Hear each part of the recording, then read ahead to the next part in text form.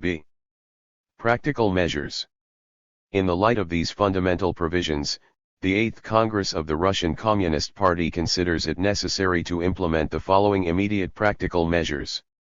Undeviating application of the principle of class mobilization of working elements only, with careful separation off into special labor battalions, companies, of the kulak and parasitic elements, a principle which has not yet been applied, despite the official decision to this effect. Continued enlistment of military specialists for duties of command and administration, and selection of reliable elements, while keeping them under unremitting centralized party political supervision, exercised through the commissariat, and removing those who prove to be politically and technically unfit. Organization of a system of checking the credentials of the commanding personnel, the commissars to be responsible for periodically compiling these certifications. Intensifying the formation of commanding personnel from among proletarians and semi-proletarians and improving this work from the standpoint of both military and political preparation, with establishment, both in the rear and at the front, for this purpose, of competent credentials commissions made up predominantly of party representatives, with the task of systematically ending to the Red Officers' Schools those Red Army men who are best prepared, by their battle experience, to become Red Officers. Review of the course programs in accordance with the spirit of the Red Army in the circumstances of civil war. Special attention to be given by local party organizations to the proper presentation of political education in the courses. Points 3 and 4, the bodies set up to check the credentials of commanding personnel and certify their fitness for appointment to various types and levels of appointment are sometimes called attestation commissions. On the technicalities of Soviet military organization in this period, see Eriksson, J., The Soviet High Command, 1962. Local organizations to be made responsible for carrying on systematic and intense work of communist education among the Red Army men in rear units by assigning special workers to this task. The Central Committee of the party to be charged with organizing planned distribution of communists among the units of the Army and Navy. The center of gravity of communist work at the front to be shifted from the political departments of the fronts to the political departments of the armies and divisions, so as to stimulate it and bring it closer to the units active at the front. An agreed and precise resolution to be published regarding the rights and duties of political committees, political departments, and communist cells. The All-Russia Bureau of Military Commissars to be abolished. A political department of the Revolutionary War Council of the Republic to be formed, all the functions of the All-Russia Bureau of Military Commissars to be transferred to this department, which is to be headed by a member of the Central Committee of the Russian Communist Party with the powers of a member of the Revolutionary War Council of the Republic. Military regulations to be revised with a view to making them more concise wherever possible, eliminating all archaism and provisions establishing unnecessary privileges for the commanding personnel, and allotting the proper place in the schedule of activities to questions of political education. The resolution on commissars and Revolutionary War Councils to be speedily revised so as to define precisely the rights and duties of commissars and commanders, assigning the decision of questions of supply and administration to commanders jointly with commissars and assigning to commissars the right to impose disciplinary penalties, including the right of arrest, and the right to bring persons to trial. Recognition of the need to subordinate the special sections. The special sections carried out in the armed forces function similar to those of the Chayka among the civilian population of the armies and fronts to the respective commissars of the armies and fronts, leaving to the special section of the Republic the functions of general guidance and supervision of their activity. Recognition of the need, in future, when general guidance regulations, decisions, and instructions are formulated, to submit them, when possible, for previous consideration by the political workers in the army. Notes.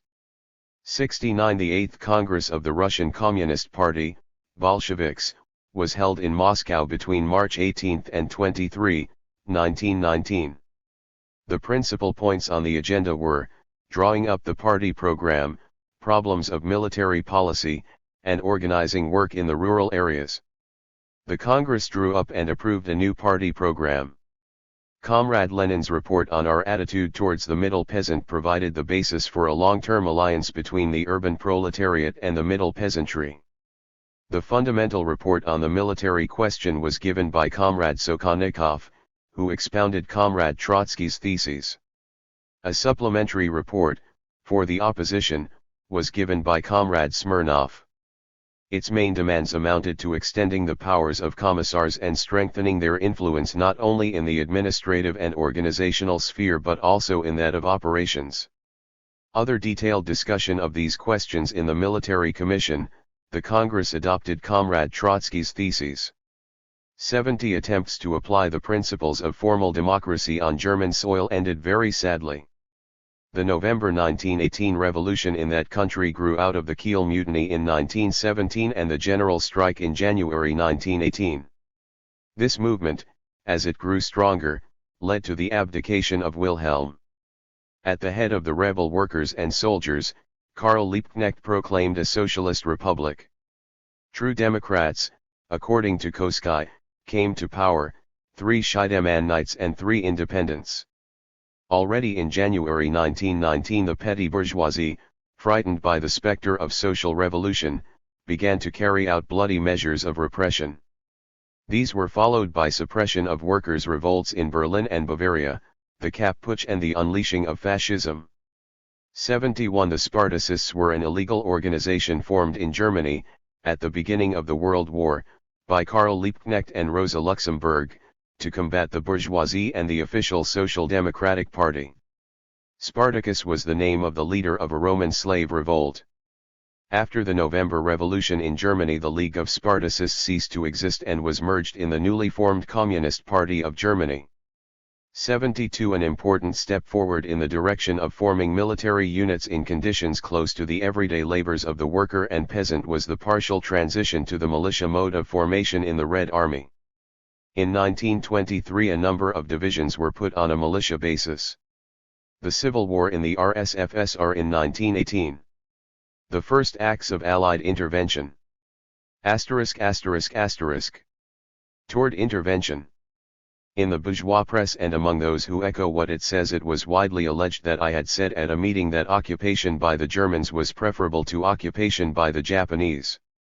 Novaya Zhizn, picking up this dirty gossip, raised the question of what plans and diplomatic combinations were hidden behind this statement. Lt. I have actually spoken on this subject already, and, alas, more than once. Ever since the Anglo-French, especially the French, press began to insist upon the need for military intervention in Russian affairs by the Allies, so as to push our country into war with Germany, I have declared, in complete conformity with general Soviet policy, that we cannot regard interference by the Allied imperialists in any other light than as a hostile attempt on the freedom and independence of Soviet Russia. This means that if they try to effect a landing, we shall resist with all the means at our disposal. So far as that matter is concerned, we see no difference between encroachment by the Germans and friendly encroachment by the Allied armies. Furthermore, in order to illustrate this idea of mine, I have said more than once that the Allies would be able to make a serious military attack only with the help of the Japanese army. Fools alone can imagine that the Japanese army will invade Russian soil for no other purpose than to help the Allies and free Russia from the Germans. If Japan interfered in Russian affairs, it would be solely in order to enslave Russia and, on encountering the German forces, to extend to them the hand of friendship. If, I added, Russia were to find herself, even if only temporarily, faced with the necessity of choosing between a Japanese and a German occupation, then, certainly, we should have to recognize that a Japanese occupation would be not less but more dangerous for the fate of the Russian people, for we have incomparably fewer grounds to hope for the possibility of profound internal changes in Japan, in the near future, than in the case of Germany. That was the gist of what I said at the meeting. I expressed myself in exactly the same sense not only at the meeting but in my talks with French officers, British representatives, and the Serbian minister Spalikovic, a few months back. Those who interpret this argument, which is logically quite irrefutable, as pointing towards an alliance with Germany against the Allies must be persons who either understand nothing or are being paid not to understand. As regards the statement published in one newspaper that I spoke about possible cooperation by Germany in the fight against the Czechoslovaks, this, too, belongs to the category of those provocative rumors, spread by the right SRS and Mensheviks, which played a substantial role in stimulating the Czechoslovak mutiny. At the joint meeting in the Bolshoi Theatre 73 I have already declared for all to hear that only scoundrels can spread such rumors. I have no reason to change anything in that declaration. isv.v.ts.i.k, June 22, 1918 and Order by the People's Commissar for Military and Naval Affairs.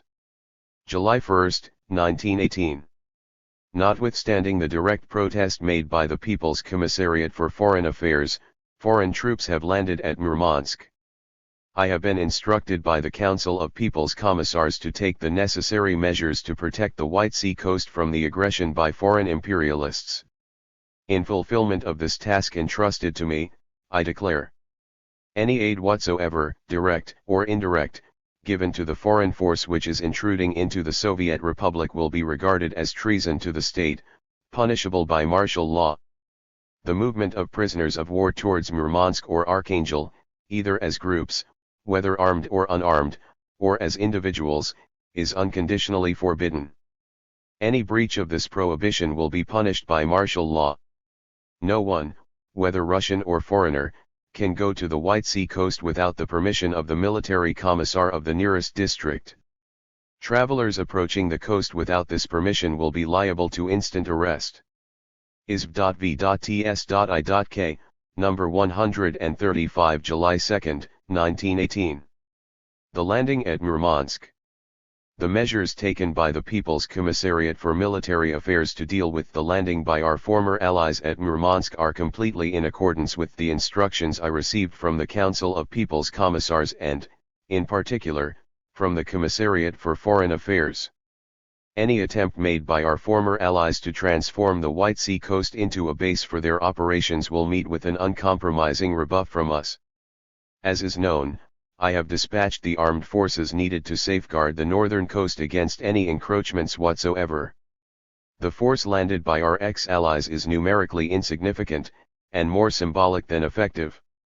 The Anglo-French imperialists apparently count on establishing in the north a pole of attraction for all sorts of adventurers, mercenaries, counter-revolutionaries, and traitors. To this end, our ex-allies have long since been bribing certain groups of the White Sea coast inhabitants, and, in particular, the Murmansk Soviet 74 and some of the military and naval representatives in the area. At the same time, an attempt was made by French and other officers to move to the north substantial units of Czechoslovak, Serbian, French, and Russian White Guards, especially airmen, so as to form a powerful occupying force at Murmansk, and later at Archangel. Two groups of prisoners of war, consisting of 100 Serbs and 200 Italians, did actually succeed in getting through to Archangel, with a certain quantity of weapons. A most searching inquiry is now underway to establish the routes by which these groups traveled and who it was that helped them. In accordance with my orders, these two groups have, of course, already been disarmed and placed under arrest. The Central Food Supply Administration received an application from the French military mission for an issue of foodstuffs for 1,000 men who were allegedly being sent through Murmansk to France. This is, as we know, the formula by means of which adventurers, mercenaries, and crooks are being mobilized for the occupying forces. Officially, they are being sent to France, but in reality they are destined to raise a revolt on Russia's soil and to seize our northern coast. A few days ago a group such as this, consisting of a few dozen Czechoslovak and Polish White Guards and French officers, was detained in Moscow and put in prison. The measures taken provide some guarantee that no further sudden movement and concentration towards the north by similar groups can occur. Those Russian traitors who treat as normal the barefaced arbitrariness committed by foreigners in our north, and provide help to it, will be dealt with in short order. The picture before us is now extremely instructive for any honest observer. Exactly the same groups and classes of the population show themselves Anglophile or Germanophile in orientation, depending on whose help is nearest to hand. The Cadets and Right SRS go along with the Japanese in the Far East, in the North with the British and French, in the Ukraine and on the Don, and at Pskov and Vinsk, with the Germans, and the cadet who makes an agreement with Skoropadsky in no way blames as unpatriotic the cadet who is ready to sell Russia to the Anglo-French stock exchange speculators, while the latter fully understands his colleague in the Ukraine. Krasnov operates according to a German orientation. His brother Dutov leans towards the Czechoslovaks and the British. The third man, Semyonov, has hired himself out to Japan. All three of them are fulfilling the instructions of the Russian bourgeoisie. This is their patriotism, their national dignity, their national honor. In conclusion, I should just like to draw attention to the specific activity of the French military mission in Russia during the revolution. It is hard to conceive anything more limited, short-sighted, and helpless than a French petty bourgeois clad in a general's uniform or a diplomat's frock coat. Above all, this petty bourgeois is ignorant of geography and incapable of finding his feet in an unfamiliar setting. As a result, the activity of France's agents in Russia was entirely directed against the elementary interests of France. I shall not deal in detail with the actions of the French diplomatic and military representatives, but will mention only the most important of these. France raised up the Romanians against us 75, and the Romanians ended by transporting the German troops into New Russia. The French raised up the Rada against us, helping it with money and military leadership, and the Rada ended by allying itself with Germany and Austria-Hungary. The French supported Kornilov, Kaldin, and Krasnov is working with Skoropadsky. It was the French who pressed hardest for Japanese intervention. But one would need to be really as innocent as Tartarin. Tartarin is a character in stories by Alphonse Daudet who is not so much innocent as disposed, Walter Mitty-like, to believe his own tall stories about his adventures, to suppose that Japan wants to get involved in an armed conflict with Germany, and not merely to grab the Russian provinces of the Far East. This was, and still is, the policy of all the agents of France on Russian territory. Mr. Clemenceau is nothing but an hysterical petty bourgeois, a journalist who has not recovered from a state of chauvinist intoxication. He is in charge of the policy of unfortunate France, which has been drained of blood. Through his agents he is everywhere creating enemies for himself. Let us actually try, in a calm way, to answer the question, what is it that the British and the French want? They want to involve Russia in the war, to create a new Eastern Front. The Soviet power does not want this. Hence the idea of overthrowing the Soviet power. Let us assume for a moment that they succeed in their aim. Does any sensible person imagine that the working class and the revolutionary poor peasants, who undividedly follow us, would quietly and for a long time put up with the establishment of bourgeois government that made an alliance with Anglo-French imperialism? The moment that the Soviet power was overthrown would see the beginning of a civil war throughout the country on a scale twice and three times as great as before. There could be no question of Russia making any contribution to the war under these conditions. A Russian bourgeois government would find itself under such pressure from the working people that any independent policy would be quite beyond its capacity. A government headed by Milyukov and Kerensky in Russia would be incomparable weaker even than Skoropadsky's government in the Ukraine. And Skoropadsky's government depends entirely on the support from foreign bayonets. In the immediate future we shall extend this mobilization of certain age groups to all parts of Russia. I do not doubt that the All-Russia Congress of Soviets 76 will sanction the transition to compulsory military service for the sake of protecting the security of the Soviet Republic from imperialist onslaughts. And then the last word on all this will be spoken by the working class of Europe and of the world. ISV.V.Ts.I.K,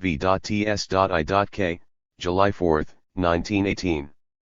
Order by the People's Commissar for Military and Naval Affairs. July 17, 1918. In connection with the Anglo-French landing on the Murmansk coast and the overt participation by French officers in the counter-revolutionary mutiny of the Czechoslovak mercenaries, I hereby give the strictest instructions to all institutions of the War Department, and to all service personnel generally, to provide no assistance of any kind to French or British military or navy officers, not to permit them to move from one town to another, and vigilantly to observe all their actions, since these are the actions of persons who, as facts show, are capable of plotting on the territory of the Russian Republic against the sovereign rights of the Russian people. This order is to be sent out by telegraph, and to remain in force until the reasons for it have been eliminated, which will be announced in due course. ISV.V.TS.I.K, number 149, July 17, 1918. Order by the People's Commissar for Military and Naval Affairs. To the Red Army and the Red Navy. July 22, 1918. Yaroslavl has been for the last week the scene of a carefully organized revolt. Agents of Anglo-French imperialism, White Guards of the monarchist and SR persuasions, bourgeois adventurers, monks, grammar school boys, and criminal thugs came together in a fierce revolt against the workers and peasants. Treachery put into the rebels' hands an abundance of artillery stores. Participation by numerous officers gave the rebels all the advantages of military technique. Nevertheless, the Soviet forces succeeded in surrounding the town, suppressing the revolt, and disarming and taking prisoner many of the rebels. The stern fist of the revolution has descended upon the heads of the criminal enemies of the people. The flag of the Soviet Republic waves once more over Yaroslavl. Published in isv.v.ts.I.K,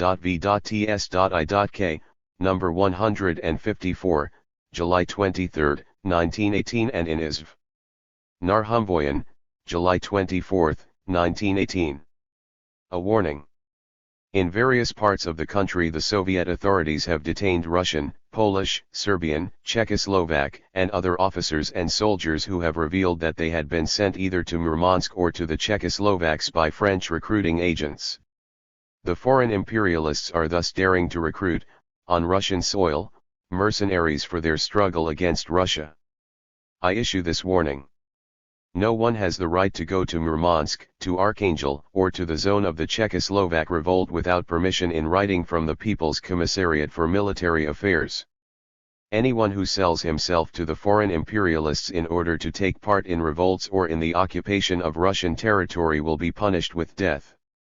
This warning is to be hung in railway stations and railway carriages, printed in the Russian, Polish, Serbian, and Czechoslovak languages, so that no one may plead ignorance of it. July 23, 1918. isv.n.k.po.v.d, July 25, 1918. Order by the People's Commissar. Military and Naval Affairs, August 6, 1918. To the member of the Board of the People's Commissariat for Military Affairs Comrade Kedrov, to the Kazan Revolutionary War Council and to the Vologda Province Militia Commissariat, August 6, 1918. The circumstances under which Archangel was temporarily lost 78 show that certain representatives of the local Soviet power far from always display those qualities which are obligatory for every revolutionary occupying a post of responsibility, endurance, energy, and courage. It has again been confirmed that there are Soviet representatives who, at the first sign of danger, hasten to take to their heels, considering that their most important task is to save their own lives. Creatures of this sort have nothing in common with the revolution. They are not fighters or communists, but wretched Soviet careerists who have temporarily attached themselves to our great cause. Any representative of the Soviet power who leaves his post at a moment of military danger without having done all he could to defend every inch of Soviet territory is a traitor. Treachery in wartime is punished with death.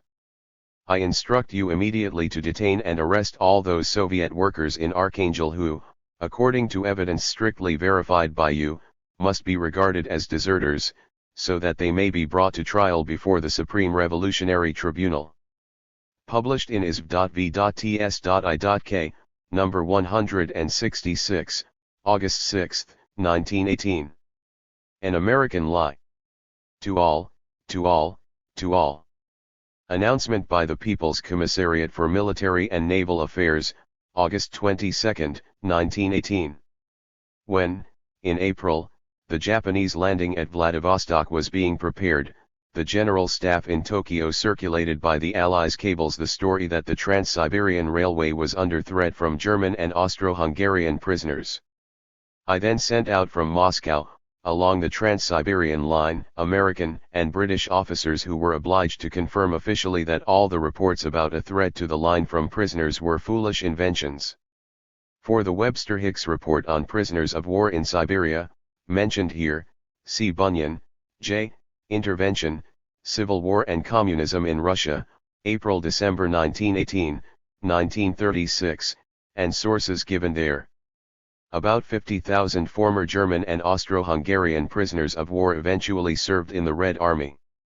They fought in Transcaspia against the British Indian forces which had entered from Persia and on the Manchurian frontier against Ataman Semyonov. They also played, along with the Lettish and Chinese units, an important role in internal security, as in the suppression of the Left SR revolt in Moscow by Belakun's Hungarians.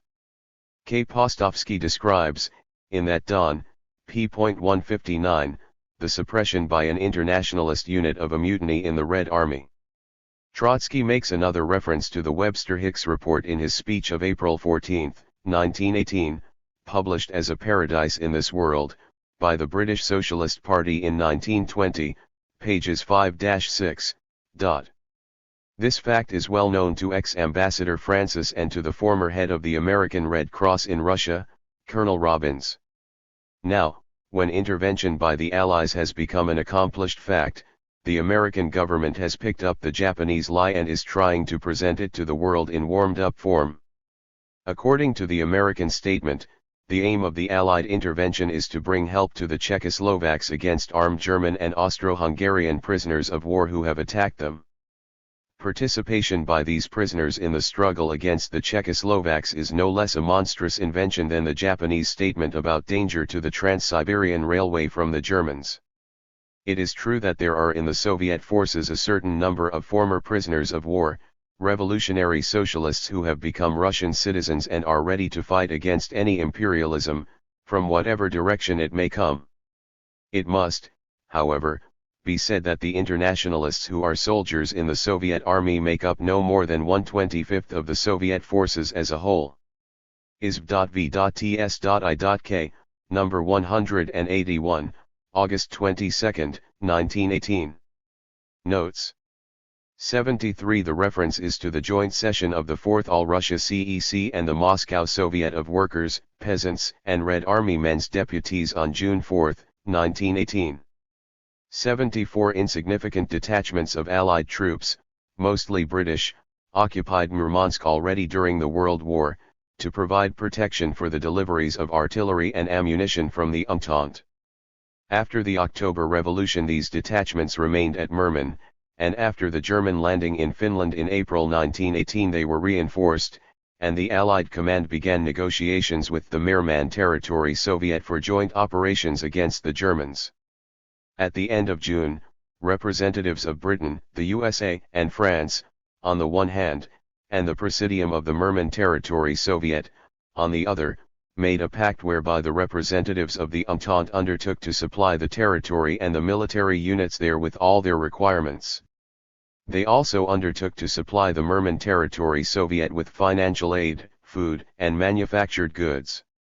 On its part, the Territory Soviet, betraying the Soviet power, was to refrain from hindering the organization of armed forces and the de facto occupation of the territory by Allied troops. The military leader of the Territory Soviet, ex-General Zhivjintsov, took part personally in these dealings with the Allies. As a result of this adventure, the Murman territory was occupied by the troops of the Entente.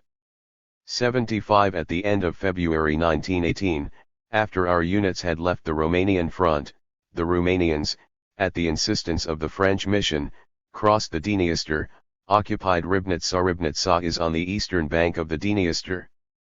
It is now included in the Moldavian SSR and attempted to advance further so as to occupy the whole of Bessarabia and the area around Odessa.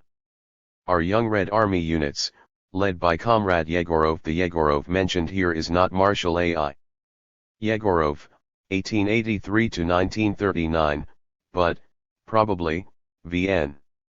Yegorov, 1869 to 1948, who subsequently, July 1919, took over command of the Southern Front from V.M. Gittes, with A.I. Yegorov as his second in command, inflicted a heavy defeat on the Romanians, and forced them to withdraw behind the Dniester. 5 days later, the Romanians allowed the Germans through. On March 13 the Germans occupied Odessa and continued to advance rapidly. 76 The reference is to the 5th All-Russia Congress of Soviets which was held between July 4 and 10 in Moscow. 77 Note 77 is omitted in the source. 78 Archangel was occupied during the night of August 2 to 3, 1918. The following is a summary of preceding events on the Northern Front. On July 4 a British cruiser landed a party on Solovetsky Island and put the Russian wireless station out of action. On July 11 the British occupied Saraki, 30 versts to the south of Kem, and began preparing to occupy Archangel. Nor were the white organizations dozing. With the help of the British Counterespionage Center in Petrograd and also on their own initiative, white guards of various political nuances had begun to assemble in Archangel already from May onward.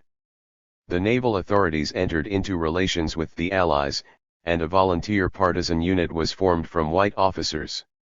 Colonel Potapov facilitated the freedom of action of this unit by his distribution of the forces of the Archangel garrison. Fleet Commander Vasilago failed to take any measures to block the channel. On July 31 Onyega was taken, on August 1 the island of Mudiug, and during the night of August 2 to 3 a White Guard revolt broke out in Archangel, accompanied by a landing from the sea. With the direct assistance of the French ambassador, Nules, the American ambassador, Francis, and the Italian ambassador, Della Torretta, a supreme government of the northern region was formed, consisting of Tchaikovsky, Popular Socialist. The Popular Socialists were a right-wing breakaway from the SRS, Leothach, SR, Maslov, SR, Ivanov, SR, and Gukovsky, SR. The civil war in the RSFSR in 1918. The Czechoslovak Mutiny 79. The role of the Czechoslovak Corps in the Civil War and intervention has given rise to an extensive literature. Bunyan's Hook, see note to p.271, contains relevant documents.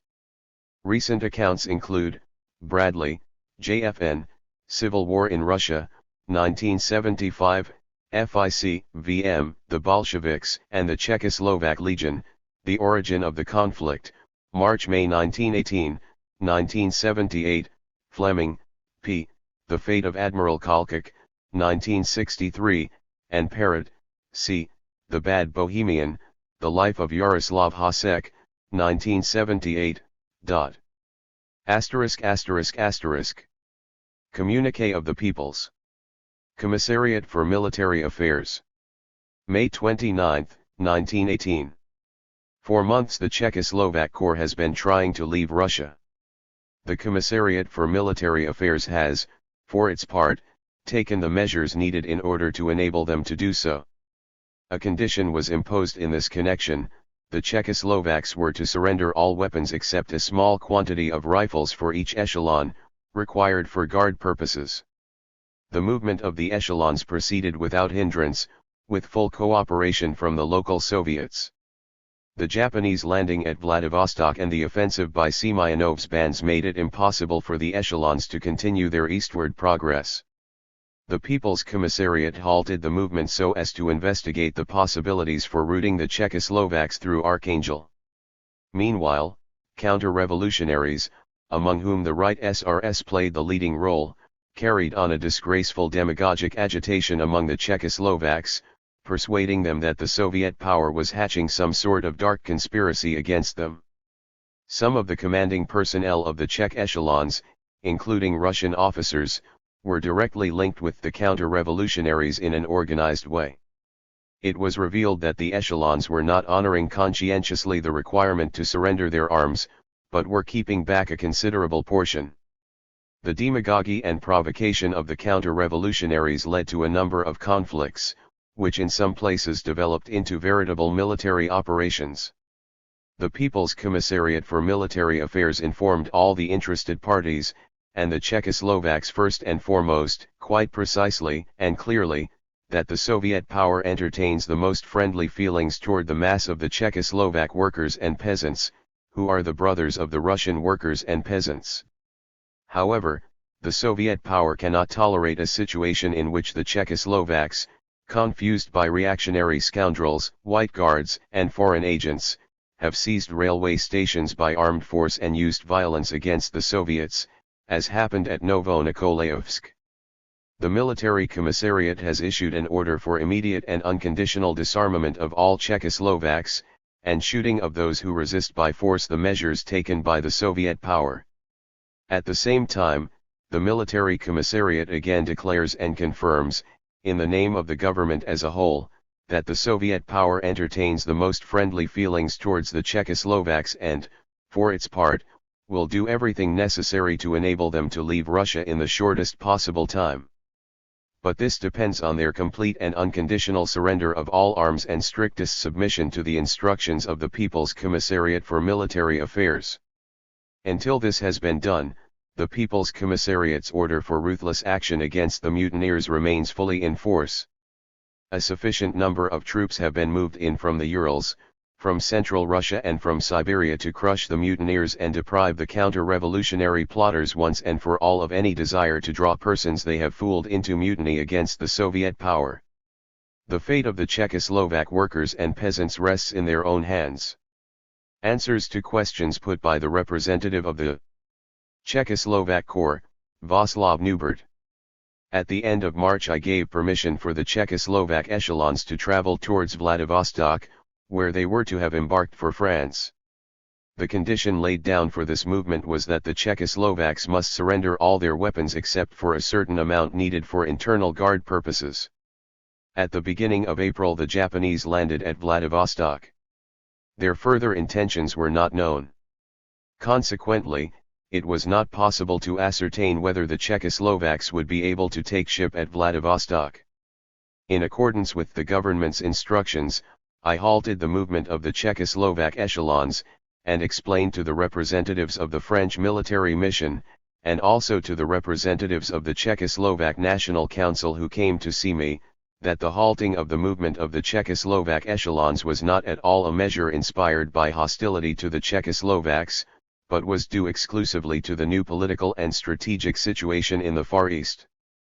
At the same time, I proposed to the representatives of the National Council, Messrs.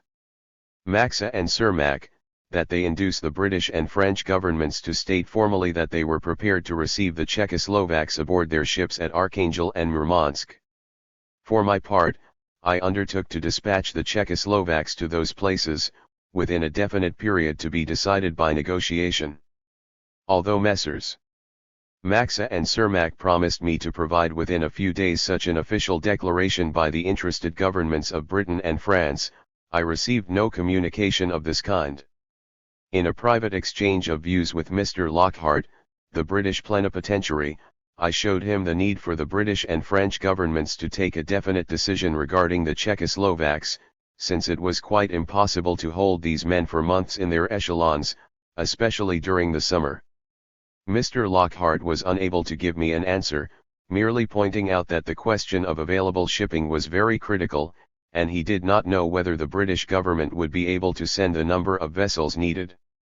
Thus, the matter remained quite unsettled for no fault of the Soviet governments, but solely for the following reasons: on the one hand, the Japanese landing at Vladivostok, and, on the other, the lack of any definite statement by the governments of Britain and France. This indefinite and protracted state of affairs was exploited by counter-revolutionary elements in the Czechoslovak Corps itself and by their allies among the Russian bourgeoisie and reactionary Russian officers, who did all they could to foster a false interpretation of the situation and encourage among the mass of the Czechoslovaks the suspicion that the Soviet power was going to betray them into the hands of the Germans. I have already, in writing, described these rumors as absurd, and such as only scoundrels could spread and fools could believe. In view of our failure to receive any reply from Britain and France, I put the following proposal to the Czechoslovaks, through Comrade Arilov, in case the continuation of their journey should be rendered impossible, that is, should Britain and France fail to take them off in their ships, they would be given full opportunity to remain in Russia and to choose the occupations most suited to their training and inclinations, that is, either to join the Red Army, or to form themselves into workers' cooperatives, or to serve in guard companies, etc., etc. This proposal had, of course, nothing compulsory about it. Its purpose was to offer the Czechoslovaks a solution to their problem in the event that, through no fault of the Soviet power, their journey out of Russia should prove impossible of accomplishment. All these proposals and declarations, which were inspired solely by concern for the interests of the Czechoslovaks, were interpreted by the counter-revolutionary plotters, demagogues, and intriguers as evidence of hostility towards the Czechoslovaks and served for sowing among them distrust and enmity towards the Soviet power. This resulted in an unprecedented incident, when the Czechoslovak echelons took up arms against the Soviet power, seized railway stations and even assumed governmental authority in certain towns. Naturally, the Soviet power cannot tolerate such a situation. In full agreement with the central government, I, as Commissar for Military Affairs, ordered the immediate and unconditional disarmament of all the Czechoslovak echelons and the shooting of any Czechoslovak who refused to surrender his weapon voluntarily. In the same announcement I promised, in the name of the government, to give every assistance to loyal Czechoslovaks, both as regards their leaving Russia and as regards ensuring the livelihood in Russia of those of them who should willingly choose to stay. All these declarations and orders continue to remain fully effective at the present time. This means, first, the Czechoslovaks are to pledge themselves to surrender, completely and unconditionally, all the weapons in their possession. Secondly, I pledge myself, on behalf of the Central Soviet government, to do everything in our power to enable the Czechoslovaks to leave Russia in the shortest possible time, through some port or other, regarding which a practical agreement must be reached with the representatives of the Czechoslovaks and the representatives of Britain and France. Thirdly, the echelons must be accompanied by commissars representing the Czechoslovaks themselves, the French and the Soviet power. The Soviet power assumes responsibility for the complete security of the Czechoslovaks and for supplying them with the means of life. This statement is being handed by me to the representative of the Czechoslovak Corps Václav Neubert, who is guaranteed free and unimpeded movement for the purpose of informing all the Czechoslovak units of this answer. At the same time I declare and confirm that, until reports are received from Soviet institutions that the Czechoslovaks are surrendering their arms, military operations and concentration of forces against the mutineers will not be called off. The order for shooting Czechoslovaks found armed and refusing to hand over their arms is to remain in full force. Also to remain in full force is the order that any unit in which a weapon is found is to be confined in a concentration camp. In view of the repeated question by the representative of the Czechoslovak Corps, Václav Neubert, regarding the possibility that the Czechoslovaks may be handed over to some enemies of theirs, I declare that the very putting of such a question shows utter misunderstanding by the leaders of the Czechoslovak Corps of the principles and policy of the Soviet power, and is utterly misplaced and unworthy. The offer of Russian citizenship was made precisely so that, in case Britain and France should decline to take the Czechoslovaks, all those of them who so desired might live, quite freely and without any sort of restriction or restraint, upon the territory of the Soviet Republic. I repeat once more that to suspect the Soviet power of wanting to do some harm to, or, still worse, to commit some act of treachery against Czechoslovak workers and peasants who are prepared to sacrifice themselves for their ideas, is something of which only utterly confused people are capable, when they have been corrupted by the demagogy, lies and slanders of Russian counter-revolutionaries.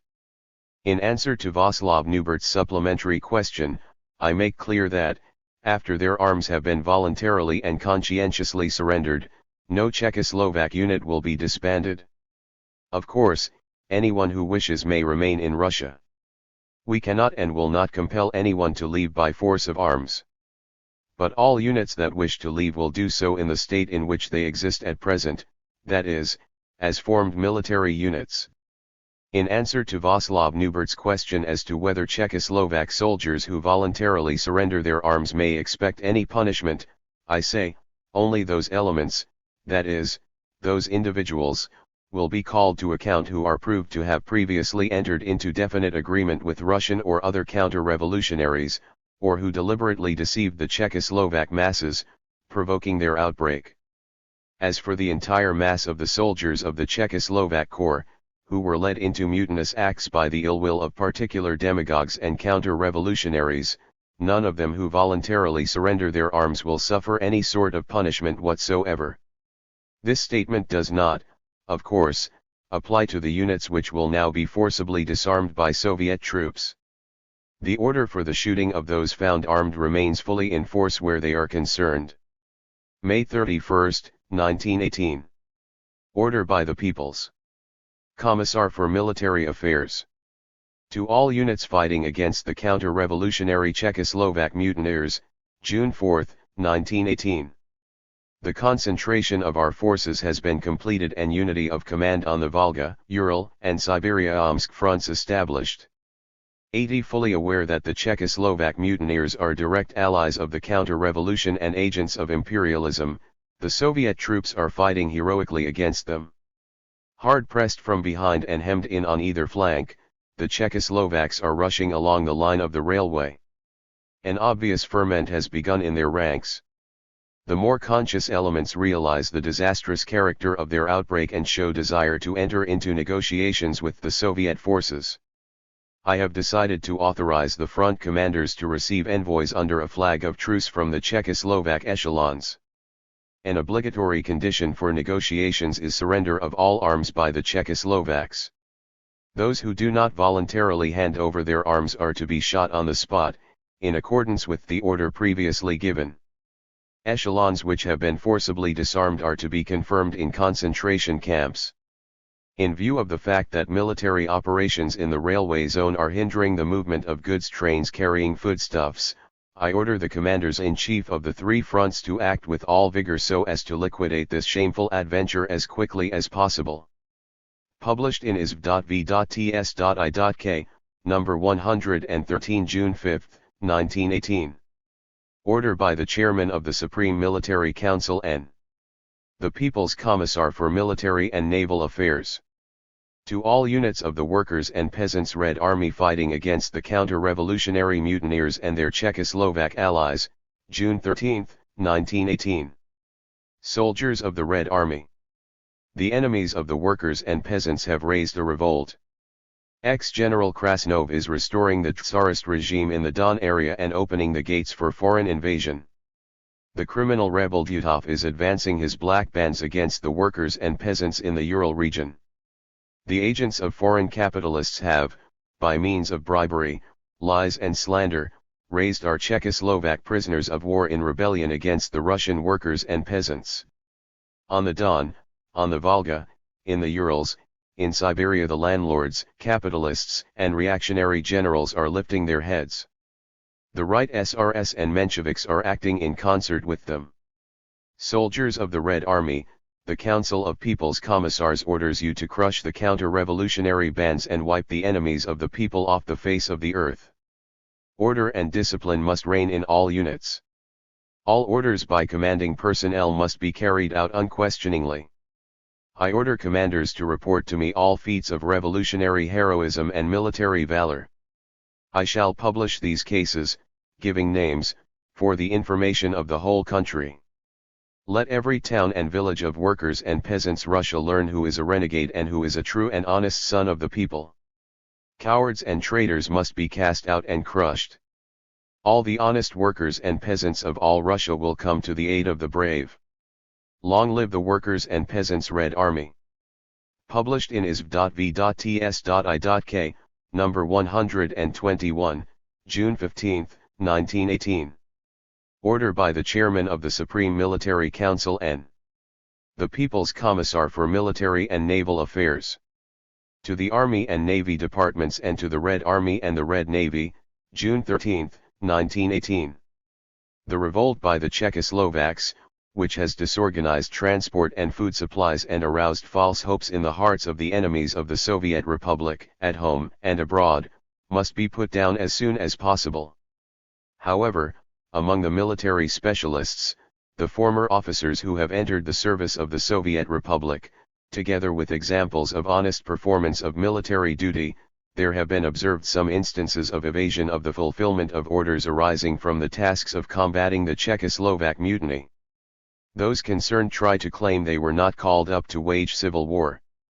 The majority of the Czechoslovaks are prisoners of war taken by us. While on the territory of the Soviet Republic they received pay from one of the foreign governments. Through deception they retained, and then through mutiny they seized, weapons which should not be in their possession. They are trying to get control of the Trans-Siberian Railway, the country's most important artery of food supplies. They are trying to link up with Vladivostok, whence we are under threat from a landing by foreign imperialists. The Czechoslovak mutineers are thus an instrument of foreign occupation and of the enslavement of the Russian Republic. Under these conditions, only traitors and accomplices of foreign aggressors can hide behind the expression civil war. I declare that the Soviet power will tolerate no evasion or argument on the part of military personnel in face of the enemy. O scoundrelly and rotten elements who look without concern or indignation upon the mutiny by prisoners of war acting as mercenaries in foreign service, against the freedom and independence of workers and peasants Russia, will be struck down, and those guilty of resistance will be crushed. This warning is the first and the last. Published in isv.v.tsj.k, number 121, June 15, 1918. The Socialist Fatherland in Danger. Report to the Extraordinary Joint Session of the 5th All-Russia Central Executive Committee, the Moscow Soviet of Workers, Peasants, and Red Army Men's Deputies, the Trade Unions and the Factory Committees, July 29, 1918. Comrades, the Soviet power has no right, and neither has the party which is the leading party in the Soviets, to conceal or embellish the actual state of affairs in the revolution. The old slogan given us by one of the most militant socialists of the past epoch, Ferdinand Lassalle, say what is, declare and tell the masses that which is the case, is also the basic rule for every really revolutionary politician, and is therefore also our rule. And, with strict observation of this rule, it has been shown to you here that what is now happening on the Volga, in the shape of the Czechoslovak mutiny, puts Soviet Russia in danger 81 and therefore also endangers the international revolution. At first sight it seems incomprehensible that some Czechoslovak corps, which has found itself here in Russia through the tortuous ways of the World War, should at the given moment prove to be almost the chief factor in deciding the questions of the Russian Revolution. Nevertheless, that is the case. In order to provide a full exposition of events, I will briefly recall the circumstances and causes of the appearance of this corps on the Volga and in the Urals.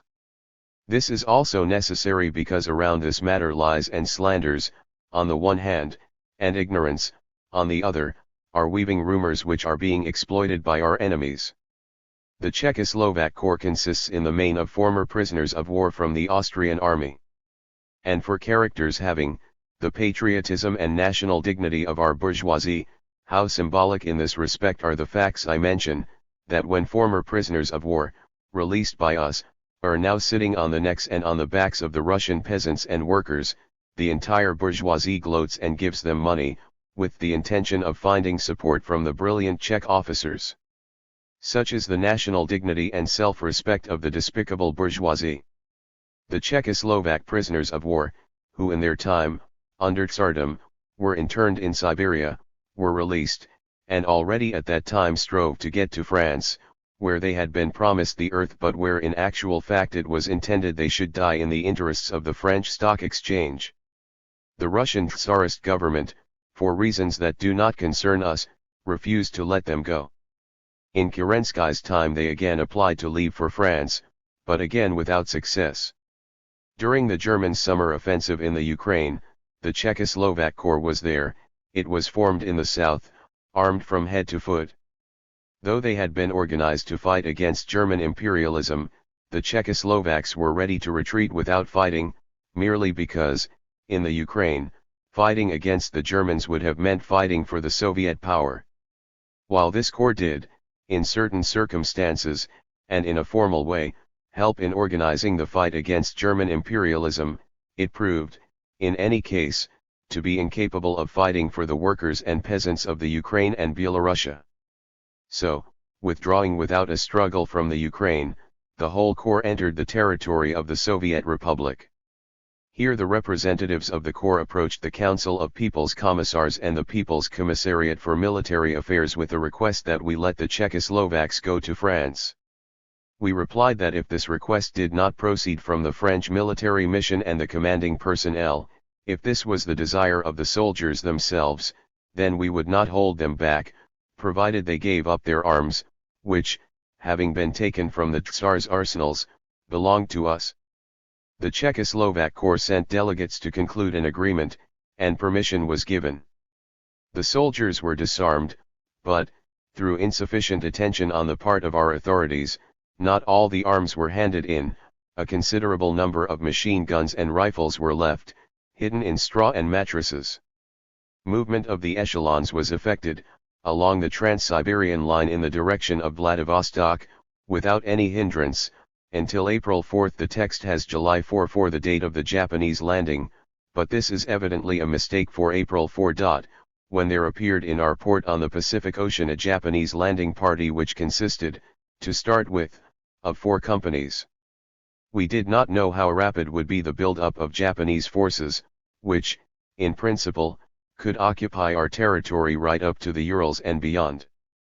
And, to amplify the inner significance of the event, we must say that of all the Allied countries which most insistently demanded Japanese intervention in the war, striving to hurl against the Germans a fresh army 500,000 strong, it was none other than bourgeois France that demanded and wanted this more than any other. It was none other than bourgeois France, which supported the Czechoslovak corps with the milliards of its stock exchange, that was sending this corps eastward. And now a precise conjuncture of events occurred, in alliance with the French bourgeoisie and in pursuit of its own robber interests in the Russian Far East, the Japanese landed their expeditionary force and established a link between the Czechoslovak corps and their units. The Soviet power was ready to put up the most vigorous and sharp resistance to the invasion by the Japanese hordes.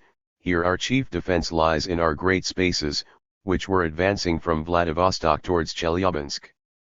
Meanwhile, the Czechoslovak corps, which was stretched out along the Trans-Siberian line as far as Vladivostok, was in a position, at a signal from the French Stock Exchange and the Japanese General Staff, to seize this railway and prevent us from barring the way to the Japanese, who would then advance rapidly, by express train, to the Urals, and through them.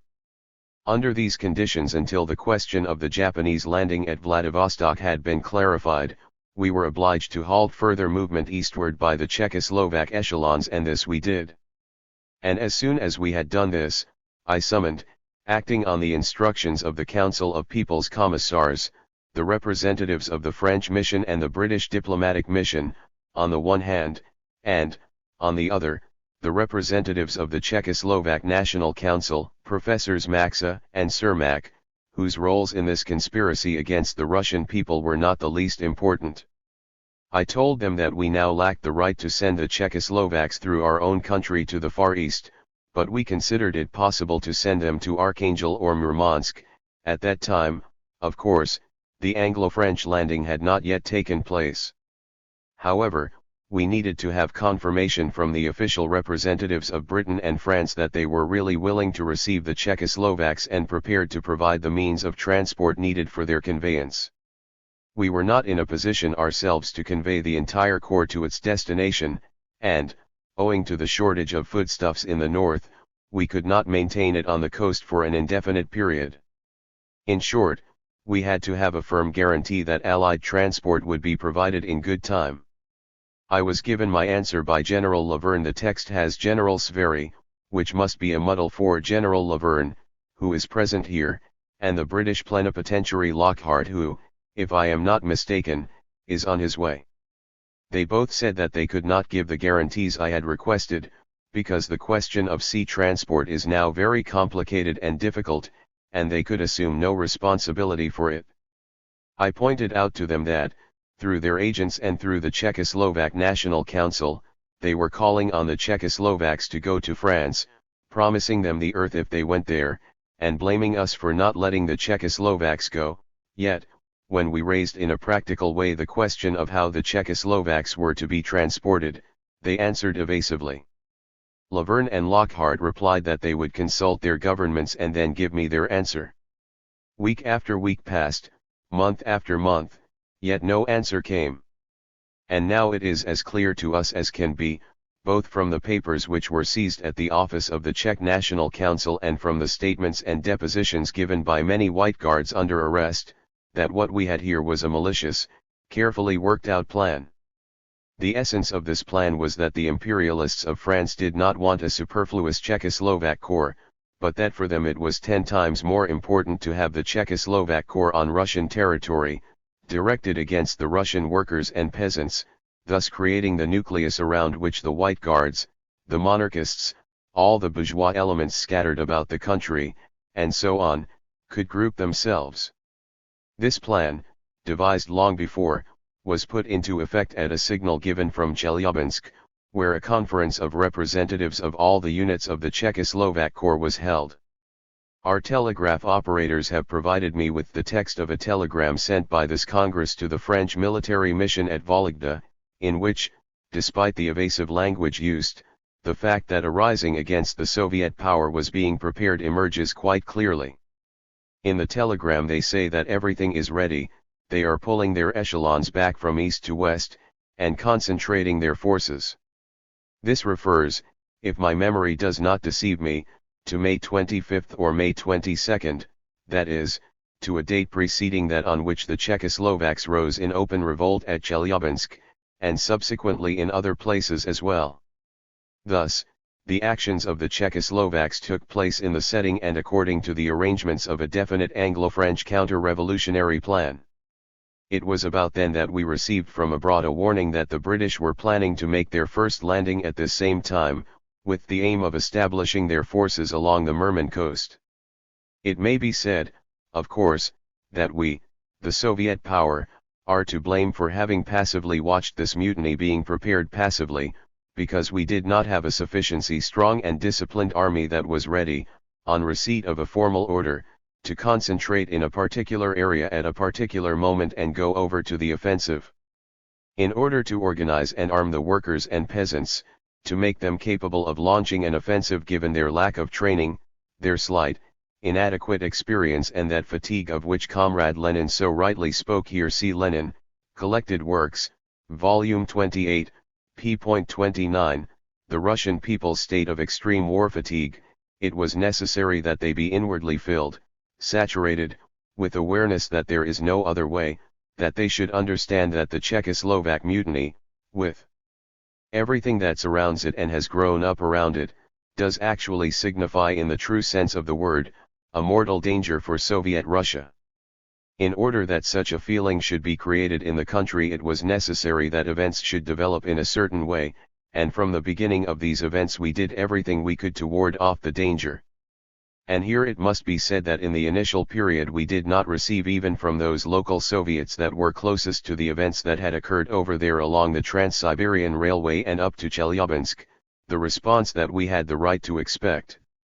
The local Soviets did not appreciate the full scope of the diabolical conspiracy. Among them were Soviets that were so faint-hearted that they tried to pass the Czechoslovaks on into the responsibility of neighboring Soviets which were, perhaps, stronger. All this was due to the fact that there was no full and clear awareness that it was not a question of misunderstandings at Sazran, Penza, and Chelyabinsk, but a question, in the direct and immediate sense of the word, of life and death for the working class in Russia.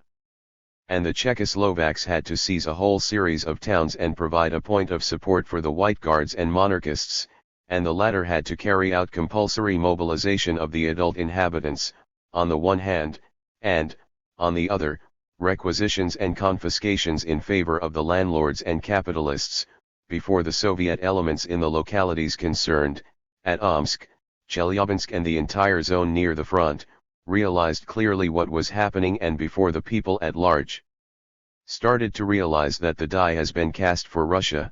Either we vanquish the Czechoslovaks and all those around them, or they will destroy us. And this poor appreciation of the importance of the moment, on the part of the conscious sections of the population was, in the last analysis, reflected also in the consciousness of our Red Army units. We have sufficient armed forces to employ against the Czechs, and we are now, of course, transferring to the front such substantial forces as will, together with those which are there already, outnumber the Czechoslovaks by at least 2 or 3 to 1. But, comrades, by itself this is not enough. Thanks to the diabolical scale of the conspiracy and the conduct of the Czechoslovak officers, and their commanders are extremely chauvinistic, the Czechoslovaks have put themselves in a position where they must either fight to a finish or else go under. Among them there are elements that know the Soviet power will not punish the blind, ignorant, deceived workers, and still less the peasants, but only those guilty of this conspiracy and actively participating in it, the professors, officers, and NCOs, and the more hardened and corrupt among the soldiers. These elements now reckon that there is no escape, that they must fight to a finish. This gives them the energy of despair, the energy of helplessness, and, besides that, they are surrounded by a crowd of Russian bourgeois and kulaks who create about them a milieu which, though not very extensive, is nevertheless sympathetic. As regards our Red units, they consider that they are at home, and that though the Czechoslovaks are capturing one town after another, the possibility still exists that the Czechoslovak question may be solved by propaganda and agitation. This is the reason for the extremely protracted character, in one way and another, of the operation, which has this disadvantageous aspect for us, that we are cut off from Siberia, our principal and fundamental source of foodstuffs, so that the working class throughout the country is in a state of severe hunger. And thus, weighing the relation of forces, our morale, and that of the enemy, the general food situation in the country, the need, as quickly as possible, to purge Siberia and restore it to the bosom of Soviet Russia, the inadmissibility and dangerousness of a long drawn-out operation, we must decisively alter in our favor the situation which has been created. How are we to do this?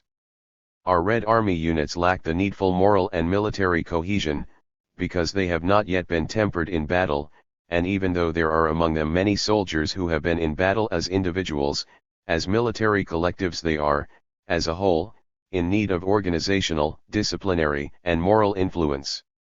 If the units lack the old-style military bearing, this may be replaced by clear and distinct consciousness of the iron necessity of fighting.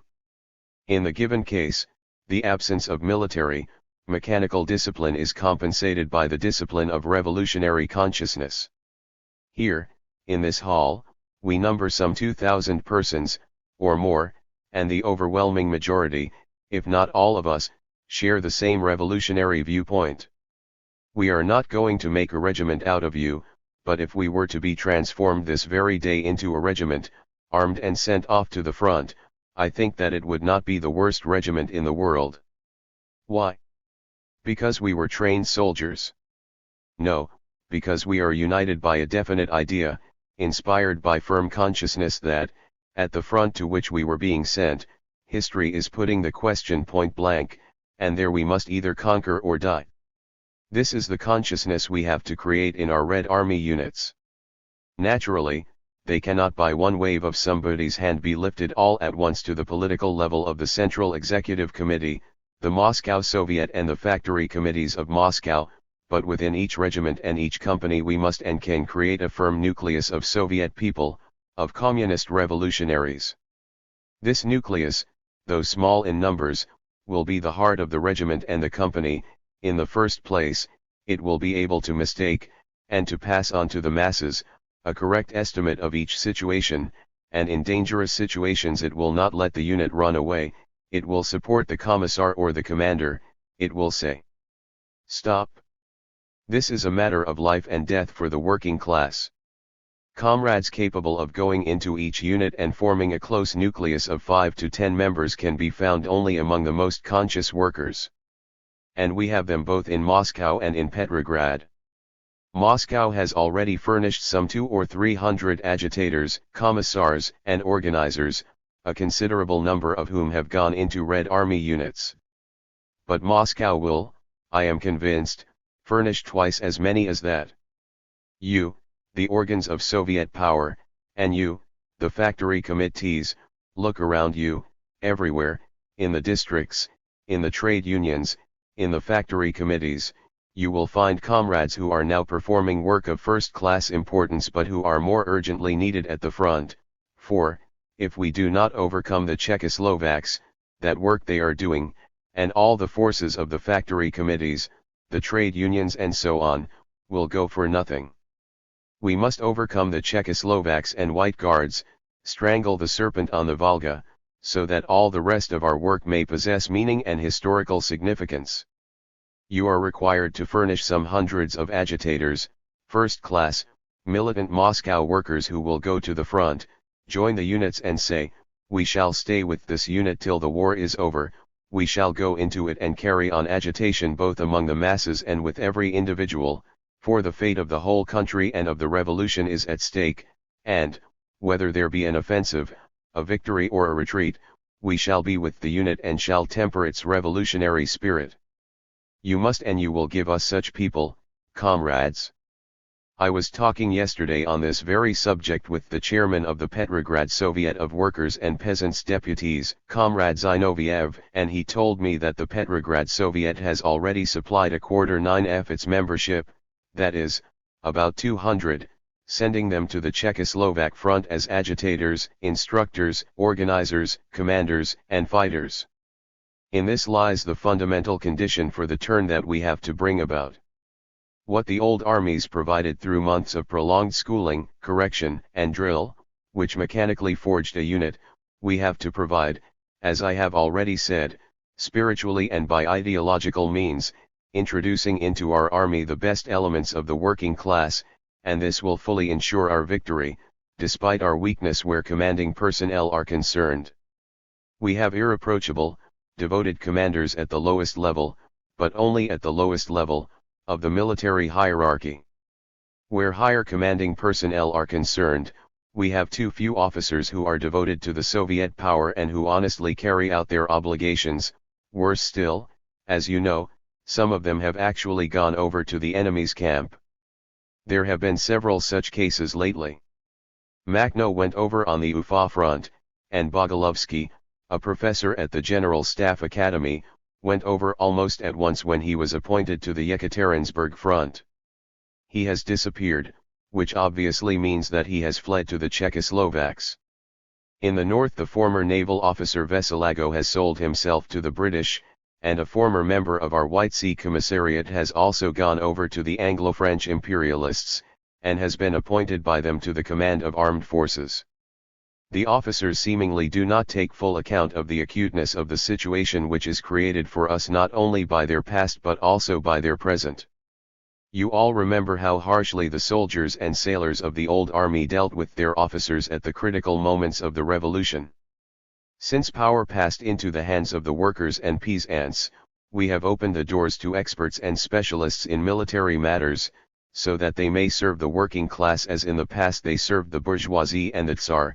But a considerable section of the officers evidently think the situation is changing in their favor, and they are mounting adventuristic conspiracies and openly going over to the camp of our enemies. The counter-revolutionary officers, who make up a substantial section of the old officer corps, are creating the conditions for embittered and justified hostility and hatred on the part of the worker masses towards their conspiratorial elements, and suspicious distrust towards officers generally. I think that the hour is near, and perhaps has already arrived, when we shall have to curb these intriguing, prancing officers with an iron curb. We shall make a list of all those ex-officers who are not ready to work voluntarily at the creation of the Workers' and Peasants' Army, and, for a start, we shall shut them up in concentration camps. Comrades, when British imperialism set about crushing the Boers of South Africa under its iron heel, it set up such camps for these Boers, for the farmers themselves and for their wives and children. Now, when our officers are fraternizing with British imperialism, we shall remind these allies of the imperialists precisely of the British concentration camps. At the same time, we shall call on the comrades in the Soviets, the party organizations and the trade unions to mobilize from among themselves, as quickly as they can, all those comrades who have had some experience of command. All who know how to command even the smallest units must be placed immediately at the disposal of the Commissariat for Military Affairs, so as to be posted to the Czechoslovak front. You, Soviet and trade union organizers, must take all the combatants among you, all who have been NCOs or ensigns, and send them all, without exception, to the Czechoslovak front. Their place is now not here, in civilian jobs. We need to have our own commanders in the small units, for practice has shown that if there are genuine Soviet commanders in charge of the small military units, we need fear no higher commanders, though, I ought to note, in passing, that if we observe suspicious conduct on the part of any officer who has been entrusted with powers of command, then, needless to say, the matter is plain and simple, the guilty man must be shot. But it is not a matter of how matters stand in the rear, whether close to the front or far from it. There is no one in a high commanding position who has not a commissar on his right and another on his left, and if the specialist is not known to us as a man who is devoted to the Soviet power, these commissars are under orders to be vigilant, not taking their eyes off this officer for one moment. But we do not have, as we ought to have, military commissars actually at the front itself, in order to assume responsibility and superintendence, so that there may be at the front, to the right and to the left of each specialist, a commissar with a revolver in his hand, and so that, if these commissars perceive that the specialist is wavering and betraying, he may be shot in good time. The French Revolution also started with very little, and it also had to enlist officers from the old army, but it laid down a condition binding upon them, either victory or death. We put the choice in the same way before those whom we sent to the Czechoslovak front. And so that this may not remain without foundation, we need to have in every unit, in every headquarters and organization, our own Soviet people, for whom this war is their war, the war of the working class, and who will not be held back by any dangers. We need to bring about a turn in another profound sense. During these 8 or 9 months of Soviet power it has been our habit to deal too lightly with our opponents in the Civil War. Until recently this policy always worked for us. We smashed the bands of Alexeyev and Komalov in 2 ticks, with small detachments of Baltic sailors or Red Guards from Petrograd and Moscow. As a result, we now have comrades who served in those Red detachments but who are now occupied with Soviet work. They sit in their sacred offices which, to be sure, are Soviet offices, and read reports about actions at the front. Such base feelings are manifested, we observe, also among many commissars. Not all of them, alas, have that revolutionary tempering which is invincible in struggle, when it is necessary to be able to sacrifice one's life or to make others sacrifice theirs, for what is at stake is what is highest for us, the fate of the socialist revolution. To our shame, there have been cases when certain commissars were not the last to abandon a town. At times when the commissar, like an honorable captain, ought to be the last to leave the ship, or else go down with it, there have been comrades who, at the first sign of danger, took to their heels and fled to a safe place. The military commissar, appointed by the Soviet power, holds a post which has very great powers and responsibilities, and it is no empty saying that the military commissar must be of a high standard, for the commissar's position is one of the highest that the Soviet Republic can confer. The commissar is the representative of the armed forces in the country, and this is a great power, because it decides on whose side power lies. And whoever among the commissars does not feel that he possesses strength, tempering and selflessness should get out. He who assumes the title of commissar must lay his life on the line. I have to say, comrades, that in some provincial cities the local Soviet authorities and institutions are also not always up to the mark. There have frequently been cases when the Soviet has been among the first to be evacuated, withdrawing to some other, safe town a great many versts away, and waiting there peacefully for the Red Army to recapture for it the residence it has abandoned. I declare, and this view is common to the whole Soviet power, that this cannot be allowed, that, if the Soviet army has lost a town, then it is, to a considerable degree, the fault of the local Soviet and of the military commissar, and it is incumbent upon them to do their utmost to recover that town. Whether as agitators or as front-rank fighters, the members of the Soviet of a town which has been captured by the Czechoslovaks must be at the front, in the foremost firing line, and not vegetating peacefully in some backyard. I am here emphasizing the negative aspects just because we must, above all, say what is, and these negative aspects do exist. And besides, we are assembled here not for the purpose of lauding the many particular instances of heroic conduct in the struggle, there have been such instances at the front, and they are increasing, but for the purpose of finding resources and, in a consistent, practical way, improving the situation on the Czechoslovak front. But I cannot refrain from mentioning what Comrade Raskolnikov has reported to us about the heroic fight put up by one of our armed vessels on the Volga, which perished heroically. You see, our Baltic sailors now on the Volga, and their numbers are increasing all the time, we are arming an ever larger number of steamships, and we hope that more powerful guns than 3-inch ones will make their appearance on the Volga, are conducting themselves as becomes the revolutionary calling of the Red Baltic Fleet. There have also been examples of magnificent valor on the part of Red Army units.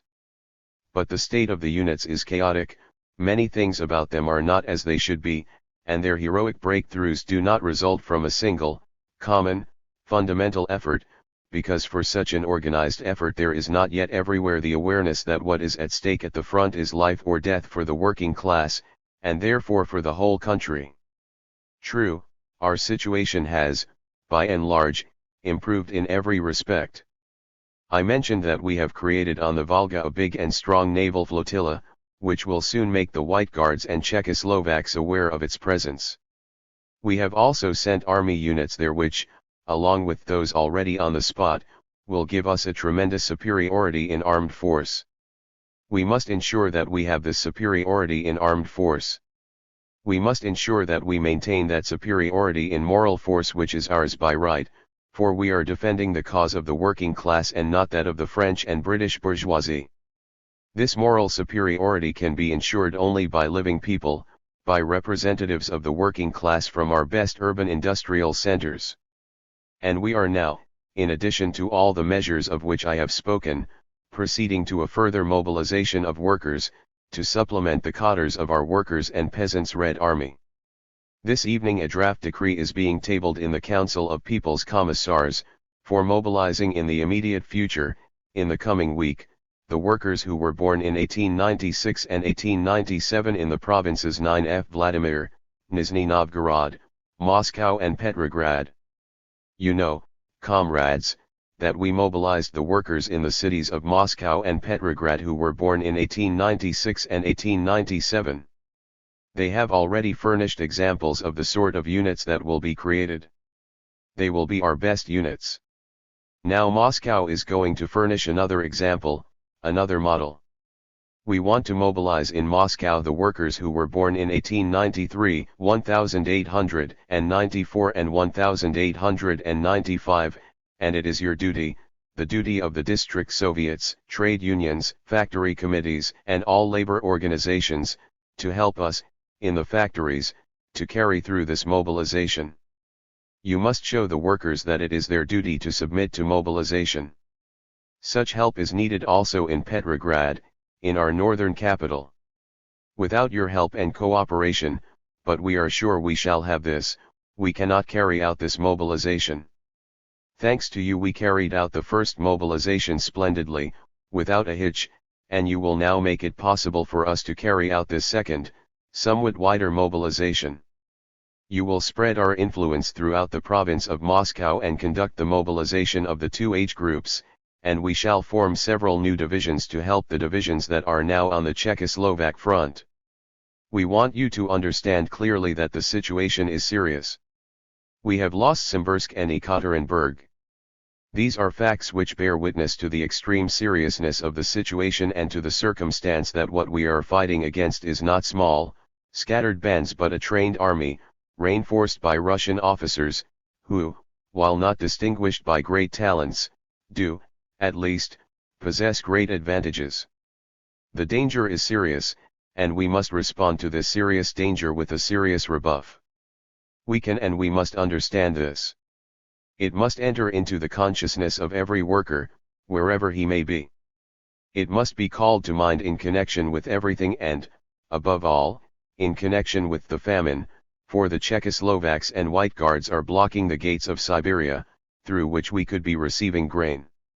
In the course of the next few days you must give us tens and hundreds of workers, you must take from their civilian jobs those who have had previous military experience, and even though they are, perhaps, insufficiently experienced, you must place them all at the disposal of the War Department.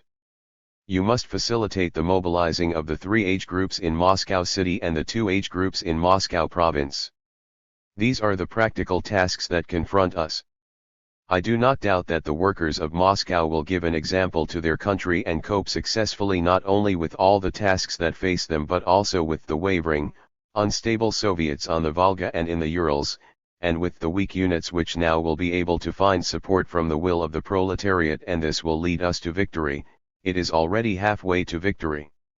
I have referred to the French Revolution. Yes, comrades, we need to revive the traditions of that revolution, to the full. Remember how the Jacobins in France spoke, even while the war was still going on, about complete victory, and how the Girondins screamed at them, "You talk about what you are going to do after victory, have you then made a pact with victory?" One of the Jacobins replied, "We have made a pact with death. The working class cannot be defeated. We are sons of the working class, we have made our pact with death and, therefore, with victory." Resolution adapted on the above report. The joint session of the All-Russia Central Executive Committee of the Soviets, the Moscow Soviet, the trade unions and factory committees, having heard the report of the representatives of the Central Soviet power, has decided to recognize that the socialist fatherland is in danger, to subordinate the work of all the Soviets and other workers' organizations to the basic tasks of the present moment, repelling the onslaught of the Czechoslovaks, and working effectively to collect grain and dispatch it to the places where it is needed. To carry out agitation on the most extensive scale among the worker masses of Moscow and other localities in order to explain the critical character of the time that the Soviet Republic is now living through, and to explain the necessity, from the military standpoint and also from that of grain procurement, of cleansing the Volga and Ural regions and Siberia of all counter-revolutionaries. Strengthening vigilance in relation to the bourgeoisie, who everywhere side with the counter-revolutionaries. The Soviet power must safeguard its rear, placing the bourgeoisie under surveillance and practicing mass terror against it. With these aims in view, the joint session considers it necessary to transfer a number of responsible Soviet and trade union workers to work in the military sphere and in the sphere of grain procurement. Every meeting of every Soviet institution of any kind, every trade union organ of the labor movement, and every other workers' organization, will henceforth put on its agenda the question of practically implementing the most resolute measures for explaining to proletarian masses the situation which has come about and for effecting military mobilization of the proletariat. A mass campaign for grain, mass military training, mass armament of the workers, and concentration of all forces, for the military campaign against the counter-revolutionary bourgeoisie, under the slogan, "Victory or Death." This to be our general slogan. The masters of Czechoslovak Russia. Our intelligence service recently intercepted some correspondence of French diplomatic agents, sent from Samara to Petrograd. This correspondence characterizes very strikingly indeed the masters of the situation there and their relationships among themselves. The French agents speak with unconcealed contempt of the Russian White Guards and the Czechoslovaks as tools of their schemes. Without them, without these choice representatives of the Paris Stock Exchange, the Samara regime could not, of course, endure. They, the French, are everything, and from Samara their domination is to be extended over the whole country. Their influence is guaranteed, in every branch of public life. Everything and everyone will be subject to them. This is the tone of these letters. As usual, in the camp of the bourgeois victors, in Samara many intrigues, internecine machinations, slanders, and so on, are developing. The French consul is at daggers drawn with the French military plenipotentiary, G0. The name index to the original Russian edition wrongly identifies this G0 with General Janin, head of the French military mission in Siberia, 1918 to 1920.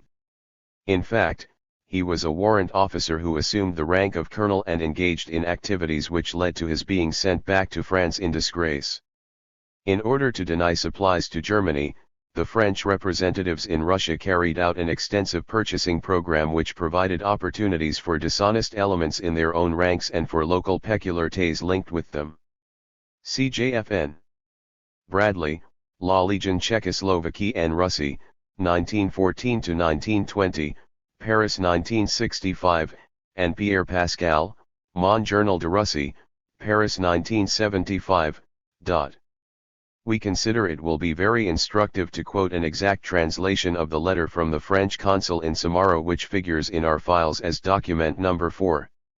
Monsieur Jean, the consul writes to his Petrograd correspondent, Ambassador Newlands, Monsieur Jean denies the report that he has been appointed envoy, and says that his function is solely that of plenipotentiary representative of the French government for military affairs. In so far as I remain without official papers, I have to play the role of observer of all these fantasies. I cannot suppose that there is any foundation for them. The consequence is that my excellent relations with the General Staff, i.e., the Dutavitesar General Staff, have suffered since Monsieur Ginot's return. Thus, in the name of his military requirements he has deprived me of the motor car which had been placed at my disposal, and announced that the consul must concern himself only with consular matters. On the other hand, I know, from indubitably reliable sources, that Monsieur Ginot's military activities have consisted in acquiring 200,000 poods of tin at Omsk, and in other pieces of business, for example, with caviar, in various regions of this country. His official powers serve merely to facilitate profiteering by the speculators who surround Monsieur Jean. He receives donations amounting to hundreds of thousands of rubles from financiers and merchants, and spends this money freely on remunerating his general staff and on payments to recruiters of prisoners, who have already exploited him extensively. Can this go on? Naturally, if you allow it to. I only want to be informed, and you will appreciate that in this isolated situation the question of authority dominates everything. I ought, actually, either to be the head of the mission, or else to be arrested. I do not think that Monsieur Jean is going to have me arrested, but he may announce that he knows nothing about my plenary powers, and then I shall suddenly find myself just an ordinary French citizen. So writes the consul. His chief secretary, in a long letter to a certain Jean, relates that Samara is the principal center from which all operations are henceforth to begin. The richest merchant has placed at the consul's disposal his country residence, which is a real palace. It cost about $1 million. I shall be mobilized at the consulate. Here in Samara they are expecting the Allies to arrive. It subsequently turns out, to our surprise, that this Monsieur the Chief Secretary, who is getting ready to manage the affairs of Russia, is a dancing master at a girls' school. He laments that war and revolution have killed the taste for dancing, and his lessons have become less numerous. But he is not downhearted. As military operations develop, so my work will increase in the French military mission which will undoubtedly be established in Samara. In Petrograd, the dancing master diplomat goes on, life must now be absolutely unbearable. Here we have everything. Later, the author of the letter invites Jean, who is also a teacher of dancing, to come to Samara, promising her profitable work. A high school is to be set up here, and if you were here you would, of course, enjoy advantages over the Russians. Our country and our representatives will progress daily in the extent of their influence. My position gives me, of course, many advantages. I attend, of necessity, all banquets and festivals, and have dined with Gudov himself. And so on and so forth. Such are the new masters of the situation, those very persons who are going to liberate Russia. A French dancing master, placing both feet on the table, tells his Jean that, from now on, the French will enjoy in Russia all advantages over the Russians. Monsieur Jean, in the name of his military tasks, buys up metal and caviar and makes hundreds of thousands from murky speculations. This mob of parasites are preparing to rule over and govern our revolutionary country. We must hope that very soon the broom of the revolution will sweep away the Franco-Czecho White Guard rogues, with all their dancing masters and Jean knots, from every corner of workers' and peasants' Russia. August 14, 1918. isv.v.ts.i.k, number 178, August 20, 1918. Notes. 79. In order that the articles and speeches devoted to the Czechoslovak revolt may be better understood, it is necessary to provide a brief historical account of the origins of the Czechoslovak Corps. Czechoslovaks living in Russia, who had emigrated there from Austria and were Austrian subjects, organized at the beginning of the war, so as to prevent their property from being confiscated, a first combat group to fight against the Germans alongside the Russians. This group, consisting of 4 companies, was reinforced from among Czechoslovak prisoners of war, and by April 1916 had increased in size to 2 regiments, plus a 4-company reserve battalion in Kiev. This activity was connected with that of the Czechoslovak National Committee in Paris, under Masaryk. France gave support to this committee, promising to establish an independent Czechoslovak Republic. Although the provisional government did not particularly trust the Czechoslovaks, under pressure from the diplomatic corps it allowed them to expand their formations further. The Czechoslovak Corps played an active part in the June offensive of 1917, after which it was stationed in the Berdychev-Kiev-Poltava area. The Czechoslovak Corps, and especially its commanders, reacted negatively to the October Revolution. One of their regiments even took part in the suppression of a workers' revolt in Kiev. Subsequently, the Czechoslovak Corps began to act in obedience to direct instructions from the representatives of the Entente. The entry of the United States into the war put an end to France's acute need for the Czechoslovak Corps to be transferred to the Western Front. On the other hand, the situation in Soviet Russia was so unfavorable to the Allies that they did everything they could to draw the Czechoslovaks into conflict with the Bolsheviks, so as to restore the Eastern Front against the Germans. The Czechoslovaks did not recognize the Brest Treaty, and declared themselves a unit of the French army on Russian territory. At first the Allies ordered the corps to proceed to Murmansk, where means of transport were supposed to be waiting for them. This, of course, not the case. The Czechoslovaks were to take part in the formation of a northern front. The Czechoslovaks continued to move eastward toward the occupation of Vladivostok by the Japanese, and their attempts to advance further threatened serious complications in Siberia, and this circumstance compelled the People's Commissar for Military Affairs to take a series of precautionary measures, which included a demand for complete disarmament of the Czechoslovaks. The latter, acting on orders from the Entente, regrouped themselves accordingly and began active operations against the Bolsheviks. The first armed uprising by the Czechoslovaks took place at Chelyabinsk. After this, the People's Commissar for Military Affairs ordered that the movement of the Czechoslovak echelons be halted. On May 29, after a one-day battle, Penza was taken by a large force of Czechs.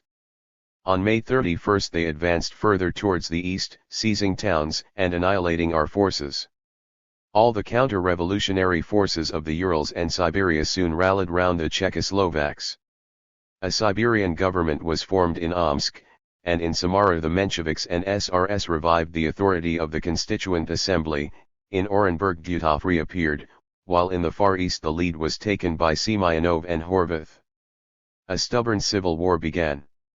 Unification of the forces operating on the Northern Ural and Siberia-Omsk fronts was achieved by the formation of the Northern Ural and Siberia Front under the command of Arberdin, with Nadezhny as military commander and Anichin as military commissar.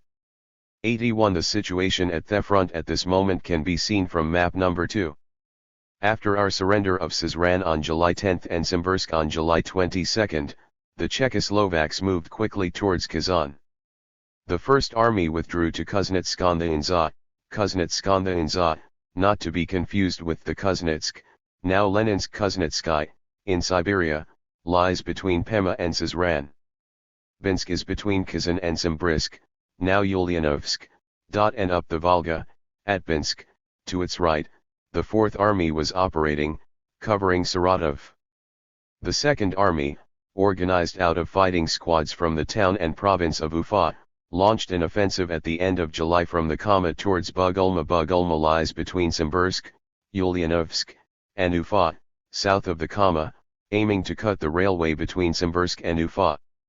To the Second Army's left, the Third Army, after giving up Ekaterinburg, retreated to Perm. The civil war in the RSFSR in 1918. The fight for Kazan 82. Order by the Chairman of the Supreme Military Council N. The People's Commissar for Military and Naval Affairs. August 8, 1918. The fight with the Czecho White Guards is dragging out too long. Slovenliness, negligence, and faint-heartedness in our own ranks are our foes' best allies. Anglo-French agents are roaming around everywhere scattering gold to right and left. They are bribing all the officers who are for sale. They are inciting the railway workers and the officials of the postal and telegraph services to commit sabotage. Their hired agitators are everywhere penetrating into Red Army units, bringing confusion and trouble. An end must be put to this. The country needs calm and it needs grain. The Czecho White Guards are depriving it of both. They must be destroyed. Allies, direct and indirect, of the Czechoslovaks, counter-revolutionaries, agitators, and saboteurs, must be ground to dust. Leaving for the Czechoslovak front, I send my greetings to all those who, in the army, on the railways, in grain procurement, or in the postal and telegraph services are honestly and valiantly defending the freedom and independence of the working class and the working peasantry. Honor and glory to the valiant fighters. At the same time, I issue this warning: no quarter will be given to the enemies of the people, the agents of foreign imperialism, the hirelings of the bourgeoisie. In the train of the People's Commissar for Military Affairs, where this order is being written, a military revolutionary tribunal is in session, consisting of Comrade Smidovich, chairman of the Moscow Soviet of Workers and Peasants Deputies, Comrade Gusev, representing the People's Commissariat for Military Affairs, and Comrade Zygmunt, representing the People's Commissariat of Communications. The Military Revolutionary Tribunal has been given unlimited powers within the zone of the railway line, which is placed under martial law. Comrade Kamenchikov, whom I have charged with the defense of the Moscow-Kazan line, has arranged for the setting up, at Murom, Arzamas and Svyazk, of concentration camps for the imprisonment of suspicious agitators, counter-revolutionary officers, saboteurs, parasites, and speculators, other than those who are to be shot at the scene of their crimes or else sentenced by the Military Revolutionary Tribunal to other punishments. I warn responsible Soviet officials in all areas where military operations are in progress, and in the zone of military movements, that we shall be doubly exacting towards them. The Soviet Republic will punish its negligent and criminal servants no less severely than its enemies. The country's terrible situation obliges us to take terrible measures. The Soviet Republic is in peril. Woe to those who, directly or indirectly, aggravate its peril. Published in isv.v.ts.i.k, number 171, August 11, 1918. The Lettish Semigalian Regiment. Semigalia, in Lettish, Zemgal, is a part of Latvia, around Mita, in Lettish, Jelgava. From the People's Commissar for Military and Naval Affairs to the Chairman of the All-Russia Central Executive Committee of the Soviets of Workers, Peasants, Soldiers, and Cossacks Deputies. During the enemy attack on Kazan, some units behaved unworthy, like cowardly mercenaries and not like revolutionary soldiers of the Workers' and Peasants' Red Army. If we now find ourselves obliged to take Kazan, at the price of effort and sacrifice, it is because there were units which surrendered that city without a fight. An investigation is being carried out, and all the guilty will be punished in proportion to their crime against the Soviet Republic. However, besides the incapable units, there were others which showed a high degree of warlike valor during the defense of Kazan.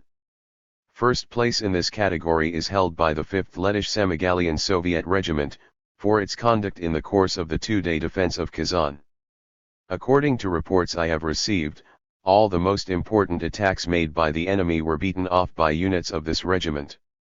In the field and then in the city, during the street fighting, the riflemen and commanding personnel of the 5th Lettish Semigalian Regiment fought with the same self-sacrifice and heroic courage, regardless of heavy losses in dead and wounded. Thanks to this, it was possible to hold Kazan for 2 days, which was very important, for if Kazan had fallen to the enemy on August 5, he would on August 6 also have taken the bridge over the Volga, and Sviazhsk station. Loss of the Volga Bridge and of Sviazhsk station would have entailed grave consequences for the subsequent course of operations. Of the commanding personnel, the following behaved with valor: the commander of the Kazan division, Comrade Slavin. The name index says of Slavin that he deserted to the Whites. However, Trotsky refers to him without hostility in My Life, and Larissa Riesner likewise in Sviazhsk. In the Trotsky papers there is a message from Trotsky to Lenin, dated January 22, 1919, stating that Slavin, as the name, which is Lettish, should be written, has been, at his own request, released from his command of the Southern Front. A note in a Soviet publication of 1959, Sotsiolocheskaya Sovetskaya Respublika Lazhaya IV.1919 Gi Inasatranaya Intervenstaya, ed. J. Krastins, says that in 1921 he returned to bourgeois Latvia, was arrested, and died in prison. General Staff Officer Pelrov, the Commander-in-Chief's aide-de-camp, Dillon, the Commandant of the Front Staff, Reimer, and the military leader Avrov, who personally led the street fighting. Avrov died the death of a hero. On the basis of reports by participants in the battle, and, in the first place, by Commander-in-Chief Vatsidis, English books about the Civil War give the Lettish surnames Vasiadis and Lacies as Vatsidis and Latsis, a transliteration from Russian. I consider it necessary to mention here also the courage and devotion shown by the following communist revolutionaries: the former Commissar of the 4th Army, Comrade Levin, who fought in the street battle to the last moment, and the brothers Meslok. Without prejudice to the question of how the feats of arms of the individuals mentioned, and of others whose roles are yet to be established, are to be honored, I nevertheless consider it a matter of justice to request the Central Executive Committee forthwith to award the 5th Semigalian Regiment a special banner of honor. Provisions for awarding banners of honor to particular regiments were instituted by order of the People's Commissar for Military Affairs on August 3, 1918. The decoration called the Order of the Red Banner was created by the All-Russia CEC on September 16, 1918 in the name of the highest institution of the Soviet Republic. August 13, 1918. Order by the Chairman of the Supreme Military Council N. The People's Commissar for Military and Naval Affairs. Number 18, 1918. It has been reported to me that the Petrograd guerrilla detachment has abandoned its position. I order Commissar Rosengolds 83 to verify this. The soldiers of the Workers' and Peasants' Red Army are neither cowards nor scoundrels. They want to fight for the freedom and happiness of the working people. If they retreat or fight poorly, their commanders and commissars are to blame. I issue this warning: if any unit retreats without orders, the first to be shot will be the commissar, and the next the commander. Soldiers who show courage will be rewarded for their services and promoted to posts of command. Cowards, self-seekers, and traitors will not escape the bullet. For this I vouch before the whole Red Army. Published in isv.v.ts.lk, number 173, August 14, 1918. On collaborators with the Czecho White Guards announcement. Citizens of towns temporarily captured by the Czechs and White Guards are still subject to the laws of the Soviet Republic. None is to dare to offer coercion by the conqueror as justification for acts of treason against the power of the workers and peasants. Anyone who, during the rule of the Czechs and White Guards, has collaborated with them will be shot. The property, movable and immovable, of participants in the bourgeois revolt, and of their accomplices, will be confiscated. Out of this property compensation will be paid to the families of workers and peasants who fell under the blows of the counter-revolutionaries, and also to all working people generally who suffered by the bourgeois revolt. August 15, 1918. Comrade sailors of the Volga flotilla. When I visited yesterday the headquarters of the flotilla, on the steamship Ilya Muromets, I was astonished at what I saw. There were numerous outsiders walking about on the ship, as though it were a thoroughfare. The sentries were not checking passes, and indeed there were no passes to check. Anyone who wanted could come aboard, talk about whatever he liked, and leave when he saw fit. Everything else presented the same spectacle. Nobody knew who was in command of the vessel. It was impossible to discover who was in charge of the boats that served for communication. Somebody was being sent somewhere as a result of an order that nobody knew anything about. The messengers left their launch somewhere or other, hoping that somebody else would bring it back. There was no organization, no sense of responsibility. On this ship, which serves as the workplace of the naval staff, there were numerous women and children present. No serious, business-like work at all can be done under these conditions. Still less is it possible to safeguard any naval secrets. While I was visiting the ship, Commissar Markin summoned the mechanic, who could not get the engine to work. "It's always the same with us," said Commissar Markin, "when it's a question of retiring, the ship's engines work splendidly, but when we have to move up to battle stations the machinery at once goes on strike." Comrade sailors, this state of affairs is intolerable. Like this, the fleet has no combat efficiency, it is not viable. And it is with good reason that everyone remarks that our new Volga flotilla works very, very slackly, lazily, without vigor and without success. When there is no proper order at the center, there can be no solid, vigorous work done on the vessels, either. And yet we are waging a serious struggle, a great struggle, truly a fight to the death.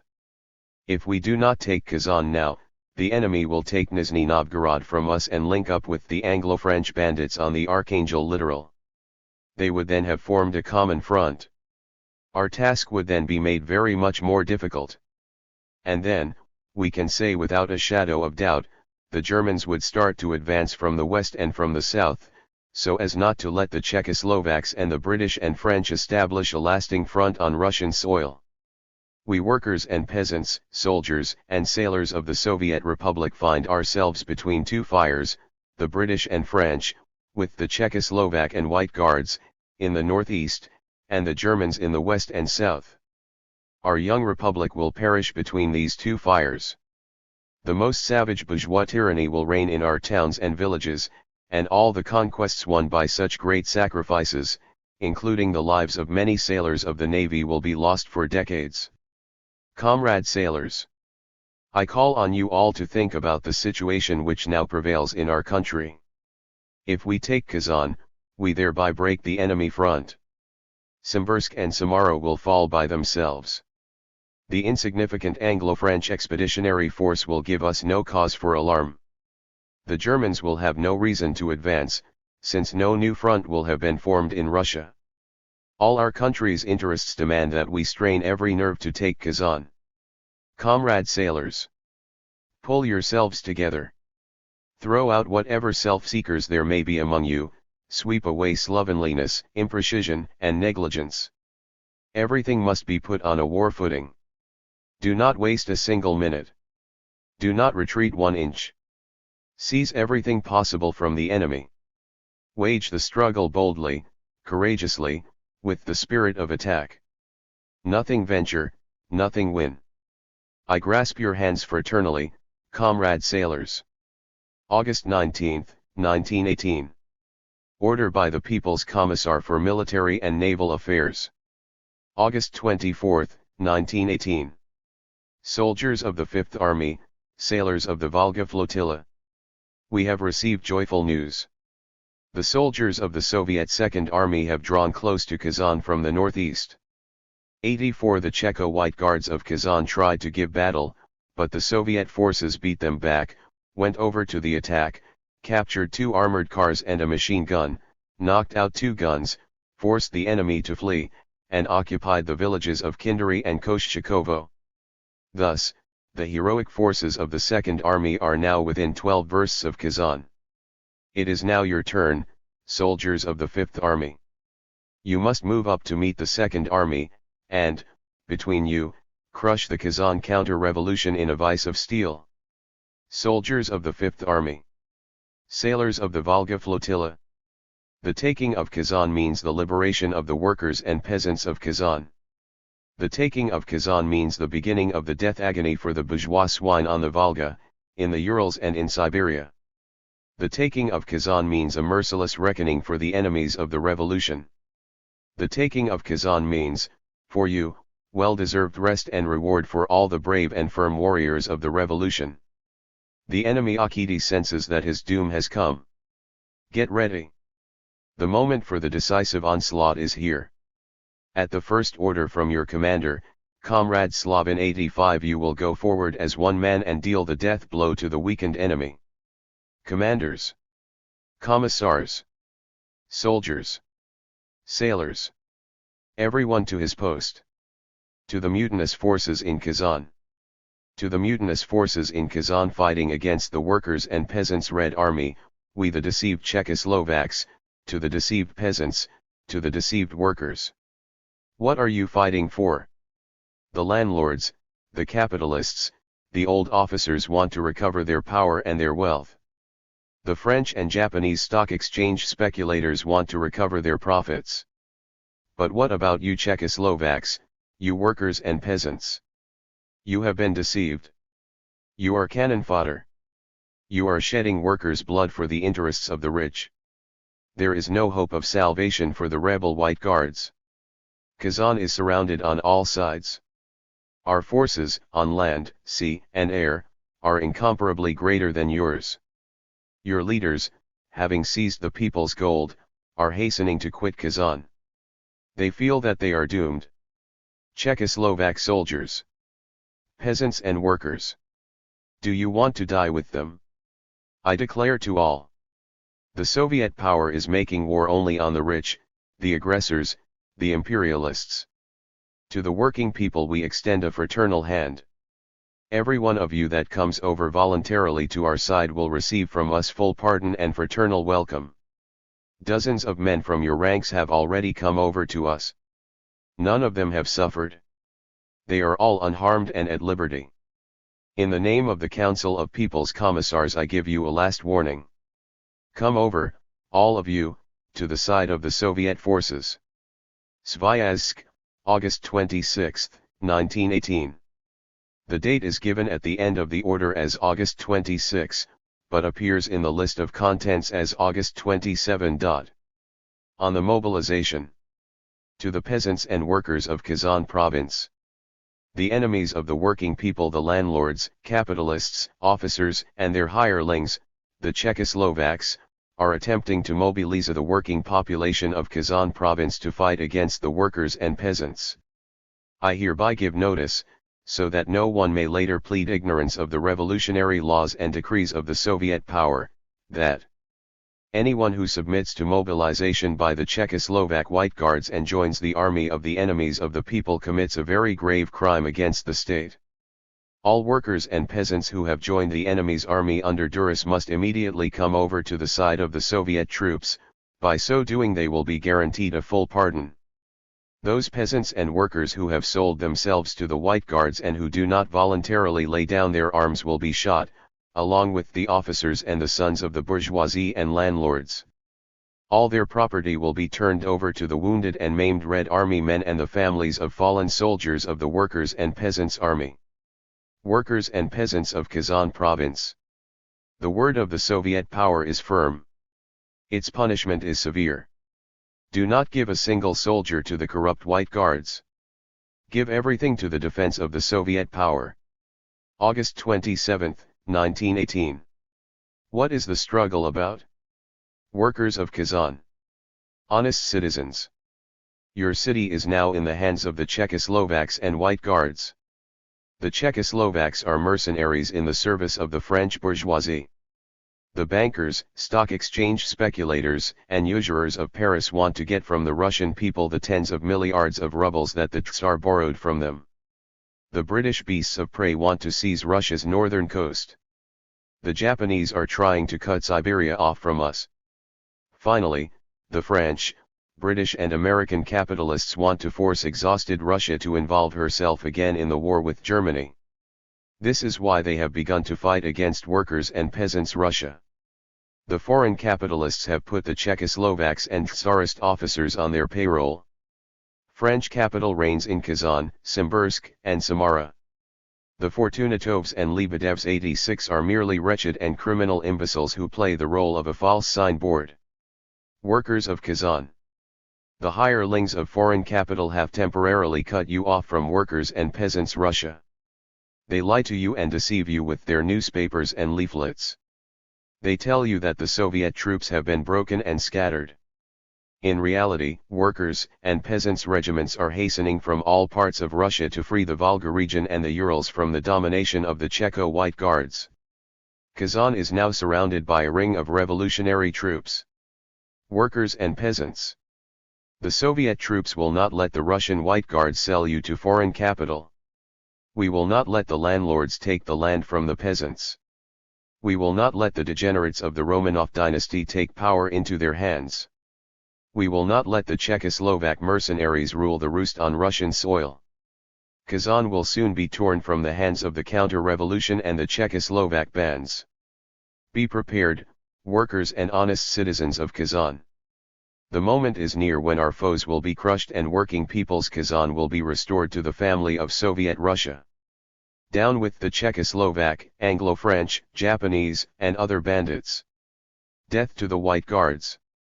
Destruction to the traitorous bourgeois of Kazan. Long live workers and peasants Soviet Russia. Grajdanskaya Voyna, organ of the 5th Army, No. 2, August 28, 1918. Order No. 31. By the People's Commissar for Military and Naval Affairs. To the Red Army and the Red Navy. August 30, 1918. Traitors are penetrating into the ranks of the Workers' and Peasants' Army and trying to bring about victory for the enemies of the people. They are followed by self-seeking deserters. Dishonest cowards are frequently quitting the battlefield at the moment when the final blow has to be dealt to annihilate the enemy. The Soviet power has warned all self-seekers that it will not joke with them. The fate of the working class is at stake. The brave and honorable soldier cannot give his life twice, for himself and for a deserter. The overwhelming majority of the revolutionary soldiers have long been demanding that traitors be dealt with ruthlessly. The Soviet power has now passed from warning to action. Yesterday 20 deserters were shot, having been sentenced by the field court-martial of the 5th Army. The first to go were commanders and commissars who had abandoned the positions entrusted to them. Next, cowardly liars who played sick. Finally, some deserters from among the Red Army men who refused to expiate their crime by taking part in the subsequent struggle. Every honorable soldier and sailor will read the sentence of the court with complete satisfaction. No quarter must be given to traitors to the workers' cause. In publishing for general information the sentence of the Revolutionary Field Court-Martial, I at the same time express my firm hope that the Central Soviet power will soon introduce a special revolutionary decoration for honorable and courageous warriors. It is necessary that everyone should distinguish between brave sons of the revolution and miserable cowards.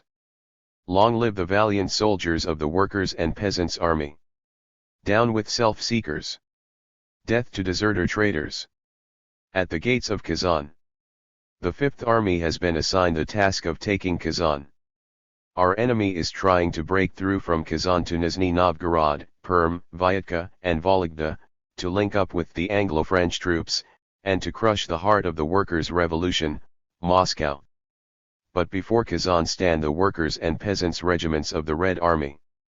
They know what their task is, to prevent the enemy from taking a single step forward, to wrest Kazan from his grasp, to throw back the Czech mercenaries and the officer thugs, drown them in the Volga, and crush their criminal mutiny against the workers' revolution. In this conflict we are using not only rifles, cannon, and machine guns, but also newspapers. For the newspaper is also a weapon. The newspaper binds together all units of the Fifth Army in one thought, one aspiration, one will. Forward to Kazan. August 1918. Remember Yaroslavl. The revolt of the bourgeoisie and officers at Yaroslavl was crushed by the Soviet forces without mercy. Hundreds of the rebels were slaughtered or drowned in the Volga. More than 350 captured White Guards were shot after the revolt had been put down. The attempts by the bourgeoisie to force the workers and peasants back into slavery brought down stern punishment upon the conspirators. Remember Yaroslavl, you counter-revolutionary bandits of Kazan, Simbirsk, and Samara. The ignorant, deceived, bewildered soldiers and Czechoslovaks may yet hope for pardon if they repent in time and lay down their arms. But you, bourgeois conspirators, foreign agents, provocateurs and White Guard officers will be exterminated, every one of you. The Soviet power will, with the red-hot iron, teach bourgeois adventurers not to raise rebellions against the workers and peasants. Remember Yaroslavl, you hirelings of the bourgeoisie. August 1918. A warning to the working population of Kazan. You must get out of the city for the time being. After the seizure of Kazan by the Czech White Guard bands, the city has become a nest of counter-revolution. This nest has to be destroyed. In the event of further resistance, the counter-revolutionary parts of the city will be razed to the ground. Our gunners operating on land and on the river, and also our airmen, will do their utmost to avoid damaging the dwellings and districts of the poor. But in a savage battle all sorts of accidents may occur. We warn the working population of Kazan of the imminent danger. Everyone who can had better get out of Kazan during these days of imminent ruthless settlement of accounts with the bandits. It is necessary to remove your children from the town as soon as you can. We advise the working population of Kazan to seek refuge on Soviet territory. We offer fraternal hospitality to all working and needy people. Within a few days the working population of Kazan will be able to return to a city cleansed of vermin, along with the Soviet troops. Woe to the black nest of counter-revolution in Kazan. Long live Red Workers Kazan. August 1918. The Kazan peasant is wise after the event. Our soldiers say that in some villages of Kazan province the peasants are receiving them in an unfriendly way, and in certain places with absolute hostility. Why is this? It is understandable where the kulaks are concerned. They know that now the revolution is bringing their doom. But, likewise, the middle peasantry, sometimes under the influence of these same kulaks, is showing enmity to the workers' army. This is because the Kazan peasant lives in the backwoods, in ignorance, cut off, not knowing what is going to happen to him tomorrow. It was the same in the Ukraine. When the bourgeois troops of the Rada, together with the German bands, moved against the Ukrainian towns and villages, the Soviet forces fought against this invasion. But in many places the peasants held aloof, saying, "This is not our business. It's no concern of ours." There were not a few cases when the peasants acted against the Ukrainian Soviet troops and supported the Ukrainian bourgeois troops. The German troops occupied the Ukraine. The land was given back to the landlords. The old police authorities had their powers restored. The old taxes were reintroduced. The peasants set up a howl. All over the Ukraine, the peasantry now rose in rebellion. With rifles and machine guns, and sometimes with knives and pitchforks, the Ukrainian peasant rose against the German violators of the Ukraine. Rivers of blood flow. The Ukrainian peasant scratches his head and says to himself, "There now, I'm wise after the event, I ought to have supported the Soviet troops at the right time. If I had, fewer sacrifices would have been needed now." The Kazan peasant ought now to look at the Ukrainian peasant and learn his lesson, Tomorrow they will set the landlords and policemen on your back once more, and you will have to take up your pitchfork, your scythe, your knife. Would it not be better to unite now with the Soviet forces and support them in their struggle? That is the only way to safeguard land and liberty for the peasants. September 1918. What is panic? Panic is heard like, blind, senseless fear. One or two shots, an obscure rumor, and panic breaks out. They are outflanking us. And the unit retreats in senseless terror. Why did we lose Kazan at the beginning of August? Because certain units were seized with ignorant, shameful panic, and fled before insignificant enemy forces. 87 Kazan could have been held on August 5 with very few casualties. But now we are having to take Kazan with a much greater expenditure of forces and lives. The ignorant, unconscious, cowardly, bad soldier is subject to panic. And he is more likely to perish than anyone else, for senseless fear is a bad counselor. A man in the grip of panic rushes headlong, without thinking, and often runs into real danger and perishes.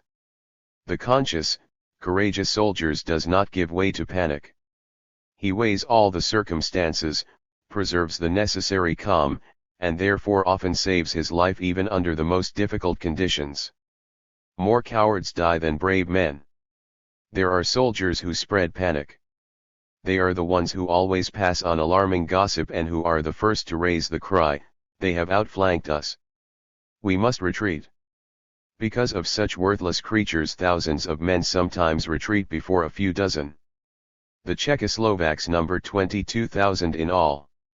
The White Guard officers are also not very numerous.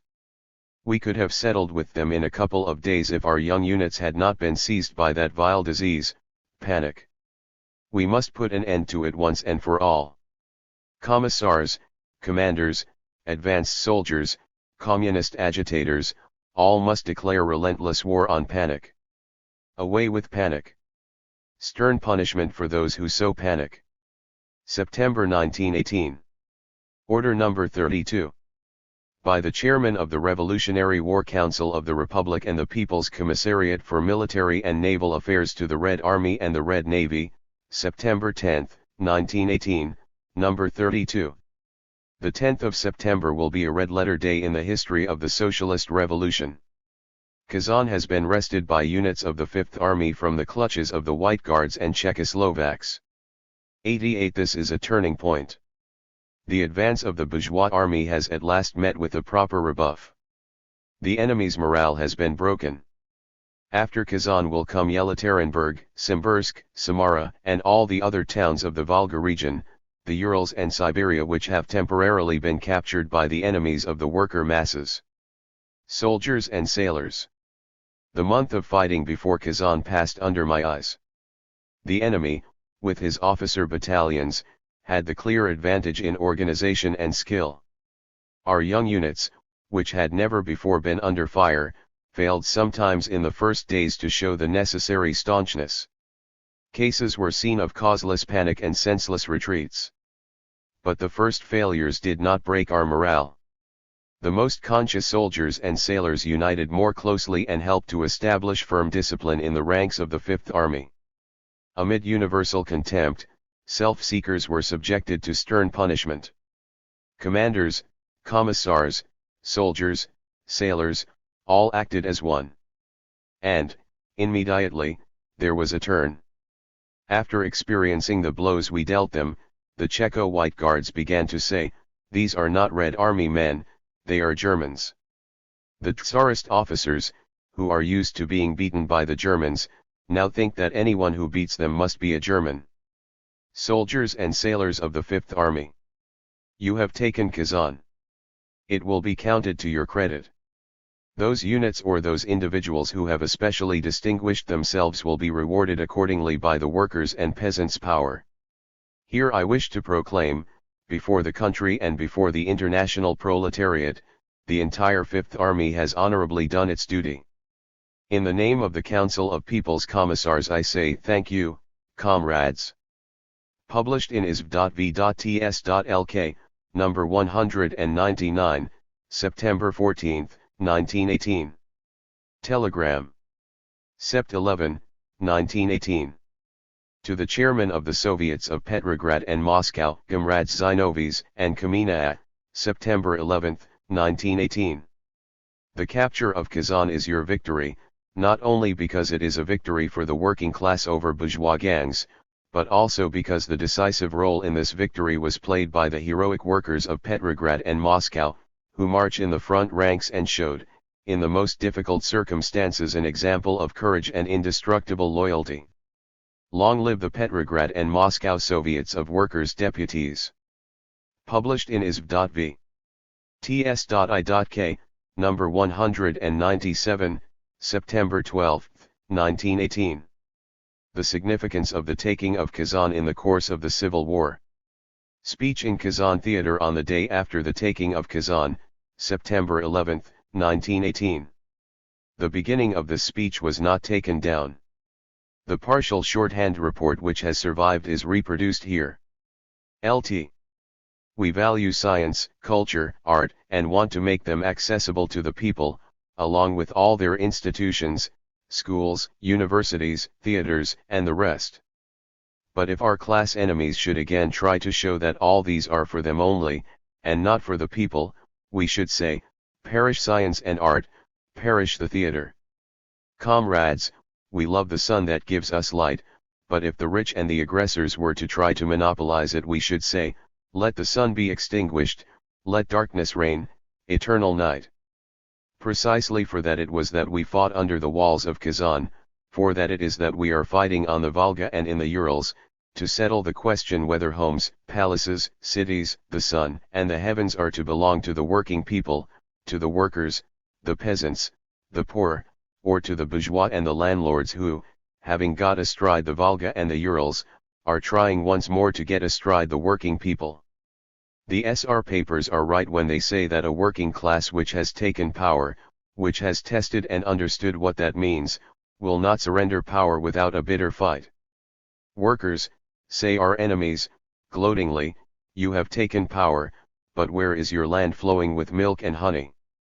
The workers, however, fully aware of their historical rightness, answer them, yes, we have taken over the dreadful heritage left to us by the autocracy and by the 4 years of world slaughter that have exhausted the country. It is true that the working class is experiencing difficulties, but it is also true that work for the transformation of the country is very difficult work. The propertied classes ruled for thousands of years and inflicted many wounds, and the working class has had to heal these wounds in the course of a few months. Give us time, we shall cope with everything, and without having recourse to the means recommended by the Russian bourgeoisie, landlords, and ex-officials, namely, the Constituent Assembly. The Constituent Assembly. It was under the slogan that yesterday the bourgeoisie was trying, before the walls of Kazan, to oppose the workers and peasants who were giving their lives in the fight against the slogan. A Constituent Assembly is an aggregate of classes and parties, that is, it is made up of representatives of all the parties, from the landlords to the proletariat. And so we ask this question, who will rule in the Constituent Assembly? Are they not proposing to us to form a coalition, and this is the only thing they can now propose, a joint government, extending from Lebedev on one wing to Comrade Lenin on the other? I think, comrades, that this item will not appear on our historical program. Besides, our enemies themselves do not, in practice, want a coalition with the proletariat, for when Lebedev was preparing the Constituent Assembly, along with his mate Kerensky, Comrade Lenin was in a hut in the forest, where he had to hide himself, like a hermit, for several weeks, and we others lay in the Kresty prison in Petrograd. 89 No, there was no question of a coalition then, even when those who preached the idea of a Constituent Assembly were in power. Let us allow that there could at that time be no coalition with the Communists, but only with the other, respectable parties, parties of government, patriotic parties, the cadets, the Right SRS, the Mensheviks, and, perhaps, even the Left SRS. Were all these moral, respectable parties able to form a coalition? That is the point, namely, that coalition is contrary to the laws of the class struggle. A constituent assembly does not rule, it is a ministry that would rule. A ministry made up of whom? Of all the parties except the Bolsheviks. A coalition of all the bourgeois and petty bourgeois parties against the working class and the village poor, that is what the constituent assembly means. But only forces that have weight count in the scales of history, on the one hand, the working class, which is strong in its labor, its skill, its numbers, and its role in the economy, on the other, the landlords, so long as they hold the land, the capitalists and bankers, so long as they possess capital, these classes also have great importance, and between them, like cockroaches in cracks, huddle the right SRS and the Mensheviks, who say, why, workers, do you fight the capitalists, and why, peasants, do you fight the landlords? We, the right SRS and Mensheviks, will stand in the middle and, by means of a coalition, will reconcile you with your class enemies. There is no need for civil war. But the working class has rejected this lying and play acting. The bourgeoisie itself compelled it to. The compromisers blame the Bolsheviks for kindling civil war, but when this civil war develops into a war of the propertied against the propertyless, the right SRS and the Mensheviks always prove to be on the side of the propertied. Did they rise in protest against civil war when workers were being shot in Kazan, when the bourgeois groups were consolidating their power in this way? No, they did not. There are two civil wars, or, more properly, two poles of civil war. That civil war which the landlords, the old officials, the old generals, bankers, and capitalists are waging against the working masses is a dishonorable civil war, and there is the other civil war, which we, the workers, having stood up and straightened our backs, are beginning to wage against the oppressors, against the aggressors, and which is a sacred civil war. This war we waged yesterday and we will wage it tomorrow and today. We have shown this by the capture of Kazan. The capture of Kazan. How are we to evaluate this gratifying fact? The internal class struggle in the Soviet Republic has been complicated and has assumed the form of a protracted, authentic war because the resistance of the Russian bourgeoisie has been joined by foreign intervention, by the attack and invasion of foreign imperialism, in the form of the European and American landing and of a network of conspiracies. At the start, having landed a small expeditionary force of 2,000 or 3,000 British and French at Murmansk and Archangel, the imperialist burglars calculated that the broad masses of the people would begin to flow over to their side. They did not reckon with resistance from the revolution, given the difficult situation the Russian workers were in. But the bearer of the revolution, the hungry proletariat of Moscow and Petrograd, said to them, I am today eating 1/8 pound of bread, and tomorrow I shall not have even that, but I shall just tighten my belt, and I tell you plainly, I have taken power, and this power I shall never surrender. And when the imperialists met with their first rebuff after their unexpected attack on Archangel, the whole bourgeois press of Britain and France spoke up, saying that the entire enterprise in the north was an adventure. Meanwhile, the British plenipotentiary Lockhart and the French General Laverne, who were in Moscow, raised a revolt in Yaroslavl and Vologda, and organized a plot in Moscow. Everything was ready, with only one trifle to be settled. What was to be done with Comrade Lenin? Was he to be sent under escort to Archangel, or to be shot on the spot? The Yaroslavl and Moscow revolt not only took place at the bidding of the Allied imperialists and with their money, they also laid down the timetable for these revolts. And when General Laverne summoned Savinkov and told him, we need a revolt on the Volga on such and such a date, and Savinkov replied, that would be a risky undertaking, at present it would be premature, Laverne answered him more or less like this, have we not created all your organizations for you? That is, haven't I paid you? It was as though Laverne had said, a donkey should know his master's crib, Savinkov should know what his master's orders are. And, at the direct command of the French General Laverne, Savinkov organized the revolt in Yaroslavl which destroyed part of the town and cost the lives of many workers. He shot them down there no less savagely than happened here in Kazan. Hardly had these events occurred than the revolt of the Czechoslovaks followed them up in Siberia. At Chelyabinsk and Samara and Simbirsk were seized. It hadn't worked at Vologda and Yaroslavl, so now from Kazan the wave rolled towards Nizhny Novgorod, in an attempt to link up with the Anglo-French front. The entire bourgeois press was already trumpeting the triumph of this maneuver. That is why our capture of Kazan means more than merely the liberation of one workers' city.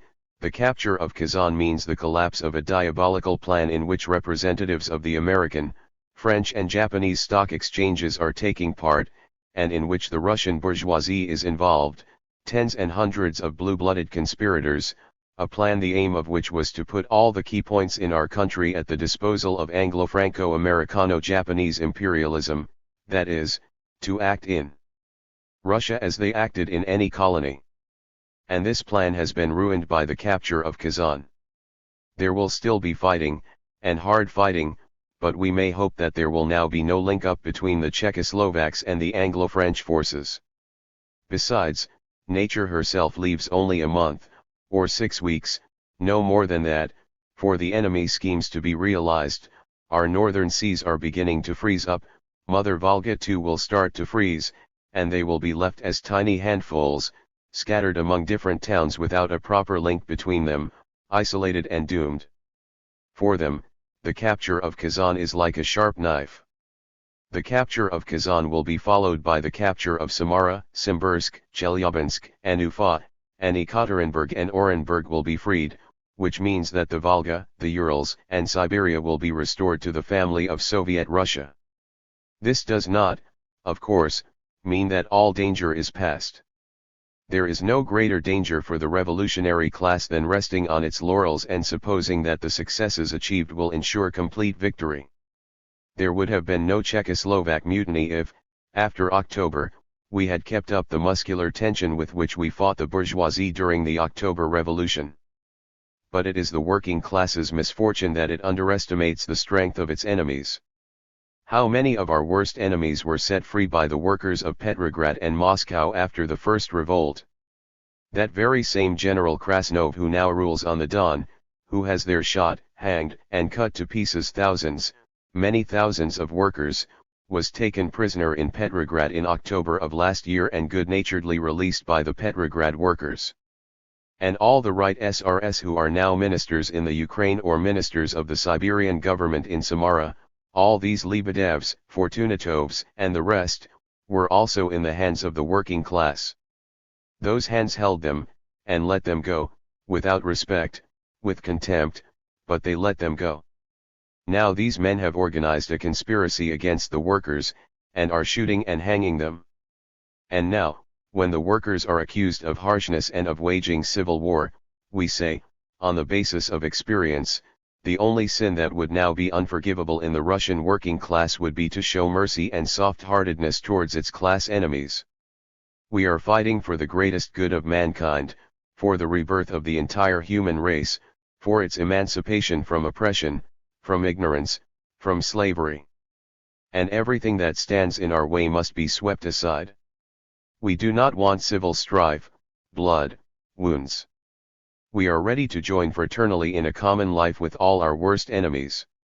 If the bourgeoisie of Kazan were to come back today to the rich mansions that they abandoned in cowardly fashion, and were to say, well, comrade workers, or if the landlords were to say, well, comrade peasants, in past centuries and decades our fathers and grandfathers and we ourselves oppressed, robbed, and coerced your grandfathers and your fathers and yourselves, but now we extend a brotherly hand to you, let us instead work together as a team, sharing the fruits of our labor like brothers, then I think that, in that case, I could say, on your behalf, messrs landlords, messrs bourgeois, feel free to come back, a table will be laid for you, as for all our friends. If you don't want civil war, if you want to live with us like brothers, then please do. But if you want to rule once more over the working class, to take back the factories, then we will show you an iron fist, and we will give the mansions you deserted to the poor, the workers and oppressed people of Kazan. In the struggle which has begun, it is the task of the conscious workers to bend down to their brothers who are in the darkness of ignorance, there are still not a few of them, to bend down and explain to them the meaning of what has happened, to raise them up, to show them that this is not a fight between parties, not a fight over trifles, but a fight to decide whether the worker is to live as absolute master of the Russian land or to lie prostrate like a corpse on which the vultures of world imperialism will gather to tear him to pieces. You must show that we want a workers' and peasants' Soviet Republic to be established in the land of Russia, so that the working people may rule here and so that it may be made impossible for the rule of the capitalists and landlords to be re-established here.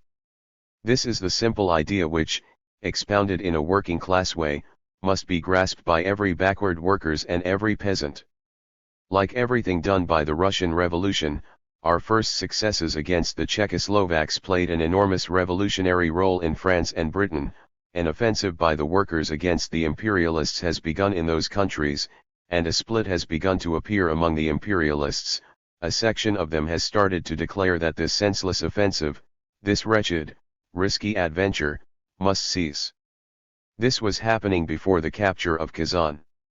It is therefore beyond doubt that the news of the capture of Kazan will bring about a very big split among the bourgeois imperialists of Britain, and they will start to beat retreat, having seen that the land of Russia does not lie helpless in temptation's path, that it is not for any highway robber from among the imperialist brigands to pocket the land of Russia. It is now a workers' and peasants' country, and is defended by its workers' and peasants' army. Soviet Russia will give a decisive rebuff to the imperialists. Into Soviet Russia, as into a hornet's nest, you will no longer thrust your thieving hands.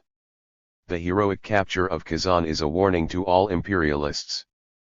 But it is necessary that this warning shall not remain isolated, that it shall be given a firm and vigorous continuation. Mobilization is underway here in Kazan province. The workers of the city of Kazan have the duty of being the first to join the workers' and peasants' Red Army. We must create a public opinion such that whoever now dodges or hides from military service is seen as a traitor to the cause of the working class, and just as in the old days we dealt harshly and sternly with strike breakers who curried favor with the capitalists, so now we must deal with those workers who fail to support the workers' and peasants' army and help the counter-revolution. All honest Soviet citizens have the duty of defending the country. We are accused of being bad patriots. Yes, comrades, so long as the bourgeois stood at the head of our country and landlord bureaucrats drove the grey-clad cattle, the Russian soldiers, to shed their blood for their interests, so long were we bad patriots for their profits, for we were always patriots for the working class. But now it is the working class and the poor peasantry who rule in our country.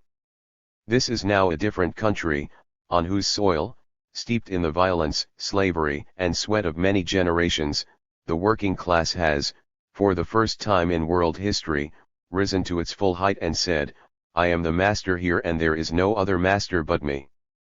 And for this Russia we have the most ardent feelings, and for it we are prepared to lay down our lives and to shed our blood to the very last drop. The terrible danger is helping us to create a strong army not in days but in hours. The mobilization is, judging by the latest reports, everywhere proceeding splendidly. A mass of telegrams is coming in, requesting permission to carry out mobilization of 2, 3, 4, and more age groups. We cannot remain in our Kazan bivouac, we must push on. Other places call to us, places where the White Guards still rule. And we proclaim from here, in the name of the revolution at large, comrades of Simbirsk, Samara, and other towns. We remember you, we are not holding back for one moment. We are all ready to go forward with combined efforts to help you, so as to free our Soviet Russia from the black tyranny of the bourgeois counter-revolution. We are all ready to give our lives for the life of the working class. And, in the name of the revolution, I call on you, comrades, to join with me in one cry, long live workers and peasants Soviet Russia. Long live the workers and peasants Red Army. Hurrah! Order of Sept 12, 1918.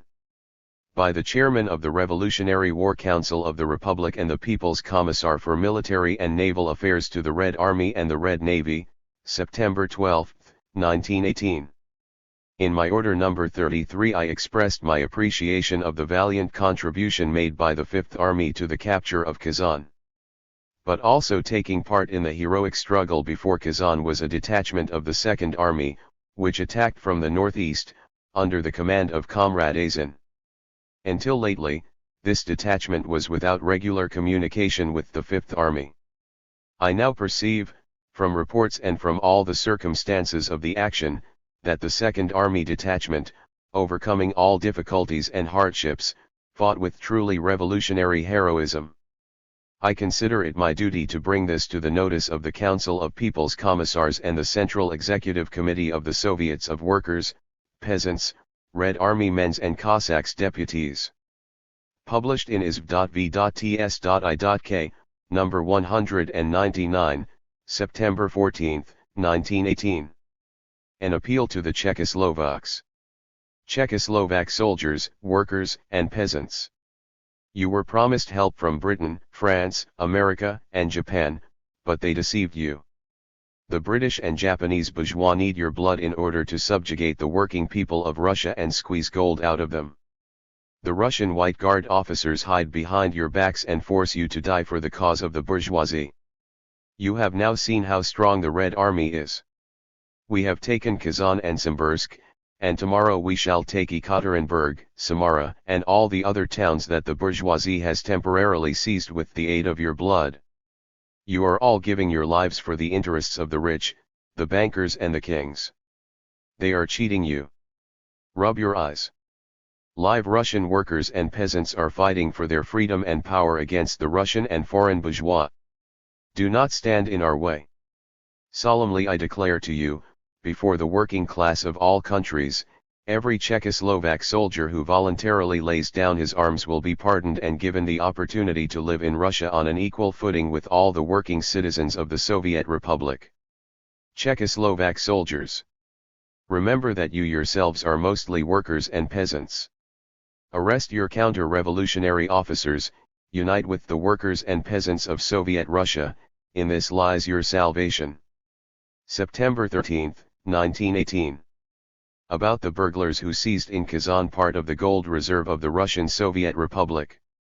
In Kazan the White Guards and Czechoslovaks seized part of the gold which is the public property of the Russian Soviet Republic. The seizure of this gold was carried out on the orders of the French, British, Japanese, and American capitalists. After the October Revolution the Russian people refused to make payments to foreign usurers for the loans contracted by the Tsars. In order to extract their profits from the Russian workers and peasants, the foreign beasts of prey, acting through the Czechoslovak mercenaries and White Guards, seized part of the gold which belongs to the Russian people. The robbers are now trying to carry off the gold they have seized, through Siberia to Japan and America and through Archangel to France and Britain. This must at all costs be prevented. The gold which has been stolen from the Russian people must be restored to them intact. Protection of this gold in the area where the Czechoslovak and White Guard revolt is going on is the responsibility of all honest workers and peasants. They must save it from being carried off and plundered. The conspirators, who have long since run out of banknotes, may try to pay their bills with this gold. Anyone who accepts gold in payment for work or for produce will be considered an accomplice in the robbery. The conscious workers, the peasants and, in general, all the honest citizens in the localities temporarily held by the rebels bear the responsibility of maintaining secret surveillance of all the criminals now engaged in transport, concealment, or plundering of the gold.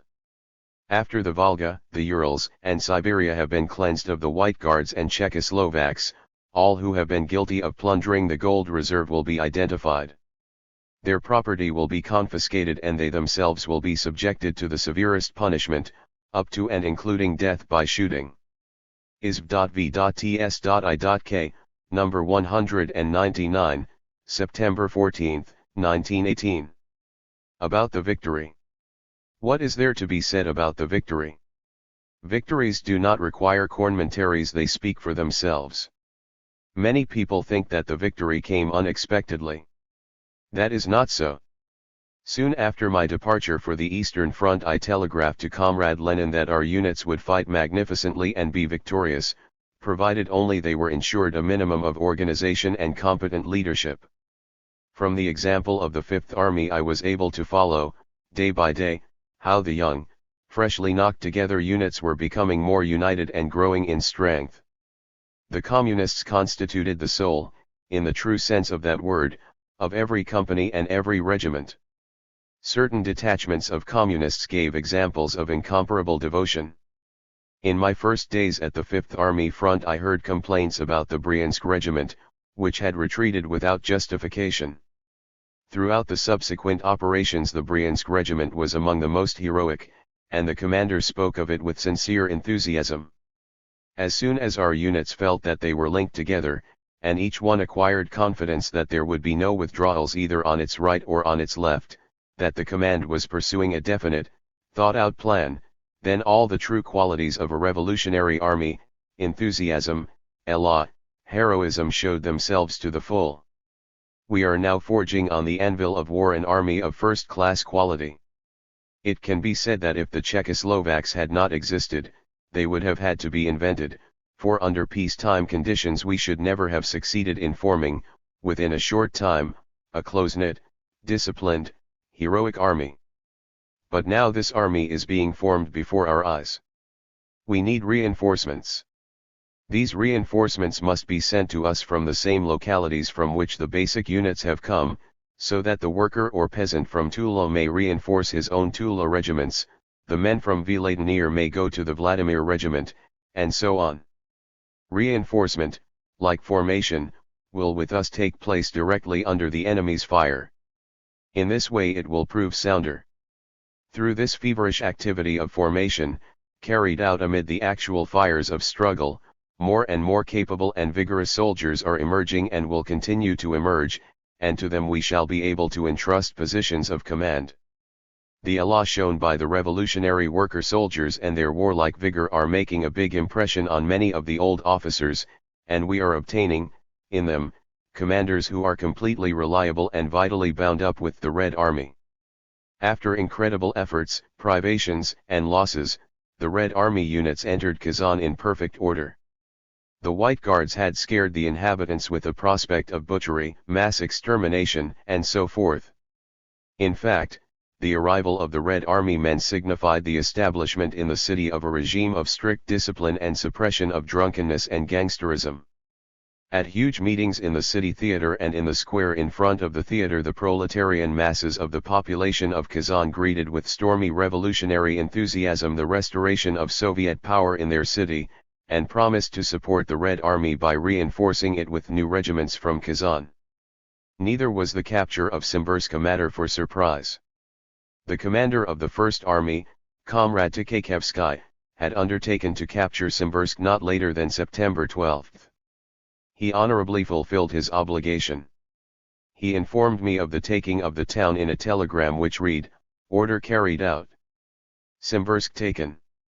The surest way to develop and complete this victory is not to slacken pressure on the enemy. For this purpose we need reinforcements from within the country, and for that, in turn, we need widespread and intense agitation among the masses of the workers and the village poor. The working people in the most out-of-the-way corners of Soviet Russia must understand that this war is their war, and upon its outcome depends the fate of the working masses of Russia, and, to a significant degree, of the whole world. September 1918. Order number 56. By the Chairman of the Revolutionary War Council of the Republic and the People's Commissar for Military and Naval Affairs to the Red Army and the Red Navy, November 3, 1918. Number 56, Tsaritsyn. Among the counter-revolutionary troops fighting against us there are Czechoslovak units. They consist mostly of deceived Czech workers and peasants who hope that the Anglo-French imperialists will secure the independence of their homeland, Bohemia. The independence of Bohemia has now been proclaimed in Austria itself, thanks to the revolution which is developing there. Through the People's Commissar for Foreign Affairs I have raised the question of enabling all those Czechs who so desire to return to their homeland, which is now passing through a period of revolutionary upsurge.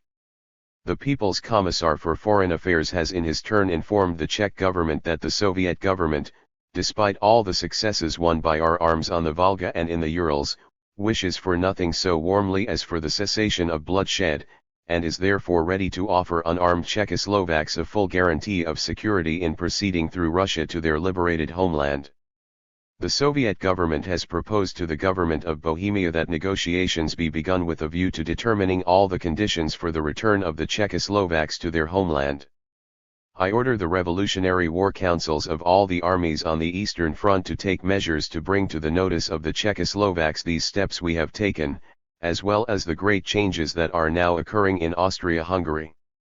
I most strictly order that all Czechoslovaks taken prisoner be spared. Anyone responsible for shooting captured Czechoslovaks will be liable to the severest punishment. The moment has come when the Czechoslovaks, deceived and sold to the British, French, and Russian imperialists, must understand that their salvation lies in alliance with the Russian Soviet power, which can alone facilitate their return home. Order number 60.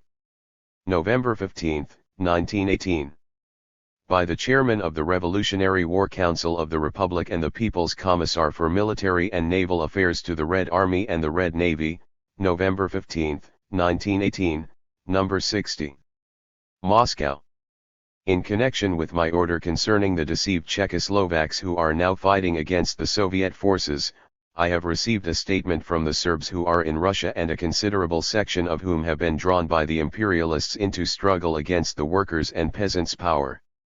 In answer to the questions put to me, I declare that the order concerning the Czechoslovaks applies in full likewise to the Serbs, the Poles, and the soldiers of other nationalities recruited by Anglo-French and Japanese imperialist agents.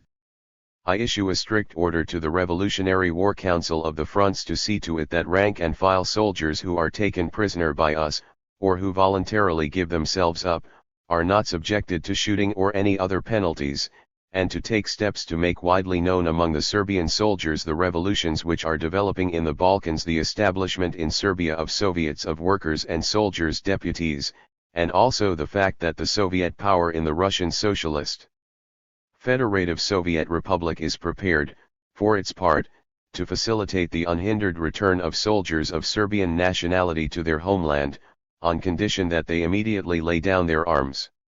Notes. 82. After taking Sazran and Simbursk, the Czechoslovaks began a vigorous advance aimed at capturing Kazan. Apart from the importance of the city as the administrative center of the territory, its loss meant that the operations of the 1st and 2nd Red Armies were separated from each other.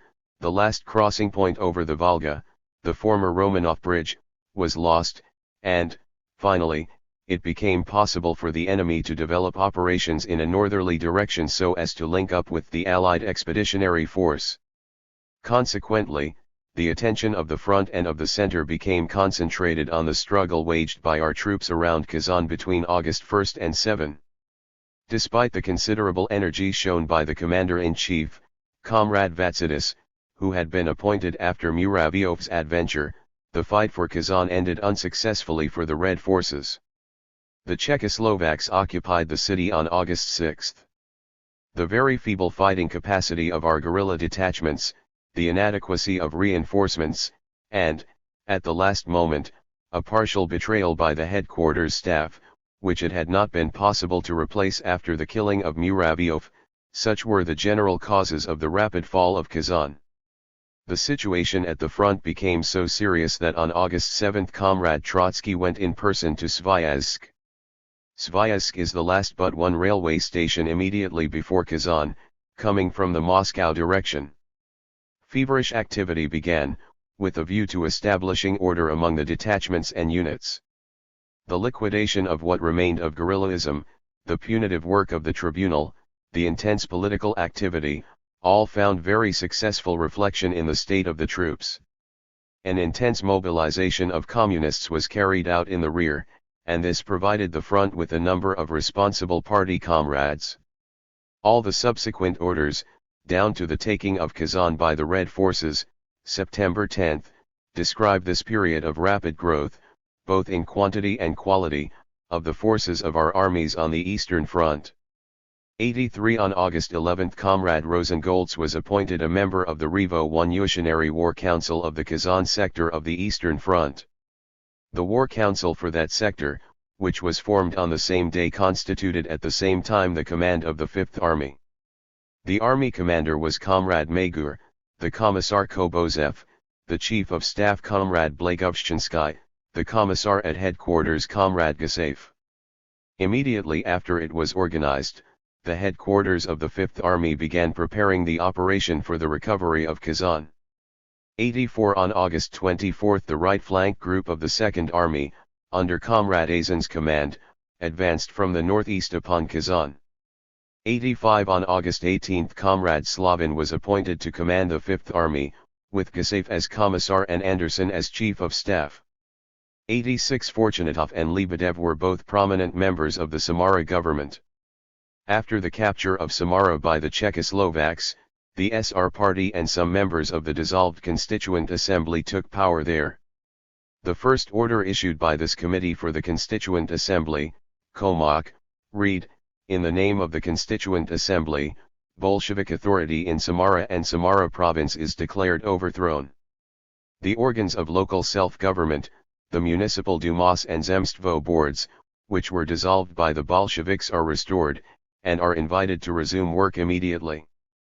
The military headquarters of Komok consisted of Colonel Galkin, the military commissar of the Romanian front, Bogolyubov, and Fortunatov, a member of the Constituent Assembly. 87 At the fall of Kazan the panic was so great that Commander-in-Chief Vatsidis, accompanied by 6 Red Army men of the 5th Lettish Regiment, had to fight their way out of the city, and survived only by good luck.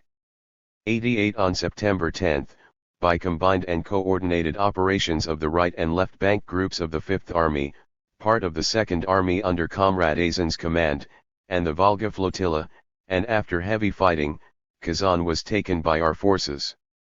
The rout of the Czechs before Kazan was of decisive importance for subsequent operations, not only on the Middle Volga but also on the Kama, for the Second Army, which rapidly cleared the river Vyatka and began to threaten the enemy group operating in the Simbirsk-Samara area.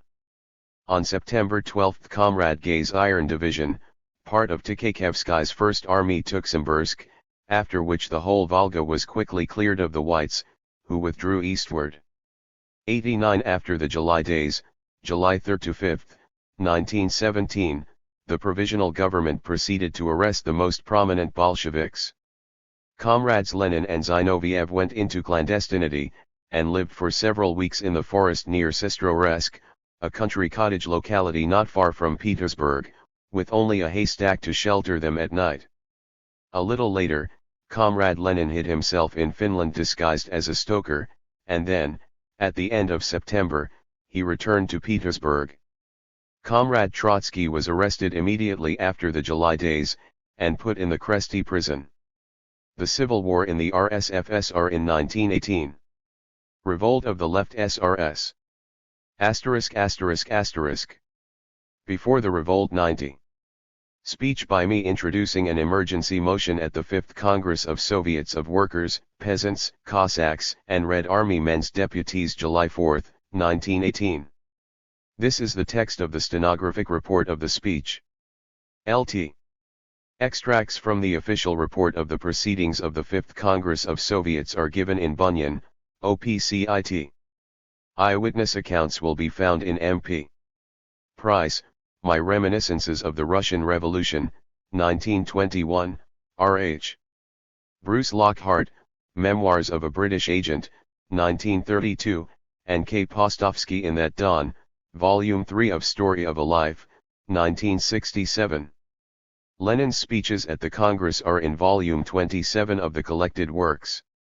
I have taken the liberty of requesting the Presidium, and now I request you, to allow me a few minutes of your valuable time for the purpose of introducing a motion which was not included on the agenda but which life itself it now calls for. In certain sectors of our front zone disturbing events have been observed, the significance of which I do not want to exaggerate but which nevertheless are significant on the plane of principle. And if we remain indifferent to these occurrences, they could grow into facts that would constitute a menace to the policy which you have wished, and, I think, still wish to pursue. In the Kursk sector of the Ukrainian front, in the zone of the demarcation line between us and the Germans, there were alarming signs a few weeks ago that certain elements are carrying on an agitation among some units of our army, aimed at inciting them, regardless of their commanders and of the directives of the Central Soviet power, to go over to the offensive. I do not intend at this moment, comrades, and I have no right, to take up the question of which policy, war or peace, is right or wrong. This question has been allotted a special item on the agenda.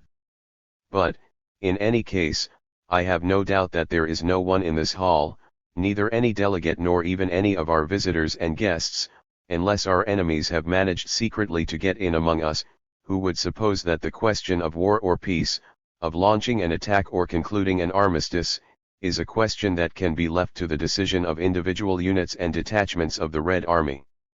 I have received a telegram from our military commissar at Kursk, Krivoshein, and I mention here, in parentheses, although this question is for me, as Commissar for Military Affairs, a matter of complete indifference, that Comrade Krivoshein, one of our best and most energetic commissars, belongs to the Left SR party, which informs me that, as a result of provocations which I have reported, certain units have now demanded that an attack be launched.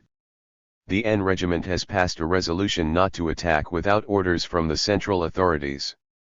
He reported on the 15th, in the telegram which I have just quoted, that the 5th Company of the 3rd Regiment had launched an attack.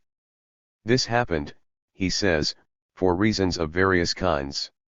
Later, a day or two ago, on the 3rd, in the same area, at Lgov. Lgov is about 75 miles west of Kursk, on the railway line from Moscow to Kiev, Commissar Bych was murdered and Brigade Commander Slavis wounded. Again I mention, in parentheses, that Slavis belongs to the Left SR group, and Krivoshein, whom I have already named, reported that it appeared to him, from the information at his disposal, that certain sinister elements were egging units on to proceed at once to attack, ignoring the orders of the central and even of the local Soviet authorities. He says that this murder was the work of the same leading group which is carrying on the demagogic agitation. Similar reports are being received from other localities as well. I have only to add that I sent a commission to Kursk and Lgov to investigate the affair, and that this commission has been fired on by the same gang, 2 comrades being wounded.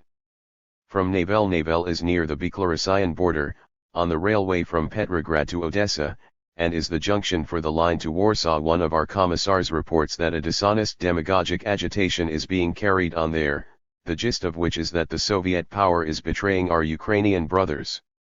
They retail filthy legends about how we are buying up all the cloth and handing it over to the Germans, sending grain to Germany and so on, in short, those legends of corrupt and dishonest bourgeois demagogy with which we are very familiar.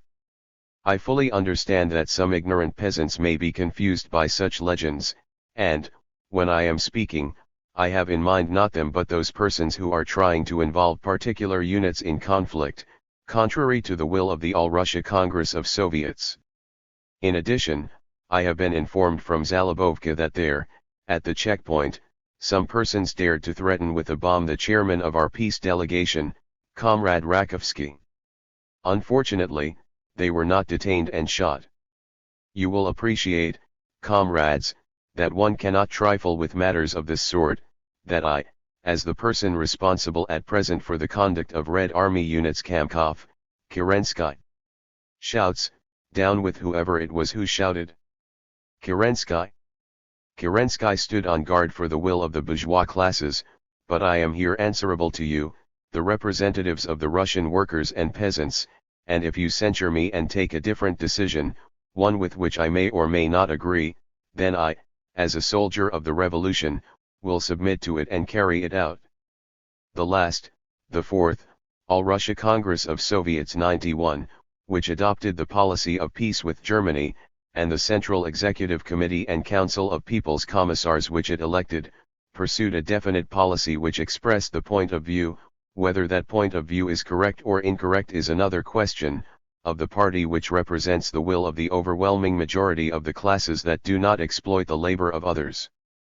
I am obliged to carry out that part of this policy which has to be implemented through the War Department, and when I am told that certain units of the Red Army are killing, for example, Commissar Bych, or wounding a brigade commander, the left SR Slovis, and when Commissar Krivoshin reports that gangs are corrupting the troops, and, when we send 5 or 6 persons to investigate, they fire on them, then I know that we shall have either to advocate a policy of indulgence or else to hurry up and relentlessly call to account whoever is responsible for all this.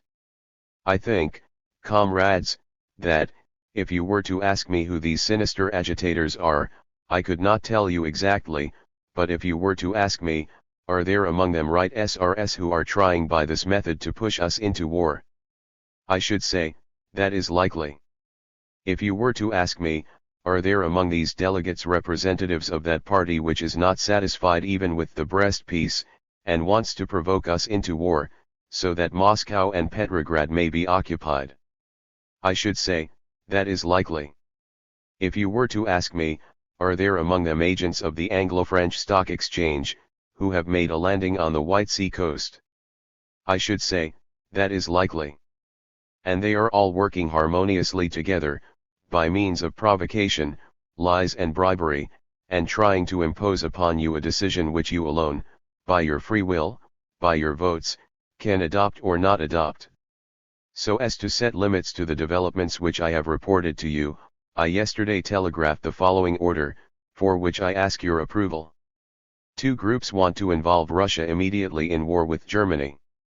The first consists of the extremists among the German conquerors and aggressors who are not satisfied even with the Brest-Litovsk peace and are trying to provoke us, so as to be able to occupy Moscow and Petrograd. The other consists of the Anglo-French imperialists who want to involve Russia again in the imperialist slaughter. Agitators hired by our enemies are working among the Red Army men, trying to draw us into the war. I hereby order, all agitators who, after the publication of this order, call for insubordination in relation to the Soviet power, are to be arrested and sent to Moscow for trial by the Extraordinary Tribunal. All agents of foreign imperialism who call for offensive action and offer armed resistance to the Soviet authorities are to be shot on the spot. The All-Russia Congress of Soviets of Workers and Peasants Deputies is opening today in Moscow. I shall inform it of the activity of scoundrels and hired agents of the German and Anglo-French bourgeoisies. I shall propose to the Congress that provocateurs, hooligans, and self-seekers be dealt with ruthlessly. Woe to whoever disobeys the will of the All-Russia Congress of Soviets. Long live revolutionary discipline. Long live the honorable army of the workers and peasants. In asking your approval for this order, I request you with all seriousness to devote a few minutes to that great question which, in this order, is presented for your attention. War is a grave matter, a great matter, like revolution, and we have taken on ourselves the serious obligation of carrying through to the end what has been begun. If we have decided to fight, we should say openly that we are going to fight, and state precisely on which front and at what hour we are going to fight. If we continue to maintain the policy which was approved at the last Congress, then we must make our plenipotentiaries carry out this policy quite resolutely and categorically. You may change this policy at any moment, from considerations of one order or another, depending on the particular international situation, but, so long as it has not been changed, you will not allow agitators whose pockets jingle with imperialist coins to set you one against another, saying, the Soviet power is betraying the Ukraine and Lithuania.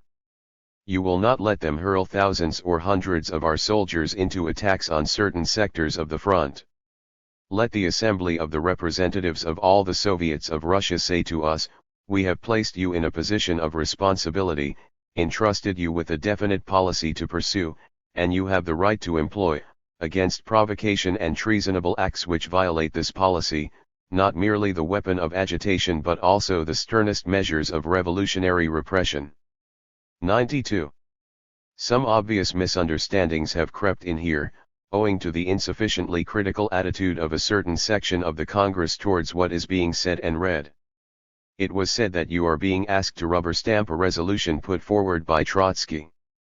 I did not read out any resolution, What I read to you was an order which, as it turned out, shocked certain persons somewhat because of its style. I myself, comrades, am by no means a lover of military style, as such. I have been accustomed, in my life and writing, to use the publicist style, which I prefer to any other.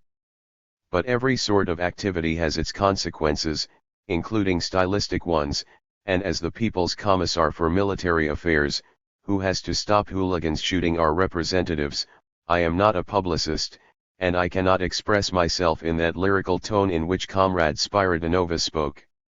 First of all, I will allow myself to reject some belated fraternal remarks by the left SRS, those which were directed at us in their speeches describing how we have fraternized with them at various times.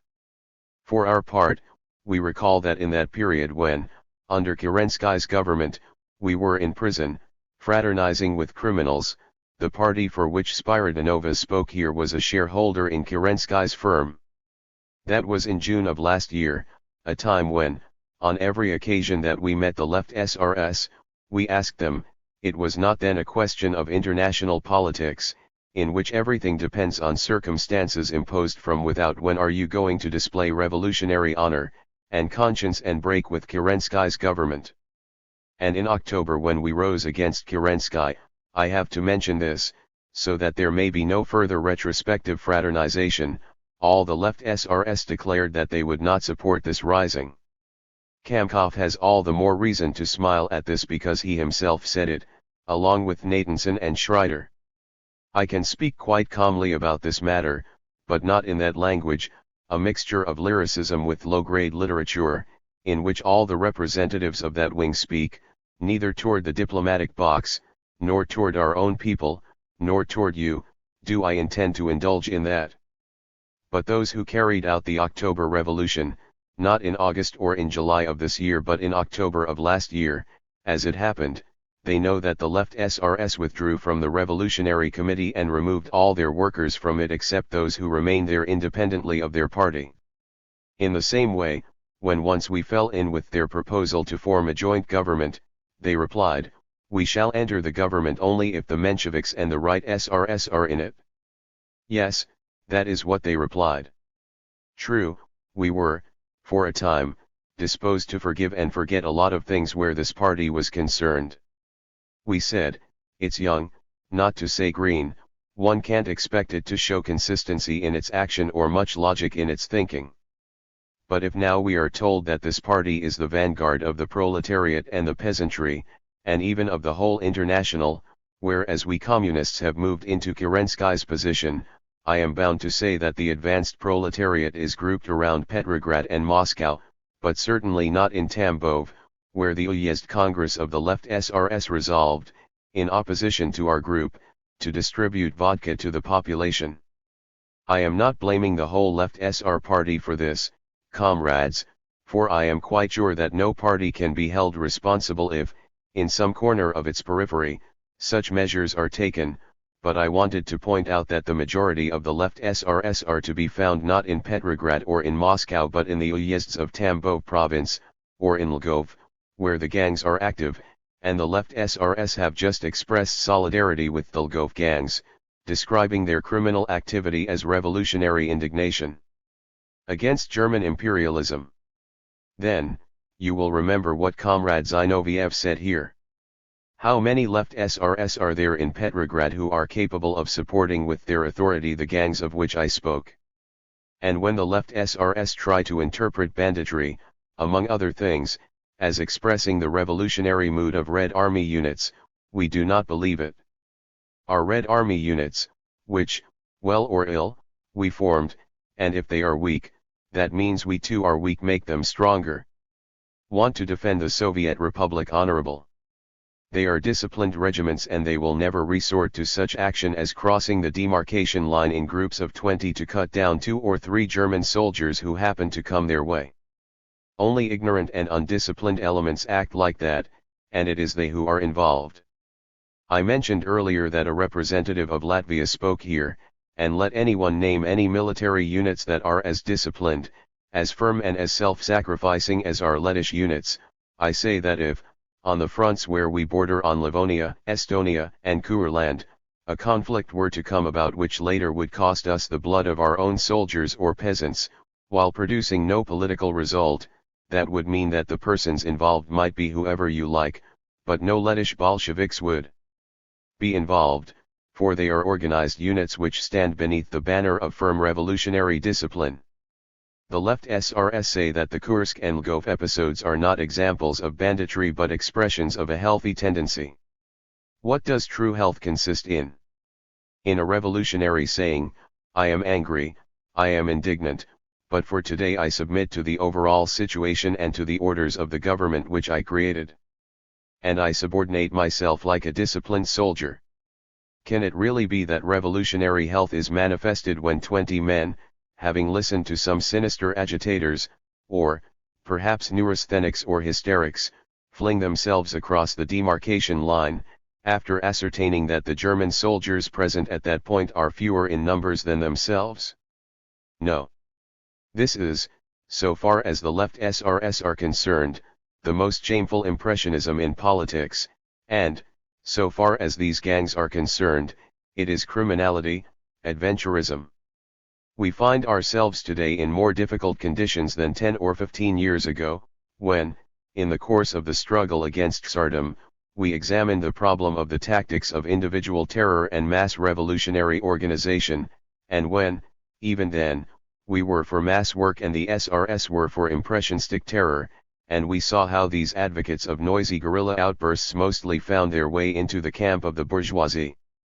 15 years ago, we stood for the principle of organized action, counterpoising mass organization to individual terror, and for this principle of organization we stand now, as well, in the shape of a regular army of the proletarian and peasant masses, as against guerrillaism, which has a lot in common with terror. And we say, as in its day we said about terror, that guerrilla movements disorganize our army and, in the end, destroy its discipline. Some participants in the Congress have presumed to state that the threat from the Soviet power to these units, which are a miserable minority, means nothing and frightens none of them. If that is so, then why, in that case, have we seen an entire party, which defends these units, consider it necessary, without having adequate grounds, to bring their fear into this hall and say, we know that you want to shoot us, allow us a last word, listen to us? No. Things have not reached so tragic a state as that. Those left SRS who work seriously and honestly at the task of building the army, and there are such, are the first to inform me, over the direct wire, of any excesses, of any sort of hooliganism. I repeat, Krivoshin in Kursk, a left SR, the commissar for the province, is an excellent commissar. There are other comrades like him in Kursk. They themselves treat these guerrilla elements as sinister and corrupt, like those who cross the demarcation line and, at the sight of a German helmet, if it be multiplied by 10 or 20, run away, while solid, conscious units like, for example, the Lettish units, which possess party spirit and strong discipline, don't launch senseless attacks, but also don't take to their heels at the sight of the first German or other helmet. And we want to build just such an army, that is, to eradicate from the army the disorganized and demoralized elements, the neurasthenics and hysterics, and introduce firm discipline, which consists in behaving in a self-possessed and conscious way under the worst, most difficult conditions, when there is nothing easier than to engage in cheap demagogy about how, out there in the Ukraine, they are killing our brothers, and soon. In general, what is the point of talking about this, how, in this All-Russia Congress of Soviets, in which 99 out of 100 party people are activists with an old party tempering, can any need be felt for crude demagogy?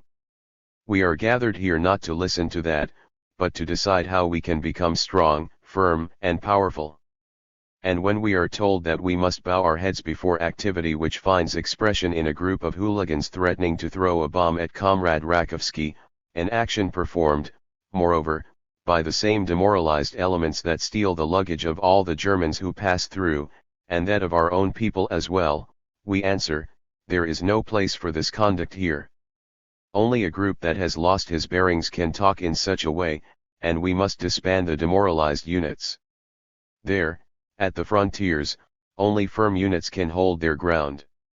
And you will say that it is their duty to hold on firmly to flu positions where we have put them, that they are not to dare to decide for themselves, on the burning soil of the frontier, that question of war and peace.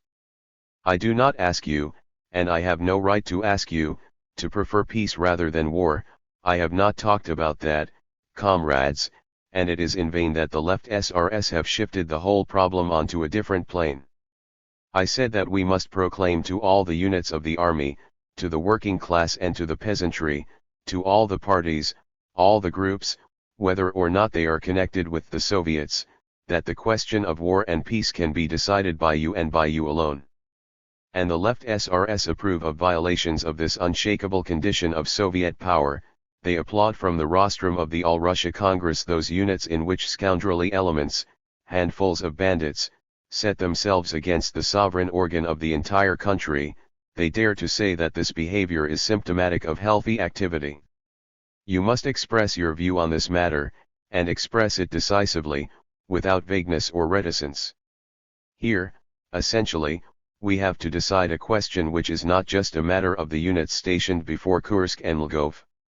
In the CEC, at former Congresses of Soviets, we said to the Mensheviks and SRS, take power, and you will create an authority that will pass painlessly from one hand to the other. But in those days the Soviets were not an instrument, an organ of power, but an apparatus used by the servants of the forces which held power and which stood above the Soviets. We said that we could not resign ourselves to the lot of being a servile apparatus. Today the Soviets are the organ of power. In the Congress of Soviets you will work out and adopt a constitution which will be based on the workers and the poorest peasantry, giving expression in legal relationships to the relation of forces between them in the revolution. And if the left SRS tell us, in connection with the military episode which has taken place, that they are unwilling to keep Soviet activity within the framework of the All-Russia Congress of Soviets, that within this framework no legal channel is available for struggle, this must not be so. Regardless of how the question of war and peace is decided, every party, every Red Guard, every one of you who disagrees with the Brest-Litovsk peace, can prepare for the next All-Russia Congress of Soviets. But if other parties claim that your decision is to be violated through direct action, if they want to demonstrate this at the front, we shall not allow them to do it. Not for this did we take power, not in order that some groups of neurasthenics and intellectuals should be able to violate the will of the worker and peasant masses of our country. At the present moment the balance of votes to be cast for one side or the other is not being decided. What is put to us is the question, for Soviet power or against it, for direct action or for subordination. And let no one refer in this connection to the number of votes cast. What has the work of the Credentials Commission to do with this question? It is our duty to decide the question which has been raised today not casually but seriously, fully aware of our responsibility before the whole country. We have to give a clear answer to this question: are you going to allow any Red Army unit to decide for itself what Soviet policy is to be, when this unit, having read the articles by Spiridonova and others, tries to engage in battle? You know that the Anglo-French forces are advancing, together with the right SRS and Mensheviks, in order to fight the Germans regardless of the Soviets. And if some isolated units, alas, some intoxicated units, commit outrages on the frontier, if other forces are landing on our coast, landing because we have no battleships, if the Czechoslovaks revolt, and the right SRS give them leadership, if emotional speeches are made about the Ukraine, with calls for offensive action, then all this, regardless of the differences in forms and slogans, will tend, in its overall, ultimate aims and tasks, towards one point, the disrupting of peace. I have spoken about how I see the question of war and peace. But if the Congress of Soviets says that we must fight, then we Bolsheviks can die no worse than the SRS can. To this question, which we are obliged to answer, you will give your answer tomorrow, or the day after tomorrow, after we have discussed the whole situation in its entirety. Today you will be answering another question, which is a great deal more important than the procedure for dealing with doubtful and imperfect credentials. The left SRS alleged that the Bolshevik majority at the Fifth Congress of Soviets was achieved, in part, by giving the committees of the poor a disproportionately large share of the seats reserved for peasant delegates. Party kitchen intrigues, that's a complicated business, some slovenly concoctions come out of that. The question you will be answering is, have I the right to tell army units that the All-Russia Congress is the sovereign organ of the Republic? And if the comrades say that that is the case, then they will also be saying, it is here that the question of our international policy will be decided, and any attempt to violate the will of the All-Russia Congress by individual outbreaks at the front is a miserable, shameful, and dishonorable provocation. At the same time you will be saying that the People's Commissar for Military Affairs has the duty, until he is replaced, to carry out your will, and is therefore obliged to suppress any military provocation that runs counter to our resolutions. They talked to me about the executions by firing squads. They remembered Kerensky. Yes, of course, comrades, a class which is demonstrating that it is in power does shoot people. But Kerensky shot at the masses in order to support British imperialism. We shall defend the independence of the Russian Soviet Republic against all imperialisms. We shall not go with Germany against France and Britain, just as we shall not go with Britain and France against Germany. We want to become stronger, more disciplined, better organized, as a Soviet Republic. And towards this end you, as the sovereign organ, must say to all groups, large and small, that engage in petty incitements to war, hands off. Here speaks the sovereign organ of the Soviet Republic. It, and nobody else, will decide whether there is to be war or peace. 93. Resolution adopted by the Fifth Congress of Soviets on the question of war and peace. Presented by Comrade Trotsky. The Fifth All-Russia Congress of Soviets of Workers, Peasants, Red Army Men's and Cossacks deputies, having heard an emergency statement by the People's Commissar for Military and Naval Affairs, has resolved. Power to decide questions of peace and war lies exclusively with the All-Russia Congress of Soviets and the organs of Central Soviet power established by it, the Central Executive Committee and the Council of People's Commissars. No group of the population will presume, independently of the All-Russia Soviet power, to take it upon itself to decide the question of armistice or offensive. All units of the Red Army are obliged, where these matters are concerned, most strictly to subordinate themselves to the decisions of the Central Soviet power and the commissars and commanders appointed by it. The All-Russia Congress of Soviets warns all workers and peasants, all soldiers of the Red Army, against the activity of hired provocateurs, agents of foreign imperialism who are trying, in a variety of ways, by violence, lies, provocation and deceit to draw the Soviet Republic into the imperialist slaughter.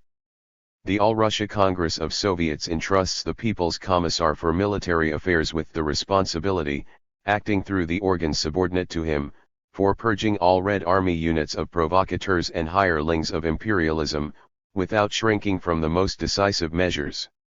The All-Russia Congress of Soviets charges all Soviets in the front zone with the responsibility of thoroughly investigating all the sinister individuals who, sometimes hidden behind various party names, have gone to the Ukrainian front in order to agitate for an immediate offensive.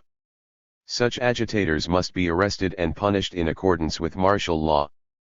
The All-Russia Congress of Soviets charges its Presidium with the duty of immediately sending to Kurskilgov an extraordinary commission armed with unlimited powers to put down provocation and establish firm revolutionary order. The well-being of the Soviet Republic is the highest law. Whoever sets himself against this law must be wiped off the face of the earth. Order by the Commissar for Military Affairs, July 7, 1918. On the murder of Count Mirbach. For a detailed study of the circumstances of this affair, see G. Kitkov, The Assassination of Count Mirbach, in St. Antony's Papers, No. 12, Soviet Affairs Series No. 3, edited by D. Footman, London, 1972. A bomb has been thrown at the German embassy by persons unknown. Ambassador Mirbach is said to be gravely wounded. 94 The aim of this deed is obviously to try and involve Russia in war with Germany. This aim is being pursued, as is known, by all the counter-revolutionary elements, the White Guards, the Right SRS and their allies. In view of the decision taken yesterday by the All-Russia Congress, approving the foreign policy of the Council of People's Commissars, the counter-revolutionary plotters resolved to wreck this decision of the Congress. The bomb they threw was aimed not so much at the German embassy as at the Soviet power. I hereby order the investigatory organs of the Commissariat for Military Affairs to take measures against the counter-revolutionary conspirators and those who carried out the attentat on their behalf. The progress of the investigation is to be reported directly to me. isv.v.ts.i.k, number 140, July 7, 1918. The Revolt. Report to the 5th All-Russia Congress of Soviets of Workers, Peasants, Cossacks, and Red Army Men's Deputies, on July 9, 1918, the day following the suppression of the revolt by the Left SRS which took place on July 6 to 8, 1918.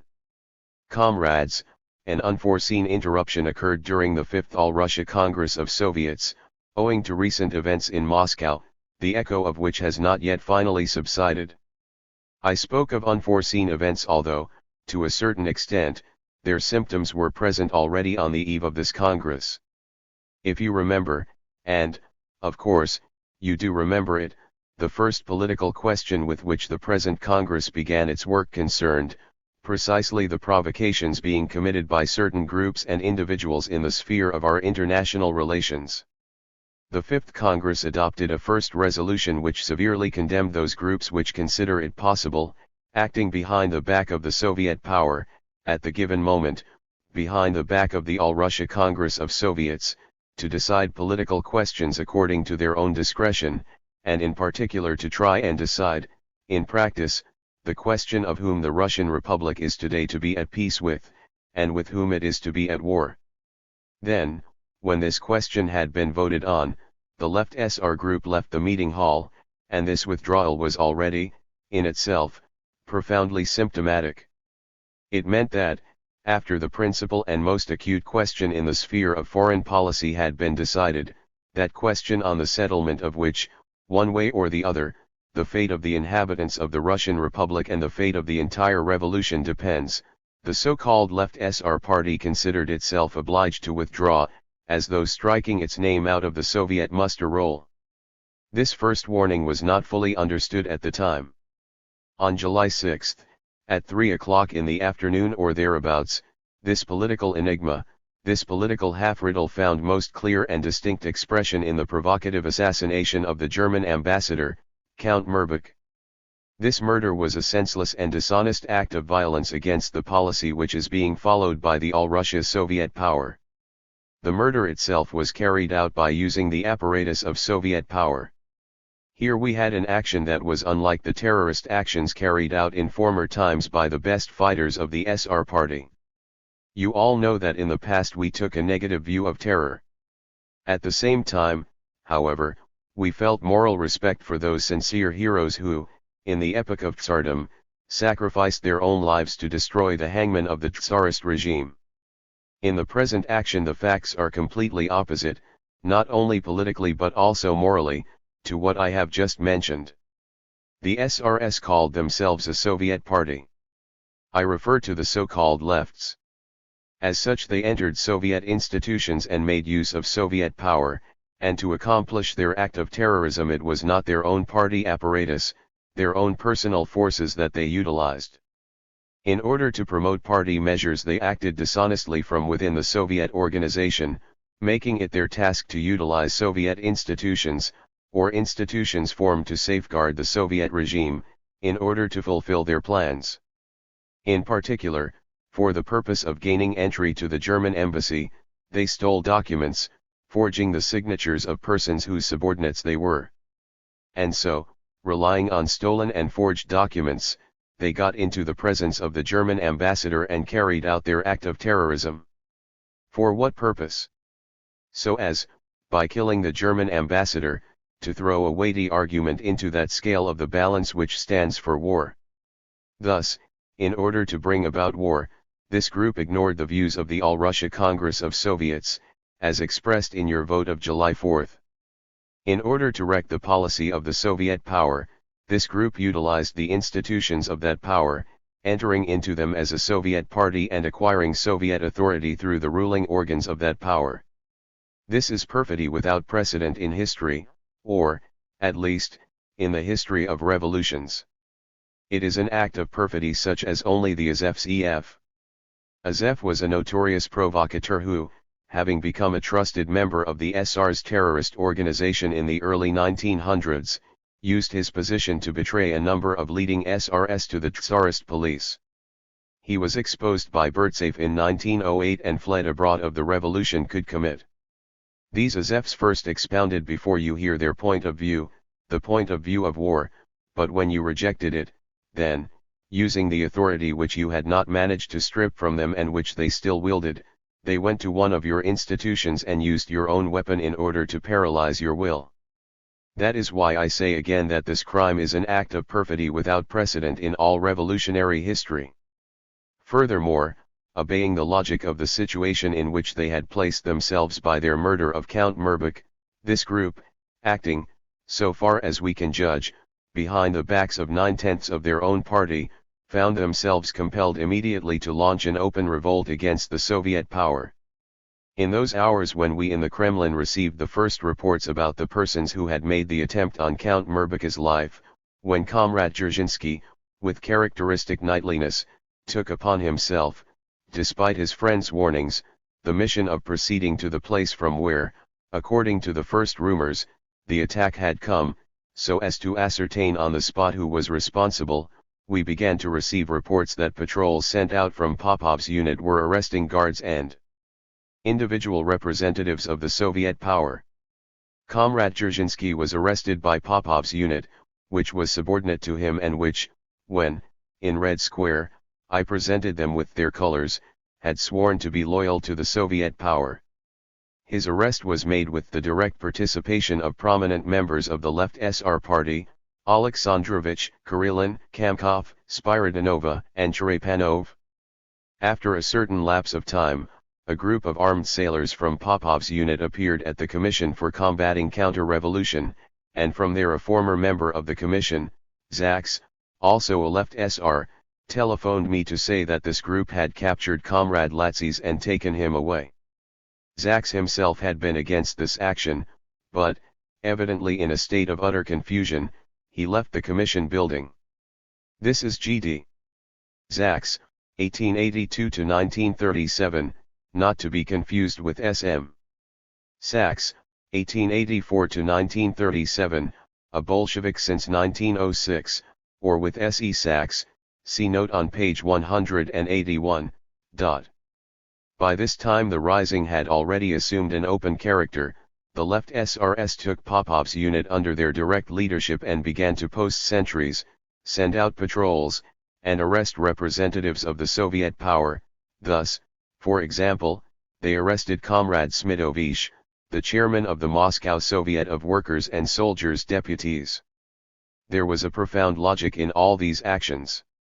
When I moved the first resolution, I asked the Left SR party whether they considered themselves bound by the discipline of the Soviet of Workers, Soldiers, and Peasants Deputies and of the Congress of Soviets.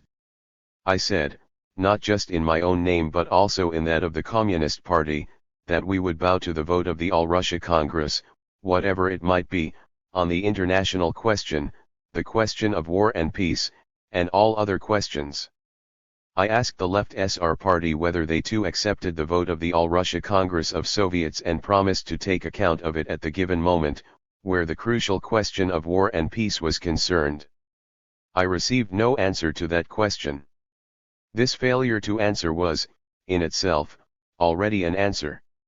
It meant that this group of intellectuals supposes that in its policy it bases itself on a certain section of the peasantry, whereas, on the question of violating the Peace of Brest-Litovsk, the SR party does not enjoy the support of any significant stratum of the peasantry.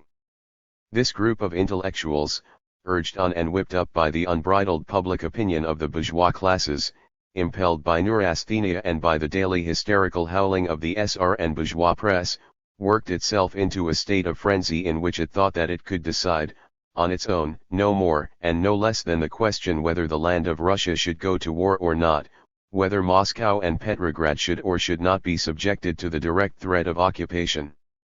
And it decided these questions in its own way, regardless of you and against you, and in doing this it had the audacity to refer to the vote of the best element of the Russian people. Against it we put the workers of Petrograd, the workers of Moscow, the overwhelming majority of members of this Congress, but, in its frenzy, urged on by bourgeois public opinion, this group ignored them all. This group was interested only in the public opinion of the kulaks, who expressed dissatisfaction with the Soviet power not because of the Brest Peace but because of our grain procurement policy. The ignorant elements in the countryside express discontent because they receive inadequate supplies of cloth. They forget that the workers have received just as little bread, that they, in any case, are suffering from lack of bread just as the peasants are suffering from the state of textile production. It is true that the most backward strata of the peasants are dissatisfied with the Soviet power on these grounds, but it is not true that they want war. Is there a single conscious person who today, in our present circumstances, thinks it possible for us to fight Germany? And the left SRS, a group of intellectuals, flesh of the bourgeois intelligentsia, have planted their flag in the discontent of the workers, of a section of the workers, in the discontent of a section of the kulak peasants. They have placed their intellectuals' cap and bells upon the discontent of a section of the masses and declared, along with us, the people call for immediate war with Germany. Ask and ask again today all the Soviets, today, when the question has become serious, when life has put it to us point blank, after this provocative terrorist act, not, of course, those sham Soviets that sit in dark corners and did nothing to help repulse the offensive of the Germans and the Haidamaks. The Haidamaks were the Ukrainian nationalist forces loyal to Petli Ura. They took their name, and features of their uniform, from Ukrainian rebels, against Poland, in the 18th century when the enemy advanced to Voronezh, Kursk, and Bryansk, advanced to the Don, where we are now fighting with Krasnov, where our Red Army men are beating off attacks, dying, struggling, defending the Soviet Republic. Do not ask those who in their dark corners are sucking their kulak's ration, but ask the conscious soldiers who have been through the school of war, the best elements of the Soviet power in the major centers, where the population is more cultured, where it evaluates the entire international situation, where it knows what can and what cannot be done. Ask in the localities, you must, after the Congress you will have to do this, whether they want war.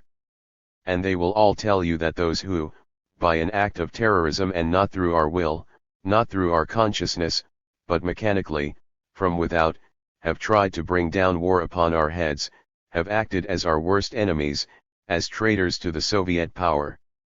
The left SRS themselves clearly and distinctly knew and felt that they had in fact crossed over into the camp of counter-revolution, for there is not a single bourgeois party that would not call for war with Germany, apart, of course, from those which have become pro-German owing to the proximity of German troops.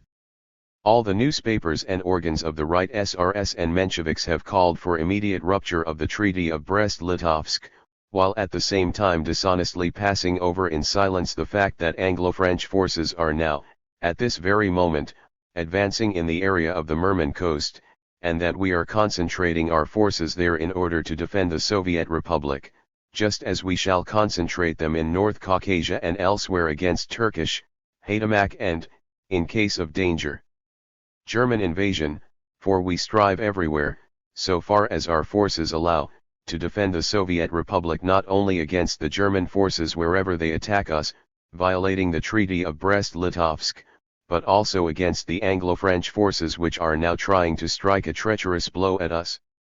The bourgeois press keeps quiet about that, and the bourgeoisie itself even quieter. Helping them, the left SRS tried to draw us into war with Germany, in the knowledge that this attempt is already in itself a revolt against the Soviet power.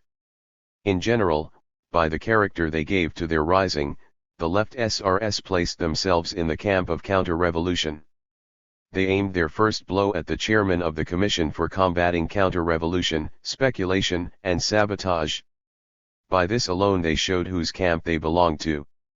Even to those among us who were inclined to look with benevolent, temporising tolerance, upon the behavior of the left SR party, as such, those who said, it must be individual madmen and criminals who have committed this terrorist act, but it is not possible that the Central Committee of the party can be mixed up in it.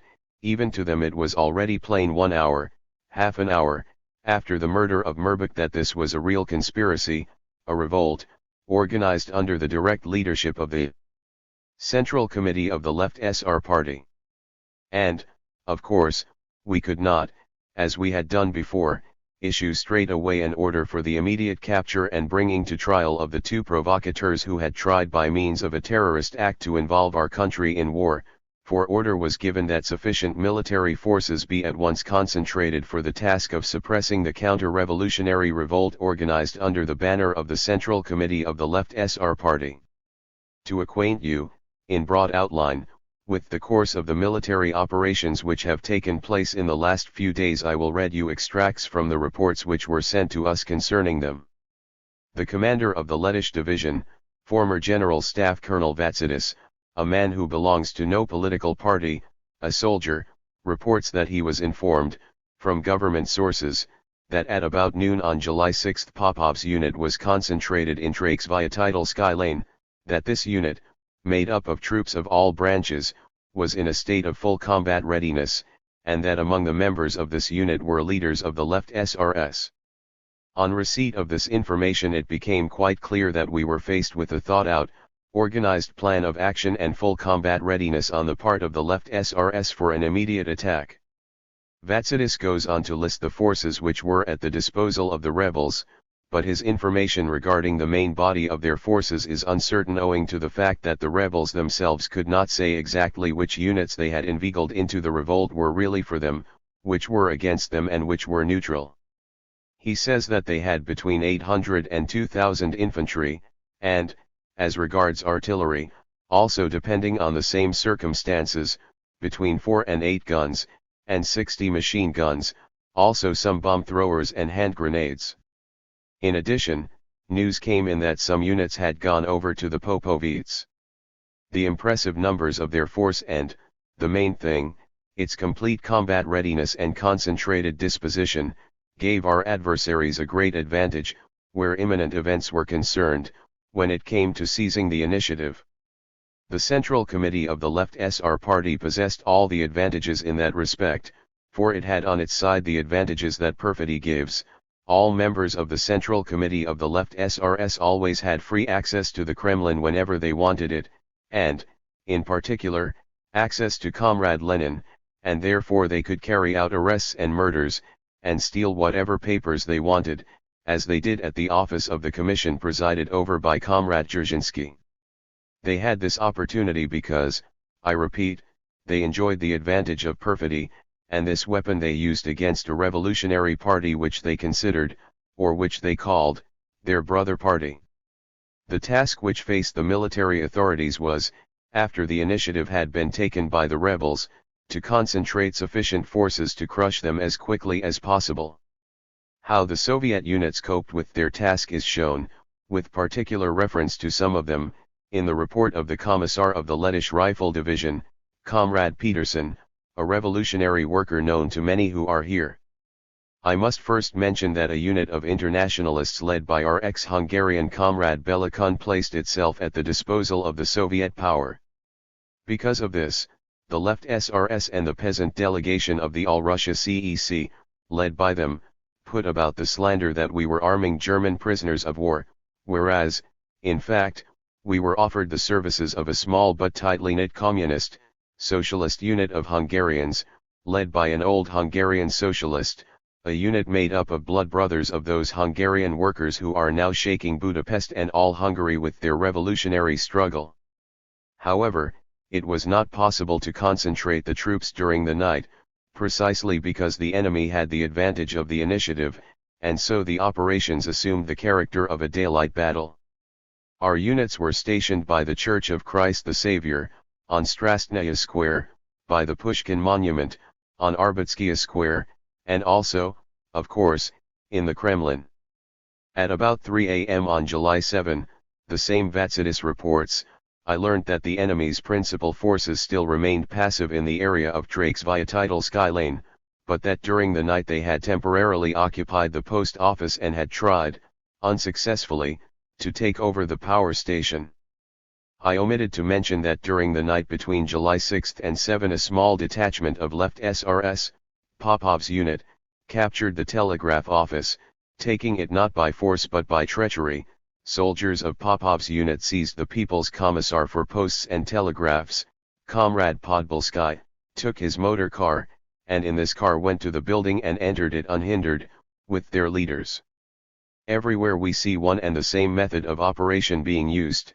The left SRS operate with false identity papers in their hands, the identity papers of the Soviet power, and this accounts for the, too fleeting, advantage they enjoyed, which seemed to them very important at the beginning, at the time when their supporters put out an order over the telegraph to the effect that no more regard should be paid to any decrees on telegrams from the Council of People's Commissars, as they were hostile to the left SR party now in power.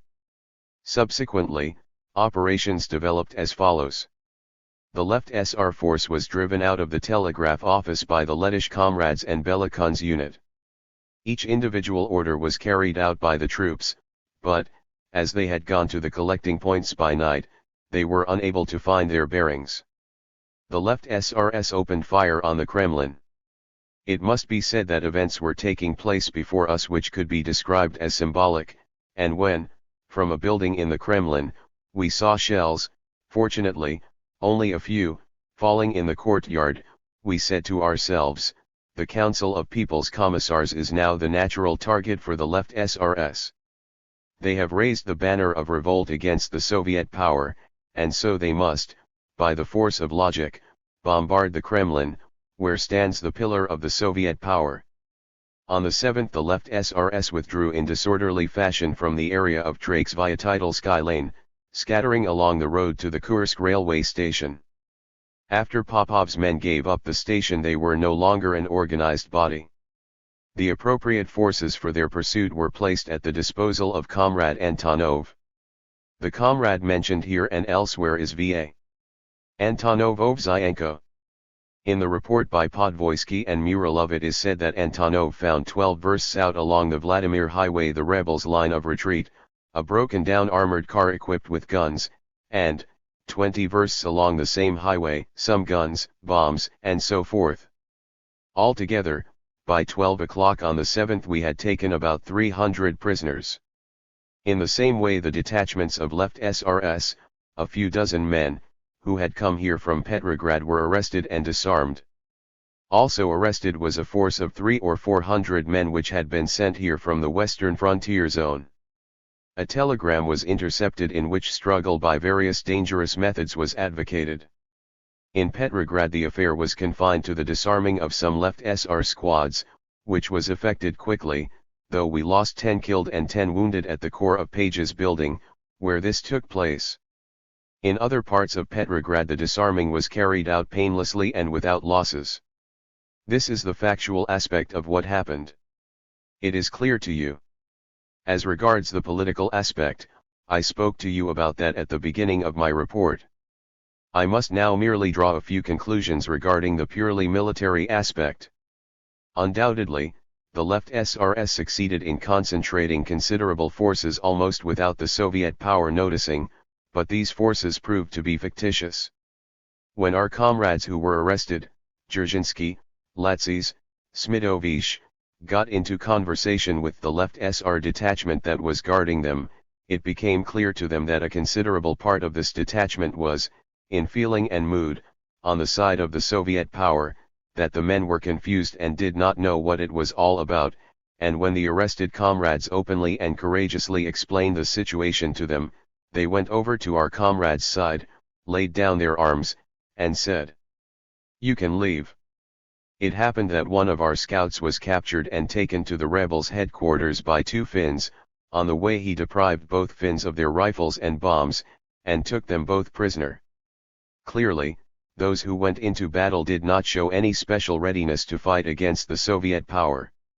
We were told from this rostrum not so long ago, and yet already long ago so far as the left SRS are concerned, we don't need a Red Army, what we need is guerrilla units, we don't need war, we need rebellion. Well, the rebellion that the left SRS wanted so much has taken place, but it turned out to be a rebellion not against foreign imperialism but against the Soviet power.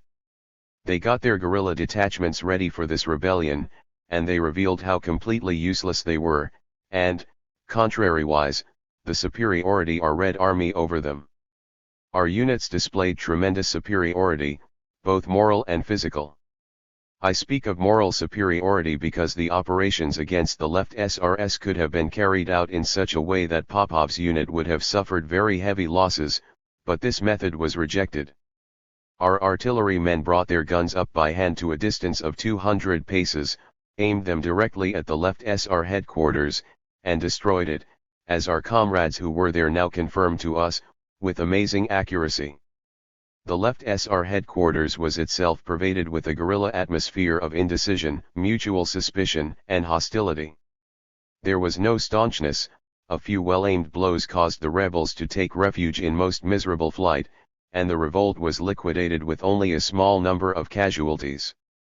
All that now remains is to draw the political lessons of this revolt, this miserable shameful parody of a revolt.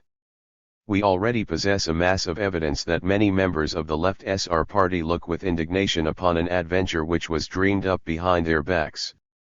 This we have witnessed if only by reading the statement of the left SRS of Moscow which denounced the small group of intellectuals, surrounded by a yawning void, who brought themselves to a state of real political intoxication. The rebel opposition tried to find means from a variety of sources. Here there were peasants, from among the village poor, who feel aggrieved, which is not surprising, for it is hard for everyone now to live in post-war Russia, and the poor peasants, in their remote corners, have not yet learned to comprehend our policy as a whole. When somebody talks to them of the Ukraine, they sincerely think about this question and sincerely sympathize with the Ukraine, but, at the beginning of the war, under Tsardom, wasn't there exactly the same talk about Serbia, about the crucifixion of Belgium, whom we had to go and help? What did we say in reply then? We said then that by this war you won't liberate either Belgium or Serbia or Poland. Whoever came out victorious from this slaughter, the small, weak and backward peoples would be sacrificed to the powerful predators, and would be trampled on, and when they tell us that the Ukraine has been seized, that it is being crucified by counter-revolutionary imperialists, we who, of course, know as well as anybody else what is happening in the Ukraine, say, the Ukraine can be freed only by a force that will free all Europe and allow Soviet Russia to breathe freely, but turning our Soviet Russia into that one and only force, which would intervene in the battle between the imperialist predators and pour out its lifeblood, would mean squandering fruitlessly that moral capital, that possession which we are now called upon to preserve here, in the form of the power of the workers and peasants. So long as we stand here, watching out for all blows and revolts, stand with the banner of Soviet power, workers and peasants' power, in our hands, hope will glimmer and kindle among the workers, among all the oppressed in all countries. They will say, look, the Russian workers, in most difficult conditions, surrounded by an imperialist ring, are not surrendering but are marching with us. That means that we, too, the workers of all countries, can develop great revolutionary forces and perform a much greater historical feat than the young Russian working class has performed. From the moment that we intervened in this accursed war through our own fault, we should be the basest traitors to world socialism, for our intervention would mean a mortal blow to the Soviet Republic. If, of course, we are attacked, and it does not matter what might cause this attack, if it were brought on by the most cruel provocation committed by the left SRS, we should all, as one man, defend ourselves to the last drop of blood. I do not even have to talk about that. We shall all defend ourselves against all predators, from whatever direction they may fall upon us, but at the same time we do not hide the fact that we have been weakened to the utmost degree by the entire preceding course of events, and that we are against any war. When a revolutionary class knows that its enemies are attacking it, that class always finds in itself sufficient revolutionary vigor to create a very great obstacle and hindrance to the attacking enemy and to force him to expend huge masses of imperialist forces. But if we were now to be drawn into war with Germany because the German ambassador has been murdered, if we were obliged to yield up Petrograd and Moscow, the Russian workers and peasants would know that we had been forced to do this not by historical inevitability but only by the provocation of the left SRS.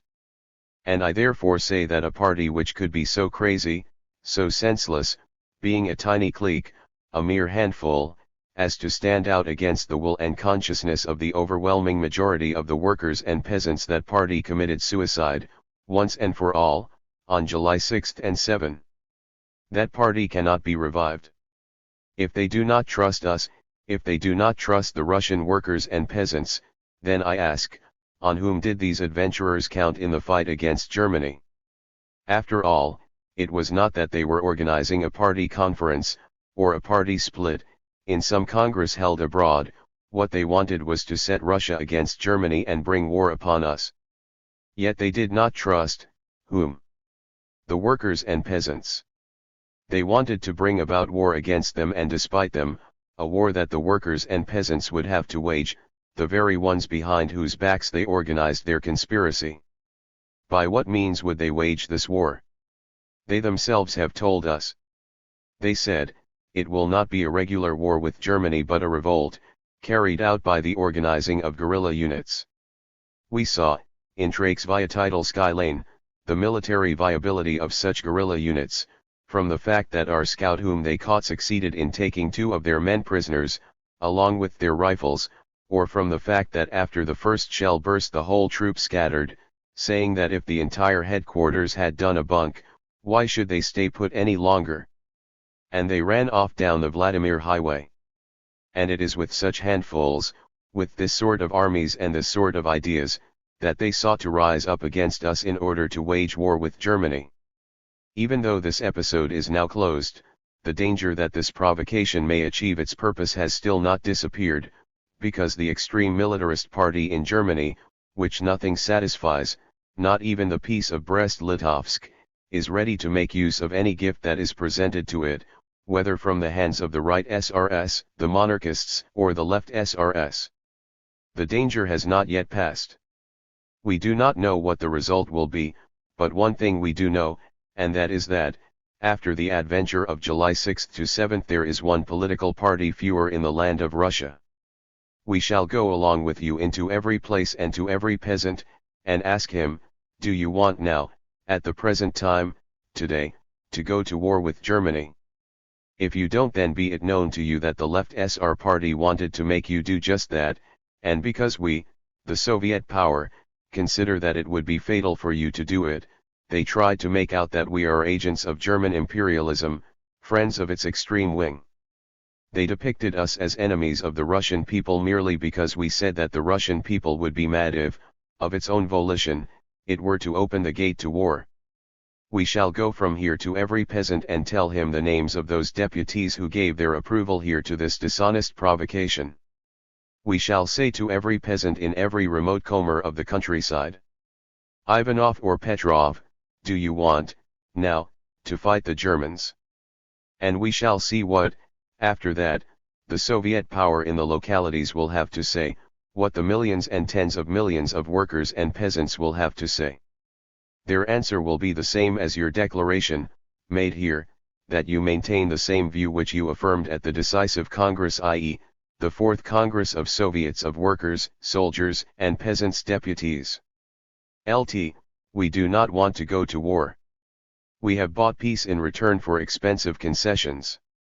We know now, at the present moment, by what dishonest methods Anglo-French imperialism is trying to drag us into war, and how our worst enemies are trying to capture towns so as to pave the way for Anglo-French imperialism. In vain. At Yaroslavl the counter-revolutionary gangs were surrounded by our troops, and Sazran, after being captured by the Czechoslovaks, was recovered by us. I do not doubt, comrades, that the dishonest adventure of the left SRS will bring sobriety to the minds of those who were still wavering and doubting, and did not realize what the source was, which the Comer, that the hysterical howling came from, about the peace, about our decision not to go to war with Germany. We do not doubt that for our Red Army, too, the events in Moscow will serve as a lesson for the strengthening of discipline.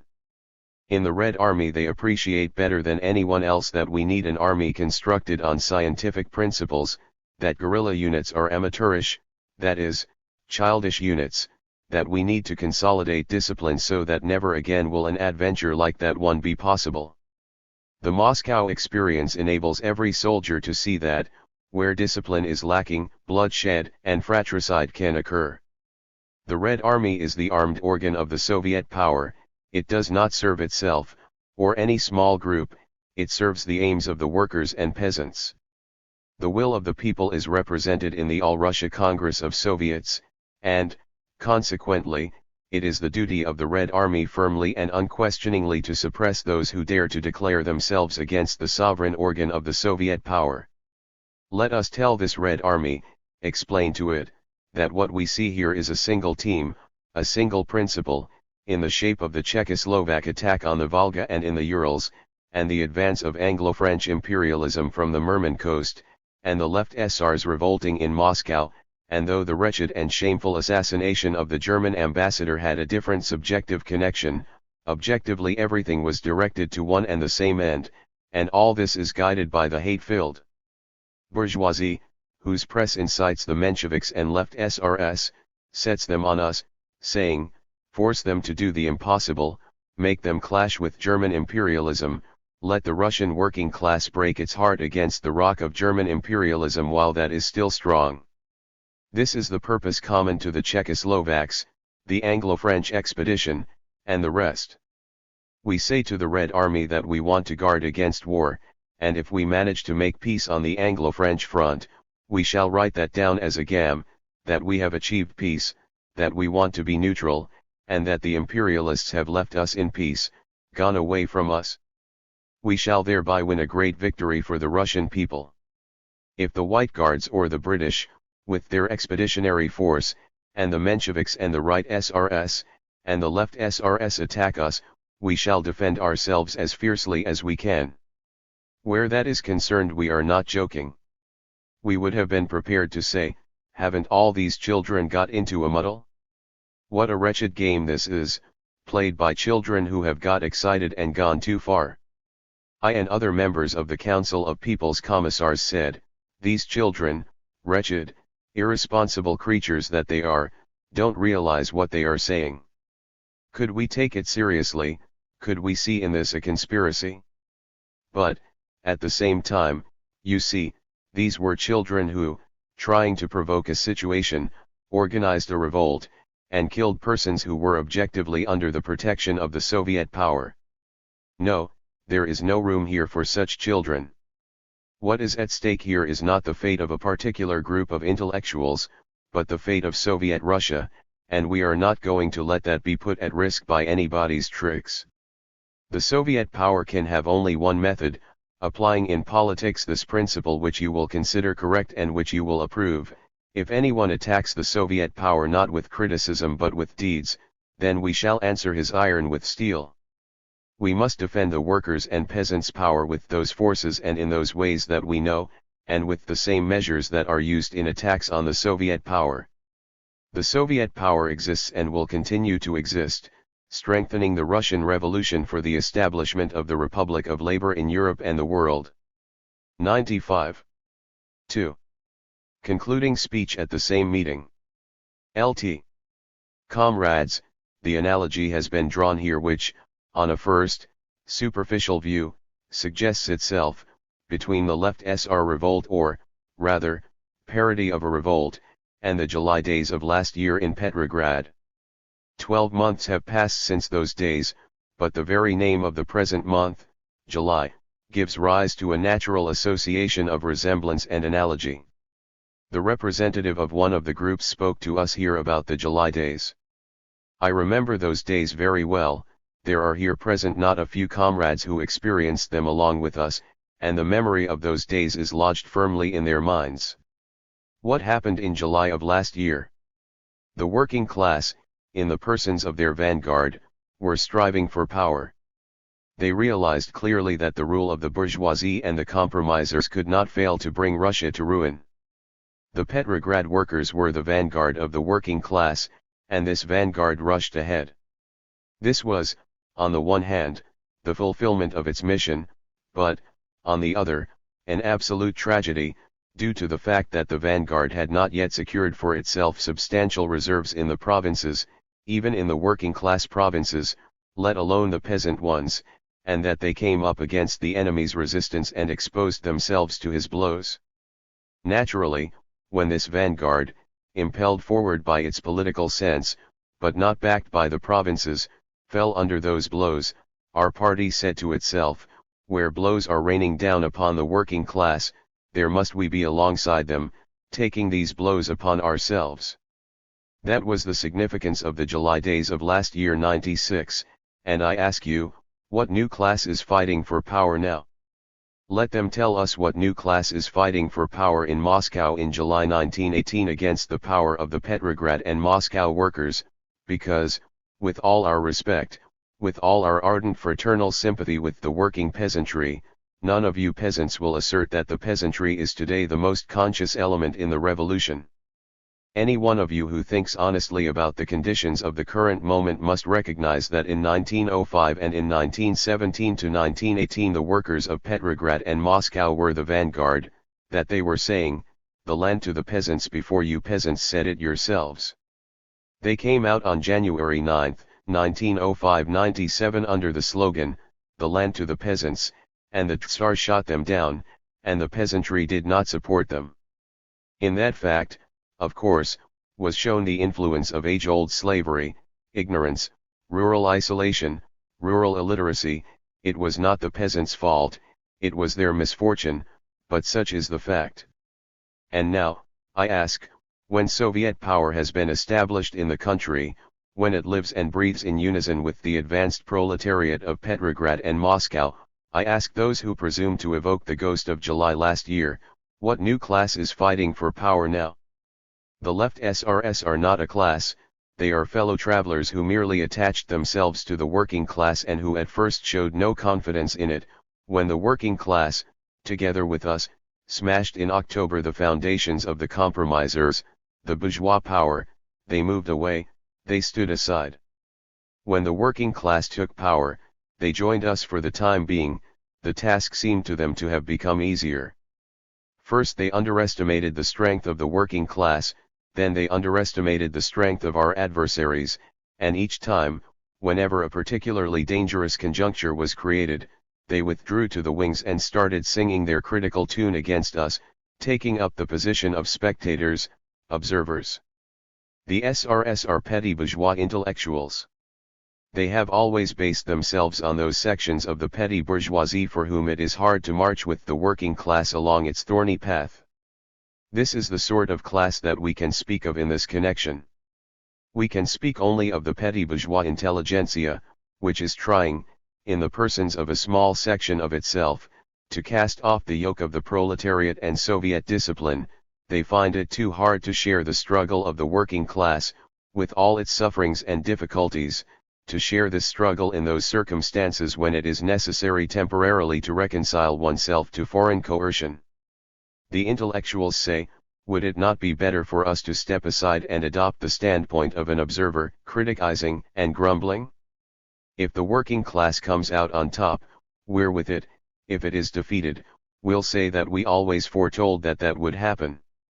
This, comrades, is the psychology on the basis of which a small group of fanatics and madmen, from whom broad circles of the intelligentsia are now recoiling, a group of responsible people, could conceive the idea of such a monstrous experiment as the events of July 6 and 7. We are told, yes, but you say that the whole left SR party is guilty, you bring down on the entire party the thunder of your anger and your repression. And one of the speakers here, Lazovsky, allowed himself, in a public statement, to commit an absolute and, I say, a malicious distortion of the facts, when he presented them in this way: first, the murder of Ambassador Merbuk, and then the arrest of the whole left SR fraction. A. Lazovsky had been expelled from the Bolshevik Party early in 1918 as a result of differences on trade union questions. He headed the right wing of the Internationalist Social Democrat group until he was readmitted to the Bolshevik Party in late 1919. This speaker declared that the second event was the consequence of the first, as though what actually happened was that some Blyumkin and some Andreev or other killed Merbuk, and we, in response to this, arrested the left SR party. But this arrangement of the facts is a malicious lie. What happened was something different. When the terrorist act was committed, the chairman of the Council of People's Commissars telephoned me at the Commissariat for Military Affairs, told me what had occurred, and read me his order in which he said that some white guards or anarchists, as we then believed, had, in order to draw Russia into war, committed the act of terrorism, and that they must be hunted down everywhere. I, on my part, ordered the appropriate measures to be taken. We were sure that we had to do with an open and direct adversary, an honest enemy of the Soviet power. But some time later we received information that, judging by the number of the motor car that was used, or for some other reason, it was to be presumed that the left SRS had done the deed. We did not know that it was an action ordered by the Central Committee, or of the left SR party itself, even though warnings had been given from this rostrum. Even though Spiridonova, when she spoke here, played with a revolver and threatened with a bomb, we stayed calm, seeing this as just her personal behavior, and not suspecting that there was any real threat directed against the peaceful existence of the Soviet Republic. When we learned from the first, unconfirmed reports, that what had happened was the work of left SRS, we still felt sure that not only the party but also the Central Committee could certainly not want this deed, and could not associate itself with it, that they had nothing to do with it. It was that idea which determined the step which Comrade Dzerzhinsky took when he learned that the killer was Blyumkin, that he it was who had committed the act of terrorism. What did Dzerzhinsky do? He went not to the left SR fraction but to Popov's unit. Dzerzhinsky had information that the killer, who was a servant of the Soviet power, had hidden himself there. Dzerzhinsky thought that he would be able to clarify the question without any conflict. That was what happened. And it was not because of the terrorist act that we arrested the left SR fraction. Later, when we learned that Dzerzhinsky could not be reached on the telephone, that he had not reported, and that, consequently, he must have been arrested, and when we began to be informed that Popov's patrols were seizing Soviet motor cars and Soviet representatives, we took measures to have the whole theater surrounded, because we thought the rebel unit was going to lay siege to the place where the All-Russia Congress was in progress. As a guarantee, we locked up the left SR fraction and surrounded them with a wall of secure defense. That is what happened. We thought that, since what was going on was a revolt, the rebels' first intention would be to capture the citadel of the Soviet power. Usually, this citadel is the Kremlin, but at the moment it is the Bolshoi Theater, where the All-Russia Congress is in session. And we said, the conspirators may get into this place, or they may want to get their accomplices out of here, so let us keep the latter under lock and key for a few hours and surround the place with secure defenses, until the situation has been clarified. Later, when we learned that the Central Committee of the Left SR Party not only associated itself with this dishonorable murder, but even accepted responsibility for it, we were unwilling to believe this. I am no Left SR, and you know and heard how we spoke here before the event in question, but nevertheless it was a cruel blow to me that such crazy and criminal perfidy could be resorted to by the Central Committee of a party calling itself a Soviet party. Even then we hoped that, in the end, the Left SR fraction would dissociate itself from its Central Committee. That was how the matter stood where the actions of the Left SRS were concerned. But we are asked, why did you not simply release the Left SRS? Do that, when, armed from head to foot with bombs, they were arresting and holding Lazis in traks via Tidal Sky Lane, shooting at our patrols and training their guns on the Kremlin, when the Central Committee of their party was sitting there and directing operations against the Soviet power. Well, and what if among the members of that fraction were some tens or hundreds who were involved in the rising, and we released them to go and help fire on the Kremlin, or the Bolshoi Theater, or our Red Army men? No, comrades, as responsible Soviet politicans, we could not act like that, and we said, this is an open revolt against the Soviet power, and in these circumstances there are only two answers, yes and no. The Central Committee of the Left SR Party said yes, it was for the revolt. We wanted the Left SR fraction to say, openly, whether they were for the revolt against the Soviet power, with those who want to bring war upon us, or for the Soviet power which was defending itself against the rebels. There was fighting here in the streets of Moscow, the sound of it reached you here. Peaceful bystanders, peaceful citizens ran the risk of getting shot. Events had drawn them into civil war, put them in danger. We had to ensure that this party's fraction, headed by the Central Committee, which had approved and organized everything, was not going to stand aloof and say neither yes nor no. We demanded an answer, are you going to defend the Soviet power or are you going to fire on it? We acted rightly, for we were defending the power of the working class against a handful of dishonest and treacherous rebels. We are told that the whole party is not guilty, and the Soviet power also says that the whole party is not guilty. In my speech I said, indeed, that it was behind the backs of probably 90, possibly 98% of their own party that the Central Committee of the Left SRS carried out this crazy adventure, and many representatives of the party have indignantly dissociated themselves from this disgraceful act. We have heard the representative of the Left SR organization at Yelets speaking here to that effect. It is clear that the party as a whole, its entire membership and all its organizations, cannot be held responsible for what the Central Committee did. These madmen are sinister individuals. But a party is a party, it is differentiated from a crowd by the fact that it is, in fact, a spiritual organization and not a physical one. A party is an organization of minds. And we wish to know from the Left SRS, are they going to continue to be organized under the banner of the Central Committee which has played such a provocational role? Or are they going to be organized on the Soviet platform? That has to be decided by every group that marches with us, every organization, every individual member of the party. Where attempts have been made to take unfortunate German soldiers prisoner under the banner of the Left SR Party, and there have been such attempts, we shall ruthlessly punish them and put a stop to them. The action launched by the Central Committee provided abundant grounds for such attempts. Where declarations have been issued stating that a group associates itself with the Central Committee and maintains the right at any moment to violate the decisions of the Soviet power, we saw, there is no place within the framework of the existing state for this group, and there cannot be. The Soviet power is a ruling power. What is involved here is not a struggle between parties or small groups, as was said here by the representative of the worst of these groups, the Maximalists. The Maximalists were a semi-anarchist group which broke away from the Socialist Revolutionary Party in 1904, but the right of the working class and of the many-millioned peasantry to hold power. Power is not a club or a meeting, it is state organization. If people obey it, it is a ruling power, if they don't it ceases to be that.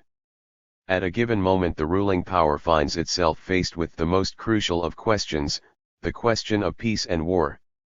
If this question cannot be decided by the ruling power, but it can be decided by a group, a handful of rogues, then we have no ruling power here.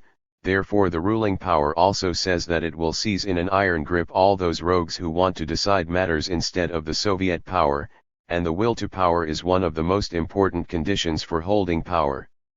Comrades, many people have uttered in this place lying phrases about civil strife, about all-embracing unity, and so on and so forth, with those who considered it possible to raise the banner of revolt during the Congress of Soviets.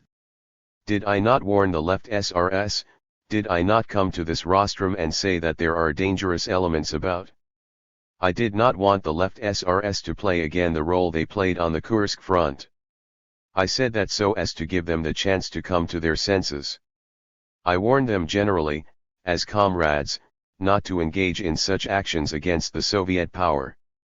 Comrade Lenin said here that Spiridonova is a most honorable person, a sincere person. Speaking of Spiridonova, Lenin said, it must be a bad party indeed whose sincerest people stoop to spreading fairy tales for propaganda purposes.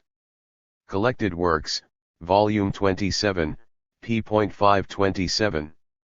But woe to a party whose most honorable persons are obliged to resort, in their struggle, to slander and demagogy.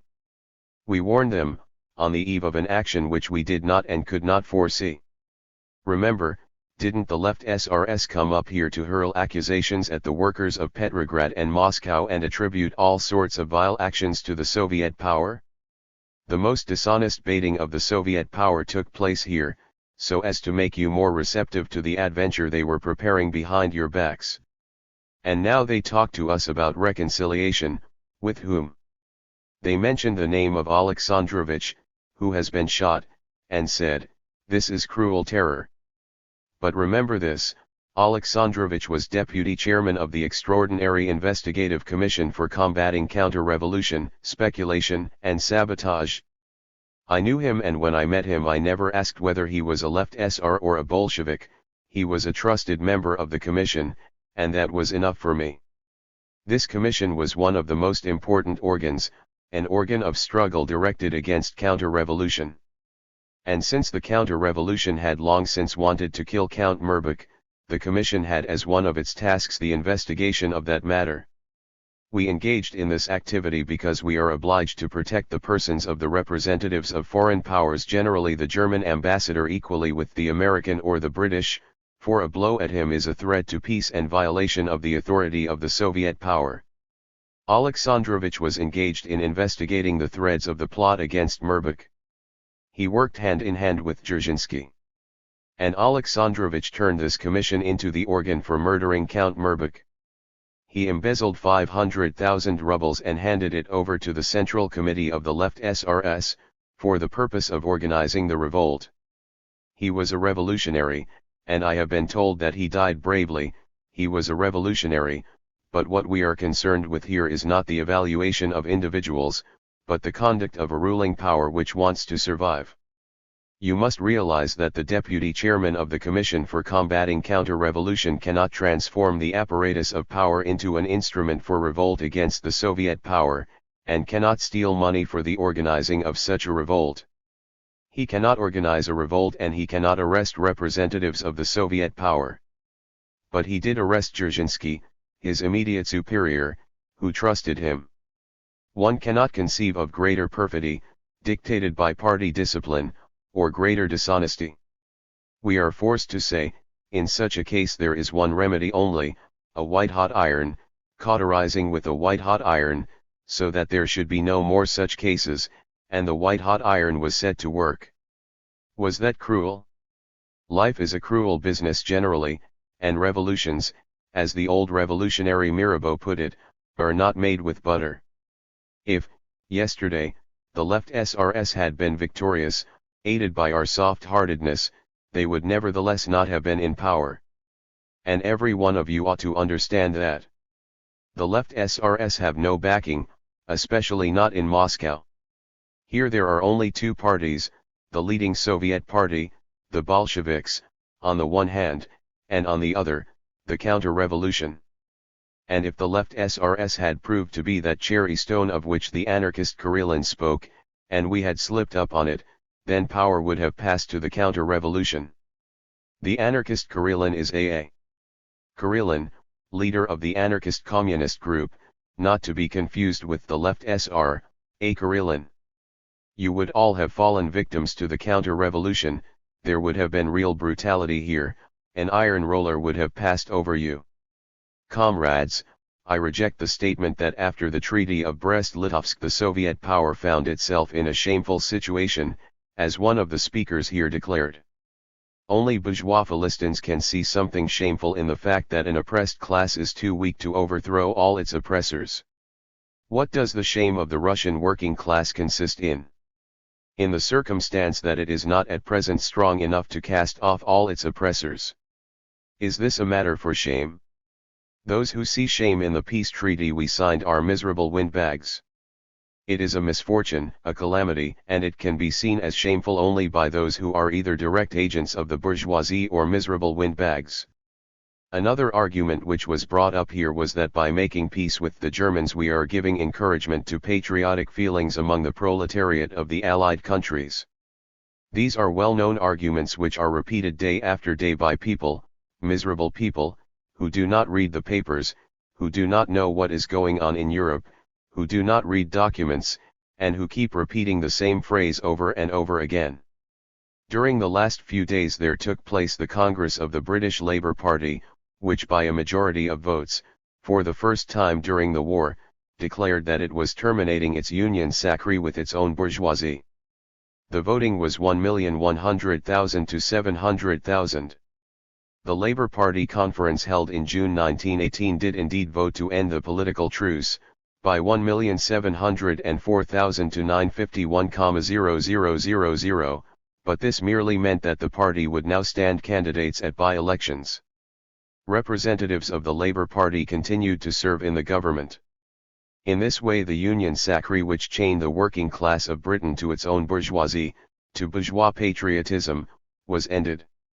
And in France the organization to which I belonged, together with Lazowski, the organization for re-establishing international relations, the organization in which our friends Meraim, Samano, and others worked, this organization issued only a few days ago its ardent protest against Allied intervention in Russian affairs and voiced its fraternal greetings to the Russian Revolutionary Party, the Bolsheviks.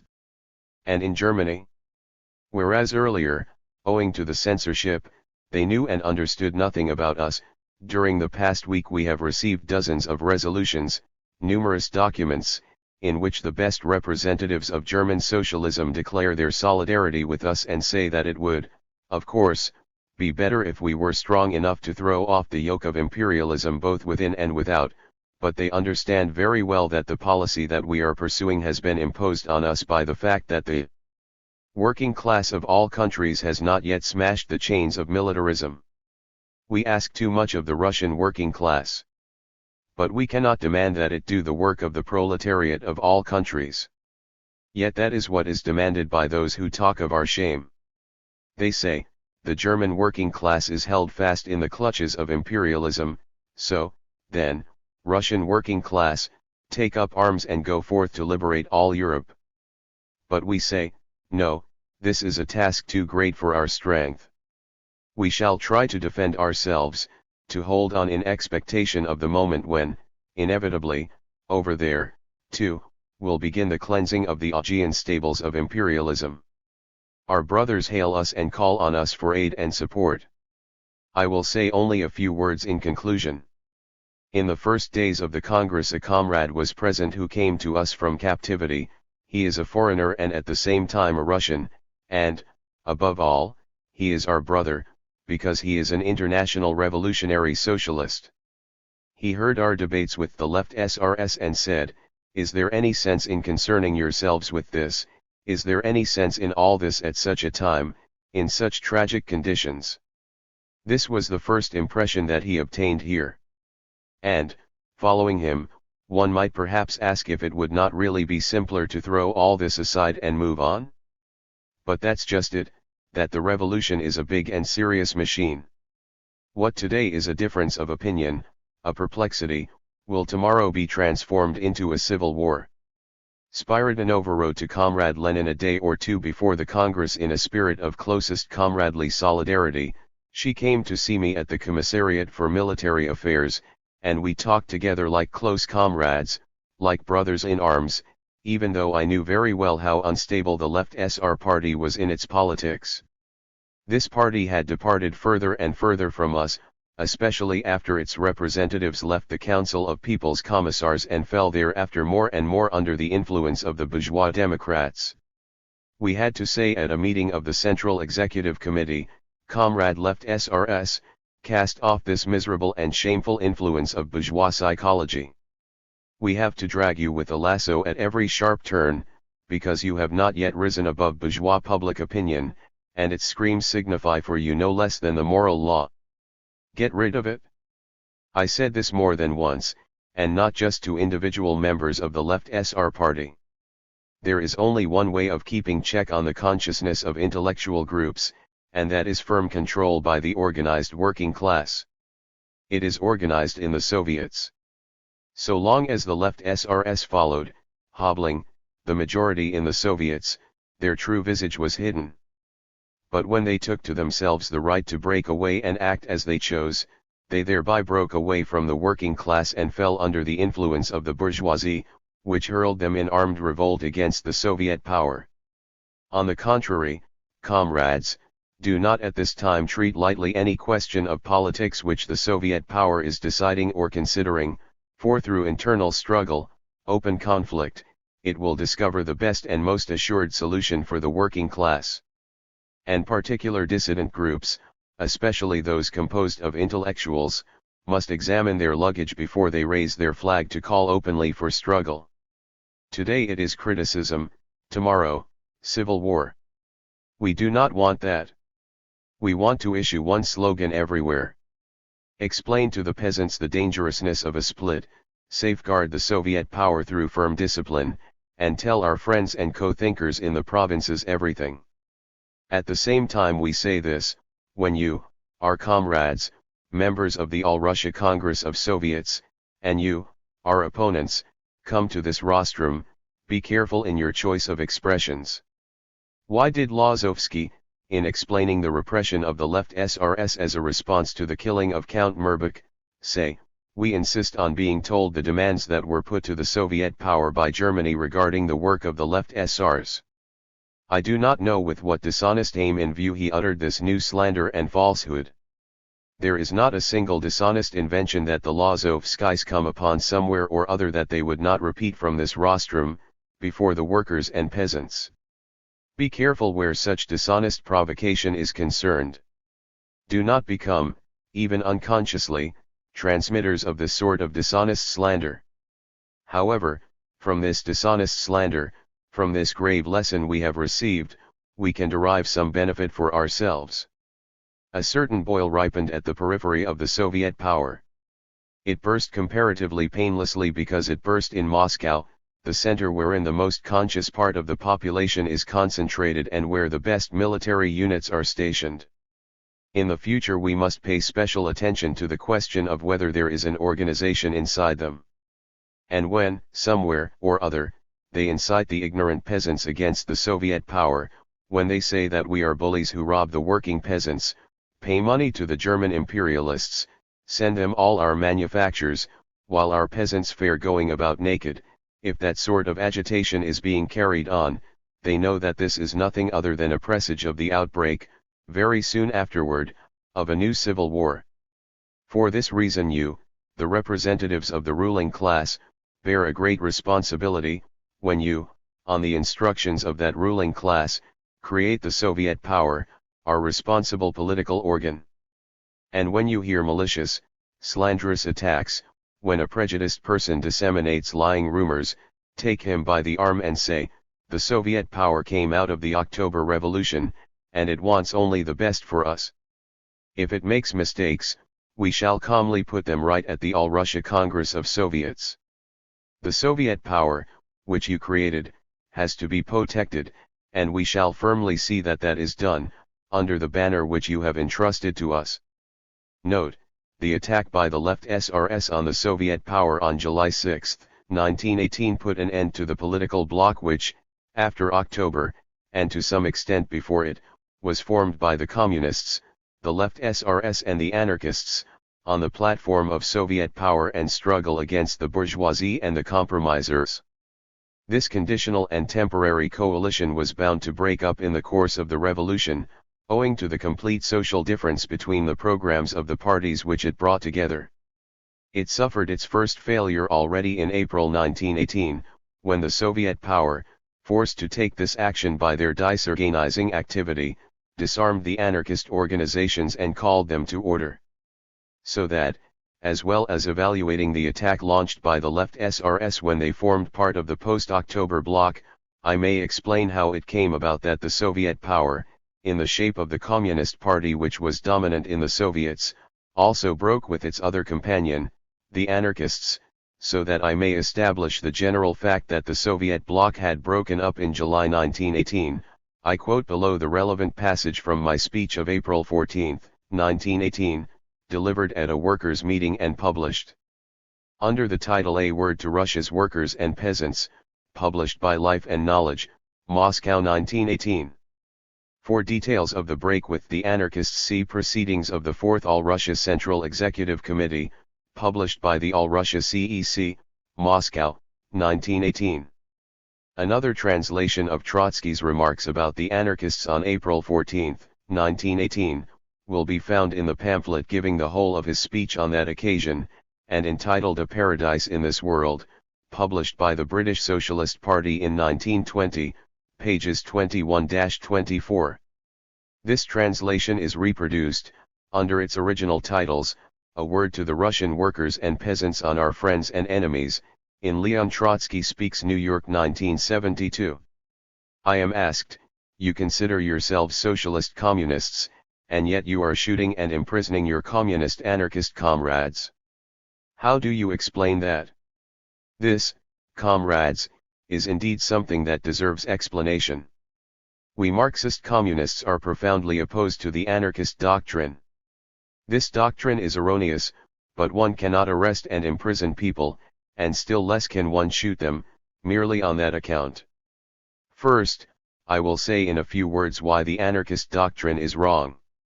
The anarchists say that the working class does not need a government, what it needs is to organize production.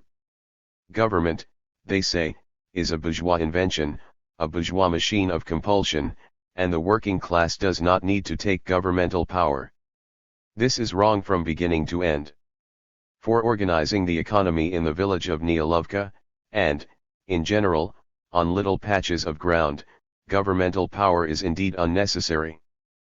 But for organizing the economy of all Russia, of a large country, and, plundered as we are, ours is still a large country, a state apparatus is needed, the apparatus which has hitherto been in the hands of the enemy class, the class which exploited and robbed the working people.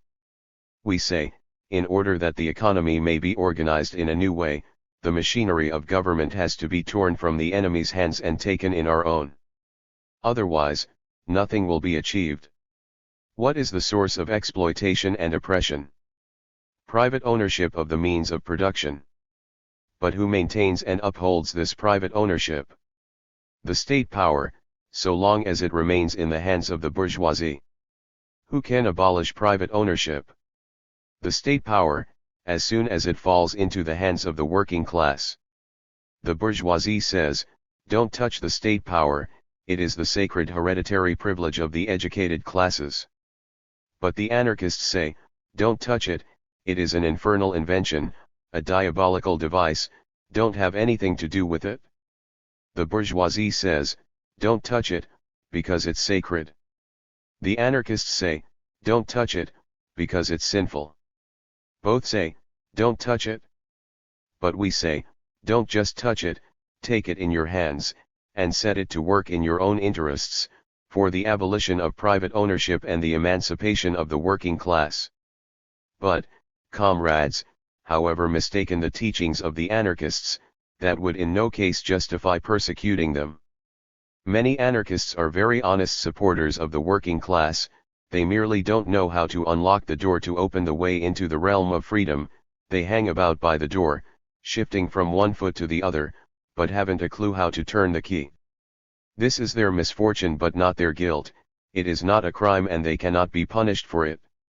However, comrades, during our revolution, as everyone knows, and the honest ideological anarchists know it better than anyone else, very many hooligan-type carrion crows, robbers, and night prowlers of all sorts have gathered under the flag of anarchism. Yesterday this man was serving a sentence of hard labor for raping a woman, or was in prison for theft, or in exile for robbery, but today he says, I'm an anarchist from the Black Crow Club, or from the Storm Club, or the Attack, or the Charge, or whatever, they have many different names. I have talked about this, comrades, with ideological anarchists, and they themselves say, a great many of these black crows, these hooligans, all sorts of crooks, have attached themselves to us. You know very well what has been happening in Moscow. The anarchists have laid whole streets under tribute, or seized buildings, regardless of the Soviet of Workers' and Peasants' deputies, regardless of the workers' organizations, and it has happened that Soviet organizations were in occupation of a building, and hooligans, calling themselves anarchists, have broken into this building, mounted machine guns, and seized armored cars and even artillery. When we arrested them, we found on them a mass of things they had stolen, heaps of gold. The Moscow anarchists are nothing but burglars and thugs who bring discredit on the ideological anarchists. Anarchism is an ideology, even though a wrong one. But hooliganism is hooliganism. And we said to the ideological anarchists, you must strictly dissociate yourselves from these thugs, for nothing worse can happen to a revolution than to start rotting from one or other of its extremities. The whole fabric of the revolution then comes unraveled at a touch. Soviet order must be a sound fabric. We took power not so as to rob, behave like hooligans and brigands, or get drunk, but in order to introduce general labor discipline and honest working life. I consider that the Soviet power acted quite correctly when it said to the pseudo-anarchist gentry, don't imagine that your kingdom has come, don't imagine that the Russian people and the Soviet state are now carrion that crows can settle on and tear to pieces. If you want to live together with us, in accordance with the principles of labor, then submit yourselves, along with us, to the common Soviet discipline of the working class. But if you get in our way, then, by your leave, we'll show you the iron fist of the workers' government, the Soviet power. If the sham anarchists, who are really thugs, try to go on acting along the same lines as before, then the second showdown will be 3 times, 10 times, harsher than the first. It is said that some honest anarchists were present among the hooligans. If that is true, and, obviously, it can be true only of a relatively few persons, it is very regrettable, and they must be released at once. We must express to them our great regret, but at the same time we must say, comrade anarchists, in order that such unpleasantness may not happen in the future, you must erect a watershed between yourselves and the hooligans. You must draw a firm line, so that you cannot be mixed up, so that it may be known once and for all that this man is a thug but that one is an honest man with an ideology. Lt. Order by the People's Commissar. For Military Affairs. Besides units which did their duty irreproachably during the counter-revolutionary revolt of the left SRS, some unworthy groups were found among the Moscow garrison, which either joined the rebels or were weakened by internal discord. In order to investigate the conduct of all units of the Moscow garrison and identify the defective elements in it, so as to subject them to exemplary punishment, a commission is set up, consisting of M.S. Kedrov, Chairman, Danishevsky, and Arosev. This commission is empowered to create sub-commissions in particular districts or units. The result of the investigation is to be reported not later than July 15. July 1918. Liquidation of the revolt. Official communiqué. The crazy revolt of the so-called left SRS has been liquidated. The judicial investigation authorities will in the next few days clarify the precise factual picture of this unprecedented adventure and establish the degree of responsibility borne by individual participants. But the political significance of the Moscow events of July 6 to 7 is already quite clear. Bending to the pressure of the bourgeois classes of society, the left SRS made in recent weeks increasingly persistent efforts to draw Russia into war with Germany. These efforts of theirs found expression not only in pointing to the exceptionally burdensome conditions of the Treaty of Brest-Litovsk, but also in fabricating and spreading monstrous rumors and suspicions, calculated to have a disturbing effect on the people's imagination. Conscious workers and peasants are, of course, well enough aware of the heaviness of the conditions of the Treaty of Brest-Litovsk. But they are no less clearly aware what the consequences would be if Russia, exhausted and bled white, were to be drawn into the imperialist slaughter. Therefore, the overwhelming majority of the workers and peasants consciously rejected that tearing up of the Brest Treaty which is frenziedly called for by the cadets, the right SRS, the Mensheviks, and the left SRS. The failure of their demagogic agitation in favor of war impelled the left SRS to take the road of senseless and dishonest adventure. They decided to draw Russia into the war by means of an act of terrorism, against the will of the workers and peasants. After the Fifth All-Russia Congress of Soviets had categorically approved the foreign policy of the Council of People's Commissars, a certain Blyumkin, acting on the instructions of the Central Committee of the Left SR Party, assassinated the German ambassador, Count Merbach. In carrying out this provocative act, the left SRS relied not so much on their party apparatus as on the official position they occupied as a Soviet party. With this party's backing, Blyumkin became a member of the staff of the Extraordinary Commission for Combating Counter-Revolution. Utilizing his official status, he took possession of some documents and forged others, gained entry, under cover of his official status, into the German embassy, and there carried out the assassination he had been ordered to perform by the Central Committee of his party. At the same time, the left SRS openly proceeded to acts of rebellion, which had the aim of forcibly transferring state power from the hands of the All-Russia Congress of Soviets into those of a party which had proved to be in the minority in the Congress. Members of the left SR's Central Committee tried to develop the revolt, relying on part of a unit of the Commission for Combating Counter-Revolution. This unit was commanded by the left SR Popov. The part of Popov's unit which became involved in the conspiracy, reinforced by demoralized elements from the personnel of the Black Sea Fleet, sent out street patrols and posted sentries, arrested representatives of the Soviet power, and disarmed and fired on certain groups of Red Army men. The rebels had machine guns, cannon and armored cars. In this way there developed, on July 7, the revolt of a Soviet party which had proved to be in the minority, against the power of the Soviets. Had this revolt succeeded, assuming that such an adventure could have succeeded, it would have meant immediate war with Germany and the downfall of the Soviet power, since nobody with any common sense could, of course, suppose that the left SRS would be able to keep hold of the power torn from the hands of the workers, peasants, and Red Army men Soviets. By the essential nature of the whole situation, the left SRS revolted on July 6 to 7 exclusively as a fighting squad in the service of the counter-revolutionary bourgeoisie, for which it was clearing the road.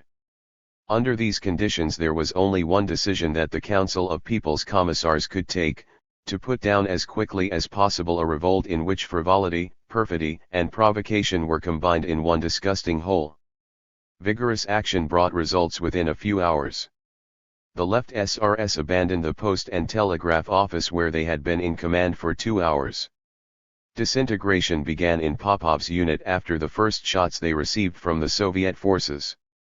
A considerable part of the unit reacted indignantly to the adventure and came over entirely to the side of the representatives of the Soviet power whom the rebels had taken prisoner, comrades Dzerzhinsky, Latzys and Smitovich. It was only thanks to this that these comrades were preserved from the danger of losing their lives. The liquidation of the revolt was fully worthy of its original conception and of the entire course of this shameful adventure.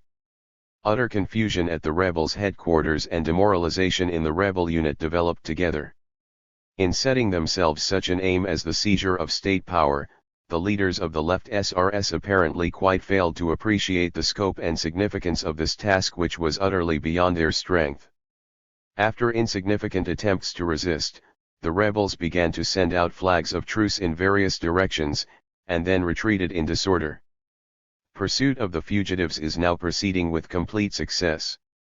The number of prisoners taken is already numbered in hundreds. Details will be given by the government at the next session of the All-Russia Congress of Soviets, which will speak its decisive word regarding both the revolt of July 6 to 7 and the entire fate of the so-called Left SR Party. ISV.V.TS.I.K, number 141, July 8, 1918. Soldiers of the Workers' and Peasants' Red Army.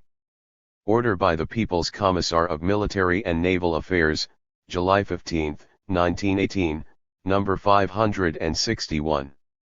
After the crazy and dishonest revolt of the left SRS, the German government demanded that a battalion of German soldiers be admitted to Moscow, to guard the German embassy.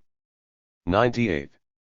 The Central Executive Committee of the Soviets of Workers and Peasants Deputies replied to this demand with a resolute refusal. The Soviet power wants to remain at peace with all peoples. But precisely for that reason it cannot allow foreign imperialist troops to appear on the territory of the Soviet Republic. German soldiers in Moscow would be just as much a threat to the freedom and independence of the Russian people as are the Czechoslovak mercenaries at Samara, the Anglo-French bands on the Murman coast, or the Japanese at Vladivostok. Soldiers of the Soviet Republic. Russia wants to live at peace with all peoples. But precisely for that reason you must be ready to repulse aggression, from whatever direction it may come. Revolutionary order in Moscow can be safeguarded by Soviet troops and by no others. The Volga, the Urals, and Siberia must be freed from enemies. More than ever before, the Urals are the backbone of Soviet Russia. We cannot tolerate for one more day the presence there of bands which bar our access to Siberian grain. In order that Soviet Russia may live, develop, and give a firm rebuff to aggression from without, we must ruthlessly smash the Czechoslovak and White Guard revolt on our territory. Soldiers of the Revolution. Soviet Russian, thirsting for free dom, peace, and bread, points to the Urals and says to you, strangle the serpent. Notes. 90. The Fifth Congress of Soviets met in Moscow between July 4 and 10, 1918. Of the delegates present, 66% were communists, the rest being mostly left SRS. From the very beginning of the Congress the latter tried to set the left SR peasants against the Bolsheviks. Comrade Trotsky's emergency motion requesting the Congress to approve the order for introducing strict discipline in the frontier guerrilla units which by their policy were violating the peace treaty with Germany, met with an extremely hostile reception from the left SRS. In his speech Kamkov called on the guerrilla units to attack the Germans actively. Next day, Spiridonova tried, with false allegations, to show that the Council of People's Commissars was secretly sending gold, grain, and manufactured goods to Germany. On July 7–8, after the murder of the German ambassador, Count Merbach, by the left SRS Blyumkin and Andreev, the left SR's revolt took place. The Fifth Congress suspended its work, resuming this only on the 9th when the Congress examined the question of the organization of the Red Army, and also ratified the Soviet Constitution. 91. The Fourth Congress of Soviets was an extraordinary Congress and was held in Moscow between March 14 and 16, 1918. There were only 2 points on the agenda: 1. Ratifying the Brest Peace, 2. Transferring the capital to Moscow. Reports on the first point were given by comrades Chicherin and Lenin, and a speech on behalf of the left SRS, who protested, together with a section of the Communists, against the peace, was made by Kamkov. When voting by nominal roll was carried out, 784 delegates voted for ratification and 261 against, with 115 abstentions. For more details on the Brest Peace, see Note 20. On the second point of the Congress agenda, it was resolved to shift the capital, for the time being, to Moscow. 92. After Comrade Trotsky, Kamkov rose to speak. He endorsed the broad and healthy revolutionary movement which found expression in an endeavor to help the Ukrainian workers. Kamkov asked the Congress to reject Comrade Trotsky's motion. Then Comrade Zinoviev spoke for the communist fraction in the Congress, in defense of the motion. The left SRS asked for a recess so that they could hold a conference of their fraction. After the recess, Spiridonova made a long speech denouncing the Bolsheviks, and then Comrade Trotsky made the concluding speech. 93. After the concluding speech, Karelin said the left SR fraction did not wish to take part in the voting until the Credentials Commission had reported. Furthermore, he said that he perceived in the adopting of this motion an attempt to predetermine a number of general political factors. The left SR fraction temporarily left the hall, and the resolution was passed unanimously in their absence. 94 From the documents of the investigation that was carried out, the circumstances connected with the murder of Merbuk emerge as follows. Count Merbuk, the German ambassador to Soviet Russia, was killed in Dnesny Lane, in one of the drawing rooms of the embassy building, at about 3 p.m. on July 6, 1918. The political origin of this terrorist act was as follows. The All-Russia Congress of the Left SRS, which met in Moscow at the same time as the Fifth Congress of Soviets, resolved, on the question of foreign policy, to tear up, by revolutionary means, the Brest Treaty which is fatal to the Russian and world revolution. The Congress entrusted the execution of this decision to the party's Central Committee. The latter decided to carry out the will of the Congress by killing Merbuk and placing the Soviet government in a situation where the Brest Treaty had been broken.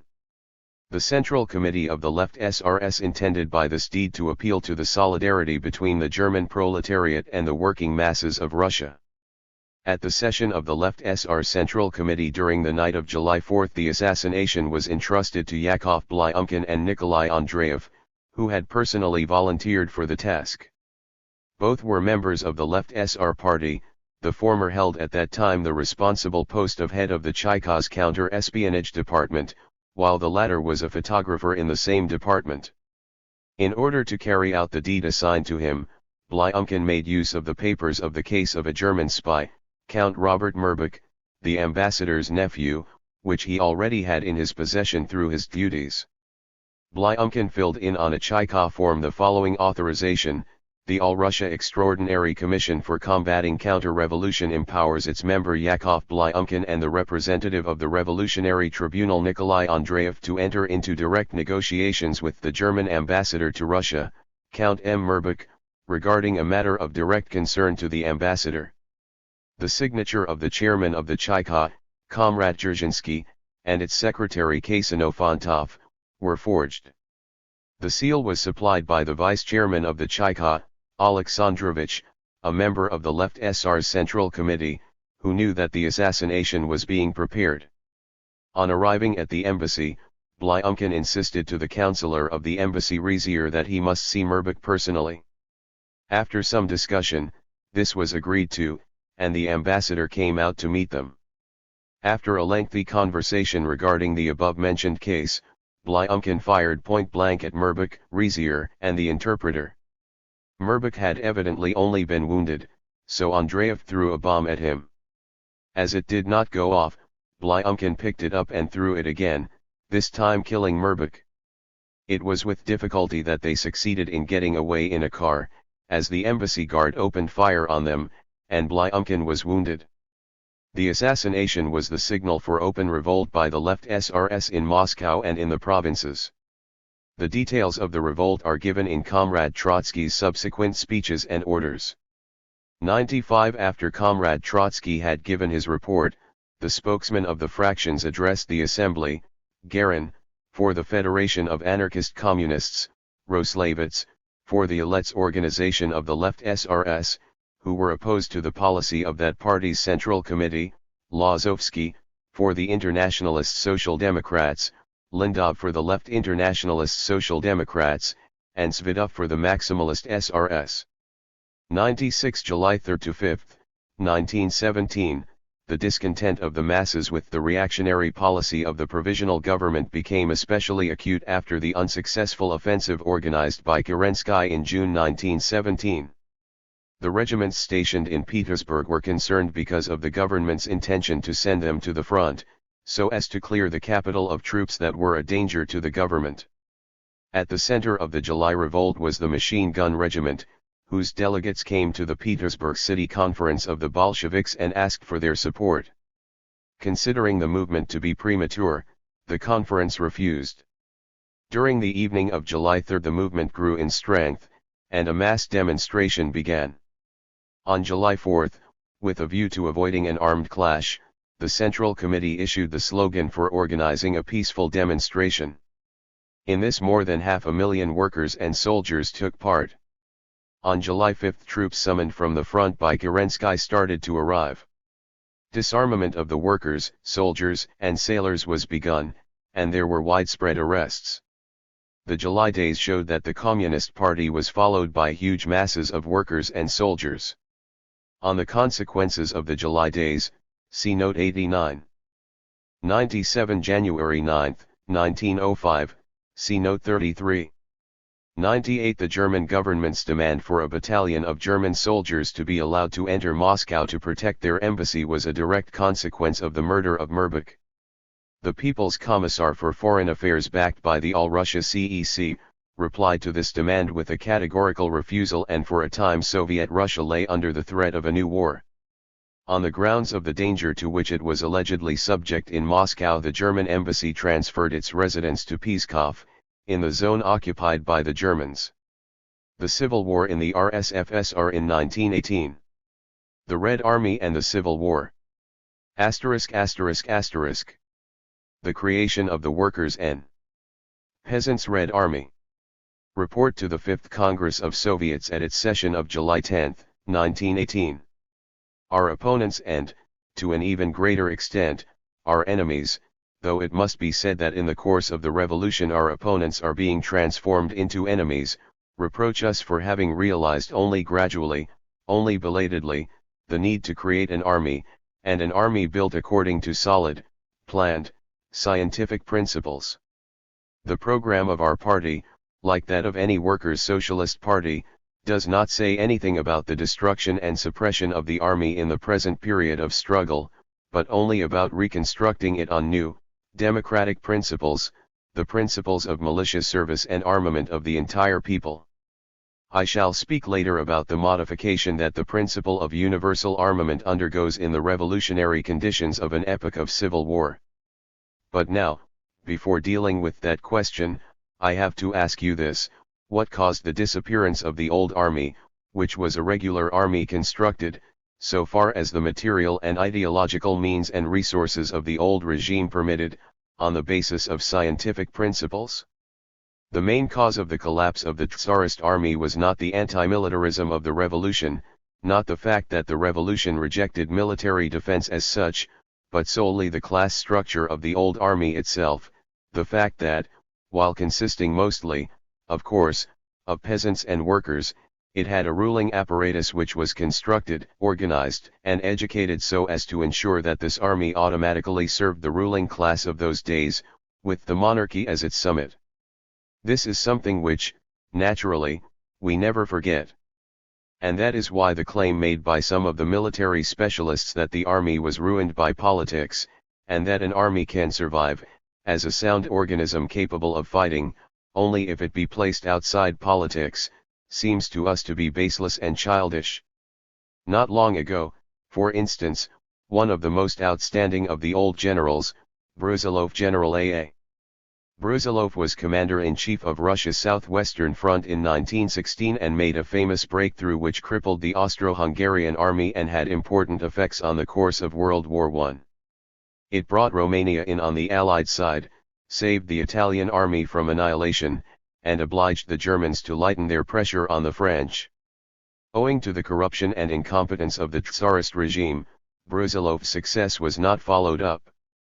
Brusilov remained inactive after the October Revolution until 1920, when he rallied to the Soviet government in connection with the war against Poland, and became inspector of cavalry in the Red Army, informed the bourgeois press, in connection with Kerensky's reminiscences, which had been published in pamphlet form, that the disintegration of the old army was a process brought about by the revolution, as such, and that the armed forces could be recreated only provided that the army was isolated from politics.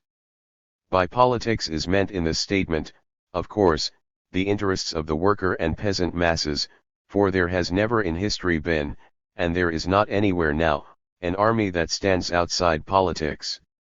War, said the famous German theoretician of war, Clausewitz, is the continuation of politics, only by other means, that is, the army of a particular country is subordinate to the politics of that country. From this it is clear that the army of Tsardom was nothing but an armed force adapted to the service of the interests of Tsardom and carrying out precisely the politics of Tsardom. As crowning proof of this I will not recall its external status and the oath of allegiance to the Tsar, the so-called national anthem, which was the anthem of Tsardom, or the commemoration days and parades, all that which created around the army an atmosphere thick with Tsarist politics.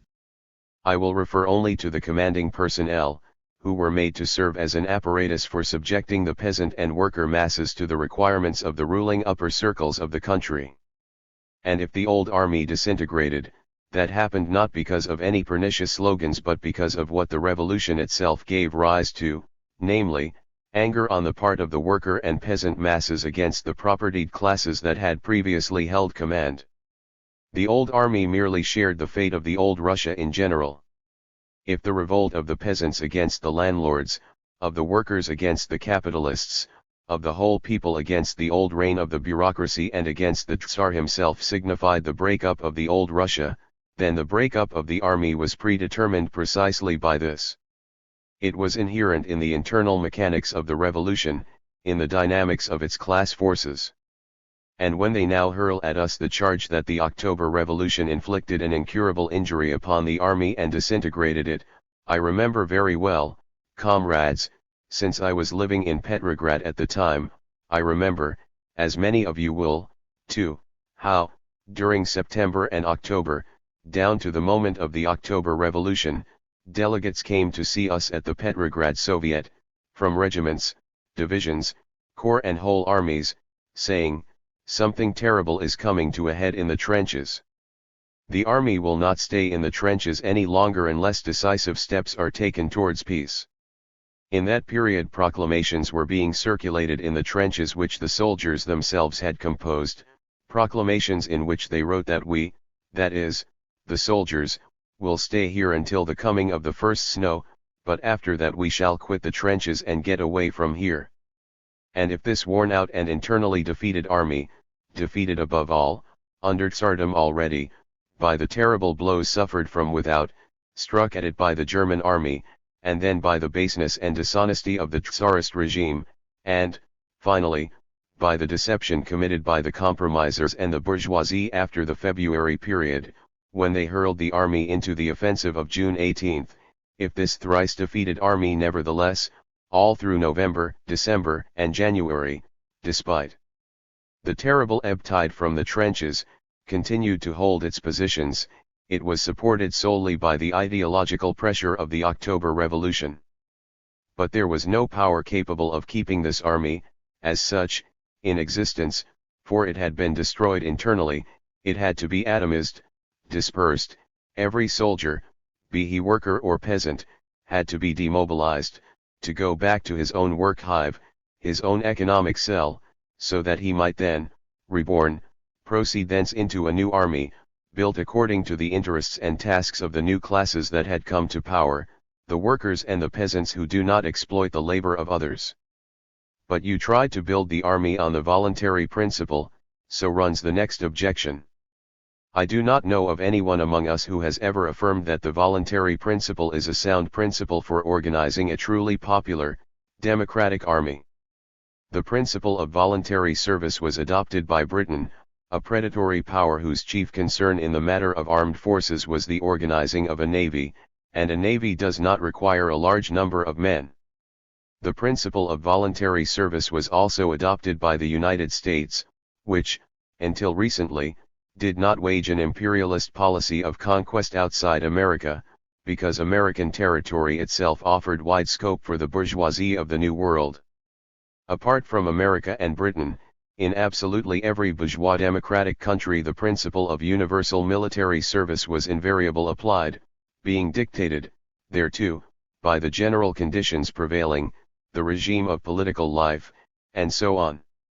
Neither the party of the workers and peasants nor the Soviet power, based on these classes, could, in any case, make the question of the country's defense depend upon the influx of volunteers. They resorted to a temporary application of the voluntary principle only because they were passing through an acute, crucial moment of the revolution, when the old army had broken up and dispersed, and, along with it, the old apparatus of military administration, both at the center and in the localities. In order to build the new army according to the laws dictated by the interests of the working classes, it was necessary, first, that the old army should have finally dispersed, with the soldiers returning to their cells of work and class and becoming transformed into the raw material from which it would later be possible to build a new, socialist army, and, secondly, that an apparatus of military administration should have been previously formed, at the center and in the localities, an apparatus that would be competent to register all the human material available and draw it, in a planned way, into fulfillment of the most important of all civic duties, the duty of defending the workers' and peasants' Soviet regime and fatherland. That, comrades, was why, at a time when we had not yet managed to create organs for registering, calling up and training the new cadres, but, at the same time, when it was not possible to suppose that our enemies, internal and external, had gone to sleep, we could only appeal to the people, saying, you, workers, and you, peasants, who see the difficult situation that the Soviet power, our power, is in, will respond, and those of you, from the ranks of the old army, from the factories and from the villages, who want to save the socialist fatherland, will at once take your places under the banner of the Red Army, as volunteers. This was not a principle that we fought for and promoted. It was a necessary compromise measure for a particular moment, because there was no other solution available. But if you take all our statements of principle since the October Revolution, all our programmatic speeches, you will then be able to establish that we considered the voluntary principle precisely as a temporary measure, a palliative, as a measure which was contrary in principle to the task of building a real workers' and peasants' army. That was why we set ourselves the task, first and foremost, of creating an organ of military administration in the localities, an organ for registration, call-up, formation and training. The local military commissariats are no longer departments of the local Soviets, but are subordinated hierarchically one to another, right up to the People's Commissariat for Military Affairs.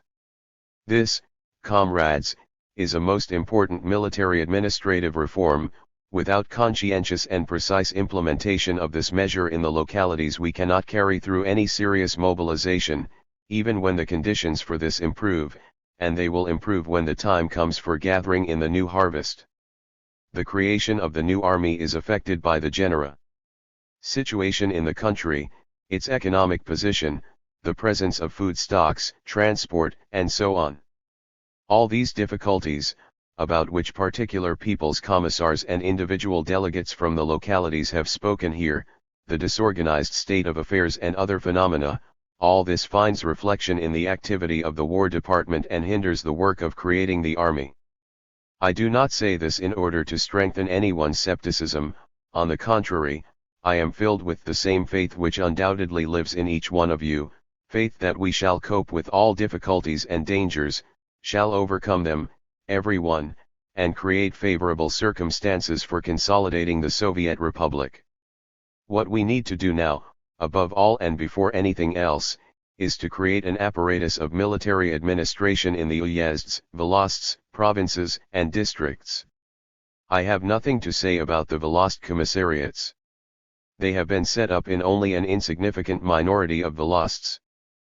But uyezd commissariats do not exist everywhere either, and those that do are not fully organized, they do not have all their departments, and do not always have the establishment that we laid down for them, they are without specialists. Even the province commissariats are lame in one leg, and sometimes in both, and lack an adequate number of competent workers, authoritative and strong commissars. And without all that, comrades, we cannot, of course, create any army at all. Furthermore, it is necessary that each commissariat keep well in mind its hierarchical dependence on the commissariat that ranks above it, the dependence of the volost commissariat on that of the uyezd, of the uyezd commissariat on the province commissariat, of the province commissariat on that of the district, of the latter on the center, on Moscow. This is a simple mechanism, but it has to be mastered, and this is not always done. Soviet centralism is, in general, still in a rudimentary state, but without it we shall achieve nothing, either in the sphere of food supply or in any other sphere, and especially not in the military sphere. By its very essence, An army is a strictly centralized apparatus, closely linked by threads with its center. No centralism, no army.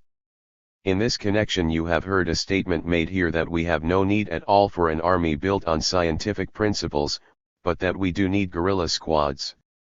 But this is as though they were to tell us, the workers and peasants' government do not need railways, we'll use animal-drawn transport. Let's chuck out the steam plows, where they exist, and go back to the wooden Andreevna plow. The allusion here is to a riddle from Russian folklore.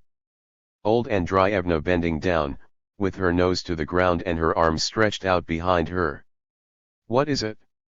Answer, the plow.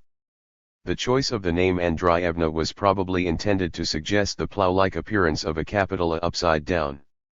In general, let's return to the regime of the 16th and 17th centuries.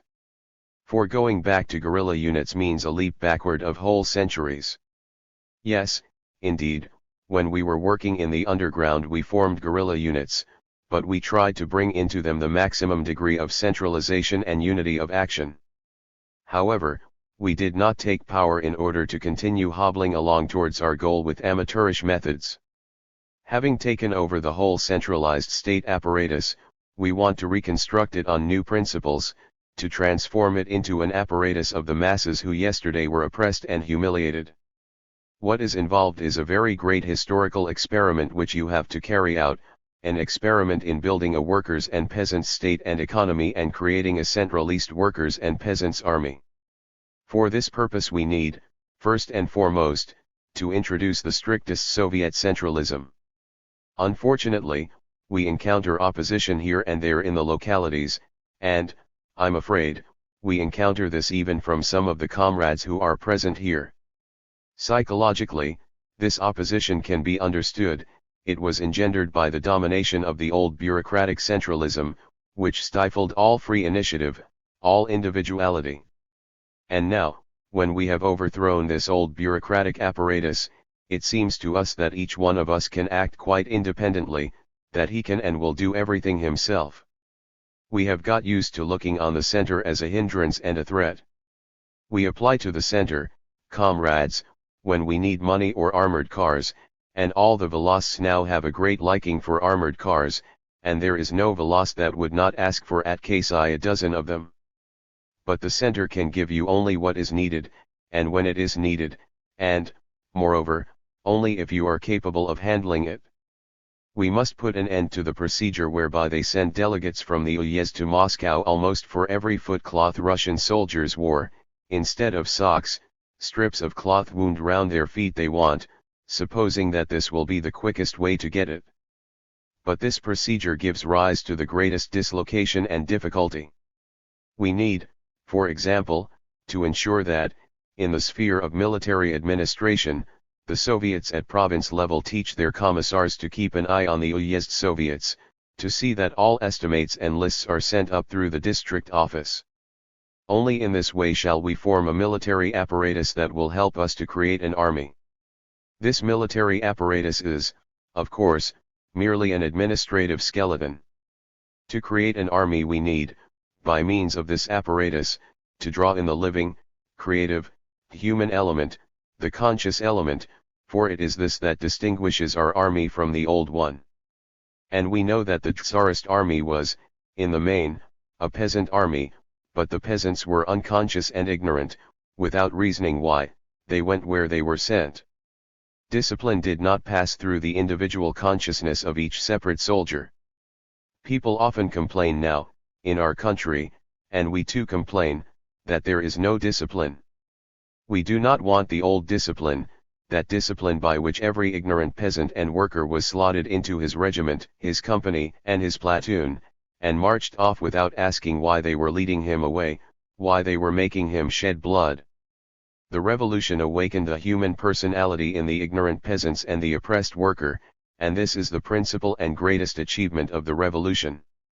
The revolution gave land to the peasants, the revolution gave power to the workers and the peasants. These were great achievements, but no achievement of the revolution is more important than the awakening of the human personality in every oppressed and humiliated individual. This process of awakening of the individual personality assumes chaotic form, in the early stages.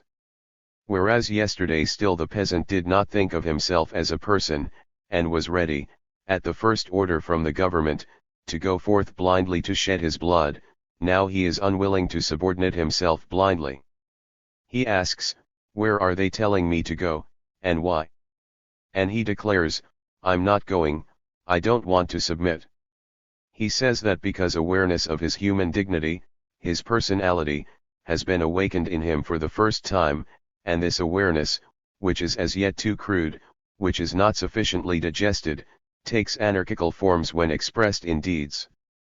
We have to reach the situation when every peasant and every worker is aware of himself as a human personality with the right to respect, but also feels that he is part of the working class of Republican Russia and will be prepared unquestioningly to lay down his life for this Soviet Republican Russia. Whereas formerly the working man did not value himself, now, contrariwise, he does not value the whole. It is necessary to remember the whole, to remember the interests of the whole class of working people, of our workers' socialist fatherland of labor. This is the psychological cement by means of which we can create a new army, a real, conscious Soviet army, bound together by a discipline that has passed through the soldiers' brains, and not just the discipline of the rod. This is the discipline we advocate, and we do not want to know any other. But for this purpose, I repeat, we need to have a centralized apparatus. I mentioned when I began that the principle of democracy is the principle of general mobilization, and because we have not introduced it we are in receipt of many attacks from bourgeois newspapers and bourgeois politicians. They demand that we introduce universal military service. Universal military service is the regime needed for a period of peaceful democratic construction. But we are living in conditions of open civil war of class against class. That is the basic fact from which we start. We are not going to say whether this fact is good or bad. The civil war is not a principle but a fact, prepared by centuries of historical development, centuries of oppression of the working people, who have revolted against this oppression. We cannot but reckon with this fact. Civil war ruthlessly tears apart the fabric, the envelope of the nation. At any moment the propertied classes are ready to stretch out their hands to any foreign aggressor, in order to crush the workers and peasants of their own country. This is also a fact, which has found confirmation in the events in the Ukraine, on the Don, on the Murman coast, and on the banks of the Volga. Everywhere, the bourgeois classes look with much greater hatred upon the power of the workers and peasants than upon the power of the German or the Anglo-French imperialists, or upon the Czechoslovak hirelings of the French stock exchange. Since civil war exists amongst us, we are naturally not interested in arming our class enemies, who are at the same time the allies of all our external enemies. We do not want to arm a bourgeoisie which is ready to place any weapon that may be given it at the service of foreign imperialism. We rejected the Constituent Assembly because this democratic envelope is merely an empty form when class is confronting class, and the question of power calls for a weapon. And universal military service is at that moment, in those conditions, just such an empty envelope. The obligation of universal military service would actually find expression for the bourgeoisie in the obligation to run away to Krasnov, to the Urals, to the Czechoslovaks, to join with all our enemies and attack us, while the obligation falling upon us is expressed in smashing the bourgeoisie and our enemies external and internal. It is that determines the principle on which we build our army. We include workers and peasants in our army. It is a reflection of the system of Soviets as a whole, a reflection of the All-Russia Congress of Soviets. We can understand why the bourgeois agents, the SRS and Mensheviks, fiercely attack our method of creating an army. Of course our army is hateful to them, since it is a weapon of the Soviet system. Repeating the phrase of the German theoretician I have already quoted, about war and the army being a reflection of general politics, we can say that with Soviet workers and peasants politics it is necessary to have a Soviet workers and peasants Red Army. But an agitation is being carried on among the peasants and workers, saying that the Soviet power is putting the burden of military service on their shoulders, while relieving the bourgeoisie and landlords of this burden. To this argument you, comrades, should reply, in the epoch in which we live, a rifle is not a burden but a privilege, a monopoly of the ruling class. For lack of time and also for lack of a fully formed military apparatus, we have not as yet managed to draw the bourgeoisie to the work of bearing those burdens which the bourgeois in classes ought not, of course, to be spared. A series of decrees are being got ready in the Council of People's Commissars, and will, I hope, be issued in the next few days, which will draw the bourgeoisie into the work of bearing these burdens. Levies for work in the rear, teams for laboring and auxiliary tasks, will be formed from among the bourgeoisie. 99. We are told that this is cruel. To this we reply, if the bourgeois youth show in practice that they are devoted to the peasant and worker class and are ready to live with us, to eat from one fraternal cauldron, ready to fight against our external and internal foes, then, of course, we shall open the gates of the Red Army wide and clear for such youngsters. But those from whom the revolution has not yet shaken out the idea of restoring the power of the landlords and bourgeoisie are in need of thoroughgoing correction. We shall say, our ancestors, our grandfathers and fathers, served yours, cleaning up dirt and filth, and we will make you do the same. Until you recognize that Soviet Russia is a country of equality in labor, of duty to labor, for civil and military purposes, until then we shall subject you to a severe schooling. But, once again, for the practical solving of this question we need to create military commissariats in the localities, universal registration and control both of the working class for enlistment in the army and of the bourgeoisie for enlistment in teams for work in the rear. The question of universal military training is being solved by us, as I have already said, on the basis of the general principle of the Soviet regime. We are undertaking, and have already undertaken, the military training of all workers and all peasants who do not exploit the labor of others. But these enormous numbers of cadres who have to pass through the training school are still not an army, but only substantial reserves, which can be called up at a moment of crisis. However, we need to have, here and now, the fundamental nucleus of an army that would be capable of giving battle at any moment. This cadre, fit to fight, we have so far formed through volunteering, but we have now had to reject this principle and, in practice, to go over to the method of compulsory military mobilization. For the time being we have carried out one complete practical experiment only.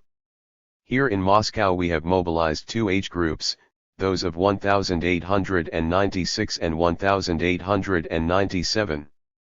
As always, there was whispering in all the bourgeois holes and corners that our experiment would come to nothing, that not a single worker would turn up. You know, comrades, that we have not had recourse to any measure of coercion, for there was no need for it, the workers all reported themselves, as one man, and we selected from the numbers reporting the thousands whom we needed, and from them we shall form very fine fighting regiments. The Council of People's Commissars has instructed the Petrograd Commune to carry out a similar mobilization of those two age groups, 1896 and 1897. In addition, we are going to mobilize three age groups of workers belonging to the artillery and engineer branches. Those who know the proletariat of Petrograd will have no doubt that the mobilization will be carried out there impeccably. By a general decree, which lays down no times for its implementation, mobilization has been proclaimed in 50 uyezds of the Volga region, the Urals, Siberia, the Don, and the Kuban, but in those parts of the country the military administrative prerequisites for the practical carrying out of mobilization do not yet exist. All these partial experiments of ours are merely preparatory steps towards the promulgation of a law that every citizen of the Soviet Republic between 18 and 40 years of age must report to the colors at any moment when called upon by the Soviet power to defend it. We shall ask the Congress to give us, in the interests of the Soviet Republic, the right to mobilize 2, 3, or more age groups, depending on the conditions that confront us. When you have granted us this right, you, comrade delegates to the Congress, after dispersing to the localities, will explain at every meeting of workers and peasants that, In order to defend ourselves against our enemies, in order not to fall under the oppression of the imperialists, we need to have an armed force. And here we take the occasion to say to those comrades from the left SRS who have not left us and who, I hope, will not leave us, but will stay loyal to the Soviet power, those who, as they say, feel with particular acuteness the oppression by German imperialism in the Ukraine. True, they do not feel the pressure of the other imperialism in the same way. Those who say, we do not want to be slaves, we say to them, we, too, do not want to be slaves, we all want to be free citizens of Soviet Russia. Therefore, comrades, don't get excited, don't succumb to hysterics, but, in the localities, build companies, battalions, and regiments of the workers' and peasants' army. Comrades, while war and the army are a continuation of politics, politics is, on its part, a reflection of the strength of the army. The most difficult problem in creating the Red Army is the problem of commanding personnel. The crisis of the old army caused a split between the working masses and the ruling class, and this led to a breach between the mass of the soldiers and the officers. That was inevitable. Neither the working class nor the peasant masses possess as yet the habit of governing, they lack sufficient of the knowledge that is needed in all spheres of economic, state and military administration. This is an indubitable fact, to which we cannot close our eyes. We have extraordinarily few engineers, doctors, generals, and officers who are flesh and blood of the workers and peasants. All the bourgeois specialists were brought up in such educational institutions and in such an atmosphere that there was formed in them the conviction that the working masses are incapable of taking over the apparatus of state power, that only the educated, bourgeois classes can rule. When power passed to us they were mostly in the camp of our enemies, with only a few remaining cautiously neutral, waiting in the wings to see who would win, so as to offer their services to the victor.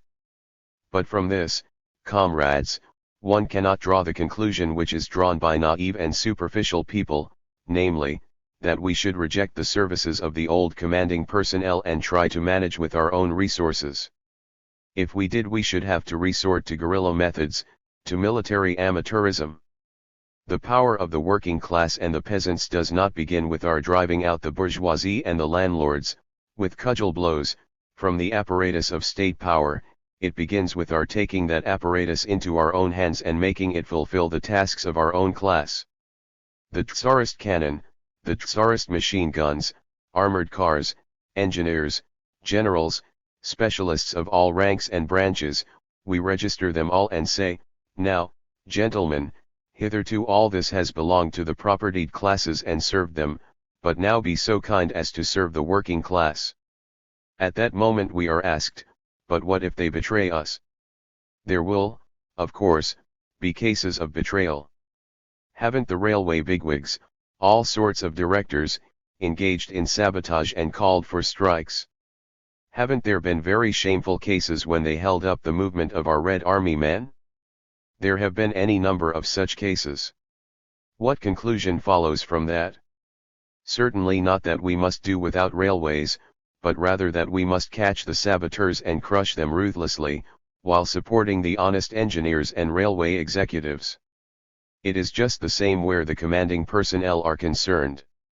Among us one hears, it said, in the localities, they are inviting the old generals to come back. And many add, they are restoring the old regime. But when the situation gets serious they send us a telegram, send us experienced specialists, military leaders. And among the military leaders, the military specialists, there are, I affirm, a whole category of men who are now giving conscientious service to the Soviet regime, because they see that this regime is firm and strong and able to make itself obeyed. Not to take them into our service would be pitiful childishness. On the contrary, all the military specialists who conscientiously carry out our instruction must receive the most vigorous support in the localities. The local Soviets and Soviet people must eliminate the prejudice and distrust felt towards these men by the masses, and put it to them like this: you, worker and peasant, now hold in your hands the power of government, you form part of it. That means that the officers and generals are now serving you. But then, they say, what if we don't manage to keep a close eye on them? Comrades, if we don't keep a close eye on them, when we have all power in our grasp, then we are not worth a brass farthing. It is possible that, along with honest military specialists, a dozen or two may get in among us who will want to use their position for counter-revolutionary plots. There has been such a case, it happened in the Baltic Fleet, and you know what the end of it was. 100. We do not want an amateur army, constructed on some do-it-yourself principle or other, but a real, centralized army, constructed in accordance with the principles of military science and technique. For that to be the case, the army needs to have adequate cadres of military specialists. As yet there are no new military specialists drawn from the working class, and so we are enlisting the old ones. Among the regular officers whose consciousness and experience were formed only during the war and the revolution, there are many for whom their experience of events has not gone for nothing. They have understood what a profound organic process the revolution has stimulated. They have understood that the people and the army will emerge from the revolution different from what they were, that the army must be built by other ways and means than before. Among these young officers there are not a few who understand us and march with us. At the same time we have done everything possible to create a new officer corps of our own, from among workers and peasants who have passed through the school of war and who have the military vocation. We are putting them through instructors' courses. We shall increase the number of such courses month by month and cover the whole country with them. As I have already reported, there took part in the suppression of the revolt in Moscow are Soviet officers of tomorrow, the students attending the instructors' courses. They are the most devoted, the finest soldiers of the Soviet power. Appointed to command small military units, platoons, and companies, they will be a bulwark of the Soviet regime, a bulwark against which any intrigues in the ranks of the Red Army will break in pieces. At the same time we have opened the doors of the General Staff Academy, now called the Military Academy, to persons without qualifications. Previously, access to the academy was restricted to military specialists possessing certain educational qualifications. We have said, any soldier who has had a certain experience of command, who has a quick brain and a certain amount of imagination, the ability to combine the tasks of a military commander, may be admitted to the military academy. Within 2 or 3 months we shall determine whether he is up to the work. If not, he will be transferred to the preparatory courses, and later will again be sent to the military academy. We have sent about 150 new pupils there, soldiers devoted to the Soviet power, and our academy will turn out the first graduation of these general staff officers during the next 10 or 12 months. While creating a new commanding apparatus drawn from the classes which are now in power, we shall in the meantime make use of all the sound elements of the old commanding apparatus, giving their members extensive opportunities for work. Speaking of the difficulties we encounter in creating the new army, I must mention that the biggest of these is constituted by this dreadful localism, local patriotism. Interception, seizure, and concealment of military property and institutions of any and every kind is being carried on by the local organs of Soviet power. Every uyezd, almost every volast, believes that Soviet power can best be defended by concentrating on the territory of the given volast as much as possible of aircraft materiel, radio equipment, rifles, and armored cars, and they all try to conceal this materiel, and not only in the provinces, but even in the centers, even in the district organizations of Petrograd we can still observe this childish conduct. It is self-evident that, from the point of view of the state as a whole, we need to keep account of all our military property. It was dumped during the process of demobilizing the old army, without any plan, in all sorts of places, and wherever it was damped it was absorbed, unpacked, pillaged and sold off. It must be recovered, listed, handed over to the army authorities and concentrated in depots, so as to be at the disposal of the country as a whole. Is it really not appreciated that any Tsarovo-Koksheysk Trotsky uses Tsarovo-Koksheysk as an example of an out-of-the-way, backwoods place?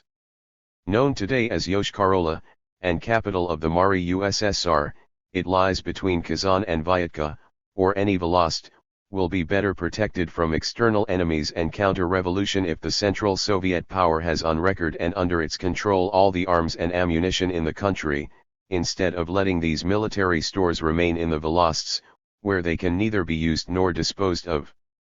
We sent telegrams to the Soviets of the provinces complaining about these abuses, but in 9 cases out of 10, comrades, we do not meet with sufficiently active support from you in the localities. We must put an end to this situation. We must wage a most severe struggle against the intercepting, appropriating, and concealing of army property by local Soviets. There are a whole number of difficulties of a more general kind. Testifying to these are a large number of dispatches which we have received only this day. I am not going to quote them all here, I will select just a few, to serve as examples. Here is a telegram from Usmansk Uyezd, in Tambov province. Organization of the Red Army is proceeding with great difficulty. Very few men have registered for service. The kulaks are carrying on a persistent agitation against the Soviet power. In some Volosts they have driven out the Soviets. In general, counter-revolutionary agitation is proceeding intensely. The same kulaks who disrupt our procurement organization and conceal grain are also waging a struggle against the Red Army. This means that the Red Army is nothing but a reflection of the Soviet regime as a whole, and it is coming up against the same difficulties and the same foes. The poorest peasantry have a good attitude to the creation of a new Red Army. A resolution greeting the workers' and peasants' Red Army was adopted at a general meeting. The morale of the Red Army men is excellent, but this cannot be said of the railway workers. Counter-revolutionary agitation is being carried on among them. The military commissariat has only just been established. Where the railway workers are old cotters of the Black Hundreds, where they are under the thumb of the managers, they revolt against the Soviet power and against the workers' and peasants' Soviet army. From Kalyaevo Volast, in Volokolamsk Uyezd, Moscow province, I have received a report that the peasants of one village announced that everyone serving in the Red Army must immediately leave it and return to his village by June 30th. Whoever failed to obey this decision would be deprived of his peasant status, that is how it is put in the resolution, and would not be allowed back into the village. One of the commissars sends us this report, and says that it has affected the Red Army very badly. Comrades, I make use of this lofty tribune of the All-Russia Congress of Soviets to give a first warning to the kulaks and Black Hundreds of Kalyaevo Volast, Volokolamsk Uyezd. They have no right to deprive a Red Army man of his peasant status. They themselves will be deprived of any status at all if they dare revolt against the creation of the Workers' and Peasants' Army. In the localities the idea of compulsory military service is meeting in most cases, so say the reports we get from our commissars, with a completely favorable response on the part of the workers and the poor peasants. Thus, I have had a telegram from our district commissar regarding the Yaroslavl Province Congress. He writes that this Congress hails the last decree on universal military service and considers that one of the principal tasks, perhaps the principal task, of the current moment is the formation, technical equipment, and armament in accordance with the last word of military science, of a workers' and peasants' Red Army. The Congress is firmly convinced that Soviet Russia will succeed in realizing its cherished aims and will in future be in a position to resist the entire imperialist world not only ideologically but also with military armed force. This is signed by Nakimson, representing the Congress. Nakimson was our district commissar. He was killed at Yaroslavl during the White Guard revolt. He was one of the most dedicated workers for the Soviet regime, one of the best of our commissars. We shall accomplish the idea which he set forth in that statement, we shall create a workers' and peasants' army excellently trained and technically equipped according to the most up-to-date military science. In conclusion, I must say that all those who previously were doubtful about this are coming round to it. In the party committee of the Northwestern region there were comrades who reacted with some distrust and criticism to our endeavor to build an army on the basis of rational military science, with enlistment of the necessary number of specialists.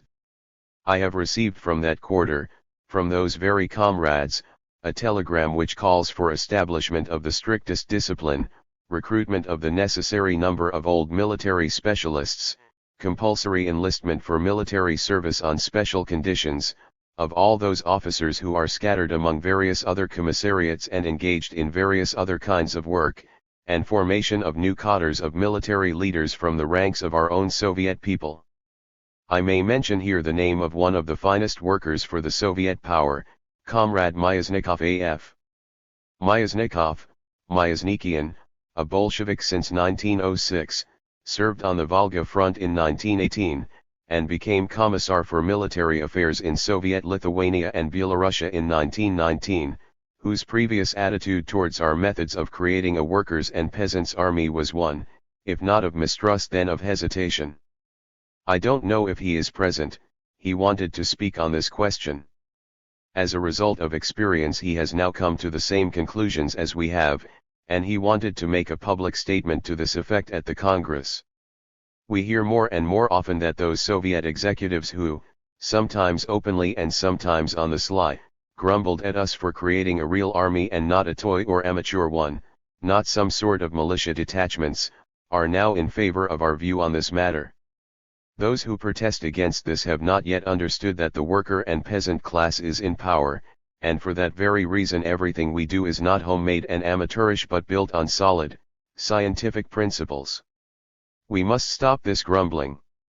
Some people try to frighten us by saying, we are inviting back the old generals, and the Red Army men hear this and think that we are inviting them back so as to restore the old regime. But we say, haven't you taken power, worker and peasant? Don't you want to consolidate this power? That we can do, but we need to create conditions in which we can work successfully. For this purpose we need to bring in specialists. In order to create an army of the workers and peasants we need generals, and if mistakes and failures occur in this sphere of work, if we see that some general engages in counter-revolutionary activity, we shall arrest him. We must examine each case individually, and not throw out all the specialists without adequate reason. Fortunately, the workers and peasants understand that we cannot succeed in creating something on new principles without employing specialists. If a bourgeois engineer, invited to serve in a factory, were to think of being guided in his work by the idea that industry is going to revert to capitalism, then the workers' administration would, of course, show him that this is not so. And we have shown and shall show this likewise to every military specialist. Our task is to create the mechanism of a new order. This task is not so simple. If the Tsarist regime succeeded in creating an army, and succeeded in creating discipline in that army which served not the people but the enemies of the people, we, in creating an army to defend the people's interests, do not doubt that we shall succeed in creating discipline that is 10 times as firm. We have only to overcome the infantile disease, the malady of growth, the slackness and weakness which are a heritage from the accursed war and the Tsarist regime. But the question of whether or not we shall manage to do this is the question of the survival of our power. If we do not, it means that the working class must put its neck under the old yoke. But we reject that notion. We know that the working class will overcome all difficulties and will be able to hold out through these most difficult few weeks when our enemies are straining every effort, resorting to rebellion and mutiny, holding up the movement of food supplies, delaying trains, striving to bring about disorder everywhere, when, essentially speaking, all parties have disappeared, merging into one, which sets itself the task of overthrowing the workers' and peasants' power, when every means is being brought into play, calumny, sabotage and the summoning of foreign bayonets. We are sure that you here, having acquired fresh energy, fresh will to power, will take with you from this Congress back to the localities confidence that no force can crush us, because we are closely bound together. A new, still closer bond will be our workers' and peasants' army, which will grow and become stronger and firmer. Within 6 weeks we shall be over the pass, we shall be getting in the new harvest, and that will enable us to create the basis for organizing our army. We shall become able to give our Red Army men not 3/4 of a pound but 1 1/2, perhaps 2 pounds of bread, which a healthy young fellow needs if he is going to undergo military training for 6 hours a day and then spend 3 hours on his political development. We shall form more and more cadres from the workers and peasants, and you will support us in the localities, stamping out all localism, understanding that Soviet Russia is one entire organism, that the army is one of the parts of this organism, that we need firm discipline and a firm, consistent policy for strengthening the workers' and peasants' socialist order. Resolution on the report on creating the Workers' and Peasants' Red Army. 1. The Russian Soviet Republic is like a fortress which is besieged on every side by imperialist forces. Inside the Soviet fortress, counter-revolution is raising its head, having found temporary support from the Czechoslovak hirelings of the Anglo-French bourgeoisie. The Soviet Republic needs a strong revolutionary army, capable of crushing the bourgeois landlord counter-revolution and giving a rebuff to the onslaught of the imperialist predators. 2. The old Tsarist army, which was created by coercion and in order to maintain the rule of the propertied upper circles over the working lower orders, suffered a terrible debacle in the imperialist slaughtering of the peoples. It was dealt the final blow by the lying policy of the cadets and the compromisers, the criminal offensive of June 18, the Kerensky episode and the Korniloviad. The old apparatus of military administration, at the center and in the localities, crashed and was dispersed along with the old order and the old army. 3. Under these conditions there was, at the beginning, no way open to the workers' and peasants' power, for creating an army, other than the enlistment of volunteers prepared to take their places under the flag of the Red Army. 4. At the same time the Soviet power always recognized, and the Fifth All-Russia Congress of Soviets again solemnly confirms this, that every honest and healthy citizen aged between 18 and 40 has the duty to answer the first call of the Soviet Republic to come forward to defend it against internal and external enemies. 5. With a view to introducing compulsory military training and compulsory military service, the Council of People's Commissars has set up Soviet organs of local military administration, in the form of district, province, uyezd and volost military commissariats. Approving this reform, the All-Russia Congress of Soviets imposes on all local Soviets the duty of implementing it with all strictness in the localities. It is a condition for the success of all measures for creating an army that there shall be consistent centralism in the sphere of military administration, that is, strict and unconditional subordination of volost commissariats to uyezd commissariats, of uyezd commissariats to province commissariats, of province commissariats to district commissariats, and of district commissariats to the People's Commissariat for Military Affairs. 6. The Fifth Congress of Soviets requires of all local institutions a strict accounting of military property, and its conscientious distribution and expenditure in conformity with the establishments and regulations laid down by the central organs of Soviet power. Arbitrary seizure of military property, its concealment, unlawful appropriation or careless expenditure must henceforth be treated as equivalent to the worst of crimes against the state. 7. The period of casual formations, arbitrary detachments, and amateurish structures must be put behind us. All formations must be effected in strict conformity with the institutional establishments and according to the assessments of the All-Russia General Staff. The Workers' and Peasants' Red Army must be built in such a way that the minimum expenditure of forces and resources gives the maximum result, and this will be possible only provided there is planned application of all the conclusions of military science emerging from the experience of the present war. 8. In order to create a centralized, well-trained and well-equipped army we need to make extensive use of the experience and knowledge of many military specialists from among the officers of the former army. These must all be registered and obliged to take up the posts assigned to them by the Soviet power. Every military specialist who works honestly and conscientiously to develop and strengthen the military might of the Soviet Republic has the right to respect from the Workers' and Peasants' Army and to support from the Soviet power. The military specialist who tries perfidiously to utilize his responsible post for counter-revolutionary conspiracy or treason on behalf of foreign imperialists must be punished with death. 9. The military commissars are the guardians of the close and inviolable internal bond between the Red Army and the Workers' and Peasants' regime as a whole.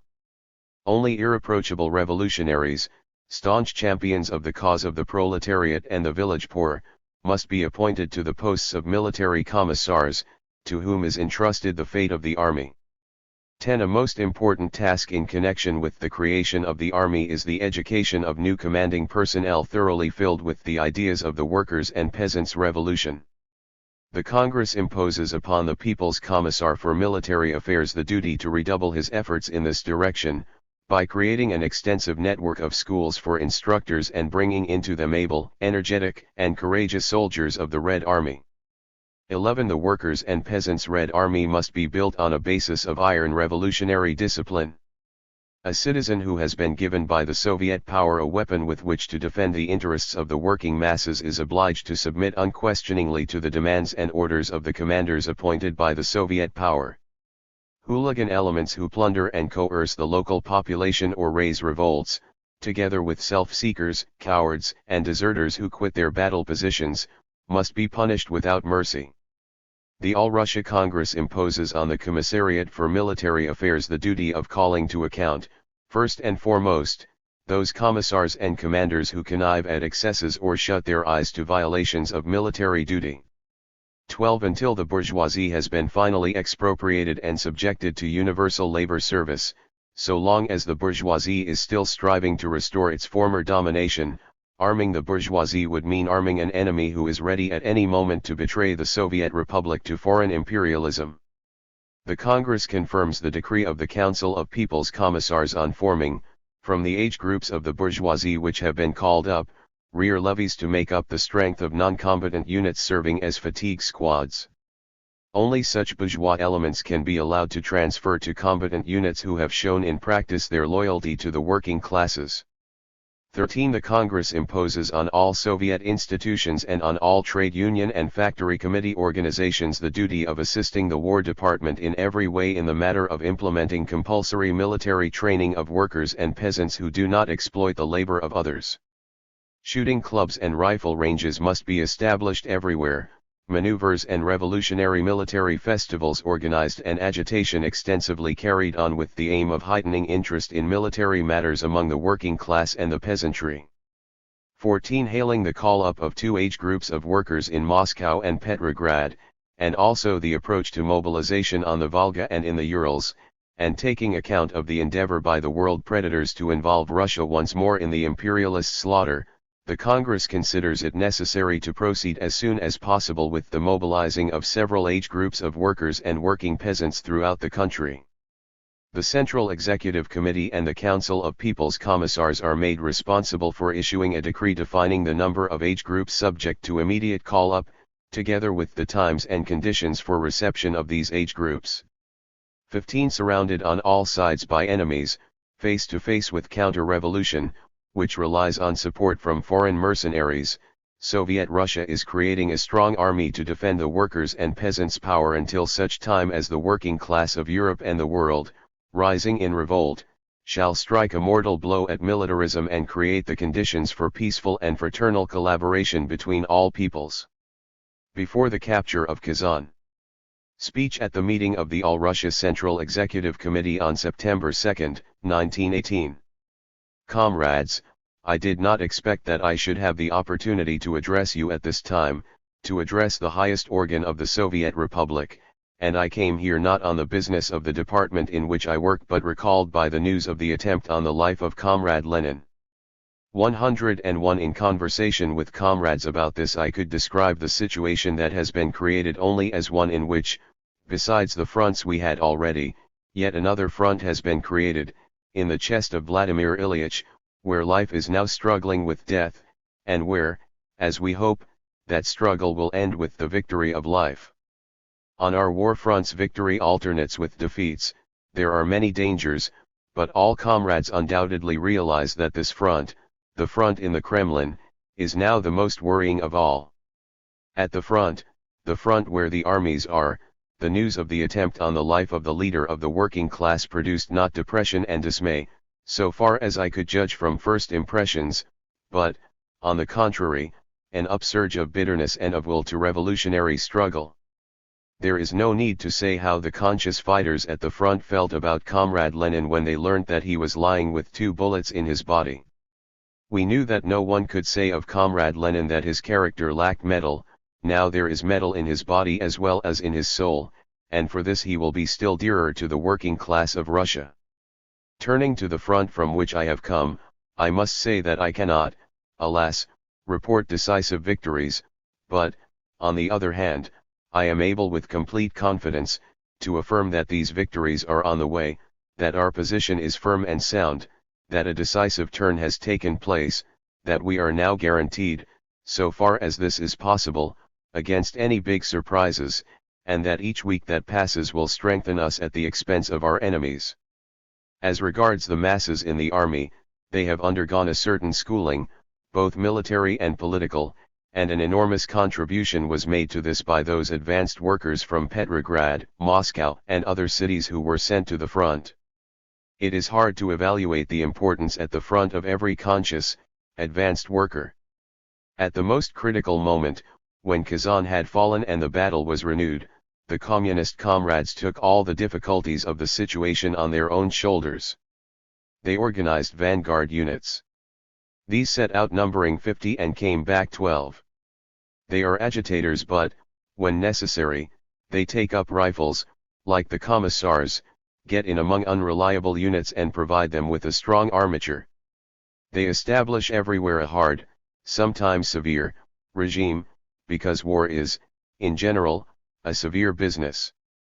At the same time, thanks to these forces and to the close contact between our units and the population, a tremendous change has been brought about in the mood of the Volga peasantry.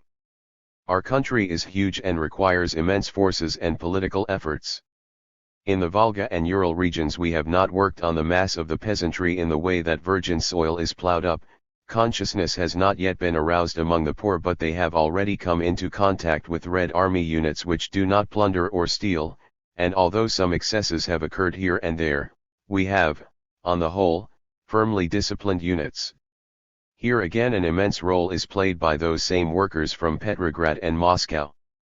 Political circumstances are turning out entirely to our advantage, our units are getting stronger and are growing, spiritually and numerically, whereas among the enemy, according to the reports obtained by our intelligence, utter disorder and breakdown prevails in his units, and those workers and peasants whose attitude to him was one of indifference or only slight hostility are now his enemies and our friends. This is evident from the fact that when our artillery falls silent, the bourgeoisie of Kazan at once rallies to the White Guards, but when our artillery roars, when our aircraft fly over and shower dynamite on the bourgeois quarters, meetings start to be held in the working class quarters, the bourgeois hide themselves in corners, and the White Guards find themselves isolated. In so far as our units undertake attacks, our command adheres to tactics of caution. We have no right to suggest any change, if our command considers that these tactics correspond to the character of the units involved in this war, and, at the same time, these tactics guarantee us against dangers and major surprises, while we can also expect that they will bring us sure and solid success. On the other fronts there is also wavering this way and that, but on every front the chances of success are now very much greater than they were. The situation is best of all in the Pavono Tsaritsyn. Poverino is about 330 kilometers northwest of Tsaritsyn, and is the junction of the Moscow-Tsaritsyn railway line with the Kazan-Kharkov line direction, where we are on the offensive against Krasnov's bands. The latest dispatches, which are probably known to you, speak of the capture of Kokolinskaya Stanitsa. Here a certain 6th Cossack regiment was disarmed, and another, similar regiment joined us and, together with our units, pursued the fleeing enemy. This, comrades, was no accidental occurrence, there are profound inner reasons for it. The working class and the working masses have understood that it is a matter of life and death, that they are engaged in a mortal conflict, and that every day helps to bring a change in the situation in our favor. And so what is required of us is work, tireless work, resolute and intense work. In the sphere of command, things are better than they were, though still far from satisfactory. Our new front was formed when the old apparatus of command was, in general, withering away, and the apparatus of military organization was designed for the old front. Hence the duality in organization. We formed divisions on the basis of volunteering, and, in accordance with this, we formed extensive staffs for these divisions. We have already done away with the voluntary principle. We have gone over to the conscription of workers and peasants who do not exploit the labor of others, and the staffs of the old divisions must be transformed to where the process of formation is going ahead with great success. Close to the new front, in those places where the peasant finds himself under direct threat from the blows of the Czechoslovaks and White Guards, the peasantry are increasingly eager to cooperate in creating new formations. At the top of our military apparatus we lack at present the necessary unity. We have the former Supreme Military Council, which was set up in relation to the old front, and the Revolutionary War Council at Arzamas. Arzamas is about 100 kilometers south of Nizhny Novgorod, on the railway line between Moscow and Kazan, which was organized for the needs of the Eastern Front, though we have now brought the Northeastern Front under its authority as well. What are the urgent tasks before us? It has been said here that Britain intends to wage war against us for 3 years. It is hard, comrades, to make any forecast where time is concerned. When the World War began, they thought it would last 3 months, yet it is now entering its 5th year. At present, important British diplomats are saying that war with Soviet Russia will last 3 years, and those successes which we have had do not in the least mean that we shall finish the war in the next 3 weeks or 3 months. These successes merely prove that the working class is learning to fight and to create a military organization, and that the Soviet Republic is able, if it so desires, to defend itself. How long the imperialist onslaught will go on, what forms it will take, and what further measures we shall have to adopt for our defense, it is impossible to say. One can state only that the danger is still extremely great, and that it will be especially great during the next 2 months, until the coming of winter, which will paralyze, at least for the duration of that season, any increase in British aid to the Czechoslovaks. These 2 months that lie ahead will be a time of most intense, energetic and, I will say, heroic work on our part for the military consolidation of all the borders of the Soviet Republic. We are exhausted, we are poor in all respects including the military respect, and we need to place all the country's resources at the service of the defense of the Soviet Republic. You must proclaim that in these conditions, in which we are now faced with the concentrated fury of world imperialism, which has turned its Anglo-French and Japano-American face towards us, we are obliged to transform the Soviet Republic into one single armed camp, and all our resources, all our forces, everything the country possesses, and the personal possessions of each individual citizen and citizeness, must be devoted directly to the defense of the Soviet Republic. We have to mobilize people, soldiers, to mobilize the spirit and the ideological forces of the country, and this mobilization must assume an intense, heroic character, so that everywhere, and, in particular, on the British Stock Exchange, where they quote the blood of the Russian people, they may know that, while we live, we will surrender to no one, that we shall fight to the last drop of blood. The measures of which I speak follow from the objective situation, from the dangers which surround us and which are not to be measured by the Czechoslovak forces and the pitiful Anglo-French expedition, dangers which may grow and assume a different physiognomy and different dimensions. We need to become strong and powerful. To this end we must, first and foremost, ensure supplies for our army. And in our economic circumstances this will be possible only if we mobilize the entire resources of the country. Work in the supply sphere must be centralized. In charge of this work we have already placed such an energetic and expert worker as Comrade Krasin. He must be given the widest powers and all the material resources needed if our military supply service is to be raised to the proper level. Everything must be put at the disposal of the organizers of supply. We also need, as I have already mentioned, to centralize the military apparatus. The lack of coordination which resulted from the duality of the fronts, one ceasing to exist and the other coming into existence, must be ended. At the head of the armed forces and resources of the Soviet Republic must be placed a single leading organ, in the shape of the Revolutionary War Council, and a single commander-in-chief.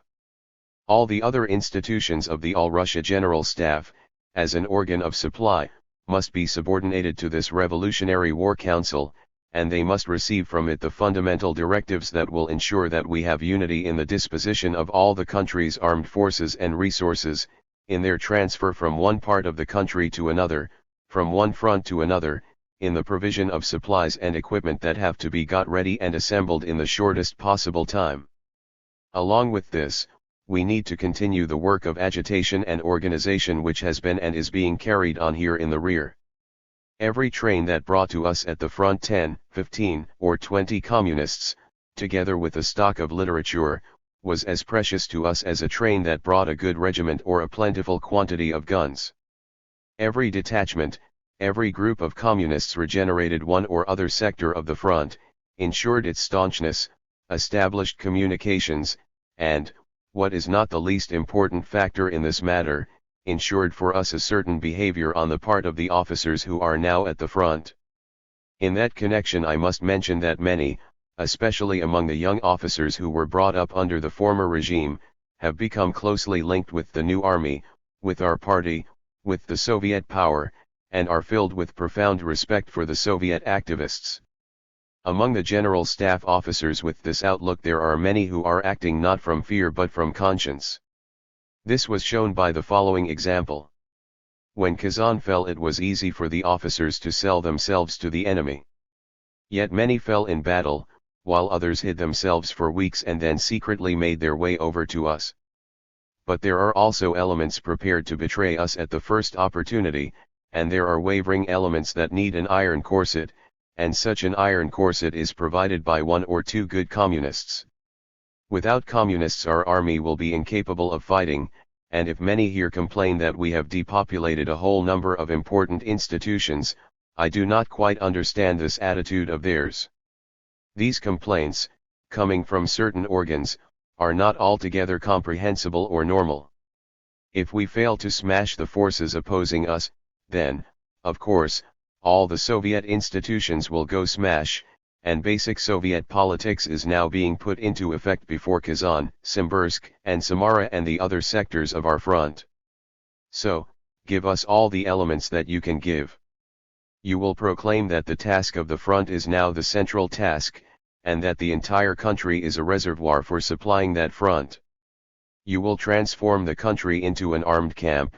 You will centralize the work of supply and make available for that work all the necessary resources that the country can provide. You will centralize the military administration, placing all military authority in the hands of the Revolutionary War Council. Thereby, you will show your will to win and to live, and let us hope that, within the few weeks in which the leader of the working class will recover, we shall conquer on the other fronts too, and that news of the downfall of our foe at Samara, Simbirsk, Ufa, Orenburg, and in Siberia will be brought to a session of our CEC at which Comrade Lenin will be our dear guest. The Red Officers. Speech at the Military Administration Courses, September 1918. Comrades, I should like first to convey to you a fraternal greeting, and then my impressions, from those armies of ours with whom I have spent the last 6 weeks, watching from day to day how they grew in strength, solidarity, and heroism. 2 months ago, comrades, we were a great deal weaker than we are today. Our workers' and peasants' Red Army has taken an immense step forward. To say nothing of our enemies, there were not a few among our friends who, 2 months ago, were doubting if we would succeed, in a country exhausted by 4 years of slaughter, a country around whose neck the noose of the Brest peace had been drawn tight, a country that had not yet eliminated the dreadful heritage of tsardom and bourgeois rule, in creating a powerful revolutionary army. Well, it turned out that the new trials with which history confronted us engendered new forces. Under the lash of historical necessity and of a new war, a civil war, the Russian working class and peasantry strained every nerve, and we now see how, as a result of this effort, a workers' and peasants' Red Army is being built. The army that fought before Kazan had been created in no more than a few weeks. Before Kazan it showed elements of instability, weakness, criminal deviations. There was the case when the Revolutionary Tribunal, with the approval of the whole army, sentenced to death a regimental commander who, though considering himself a communist, shamefully deserted his regiment and set off on a steamboat, aiming to get away to Nizhny Novgorod. In connection with this case, the Revolutionary Tribunal said, "Cowards and self-seekers in general deserve stern punishment, but those who, while holding posts of command and bearing the lofty title of communist, behave as runaways and traitors must be punished doubly and trebly." And despite its youth, the whole army understood, grasped with its sense of morality the complete justice of this stern, ruthless punishment. The regiment concerned became one of our best, and fought splendidly after that, with genuine courage. Thus, comrades, in our Red Army, despite the very brief period it has existed, there is already at work in full force that revolutionary consciousness which rallies everything honorable and valiant and throws out everything impure and corrupt. Yet, not long ago, we were being told, on all sides, that we would not succeed in building a disciplined, solid army. Truly, those who talked like that failed in two ways to understand our army. In the first place, with the working class now in power, there is a profound moral basis for the army, and in the second place, there is realization of this profound moral basis, the fact that we are fighting for the highest aim of mankind. This justifies the sternest, most ruthless measures in relation to those who undermine the foundations of the workers' and peasants' Red Army.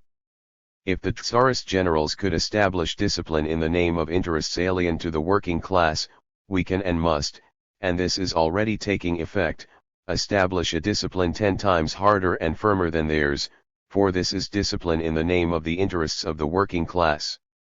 In military literature, in particular, I read something about this only today in our rather poor and weak journal Voyennoye Dialo, Military Affairs, which is published by specialists who have evidently not quite understood the spirit and sense of this epoch of war. In military literature the question, drill or education, has often been raised. By drill was meant the physical education of the soldier, and by education the exercising of spiritual influence upon him. Have we rejected drill? Never. We have merely brought more purposefulness into it, driving out, through living necessity, the survivals of barrack tyranny, square bashing and so on. Drill, as we understand it, means inculcating in the soldier the capacity for operating in a purposeful way his arms, his legs, his saber and his rifle, and doing all that automatically. A musician cannot become a good musician if he cannot rove his fingers automatically over the keyboard, if he has to seek with his eyes for every separate note. Just as the musician must lay his finger automatically on each key as he needs it, so must the soldier automatically operate his body and his weapon with the maximum productivity, in the interests of the military task assigned to him, just as this is achieved in industrial production, through the mechanization of movements. The greater the automatism of his technique, the more freely will his mind work, the easier will it be for him to find his bearings, the better will he be able to estimate danger and find cover, the greater will be his freedom for military creativity. Drill, that is, the inculcation of automatism in the soldier, does not stand in contradiction to education. But education is a different sphere, and here the military specialists do not understand. I am not talking, of course, about all the specialists. There are some among them whose eyes the revolution has opened, that the education we have in mind is profoundly different from, and diametrically opposite to, the education of the past epoch. What was meant by the education of the soldier in the epoch of Tsardom, and what is meant by this in Germany and France today? Educating the soldier on behalf of the propertied class, inculcating in him spiritual slavery and subordination, causing him not to understand his own interests, the interests of his class and of humanity in general. Achieving this under the conditions of capitalist society is a little difficult, and that is why, in all those countries, the education of the soldiers is such a complicated, serious, delicate task. Where religion lends its aid the task is easier, but in proportion as criticism takes hold of the soldier's consciousness, and he no longer submits blindly to whatever his priest tells him, it becomes ever harder for the propertied class to instill in the soldier masses the idea of the necessity of submission, that is, to educate them to serve purposes that are against their own interests. Only our army, the one in which you, comrades, are serving, is, for the first time in the history of the world, nothing but the armed hand of the working class and the poor peasants. Consequently, for us, educating the soldier means showing him that he is serving himself, in the shape of his class and his posterity. Our education is therefore incomparably easier, more honest, simpler, and, in that sense, comrade Red officers, your task includes, besides a military mission, a great moral and cultural mission as well. You will be able to fulfill your task provided that every soldier feels, recognizes, sees and senses that you are flesh of his flesh and blood of his blood. The fact that you belong to the working classes, your spiritual bond with the worker and peasant masses, does not, of course, solve everything, and much room is left free for individual evaluations. Ivanov may be brave, whereas Petrov is not brave enough. Woe to that officer regarding whose courage a spark of doubt is struck in the soldier's mind, woe to him, he is ruined in the consciousness of the masses, ruined for military work. Your first military quality is the same as your first revolutionary quality, selfless courage in face of any and every danger. Hold your head proudly high, that is the behest for every warrior. Nor is that all, comrades. You must be, and you will be, for this is your calling which you have entered freely, not courageous only, you must struggle steadily to enlarge your knowledge, experience, and skill as leaders of the Red Army. I have seen in battle, in action, excellent units which did not feel that they were being directed by a steady, technically competent hand. When, at a critical moment, they notice that their leader hesitates, woe to that officer, and woe to that unit. A unit must know at every moment, and especially at the moment of battle, that it is being guided by steadfast thought, a clear eye and a firm hand, and if that hand is sometimes severe, the conscious mass of the soldiers will not complain. They will understand the need for this, in the common interest, they will know that they are fighting for the cause of their class and that for this the fighting capacity of a military unit is an essential condition. The second behest for every Red officer is to ensure the unity and growth of the army. You are called proletarian officers. In bourgeois society the word proletarian had a certain nuance which cannot and will not apply to you. You know that when people say, he lives like a proletarian, it means, he lives badly, that when they say, he lives in a proletarian flat, it means, in a poor sort of flat, that when they say, he eats a proletarian meal, it means a scanty meal. But the words proletarian officer must not be translated as signifying bad officer. A proletarian officer must signify a first-class officer, who is a model of courage, firmness, knowledge, and selfless devotion to the cause of the Soviet land. That is what being a proletarian officer means. Thanks to Tsardom and the old army, the word officer became discredited with us and was relegated to the archives, but I think that you will renew and revive it, finding it with a new content. I do not doubt that the soldier masses themselves will renew and revive this word, and when you come among them, you, new men filled with a new spirit, they will hail you as our Red worker and peasant officers. Against the background of the military tasks of the revolution, your task, comrades, like that of the Red Army, is truly immense and rewarding in the highest degree. When the Germans crushed us at Brest-Litovsk it seemed as though there was no way out. They cut us into pieces, separated our sister the Ukraine from her sister Great Russia, and trampled on Poland, Lithuania, and the Baltic lands, while in Finland they drowned the proletariat in blood, and then, after that, when we, bled white, were healing our wounds, the Anglo-French and Japano-American predators struck their claws into the north and east. It seemed as though there was no way out. But there is. The nemesis of history, that is, the goddess of justice, who in the present historical period is embodied in the revolutionary consciousness of the worker masses of the whole world, was and is with us. It seemed that we had been destroyed, crushed by the violence of Germany, but after only a few months Bulgaria broke away from Germany, now Turkey is following Bulgaria, and there is a ferment in Austria-Hungary. Within a few weeks or days the Austrian monarch will be brought to his knees. Germany itself is isolated, there is discontent and ferment in that country, and the German Kaiser, who always used to speak of unser alter Gott, that is, our old, German, God, and maintain the closest friendship with him, has now begun to speak of the need to bring the German people into closer participation in affairs of government. Wilhelm talks as Nicholas talked in the first days of the February Revolution, but he will have to talk a different language yet, or else will find himself being talked to differently. History is accomplishing, before our eyes, a rapid turn. Revolution is raising its flag in Bulgaria, where, we learn from the newspapers, a Soviet of workers and soldiers deputies has been formed. The German press writes that the blame for the surrender of Bulgaria lies not with the military situation but with the idea of Bolshevism, which has taken hold not only of the masses but also of the Bulgarian army. The idea of Bolshevism, that means that everywhere the hatred and indignation of the working people is rising against the dishonorable bourgeois slaughter into which they were dragged by their propertied classes. We foretold this and based our policy upon it, and at that time we were accused of having made a mistake, since we were obliged to sign the thrice burdensome and shameful Peace of Brest.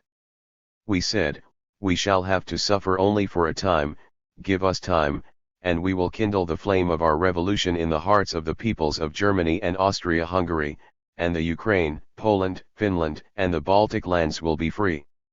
Naturally, the fools and flay-flints of the French and British governments rub their hands with glee, thinking that because the masses have been weakened, it will be possible to finish Russia off.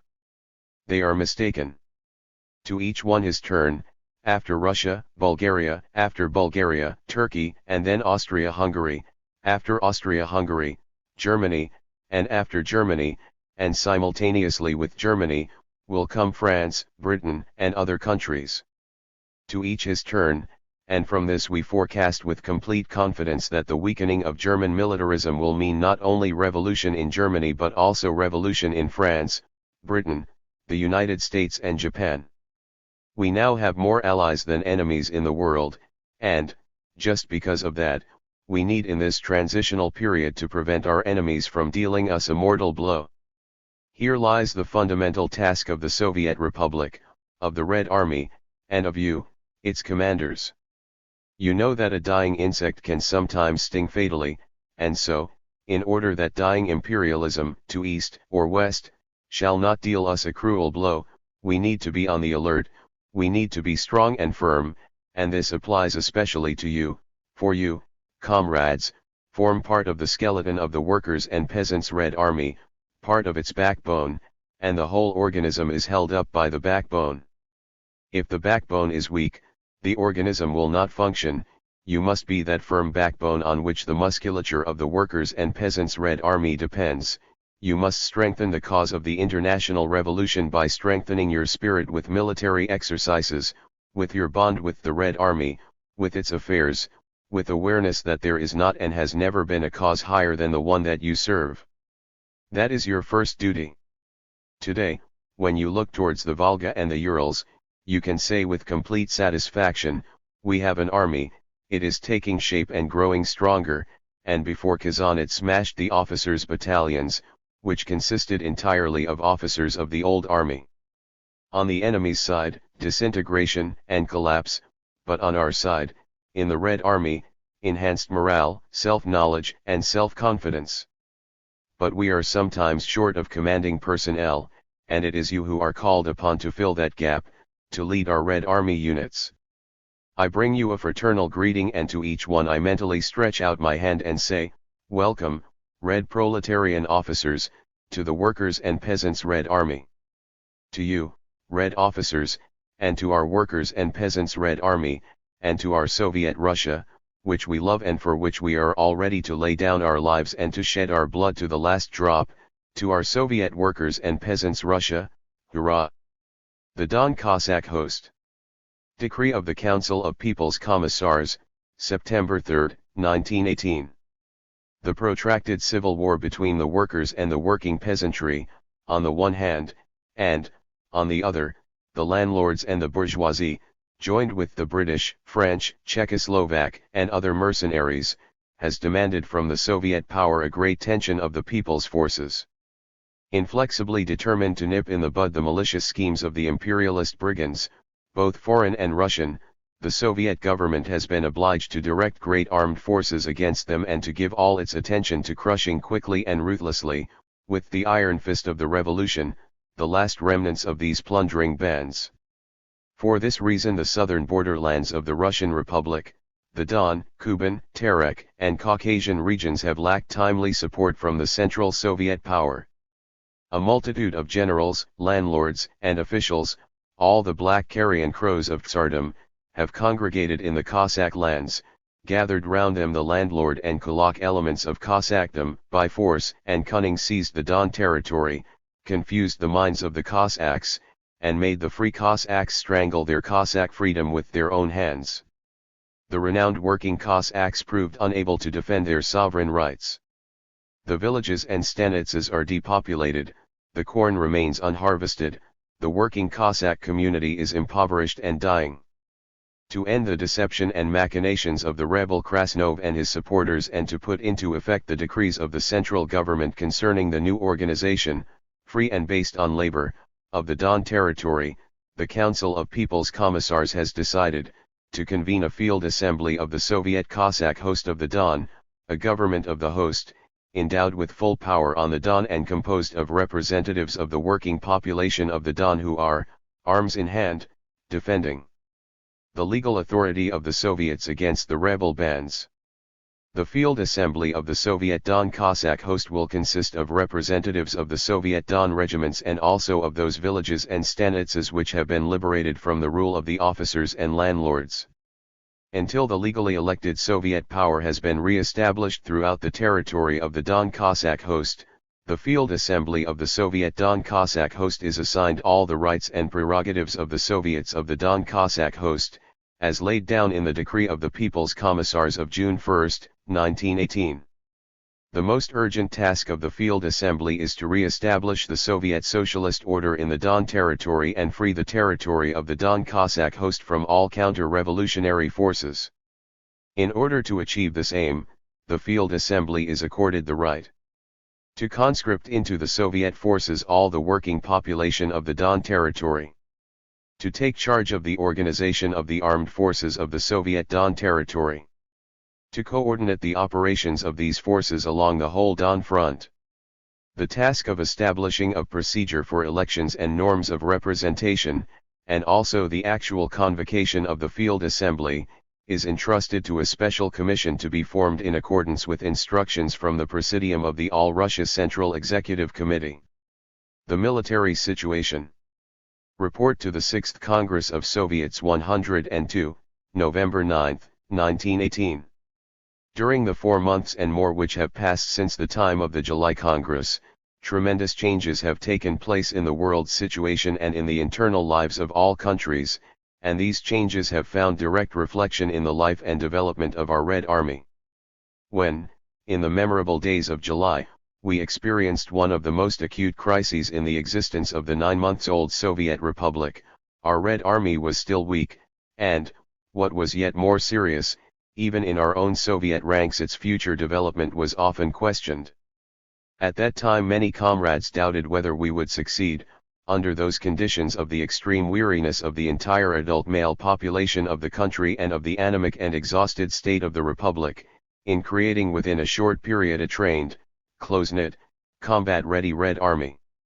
Then, in July, as you will remember, comrades, a party which occupied a certain sector of this hall made it a matter of principle to counterpose guerrilla detachments to the workers' and peasants' Red Army. We were told, from the camp of the Left SR party which then existed, that a revolutionary regime cannot create regular armies, that it must confine itself to forming guerrilla detachments. That was dangerous nonsense. Guerrilla detachments correspond to the period of struggle for power and the first, infant phase of the development of Soviet power. As the ruling class begins to make use of its power for military purposes, it goes over from guerrilla amateurism to planned state building and has to create a regular army. I think, comrades, that the number of deputies we should find here and now who would support the left's cry of those days, long live guerrilla detachments, counterposed to the cry that rang out in this place, long live the workers' and peasants' army, would not reach even single figures. At that time, in July, our army was in a poor way. The situation was this. On the one hand, the painful breaking up of the old army, which, in its decomposition, corrupted our newly formed units. On the other hand, these units, suffering from the natural maladies of youth, were as yet only precariously put together and lacked even the minimum of military traditions. Under these conditions we retreated wherever any fairly well-organized enemy units were in action against us.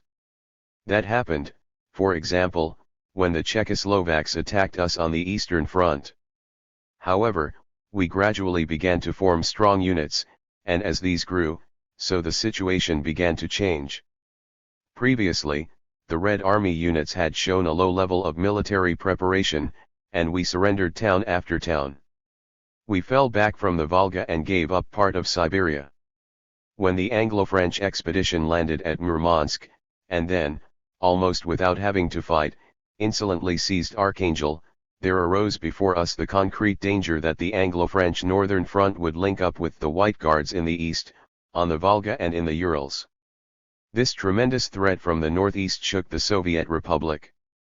Nevertheless, after the Fifth Congress of Soviets which concluded in early July, we still went on retreating for a whole month. In the first days of August we surrendered Kazan, the center of military operations where the War Council of the Eastern Front was situated. Our inability to hold Kazan symbolized the extremely low level of development of the Red Army. After that there began, at last, a turn for the better, which was accomplished in a short time. The turn took place not so much within the War Department as in Soviet Russia as a whole.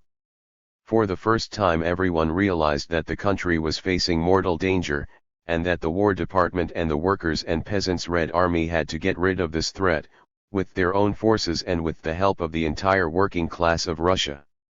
We appealed to the Petrograd Soviet, to the Moscow Soviet, to the trade unions, to the factory committees and to the more advanced of the provincial Soviets, which were still far from completely on the same levels as the revolutionary capitals. The organizations mentioned sent the flower of their workers, the best, most self-sacrificing proletarians, to the Eastern Front. These comrades, members of trade unions and workers in various commissariats, reinforced the still diffuse, disorganized Workers' and Peasants' Army and formed, as I reported to the Central Executive Committee, its strong, firm and supple backbone. Without those thousands of Soviet executives and advanced proletarians the War Department would not have coped with its task. It was only thanks to their extraordinary self-sacrifice that we not only did not lose Nizhny Novgorod, Vyatka and Perm, not only prevented any link-up between the Czechoslovaks and the Anglo-French force but, on the contrary, went over to the offensive on these fronts, an offensive which developed with ever greater success and led to our clearing the White Guard forces out of the whole Volga region within a few weeks. And I must say, before the most authoritative assembly of the Republic, that we owe these victories, first and foremost, to the Soviets of Petrograd and Moscow, in the shape of the proletarians they hurled into battle on the Eastern Front. In the Ural region our successes did not develop as speedily as we had wished.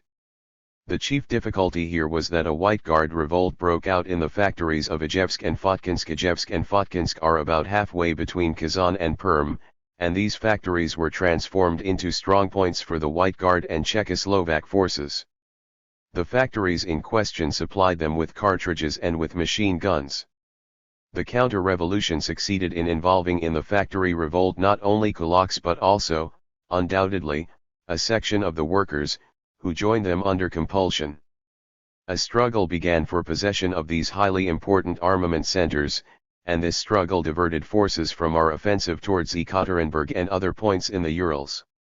Only yesterday we received the news that the Ijevsk factories have been taken by regiments of the Red Army and, on the first anniversary of the Republic, the flag of Soviet power is flying over them. All the other points will soon be liberated.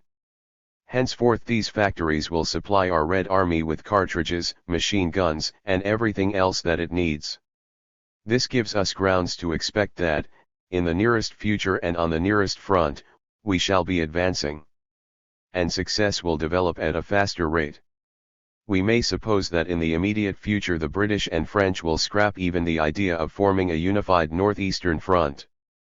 We have information that on the northern front the British and French and the Czechoslovaks have given up hope of success, and at the same time there are indubitable signs of disintegration of the expeditionary force. It is reported from the Kotlas front. Kotlas is on the river northern Dvina, about 500 kilometers southeast of Archangel, that, for the first time, a detachment of 58 British soldiers has come over to us. It's the first step that counts. 58 is not many, of course, but we need to remember that there are extremely few British in the north, and that their position will get worse with the winter weather. There can therefore be no doubt that the British must very soon remove their expeditionary force, if they do not want to expose it to the risk of complete disintegration and dispersion. During the winter the country will not be threatened with any danger on the northern front. And, I repeat, there can be no question but that the enemy will, for the time being, close down that front. In the east, operations will develop further in the direction indicated, that is, in the sense of a systematic and planned offensive by our forces. One may legitimately express impatience, comrades, because the capital of the Urals, Ekaterinburg, is not yet in our hands, but at the same time you must note and take full account of the fact that on the eastern front our offensive is in the highest degree regular, planned and systematic, and not at all of the guerrilla variety. Here we are safeguarding ourselves against any sort of surprises. This does not prevent the operation on the flanks of our advancing front, and fairly deep in the enemy's rear, of our guerrilla detachments, acting in conformity with directives from the center, transmitted by the commanders of the regular armies, and they are operating with conscious success.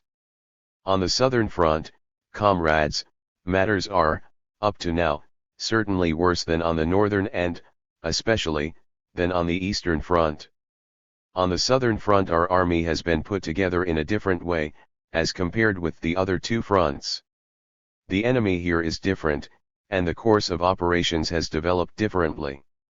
Until recently the southern front was, so to speak, our stepchild.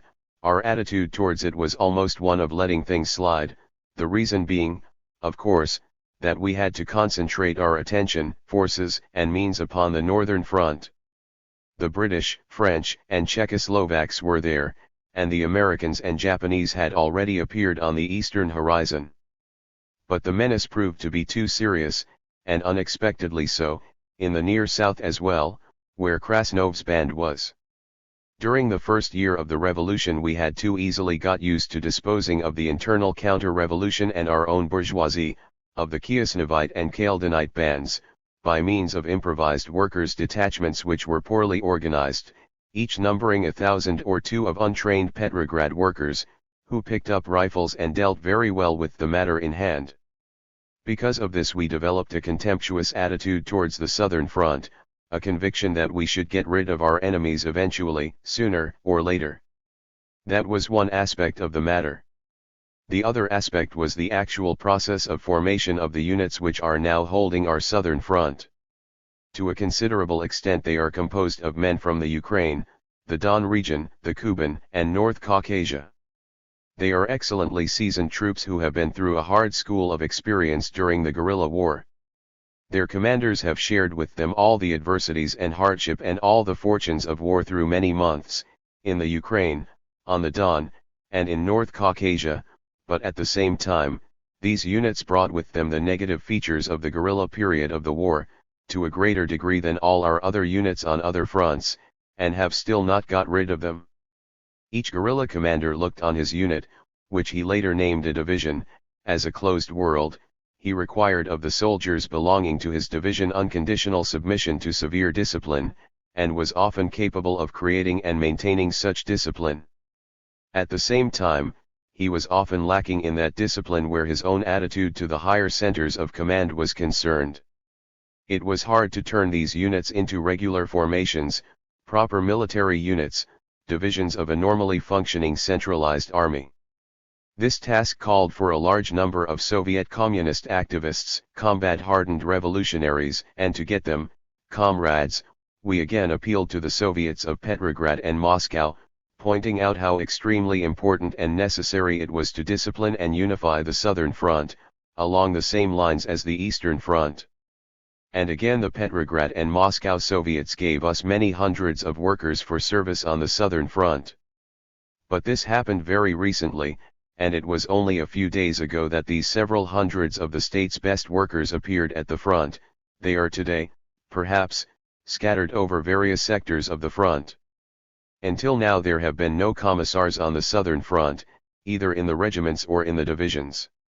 Those of your comrades who are at all close to the army know what a tremendous role is played by commissars who are old party workers. As commanders we have only young men and former soldiers whose attention and strength are wholly absorbed by the military side of things, and the tasks of political control and revolutionary tempering of the troops are, naturally, assigned to a different leader, to the commissar, whose post is of the highest importance. Yet in our southern armies, which include great numbers of men, there are hardly any units that have commissars, apart from those regiments and divisions which have recently been and are now being transferred thither. Only now has an apparatus of commissars been formed on that front.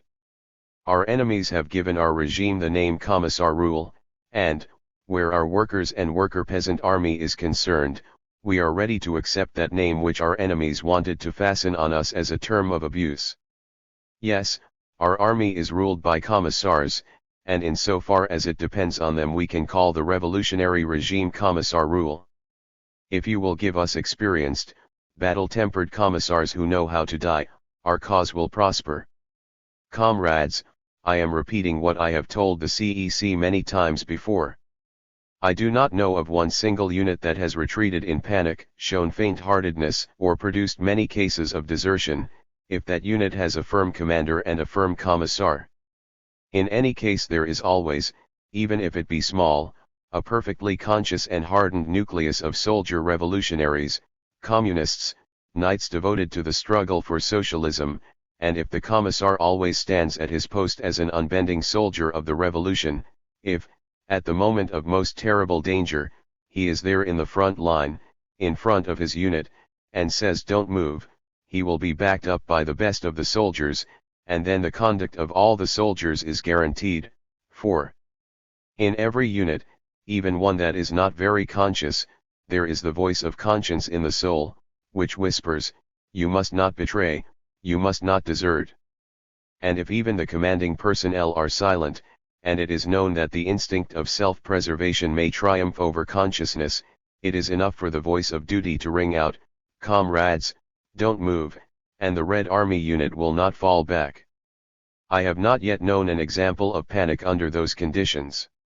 That is why we have introduced a rule which some find severe, but which remains fully in force. For every panicky withdrawal, for every case of desertion, the commander and the commissar are to be answerable, first and foremost. If they have not taken all the necessary measures, have remained unharmed, or have deserted along with their unit, then, of course, they will be the first to fall beneath the sharp blade of our revolutionary punishment. Apparently, some comrades have considered, and have voiced their opinion, that we are acting too harshly, too mercilessly. Our time is, in general, a harsh and merciless time for the working class, which is compelled to defend its power and its existence against a swarm of external foes. And if we want to celebrate more than just one anniversary of the Soviet Republic, to uphold Soviet power and win the future for the working class and the working peasantry, then, in this merciless time, we are obliged to be merciless towards anyone in our own ranks who does not display the utmost energy, courage, and firmness when he has been put in a responsible position, and there is no post more responsible than that of commissar. There can be no doubt, comrades, that if such a firm proletarian course is followed on the Southern Front in the immediate future, beneficial work will be accomplished in the disciplinary, unifying and centralizing of our armies stationed there. I have visited the armies stationed on the Voronezh, Balashov, Tsaritsyn, and Astrakhan fronts, and acquainted myself, closely and in detail, with their situation, and I can say with a clear conscience that we possess in the south a good and very numerous army, very much bigger than many of you suppose. It is now being given the proper organization of command and a real corps of commissars. I repeat, the results of this will make themselves felt very soon. In the Cossacks and White Guards we now have an adversary who is a great deal more serious than seemed to be the case until recently. United against us are the substantial forces which until recently were backed by the Germans, in the shape of Krasnov's bands, and by the British and French, in the shape of Denikin and Alexiev. There is now taking place a unification of the Alexiev-Denikin front and the Krasnov front, which previously relied on the two hostile imperialist coalitions, the German and the Anglo-French, but which both now hope to receive supplies, on both sectors of their united front, from victorious Anglo-French militarism.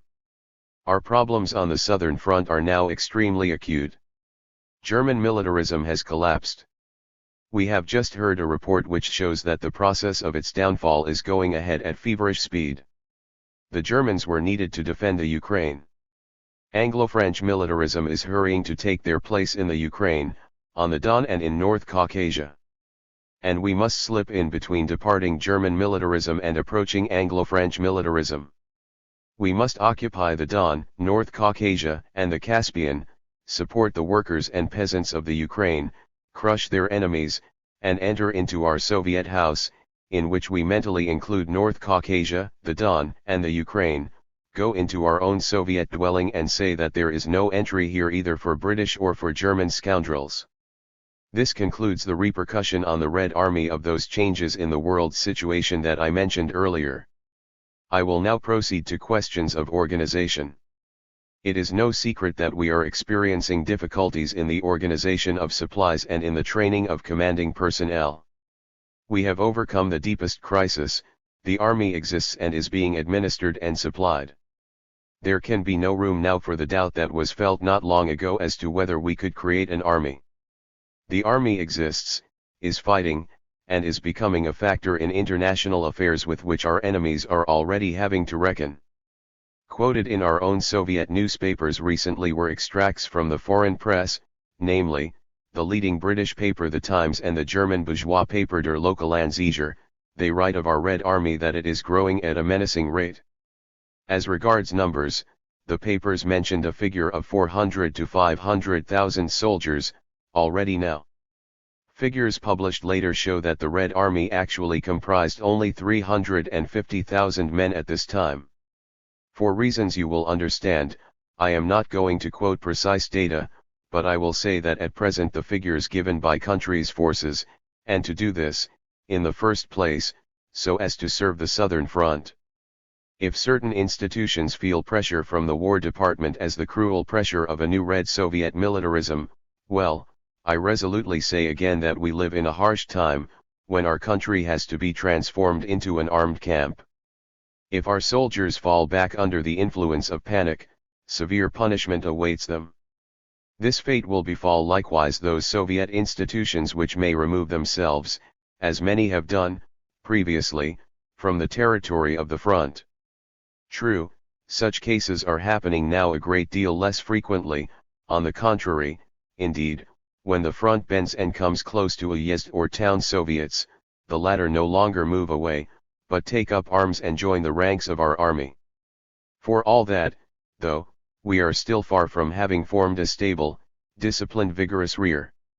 When we have such a rear, we will take the offensive on our southern front. It is clear to everyone how important the conquest of the Don region will be. It will have repercussions in the Ukraine and all over the world, for we shall develop forces there which will help us wage a struggle for mastery of the Caspian Sea. Just 3 days ago I was in Astrakhan, and I returned from there with 7 large steamships which had been captured from Krakow. We needed these ships, for 3 of them were the biggest on the Caspian Sea, such ships as we did not possess. On them we shall mount our 100mm guns, which neither Krakow General L.F.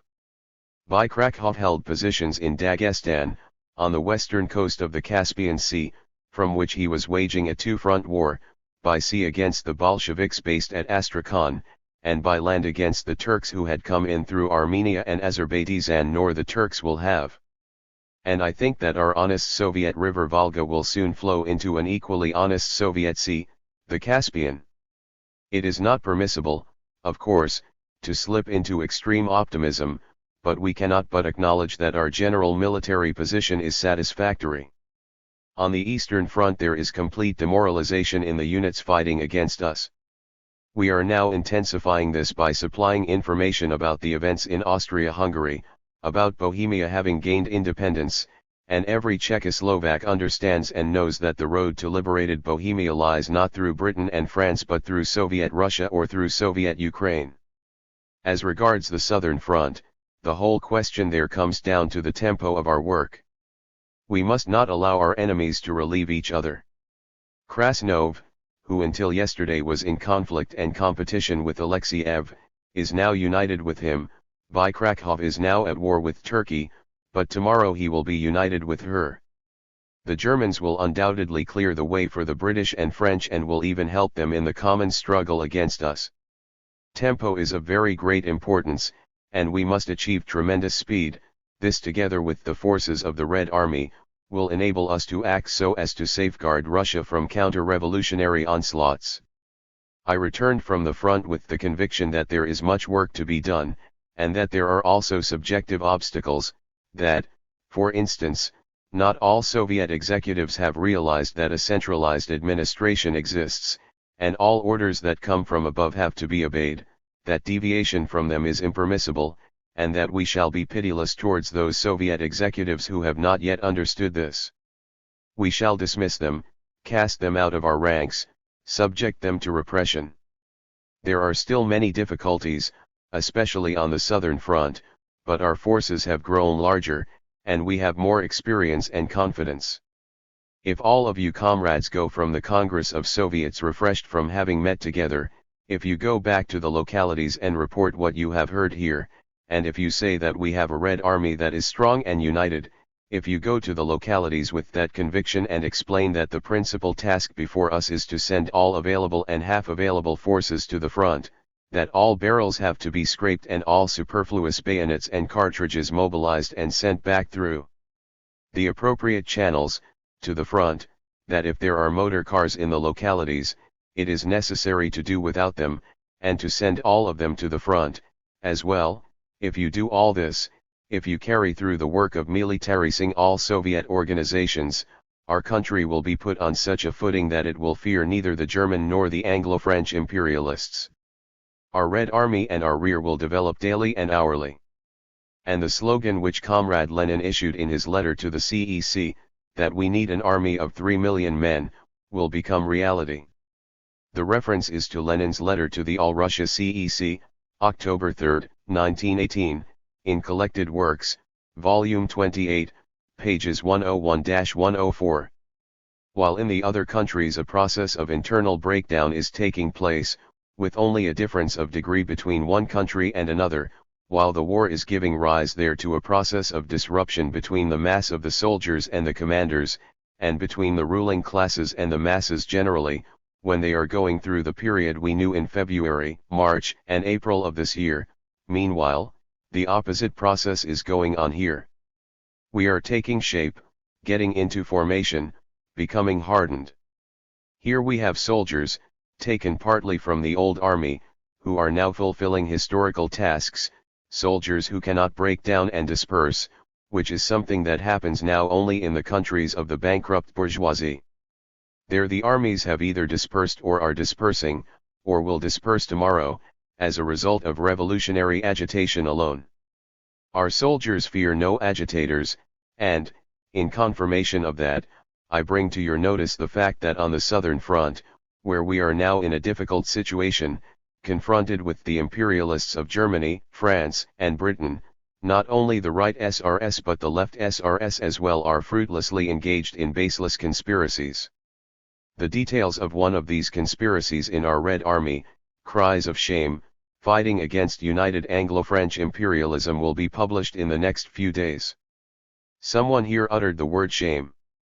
Yes, shame, thrice shame. Our Red Army is now afraid of no agitators. It knows that the country has no task other than to supply and care for the Red Army. The army has its commanding apparatus. All the forces that are available in the country are being devoted to the Red Army. We do not conceal our tasks and aims. Our Red Army feels that it is the Soviet workers' and peasants' regime in arms. Our Red Army will uphold this regime. Comrades, make serving the Red Army, with moral and material means alike, your first priority. The whole country must be mobilized, materially and spiritually. All the country's strength and resources belong to the Red Army, which has to fight better than it has fought hitherto. The experience of the Red Army is being transformed into irreplaceable capital. It will accumulate this experience, it will not waste its strength. The whole country now faces a fresh process of forming units of workers and peasants, and everyone must see to it, in the localities, that these units which are being formed lack nothing they need, either materially or morally. They must feel that they are supported by the Soviet power. It is your duty to leave here conscious that there is no higher task than strengthening the Red Army and supporting the front. And when this task has been performed, our front will be unshakable, and then we shall celebrate the anniversary of the revolution not only at home but also in Rostov, Kharkov, Kiev, Vienna, and Berlin, and, perhaps, the International Congress which Friedrich Adler was preparing to convene in July 1914, on the eve of the war, will be fully convened by us, in one of our Soviet capitals. Then we shall tell the Third International that it has assembled here, in Moscow or Petrograd. A conference of the Second International was being prepared when the First World War broke out. The First Congress of the Third, Communist, International met in Moscow in March 1919 because its Congress is defended by the Workers' and Peasants' Red Army, the first army of communism in the whole history of the world. Resolution of the All-Russia Executive Committee of the Soviets of Workers, Peasants, Cossacks and Red Army Men's Deputies. Signed by Yat Sverdlov, V. Ulyanov, Lenin, and V. Avansov. Lt. The Soviet Republic faces increasing danger of invasion by the united hordes of world imperialism. Having entered the arena of worldwide slaughter under the false slogans of democracy and brotherhood of the peoples, the victorious Allied predators are now trampling more and more upon the weak peoples and states. The German working class, which was itself a victim of the policy of the bourgeois noble monarchy of the Hohenzollerns, is now being ruthlessly stifled by Wilson, Lloyd George, and their accomplices. Belgium, freed from the Germans, becomes the booty of Britain. Hungary, Bohemia, all the countries of the Balkan Peninsula, are occupied by foreign armies. All the neutral countries meekly bend their necks beneath the yoke of the victors. France herself, a member of the group of victorious states, is actually occupied by Anglo-American and colonial armies, whose task is to stifle the revolution of the French proletariat.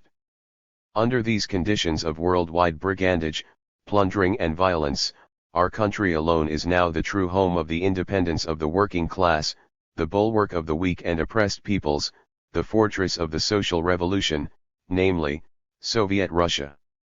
Against it is directed all the malice, all the hatred of the world's bourgeoisie. In the north and in the south, in the east and in the west, the Anglo-American and Franco-Japanese predators have advanced and are advancing hostile fronts against Soviet Russia. They are arming the White Guards, the Cossack generals, the sons of the landlords and bourgeois, of the kulaks of town and country, landing expeditionary forces and threatening us with more and more hordes. The All-Russia Congresses of Soviets have shown before the face of all mankind their desire to live in peace and fraternity with all peoples, and at the same time their readiness to defend, arms in hand, the Socialist Republic against the attacks of imperialist forces. Nothing with great satisfaction the successes of the Red Army and the Red Navy, the All-Russia Central Executive Committee reiterates the need to increase tenfold the efforts of the workers and peasants, soldiers and sailors, in the defense of the workers and peasants' country. By decree of the All-Russia CEC dated September 2, the Soviet Republic was proclaimed an armed camp. This decree must now be put into effect in all branches of economic activity and state administration. It is necessary to ensure that the army gets its supplies, and for this purpose to increase the productivity of labor. It is necessary to ensure that the army and navy get their food, together with Moscow, Petrograd, and all other centers of organized labor. To this end, all grain procurement and railway organs, at the center and in the localities, must be made to work at maximum tension and with the greatest conscientiousness. Not only in the army and the navy, but also in the grain procurement and transport spheres, and in war industry, a military regime must be established, that is, a regime of strict labor discipline, corresponding to the situation of a country which the bandits of imperialism have forced to transform itself into an armed camp. In order to put these measures into effect, the closest unity must be created between the War Department, the Extraordinary Commission for Producing Supplies, and the Departments of Communications and Grain Procurement, in joint work for the fulfillment of practical tasks. To this end, the All-Russia CEC resolves to set up a Workers' and Peasants' Defense Council under the chairmanship of Comrade Lenin, as chairman of the Council of People's Commissars, to consist of the chairman of the Revolutionary War Council of the Republic, Comrade Trotsky, the People's Commissar of Communications, Comrade Nevsky, the Deputy People's Commissar of Food, Comrade Bryukhanov, the chairman of the Extraordinary Commission for Producing Supplies, Comrade Krysin, or their deputies. And, representing the Central Executive Committee, Comrade Stalin. The name index gives, Stalin, IV. Old Bolshevik. Worked very closely with Comrade Lenin during the October Revolution. Member of the Central Committee of the Russian Communist Party, Bolshevik, continuously since 1912. During the Civil War was a member of the Revolutionary War Councils of various fronts. At present General Secretary of the RCP, B. The Defense Council is endowed with full powers for mobilizing the country's forces and resources in the interests of defense. The decrees of the Defense Council are unconditionally binding on all departments and institutions, both central and local, and on all citizens. Direct leadership of the Army and Navy, and also of all institutions of the Military and Naval Department, remains as before in the hands of the Revolutionary War Council of the Republic. In order to secure greater concentration of the activity of the latter institution, a bureau is to be formed from it, consisting of Comrade Trotsky, as chairman, the Commander-in-Chief, Comrade Vatsidis, and Comrade Arilov. November 30, 1918. Published in Collected Decrees and Decisions of the Workers' and Peasants' Government, December 22, 1918, No. 91-92, p.924. Notes. 99. The regulations on the rear levies were published in the decree of the Council of People's Commissars dated July 20, 1918. By this decree, all citizens not liable to be called up to the Red Army along with others of their age groups were conscripted for 1 year to serve in the rear levies. Special labor units in the form of independent labor battalions, were constituted from those called up in this way. They were assigned to trench digging, building jobs, labor on the roads, work stores and workshops in connection with the stockpiling of fuel and foodstuffs, loading and unloading, and so on. Strict measures were introduced for registering all citizens liable to call up between the ages of 18 and 45, in the following categories: 1. Those living on unearned income, 2. Those employing hired labor with a view to making profit, 3. Members of the managements of joint stock companies and industrial, commercial and agricultural enterprises, 4. Former barristers, their assistants, private attorneys, notaries, stockbrokers, middlemen, writers for the bourgeois press, 5. Monks and clergy of all denominations, 6. Persons belonging to the so-called liberal professions, if not performing functions of public utility, 7. Former officers, civil servants, pupils at the cadet, junker, training schools and in the cadet corps. The old established and prestigious cadet corps catered for sons of the nobility. The Junker schools had been created to provide officer training for young men from the other classes of society, and persons without a definite occupation. 100 on the counter-revolutionary conspiracy in the Baltic Fleet, headed by Szczęsny, see notes 50 to 58. 101 The attempt on the life of Comrade Lenin was made on August 30 by a member of the SR party named Kaplan, during a meeting in the Michelson factory in the Zamoskvorodsk district of Moscow. 102 The 6th All-Russia Extraordinary Congress of Soviets was held in Moscow on November 6 to 9, 1918, coinciding with the celebration of the first anniversary of the October Revolution. This Congress considered the following questions: 1. The anniversary of the revolution, 2. The international situation, 3. The military situation, 4. The building of Soviet power at the center, the committees of the poor, and the Soviets. The civil war in the RSFSR in 1918. En route. ******. Order number 43. By the Chairman of the Revolutionary War Council of the Republic and the People's Commissar for Military and Naval Affairs, to the troops on the Southern Front, October 5, 1918. Number 43, Kozlov. To be read to all companies, batteries, and squadrons. In the name of the Council of People's Commissars, I greet the Red troops on the Southern Front. You have been waging the fight against the Krasnovite bands here for a long time, comrades. This fight has seen much heroism, many losses, many sacrifices. So far, however, our struggle has not produced the desired results.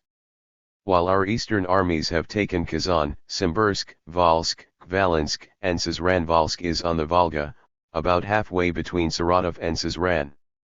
Khvalynsk, also on the Volga, is about halfway between Volsk and Sazran, and are still advancing steadily. On the southern front the struggle is proceeding with varying success, and the Krasnovite German bands are still occupying Rostov and Novokirksk. The reason for this is, in part, that certain units have frequently shown insufficient staunchness. It has been enough for a squadron of Krasnovites to break through into the rear, and the unstable units have yielded to panic and started to retreat. This will not happen again. The overwhelming majority of you are honest soldiers of the workers, peasants, and Cossacks' army. You yourselves will take the faint-hearted in hand. The best regiments will be given marks of distinction. The brave will be rewarded, before the entire country. Cowards, self-seekers, and traitors will be cast out and severely punished.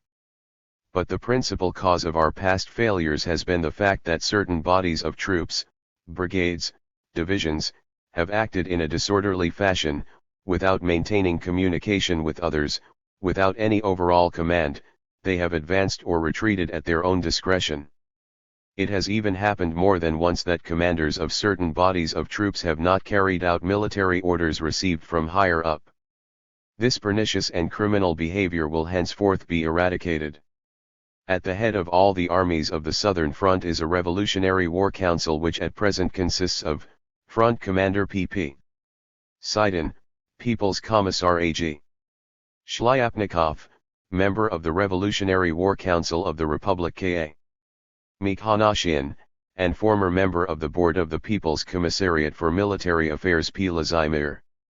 The commander, P.P. Sidin, is an experienced military leader who has shown by his deeds his loyalty to the workers' and peasants' revolution. Comrades Shlyapnikov, Mikhanashian, and Lazimir are old and tried fighters for the cause of the working people. This council stands at the head of all the armies of the Southern Front. All the orders and decisions of the council are to be obeyed unconditionally and immediately.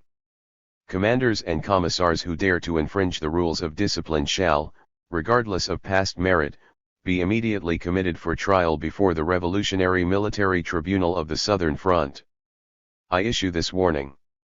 If a unit cracks up, easily yielding to panic, the commander and the commissar will be held guilty. If a unit retreats instead of advancing, the commander and the commissar will be held guilty.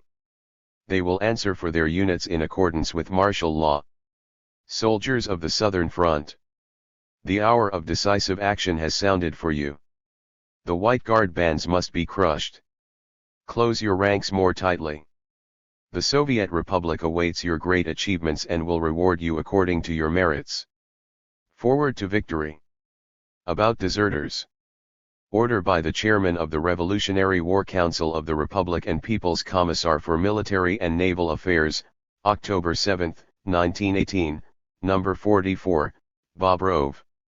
Bobrov is about 100 kilometers southeast of Voronezh, on the railway LTN King Kharkov with Saratov.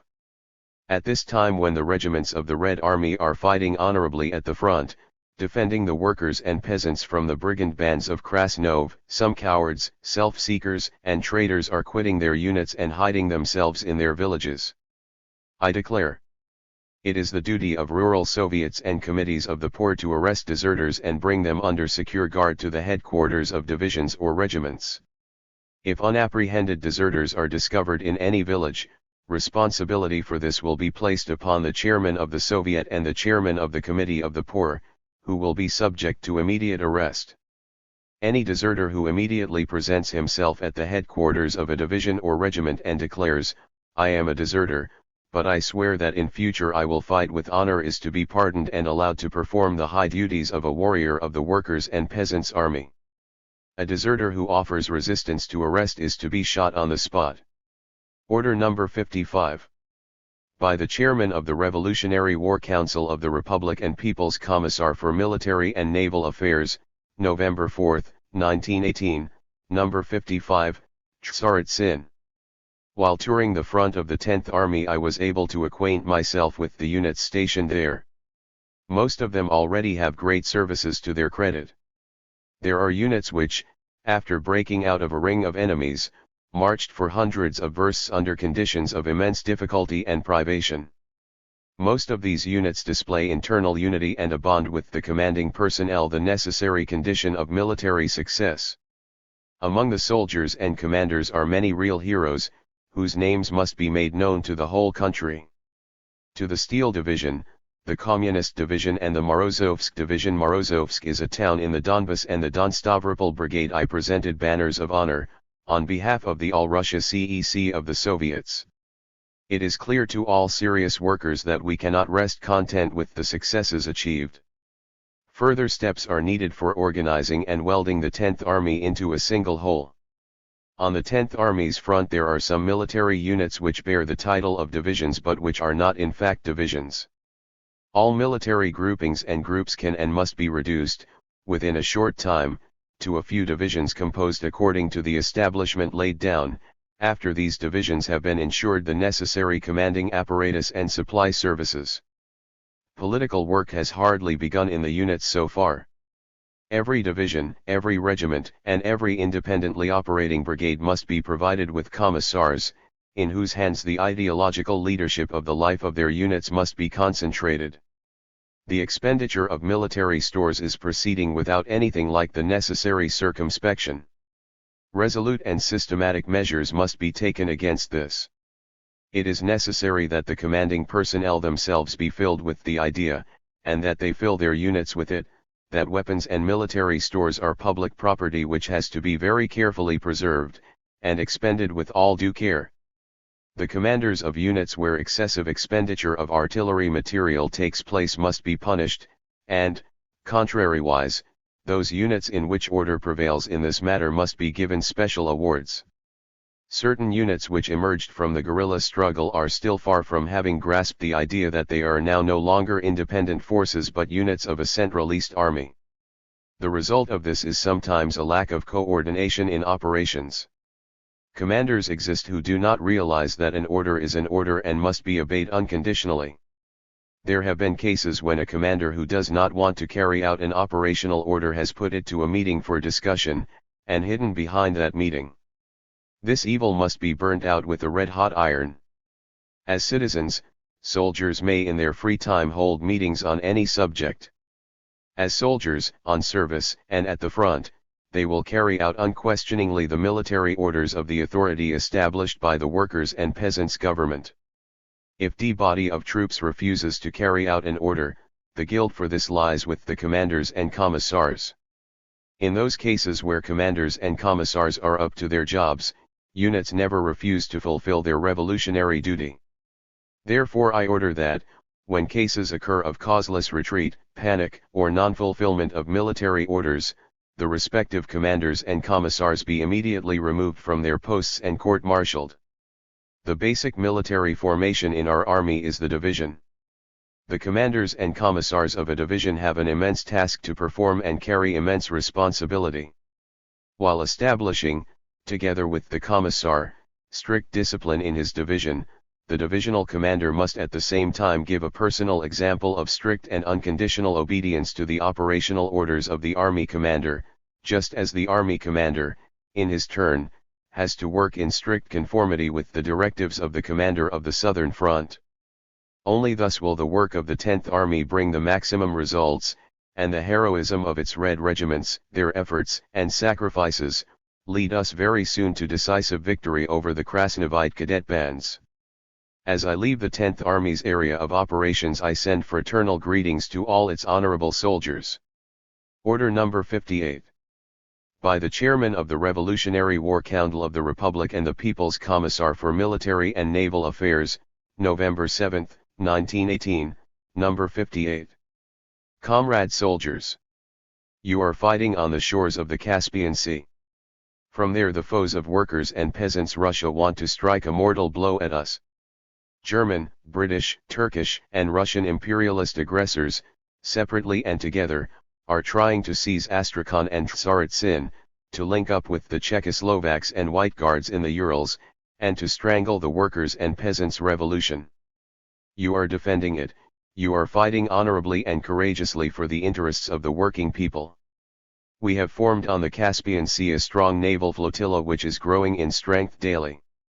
This flotilla has already captured 7 of the enemy's best transports. It will soon dominate the whole of the Caspian Sea. Your task is to consolidate our position on its shores. You will carry out that task. Fresh reinforcements will come forward to help you. The whole of Soviet Russia looks to you with hope. Ruthlessly drive out cowards and self-seekers from your midst. Brave and honorable soldiers, forward. The Soviet Republic will value and reward you according to your merits. Order number 61. By the Chairman of the Revolutionary War Council of the Republic and the People's Commissar for Military and Naval Affairs to the Red Army and the Red Navy, November 16, 1918, number 61. According to information received, which is confirmed by the course of events, the Anglo-French imperialists, frightened by the rapid development of the workers' and peasants' Red Army, have decided to direct all their efforts towards disorganizing and disintegrating our units. For this purpose they have sent in many military agents who, disguised as soldiers and commanders, are penetrating into the ranks of the Red Army, spreading false rumors there, and trying, by means of deception and bribery, to bring about confusion among the soldiers fighting on the Soviet fronts. I order commissars and commanders and all conscious, advanced, and honorable soldiers generally, to watch out for the activity of mercenary scoundrels of this sort, who take cover behind various party names and who are, essentially, the hirelings of foreign capital. The workers' and peasants' Red Army, on which now depends the fate of our country and the development of the world revolution, must be purged, in the shortest possible time, of criminal and traitorous elements. Order number 62. By the Chairman of the Revolutionary War Council of the Republic and the People's Commissar for Military and Naval Affairs, to the 8th Army, November 20, 1918, number 62. Lisky Station.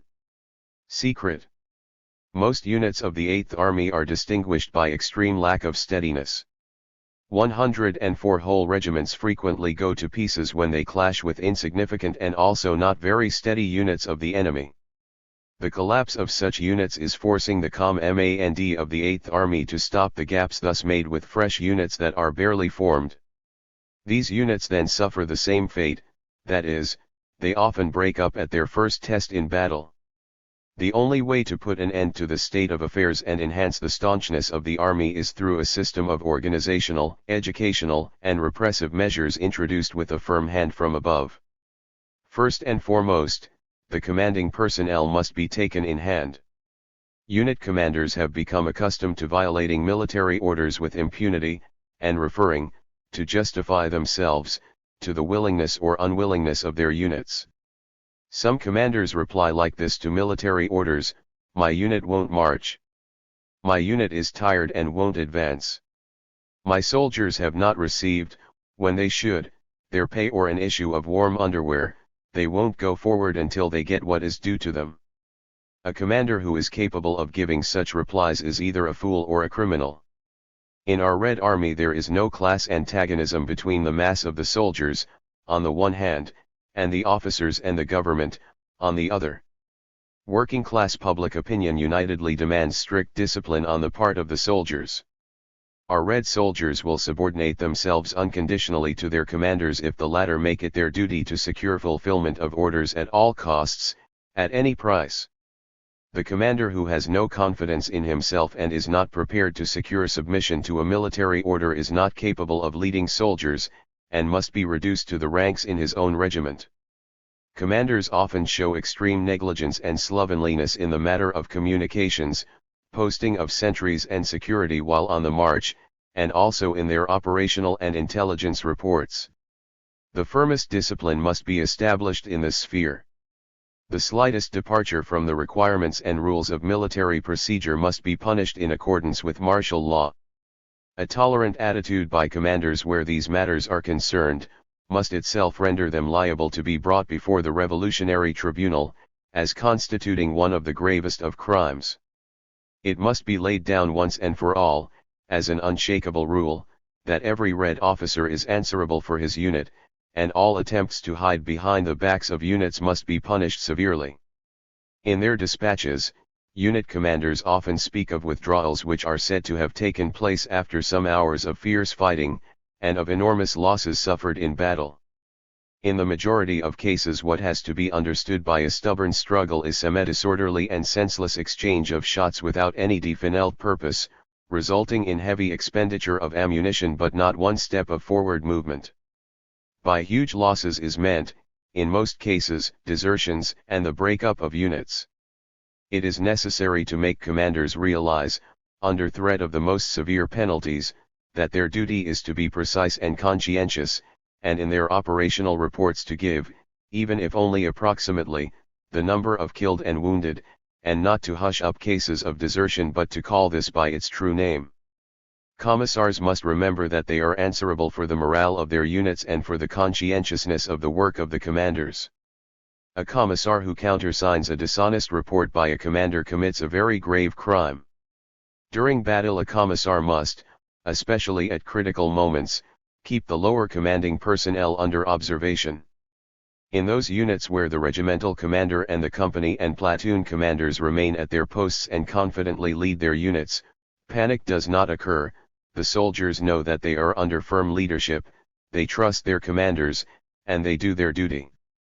Panic, disarray, desertion, breakdown are mainly the responsibility of the commanders, and therefore of the commissars.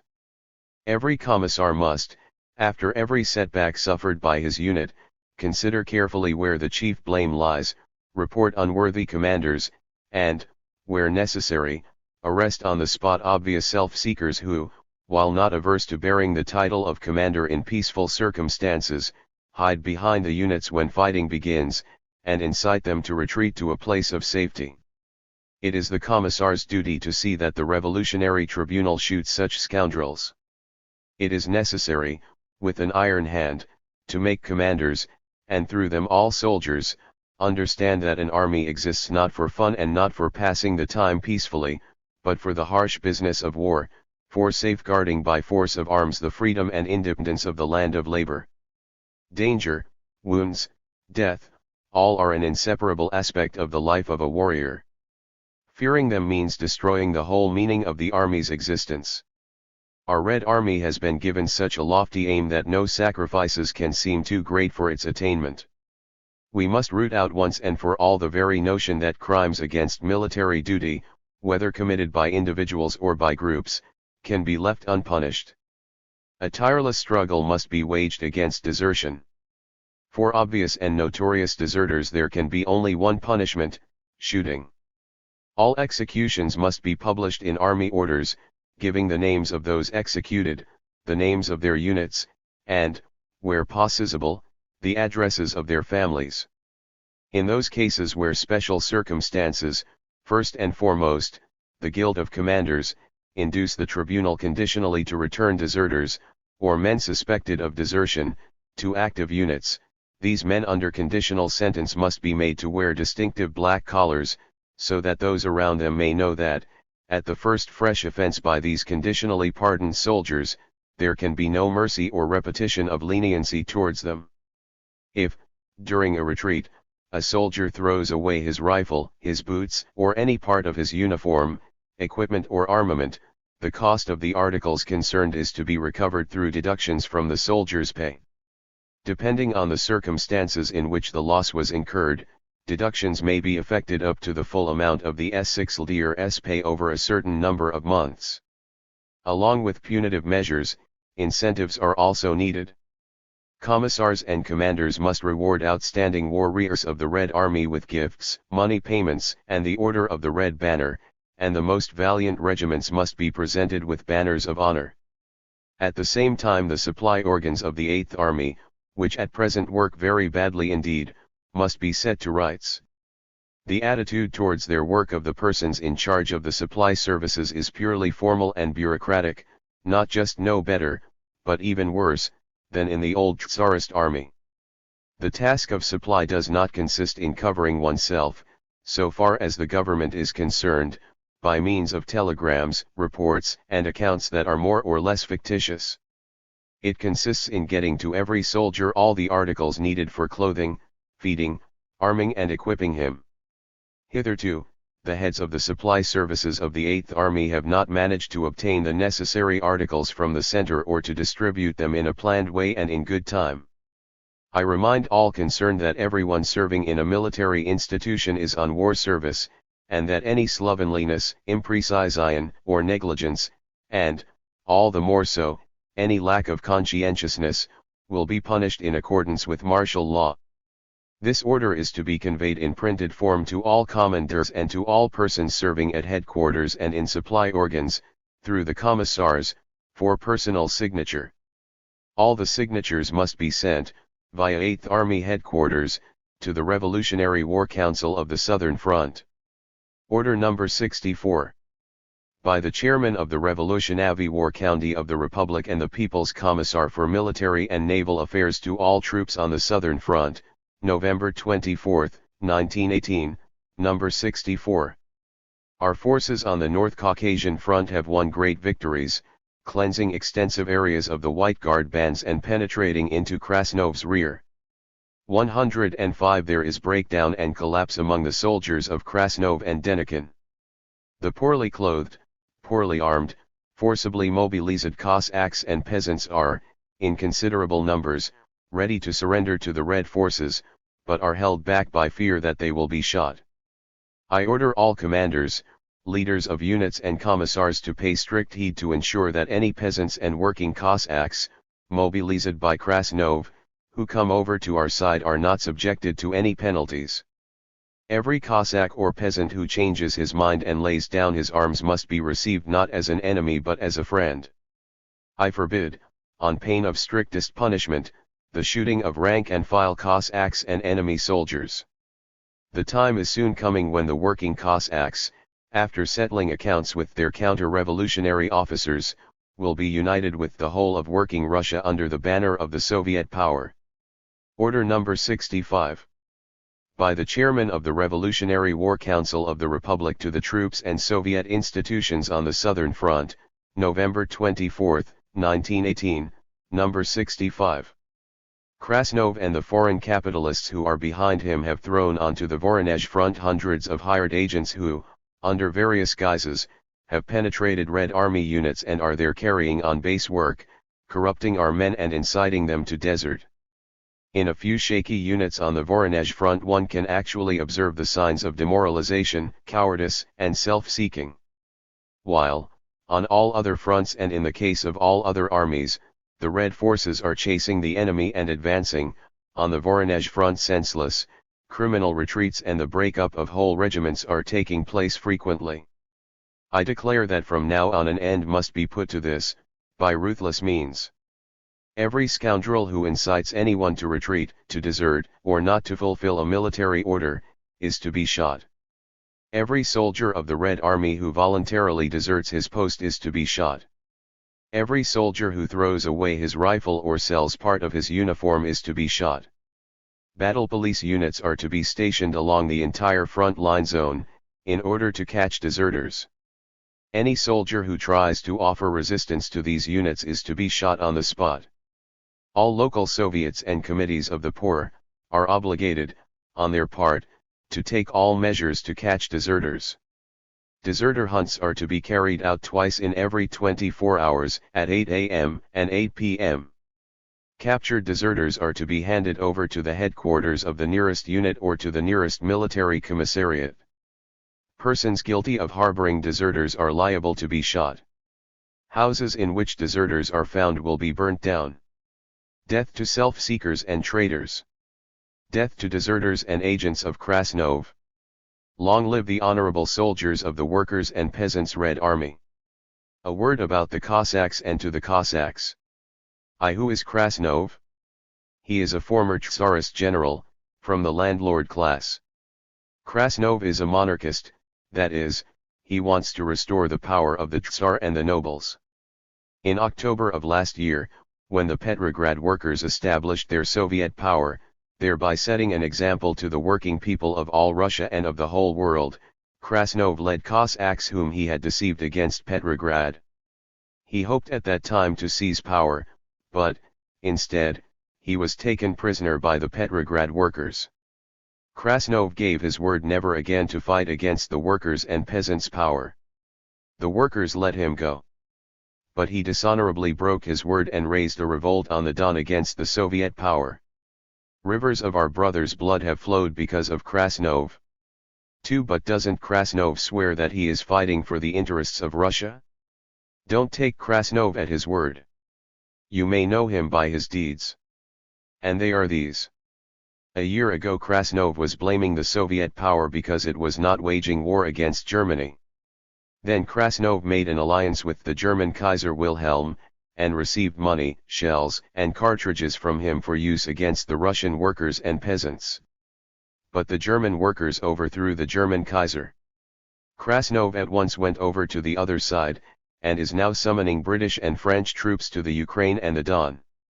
Krasnov is ready to put the entire Russian people under a foreign yoke, just so as to re-establish with the help of foreign bayonets the power of the Russian landlords and Cossack generals.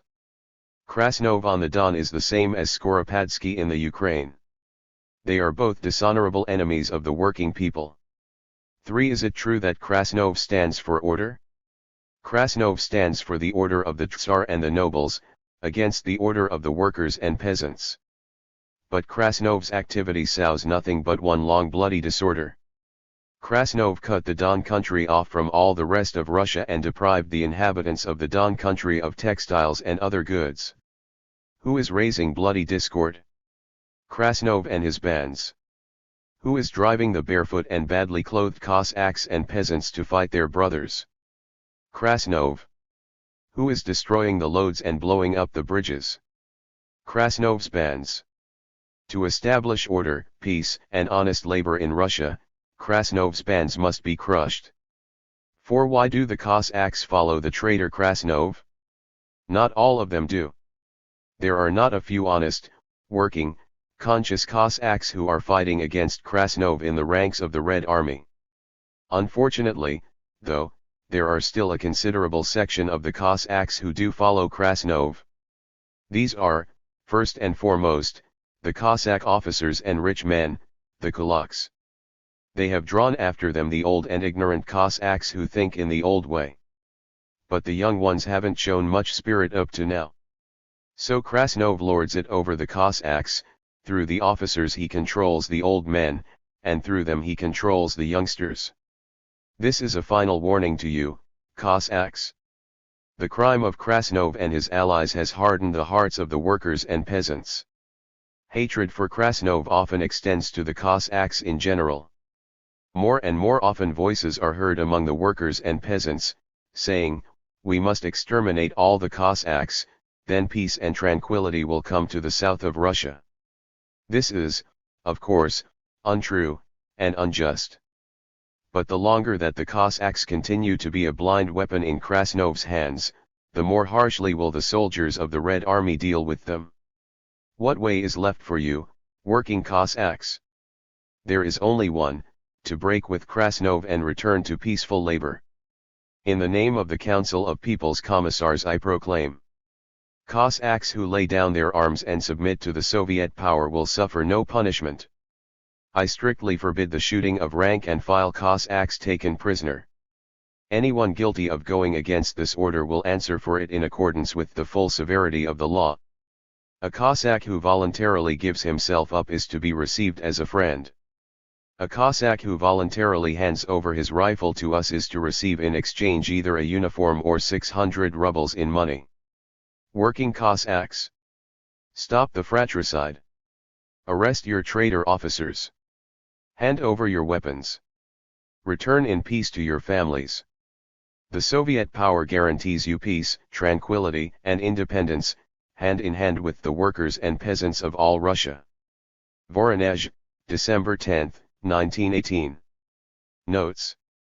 104 The 8th Army was formed from units of the southern sector of the screens. 2 infantry divisions had been formed in that sector, the 12th and 13th, and, under the blows of Krasnov's Cossack regiments, advancing along the Lysky-Talovaya railway, organizational work was carried on aimed at forming from them this first regular army on the southern front. The reasons for the 8th Army's defeat were the presence of Krasnov's great masses of cavalry, our complete lack of organization, and the absence of discipline. Comrade Trotsky's first visit coincided with a series of setbacks at the front. When he arrived at Army headquarters, Comrade Trotsky was unable to obtain from the commander any information about the location of his units. 105 The reference is to the heroic struggle of the 11th Army of the North Caucasian Front, which, cut off from the center, drew upon itself the whole of Denikin's volunteer army, preventing them from giving any help to Krasnov. At the end of October, the Tamam Army Serafimovic's novel The Iron Flood describes the experiences of the Taman Army in this campaign. Took Stavropol and directly threatened Krasnov's rear. A severe epidemic of typhus, 40,000 soldiers were sick at the same time, the extreme exhaustion of the Red Army men, the shortage of supplies, and complete isolation from the center brought this army almost to the brink of collapse. After their withdrawal to Astrakhan, the remnants of the 11th Army constituted the cadres of the famous 33rd Kuban, 7th Cavalry, and 34th Rifle Divisions, which fought on the fronts of the Civil War until the very end. Last updated on 18.12.2006. The Civil War in the RSFSR in 1918. The International Revolution. *******. The situation at the fronts. Speech at the meeting of the All-Russia Central Executive Committee, September 30, 1918.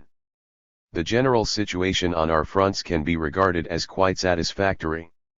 If we view it with a degree of historical perspective and look forward over the next 2 or 3 months, this situation can be considered more than satisfactory. Undoubtedly, our army has been created. We have an army. And a good one. Though not yet so large as to correspond in numbers to the enemy, it is growing. We have formed strong, reliable cadres on every front. We shall reinforce these cadres and in a very short time develop a good, strong, united army that will show our enemies that Russia does not lie at their mercy. If we turn now to consider the fronts taken separately, we see that, on the northern front, we can note a stable situation, with its disadvantageous side turned towards our enemies. We lost Archangel, but the Allies' initial successes were not followed up. Their expeditionary force was to have constituted the axe from which the soldier cooked his soup. In Russian folklore there is a story about a soldier who knocked at an old peasant woman's hut and asked for food. When she said she had none, he suggested that he boil an axe to make some soup. The idea intrigued the old woman, and she let him have an axe, which he put in a pot, filling this with water. As the water heated, he asked the old woman for a bit of turnip, some carrots, and so on, and in the end had all the ingredients needed for some real soup. But the Anglo-French soup has cooked much more slowly than the Allies had expected. The cold season is coming on. The White Sea will freeze over, and if the Anglo-French expeditionary force has not linked up with the Czechoslovaks before the beginning of winter, and it will not link up with them, then the position of that expeditionary force will become extremely difficult, and all we shall need to do is to chuck it out onto the ice of the White Sea, or under that ice. On the Eastern Front the situation is completely favorable. The initiative is held by our forces. On the Volga, two important places are still in the enemy's hands, Syzran and Samara. Operations on a wide scale are now being carried on against these two strong points. I can say that they will be taken in the very near future. That will mean that we have cleared the entire Volga, that the Volga has become what it ought to be, an honest Soviet river. As you know, extensive operations are also taking place in the Urals, and after the liberation of the Volga these operations will, of course, proceed with much greater success, but it is difficult to foresee and estimate in advance the pace at which these operations will develop. It can, however, be said with confidence that the zone occupied at present by the forces supporting the Constituent Assembly will be cleared, and soon there will be nothing that is only half and half separating the area of the Soviet dictatorship from that held by the Black Hundreds. On the southern front the battle has been proceeding until recently with varying success. There are grounds for thinking that here too we are on the eve of a decisive turn in our favor, that Krasnov's successes will soon come to an end and that northern Caucasia will be liberated for Soviet Russia. Trotsky's point is that the Anglo-French expeditionary force, which was in itself too small to have much significance, was intended to attract to itself counter-revolutionary elements from all over Russia, whose adhesion would make it a serious threat to the Soviets. I must say that our successes have been due to the rapid tempering that our army has received, and I cannot refrain from mentioning the regiment which is named after the institution in which I am now speaking, the regiment which was raised in Tula province, under Comrade Paniushkin's leadership VL. Paniushkin, 1888–1960, a party member since 1907, led a force of workers and sailors from Tula to the Eastern Front, and whose actions decided the fate of Kazan. Our enemy's abandonment of Kazan was catastrophic for them, as can be seen by the fact that they left there more guns than they had captured from us. They also left behind quartermaster's stores which had not been touched. We recovered everything that had been stored there, and, as regards artillery, even something extra. We have also had success in the matter of commanding personnel. I have spoken about how, on the one hand, some capable commanders have emerged from among our soldiers and officers, while, on the other, we now have from the ranks of the old officer corps dozens of commanders who have linked their fate with that of the Red Army, not to mention Comrade Vatsidis, to whom belongs the honor of our successes before Kazan. The Czechoslovaks did us a splendid service in the areas they occupied. The Volosts they occupied are welcoming the Red Army as deliverers. Our successes are also having another important result, they are intensifying conflict among our enemies. We are now happy to tell each other that not only our party but also the entire Soviet system has never been so unanimous as at present, while the camp of our enemies is splitting at every seam. There can be no question now, in the weeks that lie immediately ahead of any sort of catastrophe suddenly descending on us. The eyes of the White Guards are fixed on Japan and America, who do undoubtedly represent a real danger, but this is thousands of versts away from us, and we have the possibility of using the whole winter to strengthen our forces. There is now some sort of agreement in being between Japan and the United States.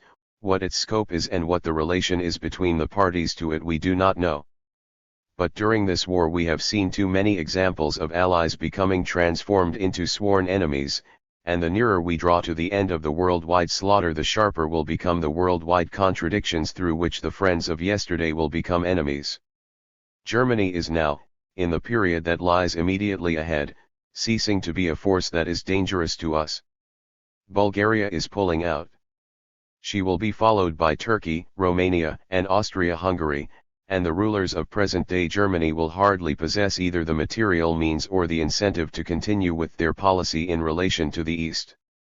Bulgaria's departure from the war weakens Germany, reduces to the minimum the political terror she can exercise against us. In answer to the weakening of Germany will come the revolt of the French proletariat. These are the prospects before us.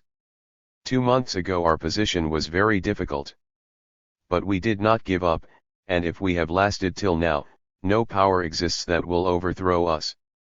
We must make use of the next few months to strengthen and develop our army. Basing ourselves on the authority of the CEC and the sympathy of the worker and peasant masses, we shall within a short time turn Russia, not in words but in deeds, into an armed camp, and we shall overcome the conservatism of the Soviet people in the provinces who do not always appreciate this. Comrade Krysin has now been given charge of providing supplies for the army. He will push this work ahead, and the survey which he produced recently shows that the work of supply is going by no means badly. The new call-up of young men will give us several first-class divisions to constitute reserves for the army. You will back with your authority the work of forming the army. We must convince the British and French that their enterprise is not merely a dishonorable crime but also a very shameful folly. Our resistance on the Eastern Front will produce a powerful jolt on the other side of the ocean, and we shall show to all our enemies, and likewise to all our friends, that we are a power, that we want to live, and that we shall live. The international situation. Speech at the special joint session of the All-Russia CEC, the Moscow City and City District Soviets, and representatives of the factory committees and trade unions, October 3, 1918. The southeastern extremity of Europe, the Balkan Peninsula, presents a picture of monstrous economic and national entanglements, antagonisms, and conflicts. All the contradictions and clashes of interest that are rending capitalist Europe are to be found on a reduced scale in the small area of the Balkan Peninsula. And since this peninsula is an economically backward part of Europe, and therefore attracts the appetites of the large-scale predators of the great powers, Balkan interests and antagonisms have become complicated, intersected and amplified under pressure from the contradictions of all Europe. The Balkan Peninsula has long since become the hornet's nest of European politics, a seething cauldron out of which from time to time burst, or threaten to burst, tongues of fire of Europe's volcano and of worldwide slaughter. In 1912 the Balkan Peninsula was the arena of the Balkan Wars between Turkey on the one hand and, on the other, Bulgaria, Serbia, Greece and Montenegro, which then were allies. Already at that time the revolutionary socialists forecast that this bloody brawl in the Balkans was merely the threshold, the precursor of the Great World War. In 1914 that Great War began.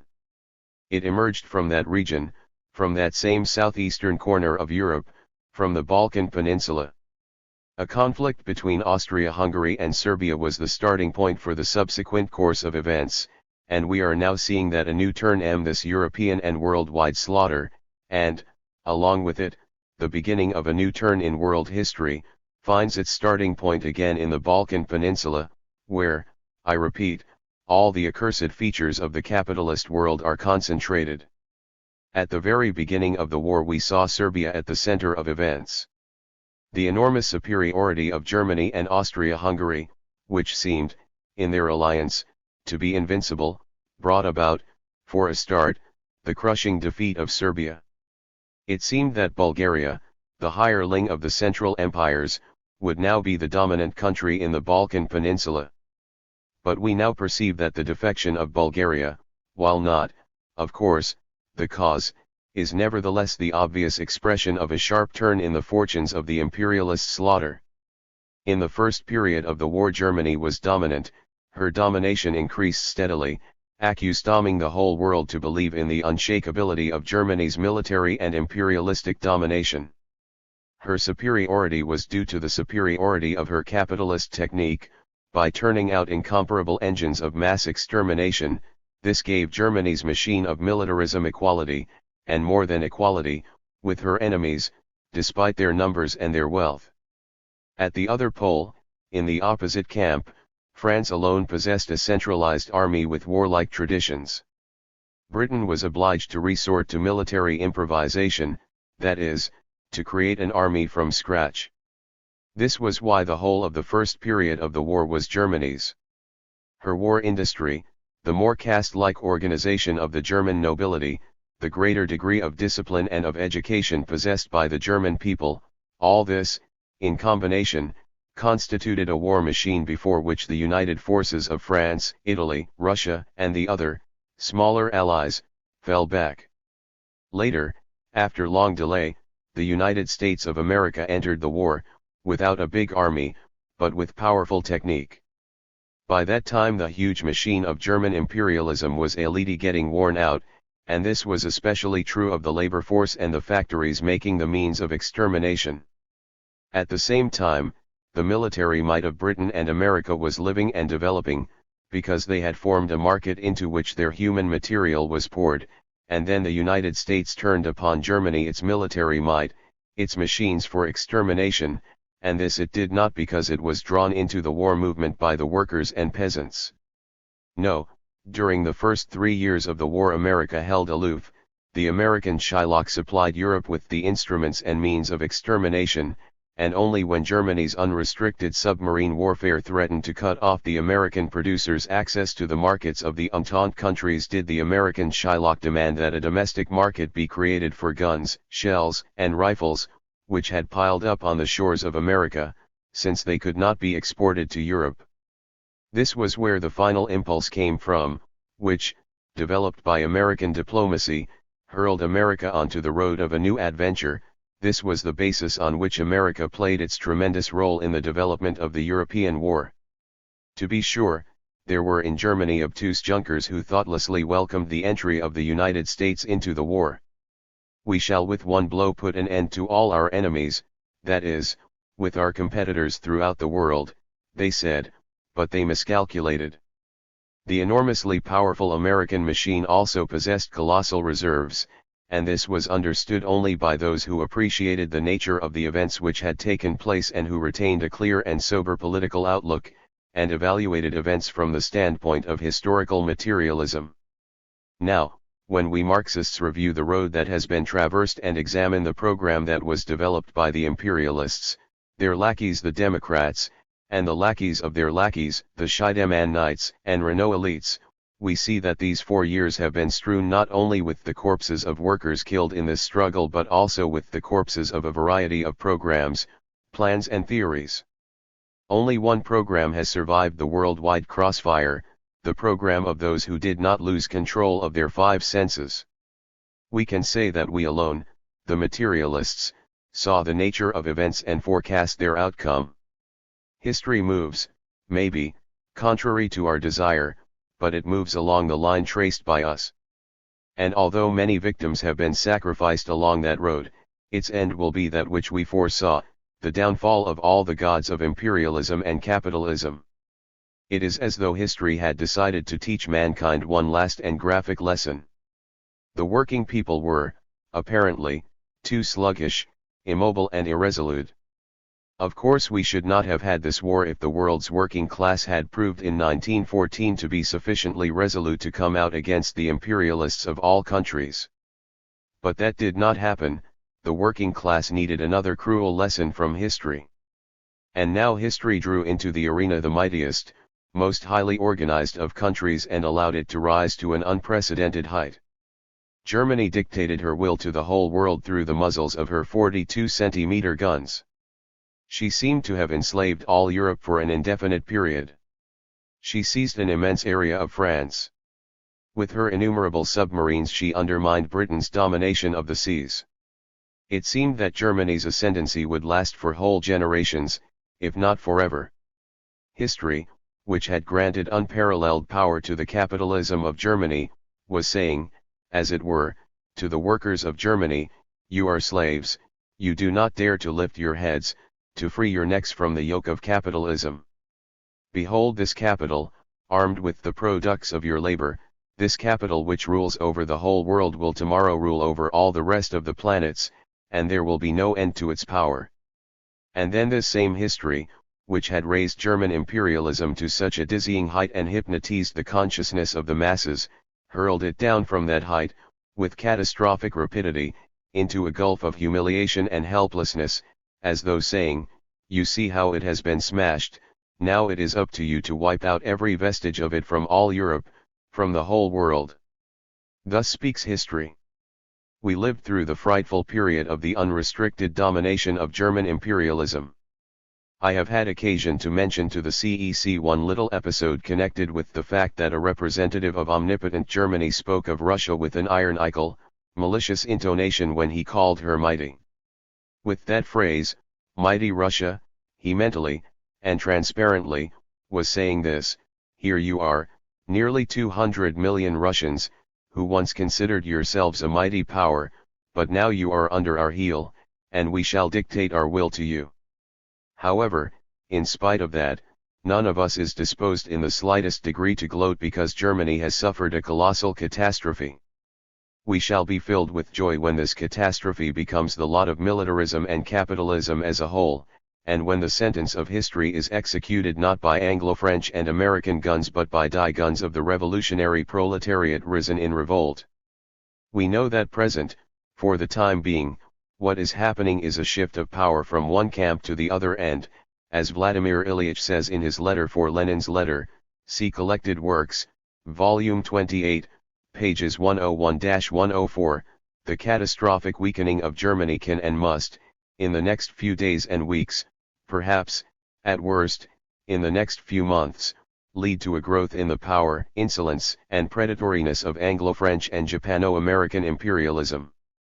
The one is just as hostile to us as the other, and today, even with the radical change in the international situation, we are as far from an alliance with victorious Anglo-French imperialism as we were yesterday from an alliance with German imperialism. We remain independent on both flanks, as an independent force, as a unit of the advancing proletarian world revolution. We say, let not the Anglo-French and Japano-American rulers of destiny try to extend the scope of their victory, as von Kuhlmann put it at Brest-Litovsk. History, in the person of Hoffmann, had not yet given its final verdict in the sense that the fate of peoples is determined solely by treaties. While we have a serious attitude to treaties and to the obligations that we undertake, we must at the same time declare that the fates of peoples such as Germany, and such also as the Ukraine, Poland, the Baltic countries and Finland, cannot depend upon a document signed at a particular moment of political development. New forces are arising both within Germany and beyond her borders, and we do not doubt that the moment is near when the Treaty of Brest-Litovsk will be reviewed by those forces which are striving for power. The bearer of this force in Germany is the working class. The fact that, in capitulating, absolutism in Germany is turning towards popular parliamentarism means that both those smart fellows who were at the head of affairs and also the ones who served them have suffered shipwreck. If in our country, just over a year and a half ago, in February 1917, the cadets came to power, along with the SRS and Mensheviks, and if the latter, quite new-baked and only just arrived from the barricades, needed no more than 8 months to use up and wear threadbare their strength and their reputation, and to vacate their position, the German Tsaritalis will need for this purpose not 8 months but only 8 weeks. That is why, when people ask our Soviet power, and they have grounds here for asking this, how it estimates the prospects that are opening up before Germany, and what it thinks concerning the fate of the Brest Treaty, the Soviet power replies that the German government itself has declared that it is incapable, in the present situation, both international and domestic, of coping with the state of affairs. What government will take over from it, a government of the German clerical center, of the conservatives, of the national liberals, or of the compromisers? But the right wing has already ruled the destiny of Germany, through her monarchs and bureaucrats, and through her Junkers, and the left wing of the new, incoming government has already wiped away all the dirty marks left by the right wing. What will this German coalition bring about that's new? It will open the eyes of the masses. Consequently, In our international policy we cannot reckon seriously with the coalition government in Germany as a force capable of determining the fate of that country for a long period of time. What force remains?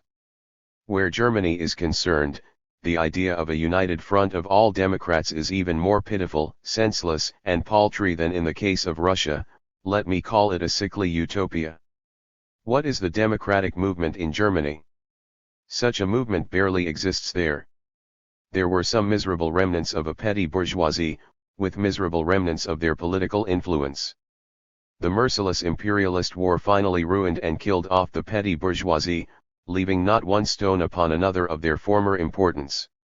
There are now only two camps, one, the conscious, solid camp of the imperialists, the other, the camp of the proletariat, on whom history has carried out a colossal, cruel experiment, the proletariat who have undergone terrible trials and are now faced, point blank, with the following task: either to take charge of the destiny of their country, taking power into their own hands, or to suffer ruin along with their country and their culture as a whole.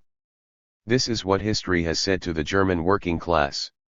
And while we are now profoundly convinced that history is working for us and with us, and therefore also with the German working class, while we are not going to hamper its salutary work, we nevertheless do not conceal from anyone, either from ourselves or from the German working class, that we await and welcome its mounting advance towards power.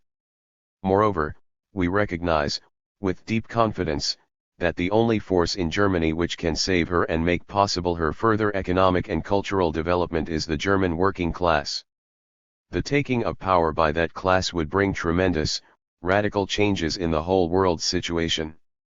Germany would be transformed into a powerful center of attraction for the sympathies of the people, of the oppressed masses of the whole world, and above all, of France.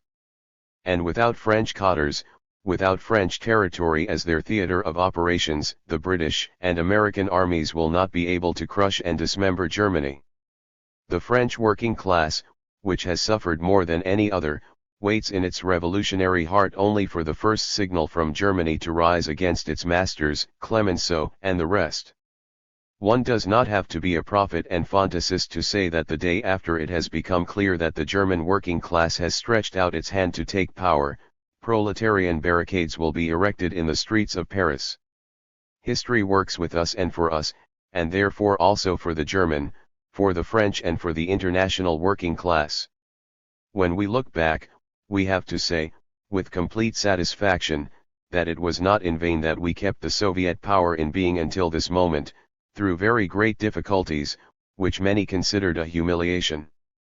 I regard it as my duty to declare, in this authoritative assembly, that at the time when many of us, myself included, doubted whether it was necessary or permissible for us to sign the Peace of Brest-Litovsk, whether perhaps doing this would not have a hampering effect on the development of the world proletarian revolution, it was Comrade Lenin alone, in opposition to many of us, who with persistence and incomparable perspicacity maintained that we must undergo this experience in order to be able to carry on, to hold out, until the coming of the world proletarian revolution.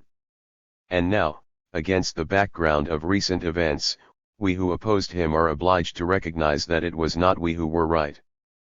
Prolonged applause. Whatever the immediate situation of the fortunes of Europe and the world may be, our own situation is now incomparably better. We are getting stronger and stronger, and our enemies are bleeding from every wound. They are weak, and those who now seem to be all-powerful will suffer, today or tomorrow, the same downfall as Germany's, but with even greater rapidity, for if history repeats itself, it always does so at a faster pace. And the collapse of France, America, and Japan, when it comes, will be more catastrophic than that of Austria and Germany.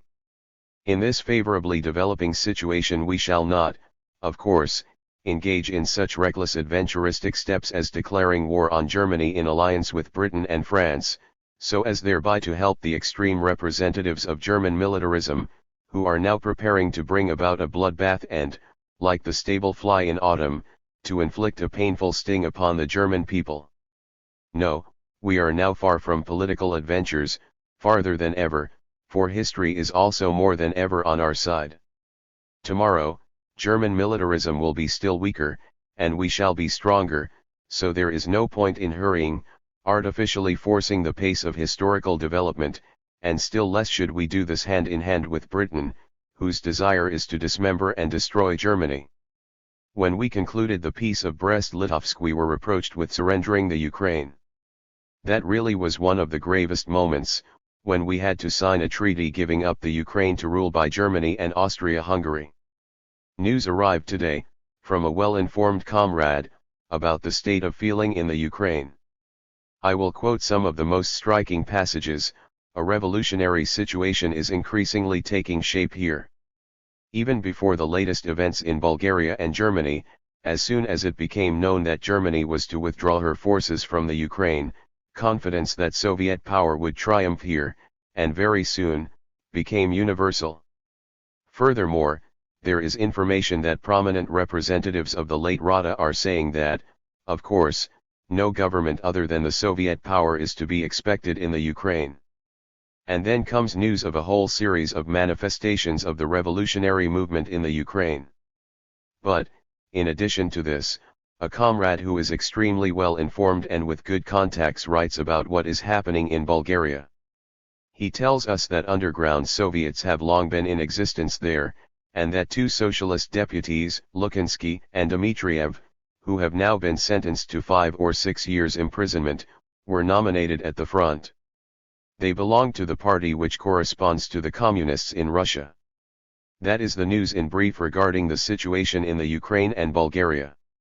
In our time, we were told, where the Ukraine was concerned, that we had lost it. Yes, we did lose it, temporarily, but only so as to find it again, and this time stronger than before. The Ukrainian worker and peasant have been through a harsh school, and if they now adhere to the Soviets, they will adhere so strongly that no power will be able to detach them. In the panic of Brest, Soviet Russia was dismembered. But in the course of events she has developed a very great revolutionary power of attraction. We do not doubt that this attraction will accomplish a great task. When the German working class stretches out its hand to take power, and when it comes to power, it too will develop a very powerful attractive force, and the criminal hand of Anglo-French imperialism will be smitten with paralysis and be unable to resist. If the proletariat of Germany does try to take power, the fundamental duty of Soviet Russia will be to acknowledge no national frontiers in the revolutionary struggle. The revolutionary struggle of the German people will be our struggle too. It is clear to everyone that Soviet Russia feels that it is only the vanguard of the German and European proletarian revolution. However, the possibility is not excluded that for a certain period, for some months, a revolutionary Germany will have to beat off the gangs of imperialism.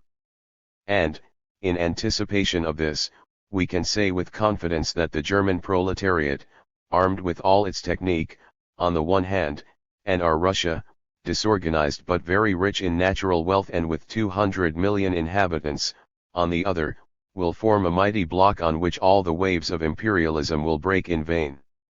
We can have no allies in the imperialist camp.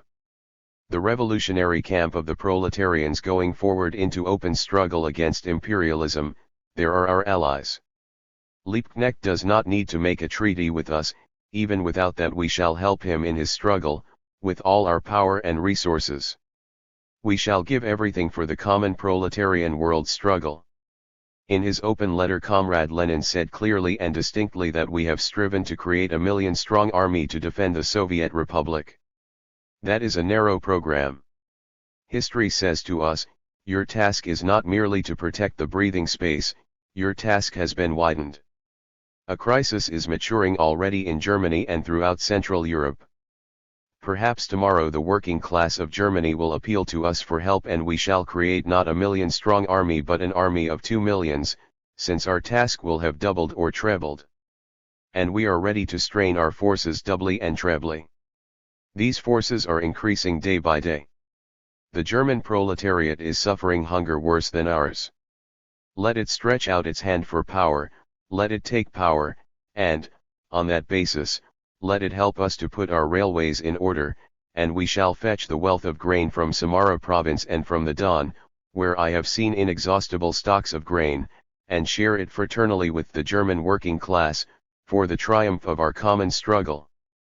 That is the will of the working class of Russia and of the poor peasantry, for here are assembled their authoritative and influential representatives, all that is best in the Russian Republic. We have here the Central Executive Committee, the Moscow Soviet, representatives of the trade unions and of the factory committees. All this constitutes the cream, and the will, of Russia. We shall be wholly with the working class of Germany in its struggle. As with the communards, our communist outlook extends to the working class of Germany as well. Everything that is ours is theirs. Our forces and our grain are their forces and their grain, for the common proletarian revolution. We shall, of course, form an alliance tomorrow with the new Germany, the revolutionary Germany of labor. And that is why this alliance will not be directed in any way against the proletariat and working people of France, Britain, America, or Japan. You understand this, and, what is still more important, to our good fortune it is very well understood by all the revolutionary workers of the Entente countries. At the moment, and this moment is near, when a fundamental frontier, a fundamental trench, will be drawn across Europe, between the forces of the proletarian revolution and those of militarism, the French workers, the British workers, the flower of the American proletariat and the Japanese workers will be on the same side, where we shall form the alliance of Soviet Russia and proletarian Germany. And this is the only way, the only means of putting an end to this accursed slaughter. All our darkest prophecies, our most terrible denunciations have not merely been proved right, they have been surpassed by reality. The imperialists said, "We proclaim that we are going to liberate the weak, poor, oppressed and small nationalities. Just look, all the small states and nations lie torn and crushed. Bulgaria grabbed what she could from Serbia and Greece. Turkey grabbed what she could from us in Caucasia. Bulgaria, which yesterday was turned into a German province, has now been turned into a British colony. Turkey too. I have received a report only today that Turkey is opening her straits to the British fleet. This means that Constantinople will become a city where a British governor will have his seat. This means that the domination of Britain is to be established over those who yesterday were Germany's allies. Yesterday's friend of Germany is today transformed into a miserable, powerless, crucified vassal of Britain. For all the weak, all the oppressed nations and peoples, the little states, and above all, for the worker masses of those countries and of the powerful nations alike, there is no way out of this slaughter but the shifting of armed force from one camp to the other. We forecast that first when we published the secret treaties, when we exposed predatory militarism and imperialism. And we can now say to the workers of Germany that if, a year ago, they had had the strength to get rid of their ruling classes and make peace on the basis proclaimed by the working class, then the workers of France, Britain, and Japan would be the richer and happier for it.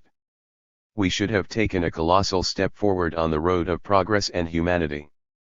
During that year, fresh millions of lives and milliards of riches were consumed in the flames.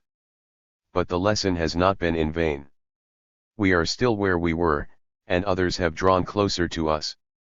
Our enemy has become weaker, and we say, therefore, the banner of Soviet power has been lifted higher, we must fight with all our resolution, we have become stronger, we have more friends, we are advancing, and the workers of Germany, Britain, France, and all countries are coming to meet us. Our banner is raised over Europe, the banner of the International Republic of Labor. The breathing space. Speech at the session of the 5th All-Russia Central Executive Committee, October 30, 1918. We have again been given a breathing space. There can be no question of our being attacked by any military force in the next few weeks. In the White Guard papers they now write about the Anglo-French expedition as a false hope that has vanished away, and so their eyes are now all turned towards Japan and America. From that quarter a real danger does undoubtedly threaten us, or may do so. But this danger, too, is far away, very many versts or kilometers distant. We have been given the chance to utilize the whole winter for strengthening our forces, and we shall now not merely capture towns but also quickly fortify them according to all the rules of the art. And even if we presume that the Japanese or the Americans, with the support of the White Guards or of the Czechoslovaks, who are lining the Trans-Siberian Railway, will get as far as the Urals, they will encounter before spring comes a stout and mighty barrier in their path. As yet they have not traversed that path. Our floes are only at its very beginning. They will have to move across a huge country, with only enemies to left and right of them.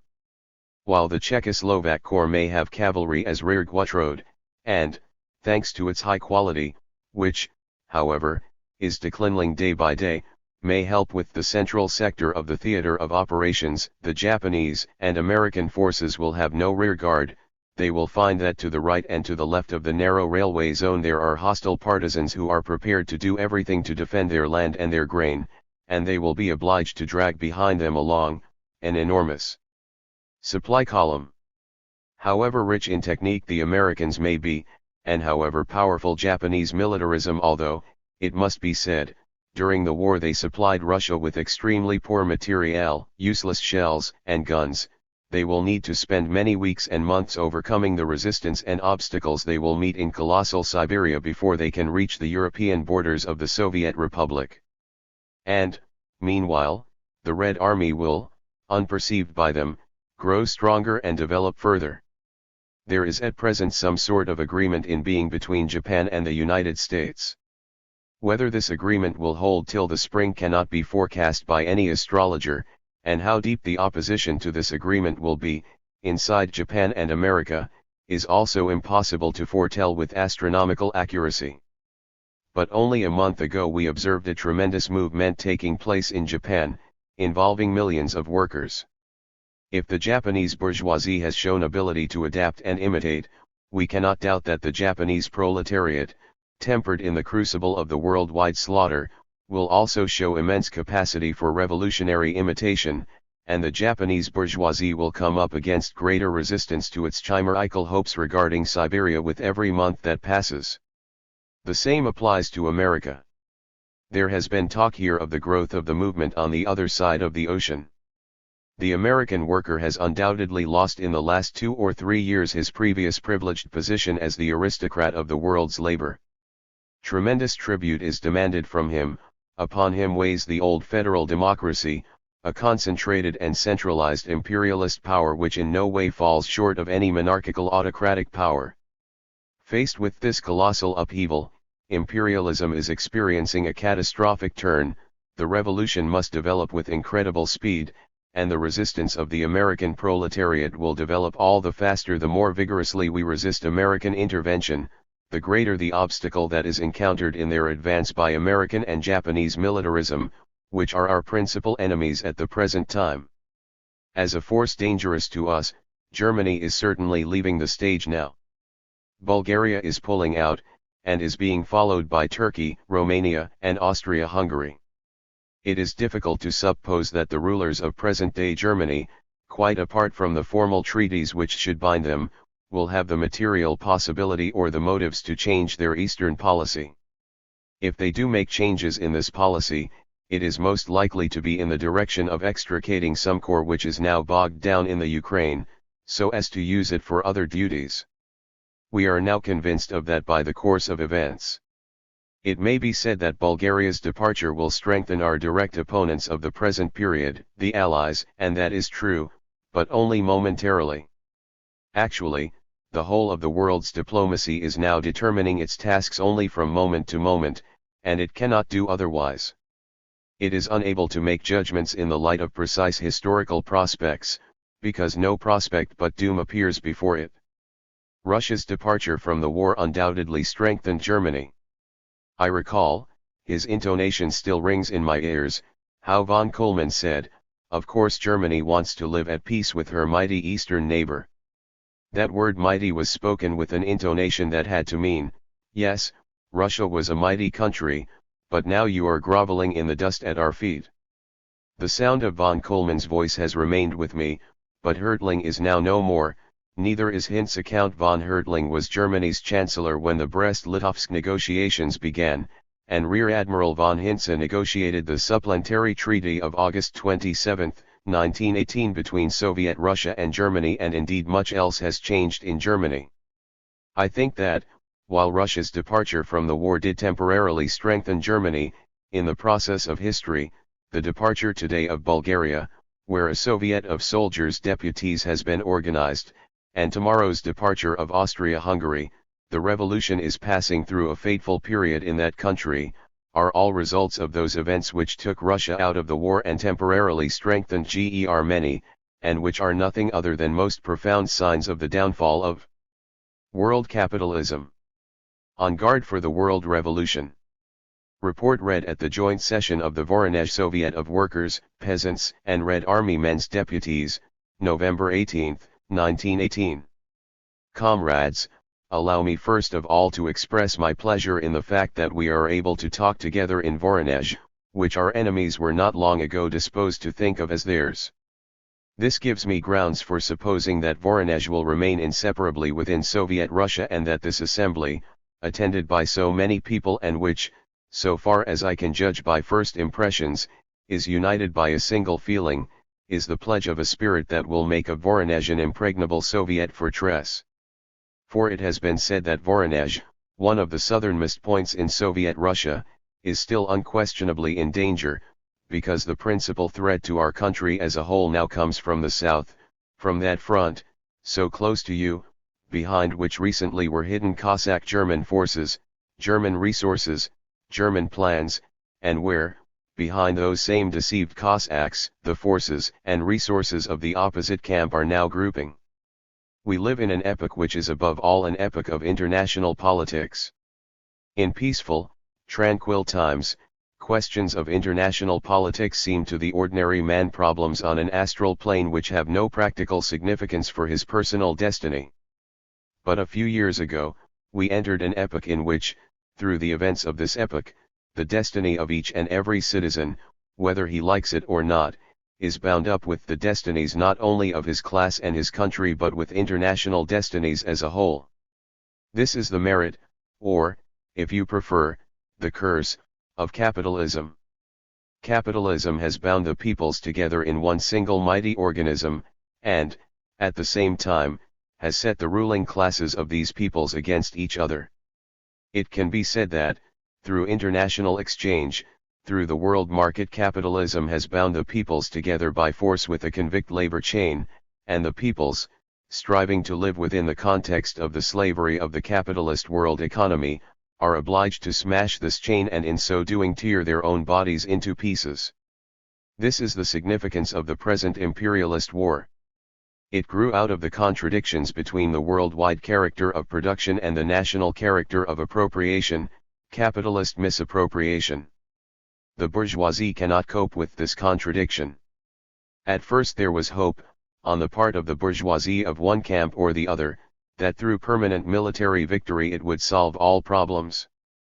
I recall the first period of the war, which I spent in Western Europe, the first days in Austria-Hungary, then in Switzerland, then nearly 2 years in France, whence I was expelled, through Spain, a neutral country, to America, at the very moment of that country's entry into the war. Consequently, fate gave me the opportunity, during the first 2.5 years of the war, to observe how it was reflected in the consciousness and in the politics of the bourgeois classes and of the worker masses of a number of countries. In Zurich, in about the second month of the war, I happened to talk with one of the most prominent compromisers, Molkenbuhr, who, when I asked how his party saw the course that the war would take, replied, repeating the opinion of the German bourgeoisie, "During the next 2 months we shall finish with France, and we shall then turn to the east, dispose of the forces of your Tsar, and within 3, or at the most 4, months we shall give Europe a solid peace." Such was the illusion of the social patriot. More than 4 years have passed since that time. Germany has now bitten the dust. Only the developing workers' revolution gives promise of rescuing her from the frightful, bloody dead end into which she has been driven by the policy of her bourgeoisie, defended in its day by the party of Molkenbuhr. It was the same in France. There, the bourgeois deputies and the social patriots promised victory day after day, week after week, then month after month, and, eventually, year after year. To be sure, it can be claimed that this promised victory has now been achieved. France, with her allies, has now planted her jackboot upon Germany, but nevertheless, in France less than anywhere else do politicians possessed of any sense, even in the bourgeois camp, expect that military victory will solve even one of the problems which brought about the present war. None other than Jules Guesde, one of the former leaders of the former Second International, used often to say, in the days of his revolutionary prime, that war is the mother of revolution, and we have now entered an epoch when, too slowly, indeed, for our legitimate revolutionary impatience, but none the less surely, revolution, the daughter of war, is advancing, following in the footsteps of war, shod with iron sandals, as they used to say in olden times. We, the Russian working class, a class in the most deprived of countries, were the first to begin the revolution. We were the first, but we shall not be the last. We took the risk of being left on our own. But was there any other way out for us? You know what mockery and scoffing arose in reply to our prophecies about the inevitability of revolutionary developments throughout the world, and especially in Germany, but the facts are before us. In the last analysis it was we who were right, we who relied on the sound materialist method of investigating historical destinies, the method which is used in all sciences, the method of strict, cold, severe examination of accumulated facts, in order thereby to establish well-defined conclusions. An accurate prognosis for the future. And only this cold scientific method, which in no way conflicts with the most ardent revolutionary temperament, only Marxism enables us not to lose our heads but to find our bearings in the world's situation and forecast the inevitability of proletarian revolution as a result of the present war. Many of us, of course, expected that this would happen sooner. We thought that the German working class would not let the compromisers lead them by the nose for so long. We are still today looking with hatred towards the France of the Bourse, and are sometimes inclined to stamp our feet impatiently because the French working class, with its rich revolutionary traditions, is submitting patiently for so long to the rule of Poincaré and Clemenceau. Nevertheless, by and large, events are proceeding as we Marxists foresaw they would. Those features of capitalism and of the working class in particular countries which were known to us before have developed and had their effect on the character and tempo of events. We know that the German working class, lacking a revolutionary past, needed exceptional events, exceptional shocks, if it was to be knocked out of the rut of legalism to which history had confirmed it for so long. Those shocks came, and we can see the results. You know that the whole of this last war has been nothing but a gigantic duel between Germany and Britain. Britain is an old imperialist, colony-owning country, an old established robber firm which, with its navy, stands on every road and at every crossroads of the world's seaways and will not let any other world-scale brigand compete with it. For that very reason it watched with unprecedented fury and hatred when, in the shape of industrial Germany, an extremely dangerous rival, on land and sea alike, began to emerge. The characteristic feature of the British working class, due to the history of British capitalism, is a feature to which I refer just now, a sense of being privileged, a certain aristocratism. In the second half of last century the British working class became bound up with the worldwide privileges of British industry, which held the dominant position on the world market. Since the time when that situation was established, that is since the 1850s and 1860s, the British working class has experienced no revolutionary shocks. The German proletariat has remained without them for other reasons. Germany arrived later at the door of capitalist development. It developed at colossal speed. German industry, including war industry, took shape very quickly, and along with this, the German working class appeared, forming its trade unions and its political party, directing all its energy to that end. While the bourgeoisie grew rich, there was still in power in Germany a caste of nobles which was closely united and well schooled, and was made up, unlike our own nobility, not of idlers, thieves and embezzlers, but of extremely capable military leaders and ministers who knew how to rule over the masses. Education in government and its traditions was concentrated in the nobility which, by means of wars for the unification of Germany, had created the conditions for the bourgeoisie to develop. That was why the German bourgeoisie, which developed in the course of a few decades into a gigantic force, decided to leave affairs of state, and especially military affairs, in the hands of the nobility. It said to itself, the nobility has a strong fist, it possesses traditions of government, it will know how to bridle the proletariat. This nobility created the huge German army. For this there existed a mighty bourgeois industry, exploiting the workers. And to this army, based on this war industry, the nobility contributed a strong caste of officers, with warlike traditions, with iron discipline and the mentality of feudal knights. Out of a powerful industry and a disciplined class without revolutionary traditions, out of this combination was produced the terrifying machine for mass killing which was called the German army. This army held its ground against Britain, against France, against Russia, then against the American army. For more than 4 years the German army withstood that tremendous pressure. If we leave out of account the imperialist nature of the war and look at it merely as a military contest between economic organisms, we must above all be astonished at the colossal might of the forces which capitalism has created and released. And capitalism found its most complete and striking expression in the German army. However, we have seen that German militarism proved unable to sustain this effort, not because against it was brought the pressure of the huge and powerful armies of Britain, France and, in the last few months, the United States, with its fresh and mighty resources, but because it could not withstand the internal ideological pressure of a new mood, the prophet of which was the Russian working class. And it was no accident but rather the conscious will of history that, precisely on the anniversary of our October Revolution, there was hoisted over Berlin the red flag of the Berlin Council of Workers' and Soldiers' Deputies. We could wish for, or ask from history, no greater satisfaction than that. The German Revolution is apparently going forward at a faster pace than our own. On the other hand, though, it would be a mistake to expect the German working class to make all at once the leap from its old legalism to the regime we look forward to, that is, to the regime of communist dictatorship. No people and no class have ever really learned from books or newspapers, or from the experience of other countries. True, we did learn something from the Germans. In our time we said that we had learnt much from them. That was so. But this much was appropriate to a peaceful epoch, and it proved to be very little when set against the standard of great events.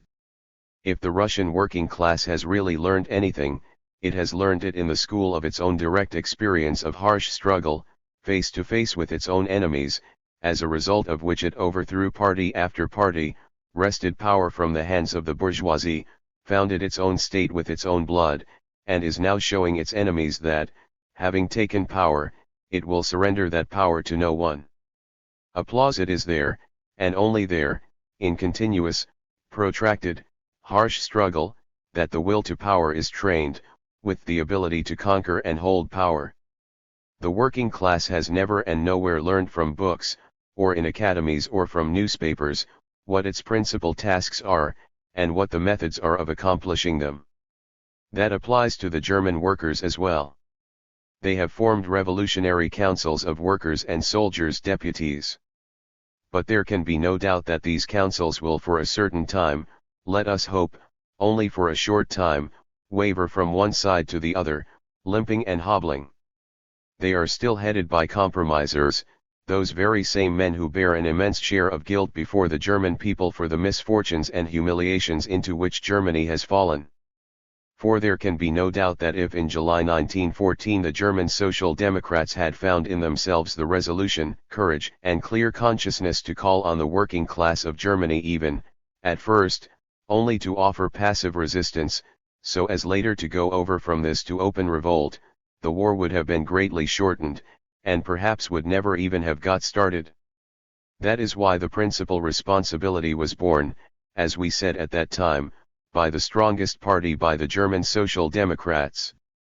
And yet, nevertheless, the German working class, having broken out of the vicious circle of the war, has left in position at its head the old party structures made up of the leaders of the old Social Democratic Party. We needed 8 months in order to outlive the regime of Kerensky and Tsereteli and the rest of the compromisers. Our Kerenskys and Tseretelis were for our working class unknowns, strangers who at first imposed themselves on the mass of the workers and were trusted as being the representatives of a certain party which was marching, so it seemed, at the head of the worker masses, and it took us 8 months to expose and destroy this false reputation. In Germany David, Ebert, and Scheidemann are no strangers. Throughout the war they worked hand in hand with the German government and with the German bourgeoisie, as its helpers and servants. But so great is the force of organizational inertia, organizational automatism, that it was hard for the German working class to free itself of its own party machine at the same time as it freed itself of the state machine. The old party had been formed in old conditions for old peaceful tasks. It had created a huge organizational apparatus. The further they were from the masses, the more petrified, stagnant and calloused were the representatives of this mighty party and of the trade union apparatus. I had occasion to spend a fairly long time in Germany and got a comparatively close look at these leaders, and now, in the light of recent gigantic events, I see clearly how and why these men possessed in their hearts not a single spark of revolutionary proletarian enthusiasm, not a shadow of understanding of what is meant by proletarian revolution, but instead were filled with profound, servile admiration for the wisdom of planned and peaceful constructive work by the parliamentary state. The working class, after smashing the old state machine, thrust forward its old party, and Scheidemann and Ebert became ministers of revolutionary Germany, although they had done more than anyone to prevent the German Revolution. They were made into revolutionaries against their will.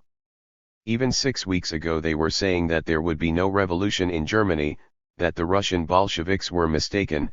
They openly spat on our hopes, and, furthermore, the leading organ of German social democracy, vol1, wrote not long ago that, when the Bolsheviks asserted that there would be a revolution in Germany, they were consciously deceiving the Russian workers, feeding them with false promises. So said the German leaders who, one might have thought, should have been better informed about conditions in Germany. They accused us of deceiving the Russian workers by prophesying that a revolution would inevitably take place in Germany. And now it is they, the wretched sloths and pedants, who are themselves shown to have been deceived. We told the truth. And this truth now stands before the whole world: there is revolution in Germany. Applause. As I said at the beginning, the life of every country, every class, and even every individual depends now, to a frightening degree, upon the international situation. The international situation in Germany is extremely grave. The peace which it has turned out that the German government are going to be obliged to sign is in all respects harsher and more merciless than the peace which we were obliged to sign at Brest. Our Kerenskys and Tseretelis charged us Bolsheviks with committing a crime by signing a terrible peace treaty. But in Germany the Kerensky and Tsereteli of that country, namely, Scheidemann and Ebert, have found themselves forced to sign a peace treaty which is much more terrible. Thus, putting one's signature to a peace treaty is not just a matter of goodwill. One signs a terrible peace treaty when there is no other way out. When a hostile imperialism has you by the throat and you have no weapon in your hand, you sign a terrible peace treaty. That was how we were compelled to act.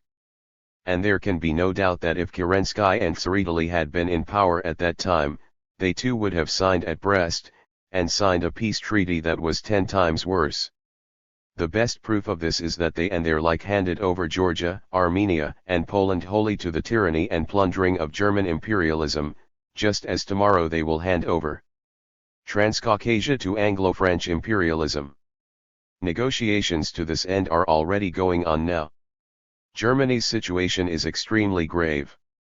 What can save the country is that which saved us, namely, a revolution in the enemy state, in this case, in France and Britain, with the development, the extension, of the proletarian communist revolution on an international scale. But, for that to happen sooner and more surely, it is necessary that in Germany itself the revolution should advance farther along its natural path. It is necessary that, in place of the cowardly compromisers who are trying to shorten, dock and clip the wings of the German Revolution, to keep it within the bourgeois framework and deprive it of the agitational power it must develop, it is necessary, in short, that, in place of the Schedemans and Eberts, a revolutionary government should come to power, headed by Liebknecht. Here, however, the difference between Germany's fate and our own makes itself felt. We lived for a long time under the conditions of Tsardom. We developed revolutionary underground practices and traditions, first among the Narodniki and the members of Narodnaya Volya, and later among the Social Democrats. This illegal, clandestine, revolutionary work, proceeding at first from the underground intelligentsia to the advanced workers, found its legitimate and vivid expression in the Communist Party. At the moment when, under the frightful blows of history, the Russian working class rose to its feet, that class did not need to start from scratch. It had at its head a centralized party, united by the closest ties of historical doctrine and internal revolutionary solidarity, which marched along with it through all the obstacles in its way, and which is now in power, our Communist Party. In Germany there is still no such party, because there the energy of the working class has for decades been poured into the channel of legalism, of parliamentarism. And when the work-mg class of Germany was hurled by the will of events into the revolutionary arena, it found there no organized revolutionary party. There is still today no such party in Germany. The working class made use, willy-nilly, of the organization which is represented by Schädemann. But there can be no doubt that the lack of conformity between this organization, its practices and mentality, and the needs of revolutionary proletarian development will be revealed more and more clearly with every passing day. The German working class is faced with a twofold task: to carry out its revolution and, in the process of doing that, to create the instrument of its revolution, that is, to build a genuine revolutionary party. We have no doubt that it will cope with this twofold task, and this is the guarantee that this new, communist revolution will be met by a revolution in France. Already today the wireless is bringing us news of large-scale strikes and revolutionary demonstrations in Lyons, Paris, and other places. It would indeed be monstrous if the French working class were not to come out against its class enemies. We know the French working class from its past.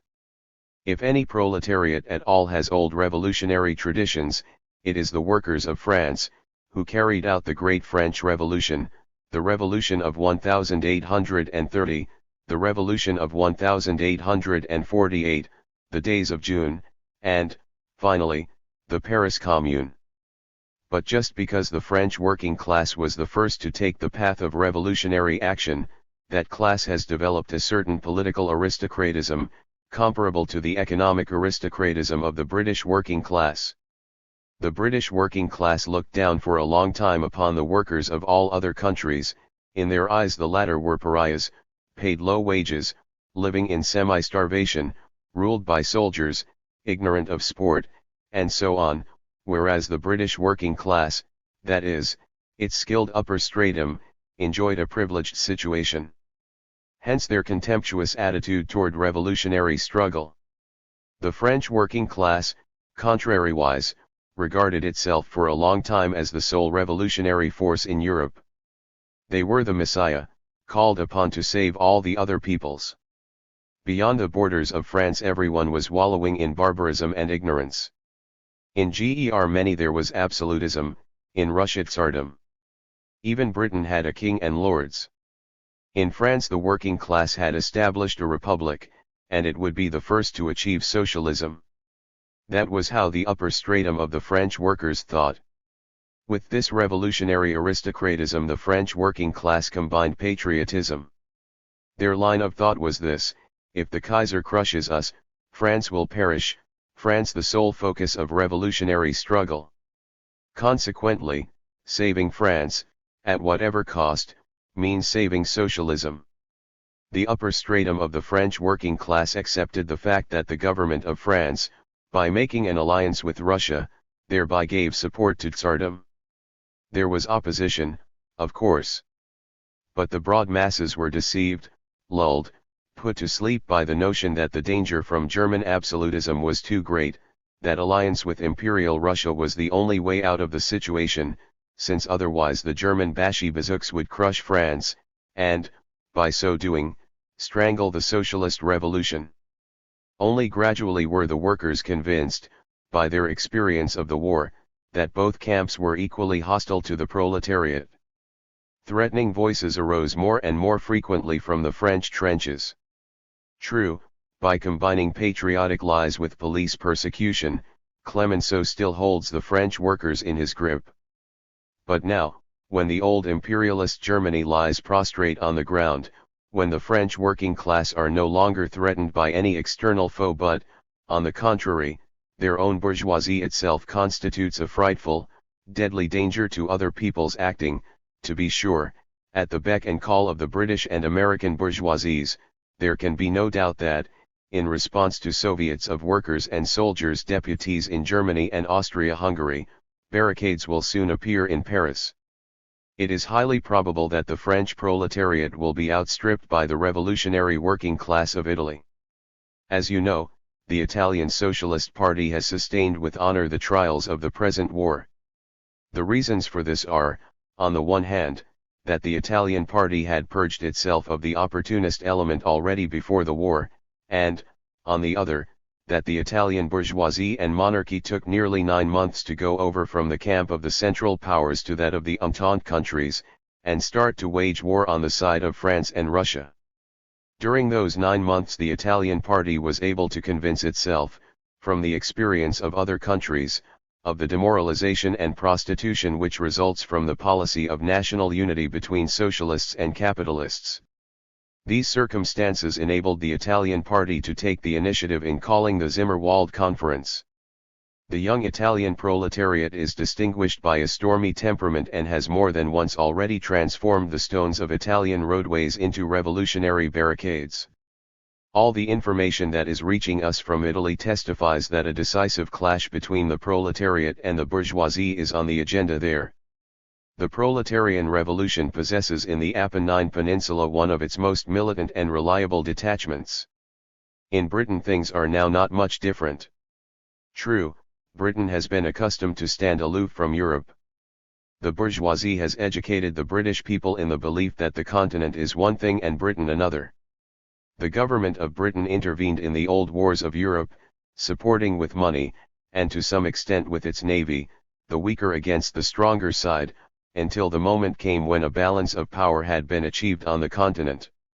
In this, comrades, consisted for centuries the entire world policy of Britain, dividing Europe into 2 camps and not allowing one camp to strengthen itself at the expense of the other. The rulers of Britain supported their allies in the same way that the rope supports the man being hanged, that is, so as to tighten the noose around their necks as close as possible, in the form of all sorts of obligations, in order thereby to exhaust the strength not only of Britain's enemies but also of her allies. But this time it did not work out like that. Germany developed too strongly, showed herself too strong, and Britain was obliged to involve herself in this war, to get deeply into it, not only with money but with flesh, with human blood. But it has been said that blood is very special stuff. This intervention by the British bourgeoisie will not pass without its consequences. Britain's privileged position, fundamentally undermined by German competition, has vanished forever. The British trade unionist workers used to say, "We have no militarism here, I am a free citizen on my own island, which is protected by the Navy. There are a few tens of thousands of sailor mercenaries in the Navy, and that's all." But now militarism has taken this free British proletarian by the scruff of the neck and thrown him onto the territory of Europe, and the war has brought with it a fearful increase in taxes and in the cost of living. All this has radically undermined the old privileged economic situation even of the upper stratum of the British working class. The more privileged the British proletariat considered itself formerly, the prouder its self-esteem, the more terrible will be its consciousness of catastrophe. Britain's economy is ruined, destroyed. There are a colossal number of cripples and other disabled persons. All this is the consequence of the war. To suppose that, after the victory over Germany, Britain can abolish, or greatly restrict, her militarism, would mean making a big mistake. Britain's strongest adversary tomorrow will be the United States. There is already today a profound inner antagonism between them. There are now only two possibilities left for the British proletariat, either economic and class degradation, or social revolution. To be sure, there is a prejudice to the effect that the British working class lacks revolutionary temperament. A subjectively nationalist theory exists according to which a people's history is to be explained by the national temperament. That is rubbish. Those who think and write like that are superficial chatterboxes who have observed the British only in smart restaurants in Switzerland or France. Having observed the so-called cream of British society, whose members, depraved and exhausted from one generation to the next, have lost their strength and will to live, they present these as representative of the British nation. But anyone who knows the history of the British people and the British working class, the history of the English Revolution of the 17th century, and then of the Chartist movement in late century Britain, knows that the British, too, have a devil in their bodies. There have been many times when the British took up the cudgels against oppressors. And there can be no doubt that the time will soon come when they will take up the cudgels against the King, against Lloyd George, against their lords, and against the cruel and cunning, clever and perfidious British bourgeoisie. The first rolls of thunder of that great storm can already be heard in the British Isles. It seems that the most serious, most long-term danger to us comes from America and from Japan. Let us look at what we may now expect from America. The United States is a powerful capitalist country which entered the war after the countries of Europe had already been wearing each other out for 3 years. During the critical months, January and February of 1917, I was in America, and witnessed the period of preparation for the United States entry into the war. Perhaps you remember how our patriotic press, and the press of all the Entente countries, wrote in those days about how the noble President Wilson, infuriated by all the outrages and crimes committed by German militarism, and in particular by the submarine campaign, the sinking of passenger ships, and so on, had at last cast his sword into the scales of the World War, in order that good might outweigh evil. In reality, the matter looked very much more prosaic than as it appeared in the bourgeois press. America adopted from the very outset the attitude towards both camps which Britain had taken up in previous wars in relation to the continent. It did this through the organization and support of various diplomatic combinations and alliances. I said earlier that Britain used to divide Europe into two opposing camps. She sat tight on her island and said, "Let them weaken each other, then I shall support the weaker lot, so that no rivals that are too strong may rise up against me." When Germany became too strong, Britain was obliged to enter the camp of Germany's overt enemies. Then America, on her gigantic island on the other side of the big water, as the Americans call the ocean, remained in a waiting posture and said, "Europe, together with Britain, has been split into two camps. We Americans will, to start with, watch them let each other's blood and exhaust themselves. While remaining observers we shall not, however, be passive, but shall engage, as much as ever we can, in business, in speculation, in money-making. We shall sell dynamite, shells, and rifles to both sides, and all the time pocket good capitalist percentages as the price of our neutrality." That was the original policy of the bourgeois class of North America. And from the very beginning of the war the honorable American merchants guided in this direction the policy of the honorable President Wilson. They thrust their noses into both of the belligerent camps, with their Hanusable dynamite, and offered it to both sides at a very honorable, usurer's price. But Britain declared a blockade, and said to America, "No, you shall not supply your dynamite to Germany." Relations between America and Britain at once became very strained. Wilson told his stock exchange, "Justice has been flouted, the freedom of the seas profaned, America's honorable dynamite cannot get to Germany." Naturally, the whole stock exchange, the whole of the arms industry, seethed with righteous indignation against Britain for having established the blockade. Anxious meetings were held between the big men of the arms industry, the heads of the banks, and the diplomats, and they debated whether or not they should declare war on Britain. The neutral Wilson expressed himself thus: "We are now cut off by the blockade from the Central Empires.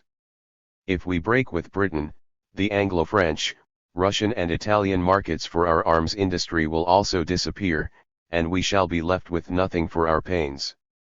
The interests of American industry and trade required that Wilson stand up for a neutrality which would allow the American merchant to export his goods in immense quantities to the countries of the Entente. In fact, the foreign trade of the United States expanded 2.5 times during the war. This was not the old sort of trade, when what was exported was grain, machinery, and in general all the products needed for human life. It was in the main trade in the instruments of death and destruction. This, Wilsonian neutrality enabled American industry to do splendid business. But now Germany took the offensive against Britain, with her unrestricted submarine warfare. That was in January 1917.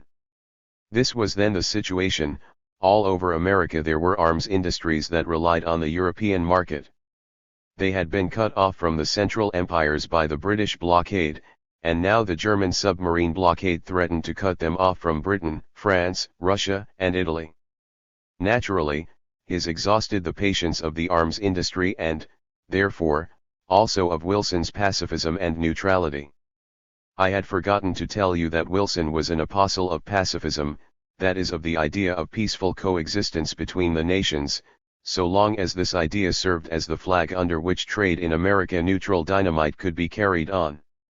But, from the moment when the two blockades barred the way, the great apostle of hypocrisy, Wilson, began to incline towards the view that it was now time to intervene. The American bourgeoisie gave him plenty of time to make up his mind.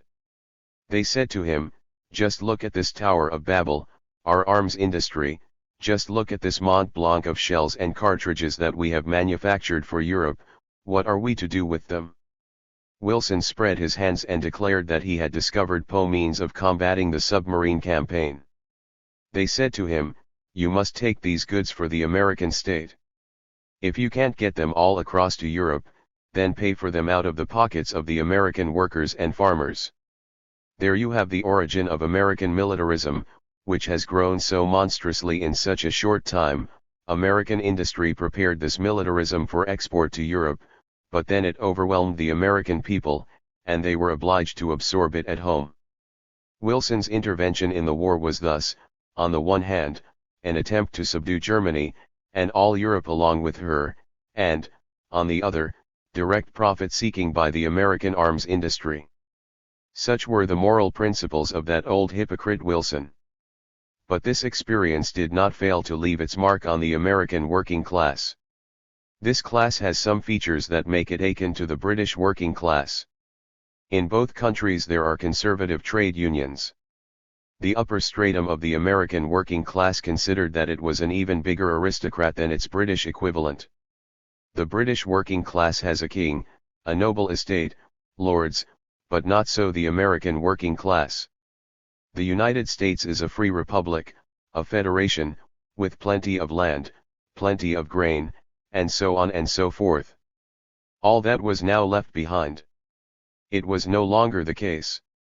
No trace remained of the so-called Free Federal Republic.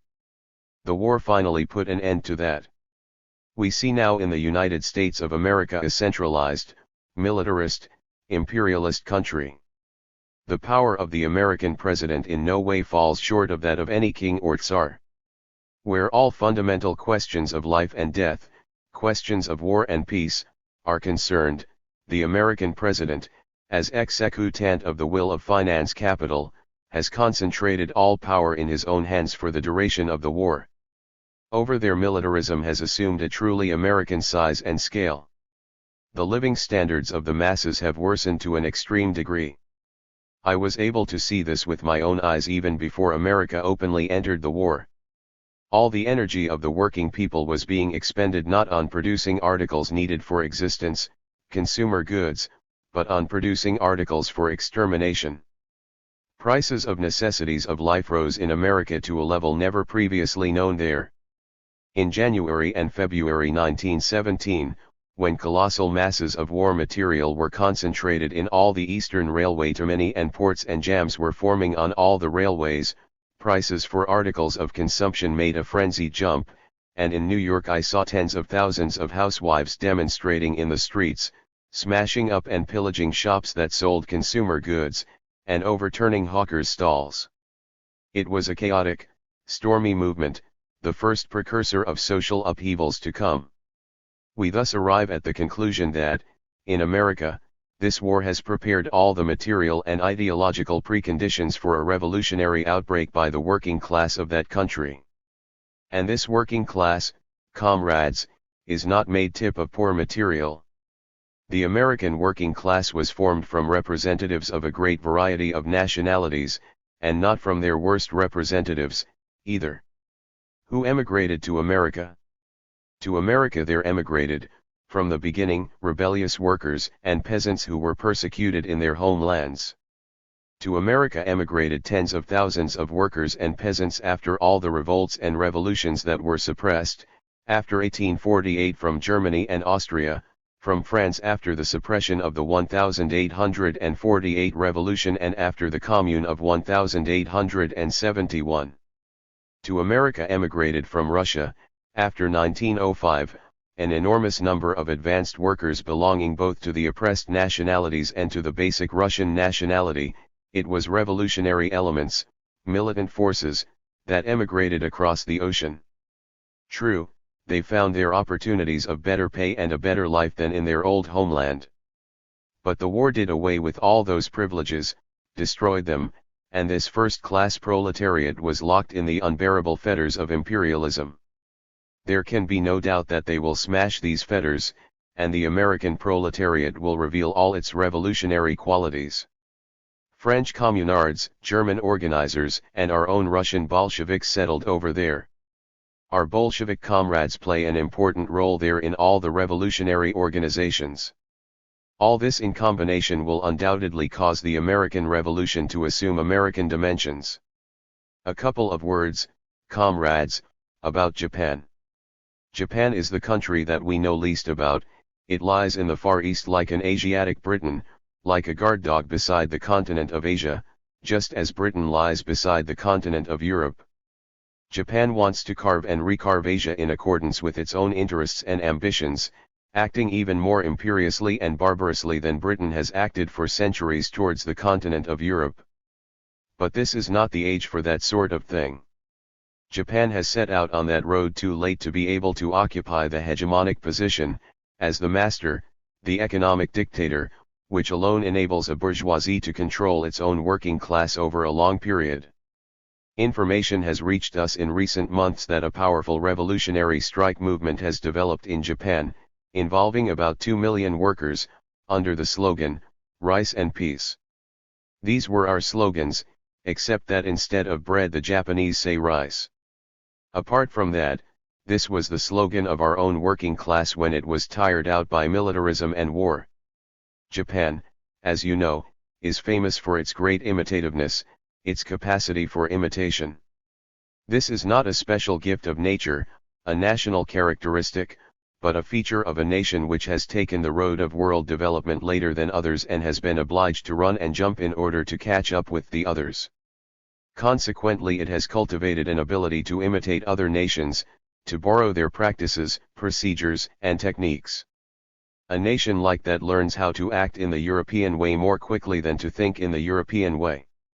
The heads of the Japanese bourgeoisie are still full of old feudal superstitions, the conceptions of the clan and caste way of life, the prejudices of the samurai caste, the old heathen religions, and so on.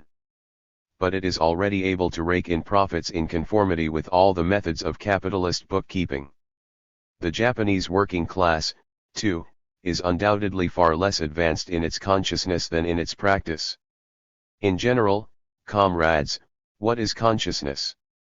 It is a very sluggish thing, even if it is man's mind.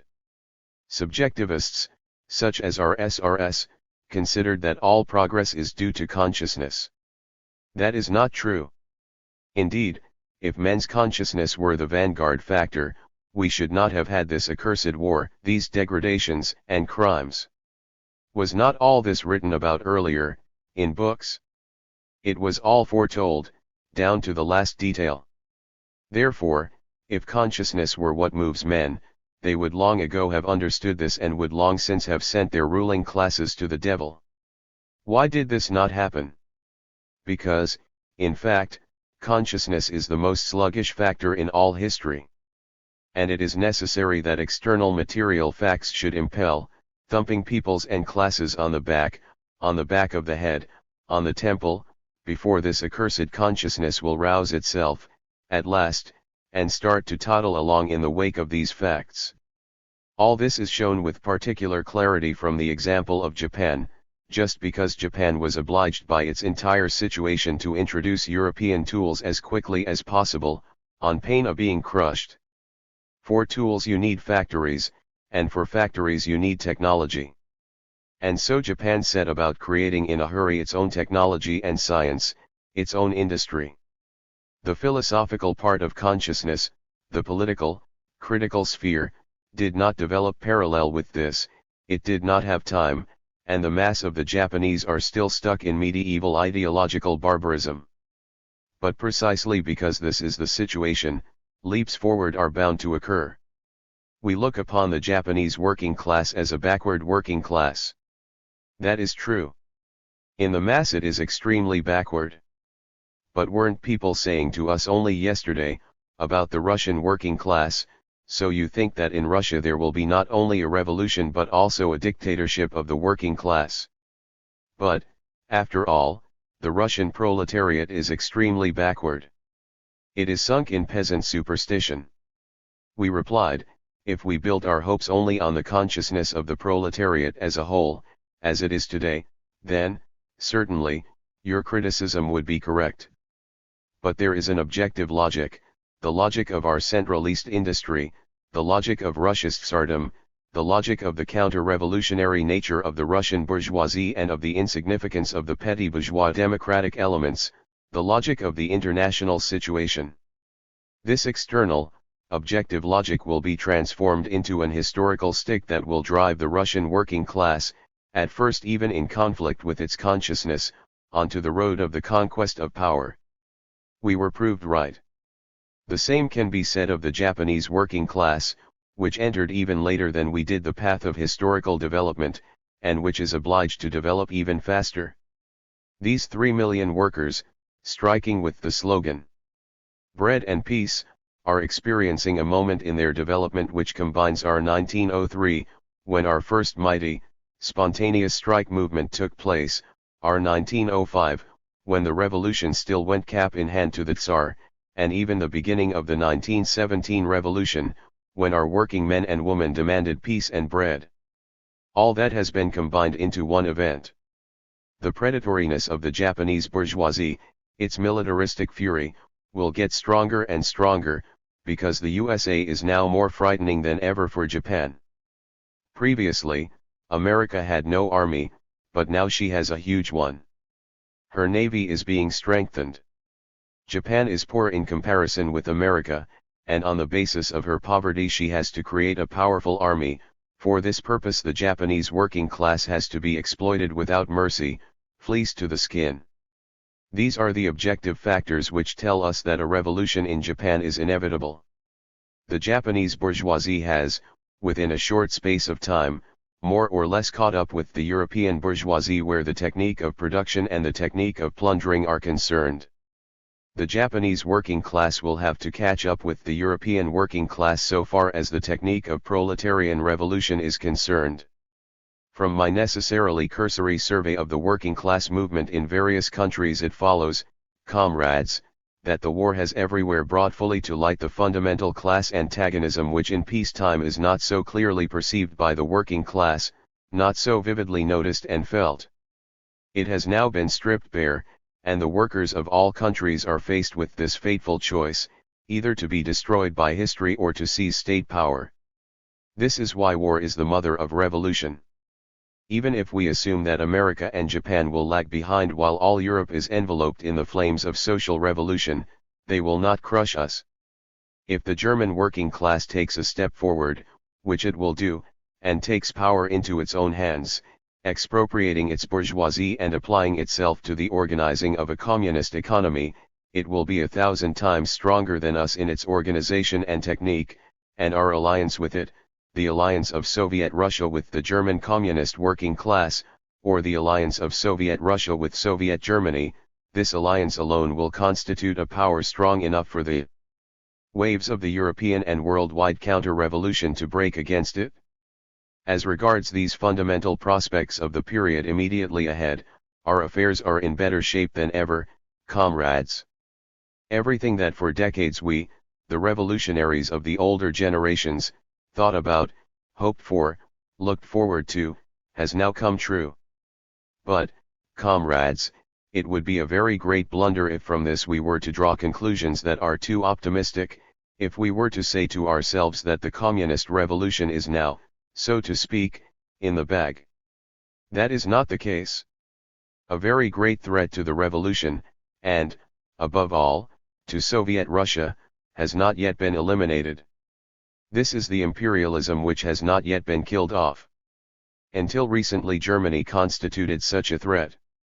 Now, imperialist Germany has left the stage. But that does not mean that the danger has decreased. The direct, immediate threat to us has increased. The entire world is now, in the fullest sense of the word, divided into two parts, the Bolsheviks and all the rest. The last fight, a fight to the death, has begun. That is not just an agitational phrase, comrades, it is an actual reality. Take the newspapers of all countries, the leading bourgeois papers and the compromisers' papers, and you will see that there is no problem that is now being considered otherwise than from the standpoint of what significance the solution of this problem will have for the fight against Bolshevism. When arguments were going on in Germany in the last few days about whether or not, Wilhelm having been overthrown, the country should make peace, there were some who said that peace must be concluded forthwith, because peace itself is such a great blessing that this alone, however burdensome the peace treaty might be, would curb the revolutionary elements and make it possible to deal with Bolshevism, which had raised its head. Others said that peace should not be made, for any wavering would be fatal. If we falter before British imperialism, we shall show that we are weak. The German working class will see it, and that will provide grounds for the development of Bolshevism. Bourgeois and compromiser thinking is dominated exclusively now by the fight against Bolshevism, that is, against communism, and so is the entire policy and strategy of the ruling classes of all Europe and the whole world. This is a fact of tremendous importance. In it we see, first, the recognition of our party as the leading force in history, and, further, we see in it an expression of the dismay, the lack of confidence, the fear felt by the ruling classes of all countries. And that is the most important condition for our success. But before complete success is attained, comrades, we may have to live through a few more years or a few more months, if things go well. And in our time major events may take place in a few months, both on our side and on theirs.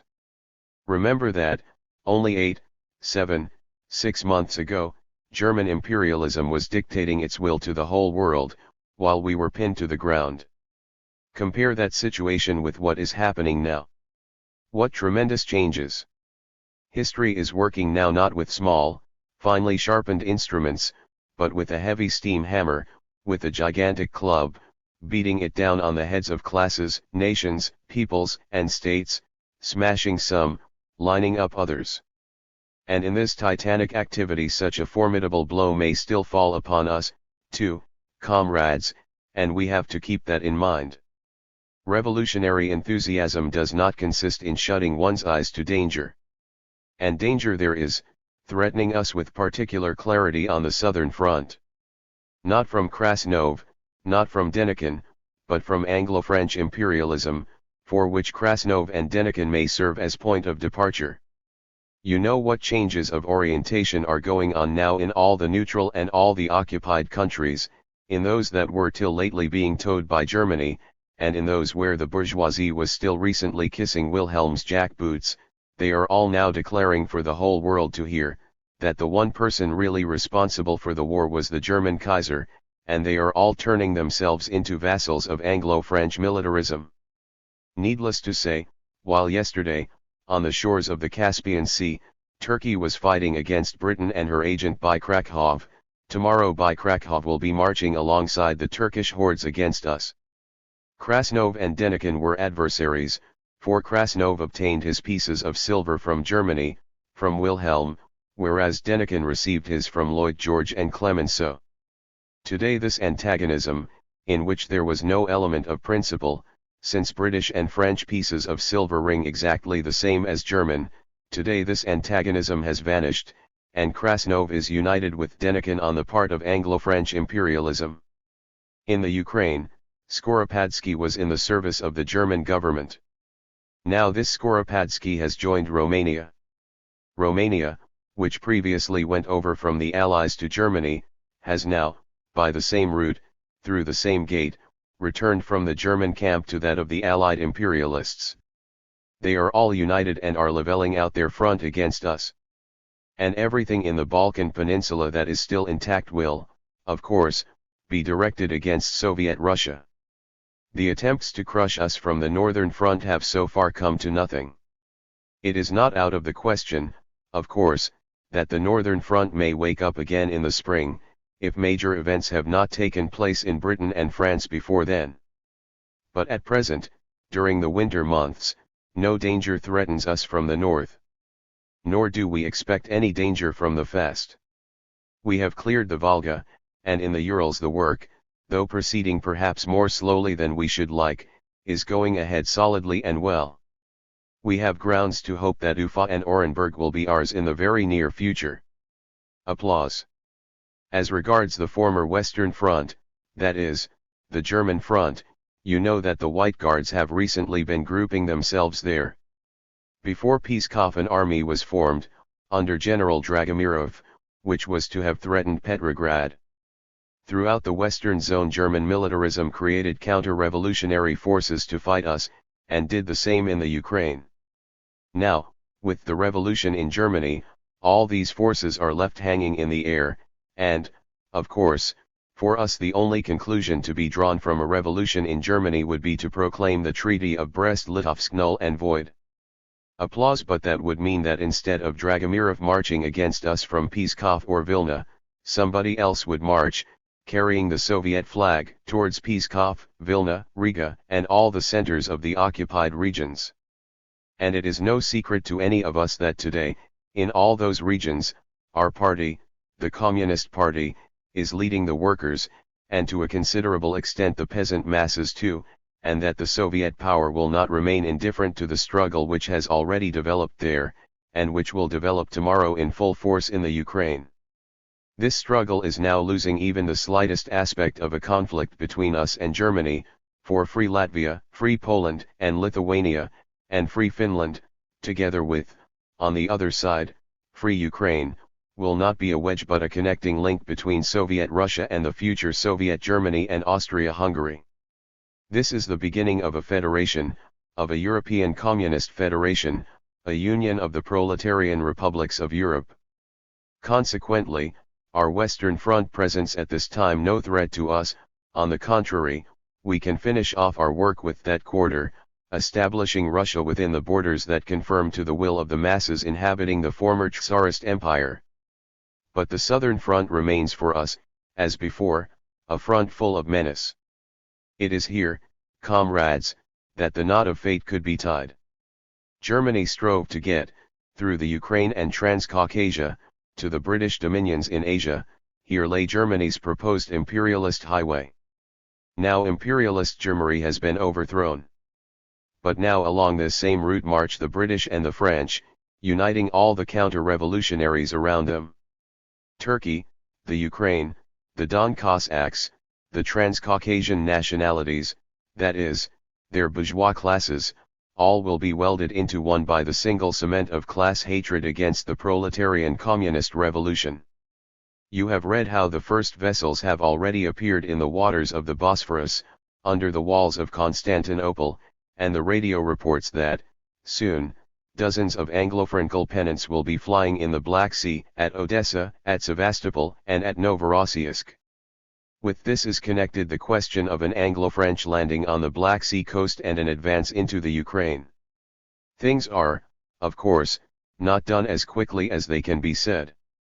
To land a few tens of thousands of Anglo-French soldiers would signify nothing.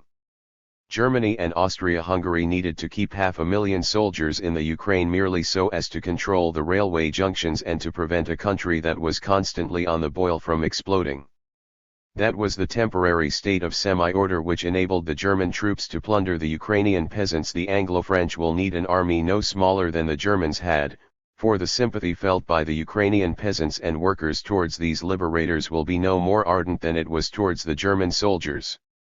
And it is not just a matter of the Ukraine alone, but of all Russia.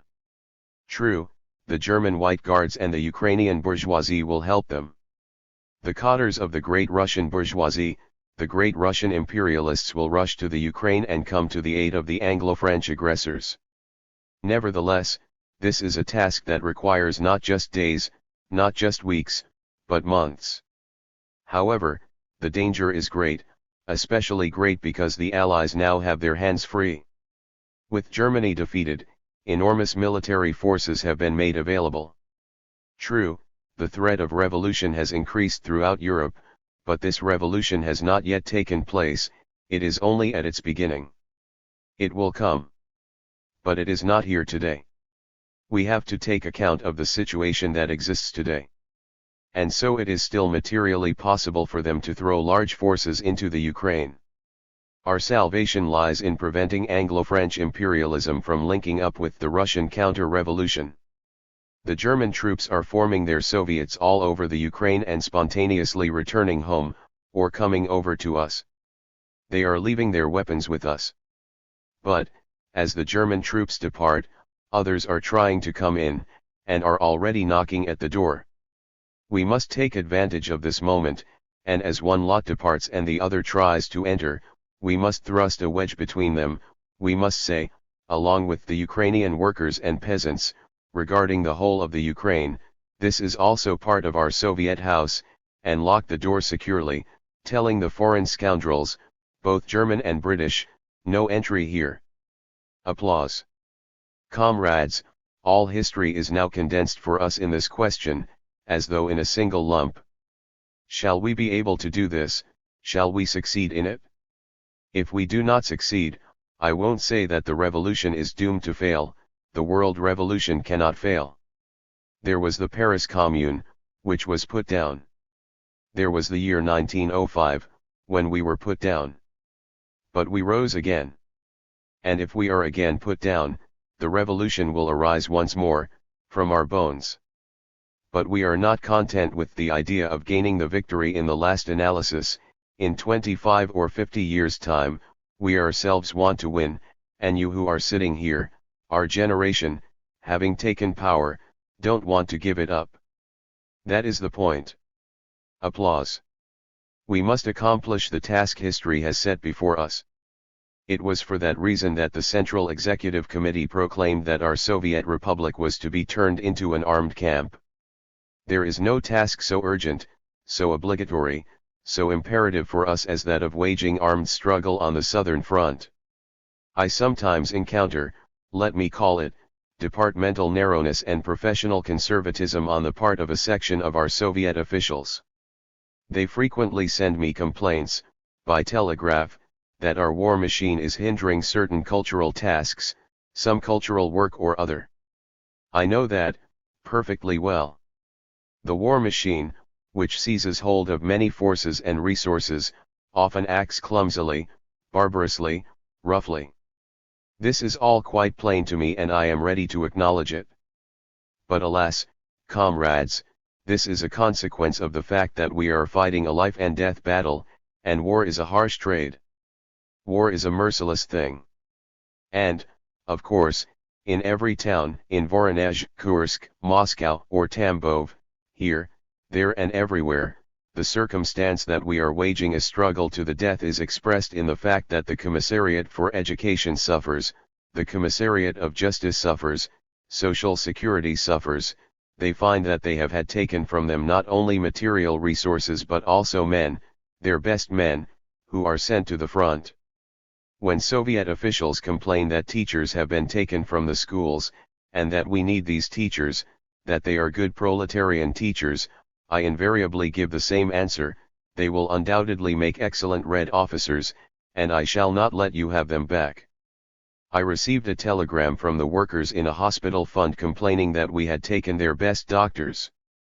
We need doctors, first and foremost, for the army, and good doctors in the service of a hospital fund will be good doctors for soldiers. The fact that Russia has been turned into an armed camp is expressed in the fact that, so far as possible, all material resources and all human forces are collected and mobilized, and this has to be done with tenfold vigor.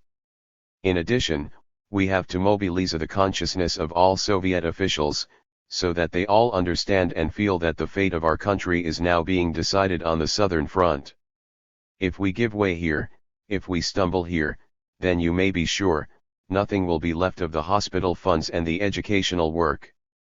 We have to ensure the possibility of our very existence, and, therefore, of our cultural work. That is why all forces and all resources must be devoted to serving the army. I know that the Voronezh comrades have done a great deal, but, allow me to say, not everything, so far. The work can and must be carried on in a more centralized and intense way. There was a moment when the question arose of evacuating Voronezh. There can and must be no question of that. Applause. Voronezh cannot be evacuated under any conditions, in any circumstances, it must be defended. You must here do what the Soviets are doing throughout the Volga region, where they have learned the bitter lesson of the Czechoslovak Rising. There, every town has now been turned into a fortress. The workers are undergoing military training. A section of the workers have been formed into a garrison, which has been stationed in different parts of the town. Each district has its commandant, a reliable revolutionary worker. Every worker knows where he must go at the moment of danger, what trench he has to occupy. In short, all the towns of the Volga region have now been transformed into fortresses, and if the fortune of war betrays us, if, to assume the impossible, our enemies from the east again reach the Volga, then they will find there a line of fortifications against which they will break many of their teeth. And you, comrades, must transform Voronezh in this way, into one of our southern fortresses. The working class of the factories and railways of Voronezh must be the garrison of this fortress. That is the first and most immediate task for the local military authorities, together with the Soviet and all the trade union organizations, in the factories and works, turning Voronezh into a good fortress of the southern front. I do not doubt that this task will be performed. The task of our provincial Soviet in relation to the province as a whole is to secure the railway lines which pass through the province. The Cossacks always break through to the railways with the help of the kulaks in the neighboring villages. The railway zone must be guarded more strictly. The kulaks of the villages and hamlets situated along the railway lines must be made directly responsible for the inviolability of the permanent way. Take the last kulak uprisings that have occurred here in Voronezh province. They spread a zone of fire all along the railway lines. This is a system which the Cossacks and kulaks, led by officers, derived from the experience of the German occupation of the Ukraine, where the Germans held the railway junctions. Only a small armed force is needed to fight when this system of insurrection is employed. A conspiracy of this type was prepared which was to have come to a head on the anniversary of our October Revolution. All these revolts, the revolt of a band of sailors in Petrograd, the revolts by kulaks in various localities, in various provinces, are all, this is now an established fact, separate fragments of an unrealized gigantic plan for a revolt timed to coincide with the anniversary of our revolution. But in Petrograd it broke out earlier, the organization did not hold firm. The revolt flared up prematurely, and in other places too it fell to pieces. But it may be renewed tomorrow, and it will take place along the railway line. Revolts will continue so long as there is a southern front. We can put an end forever to the kulak revolts by one means alone, by liquidating the southern front, the great hope of the bourgeois and the kulaks. Hither, to the southern front, we have sent large armed forces.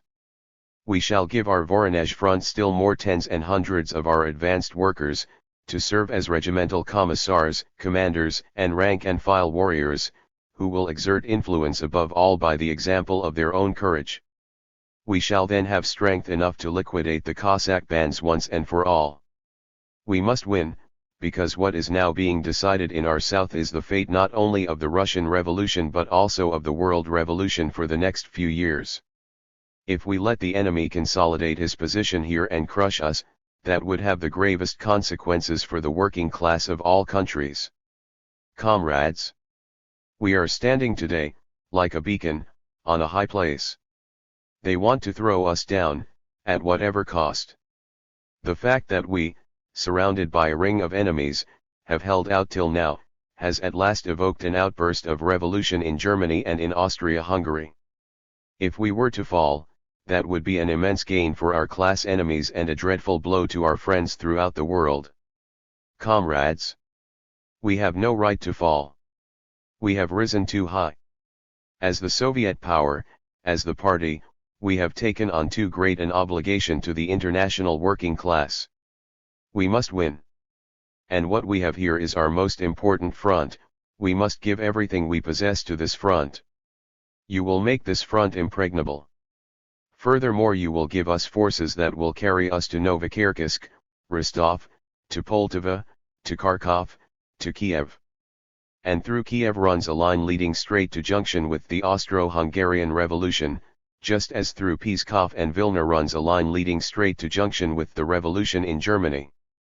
The period of retreat which lasted from the moment of the Brest-Litovsk peace until recent weeks, that period of retreat on all fronts, is finished.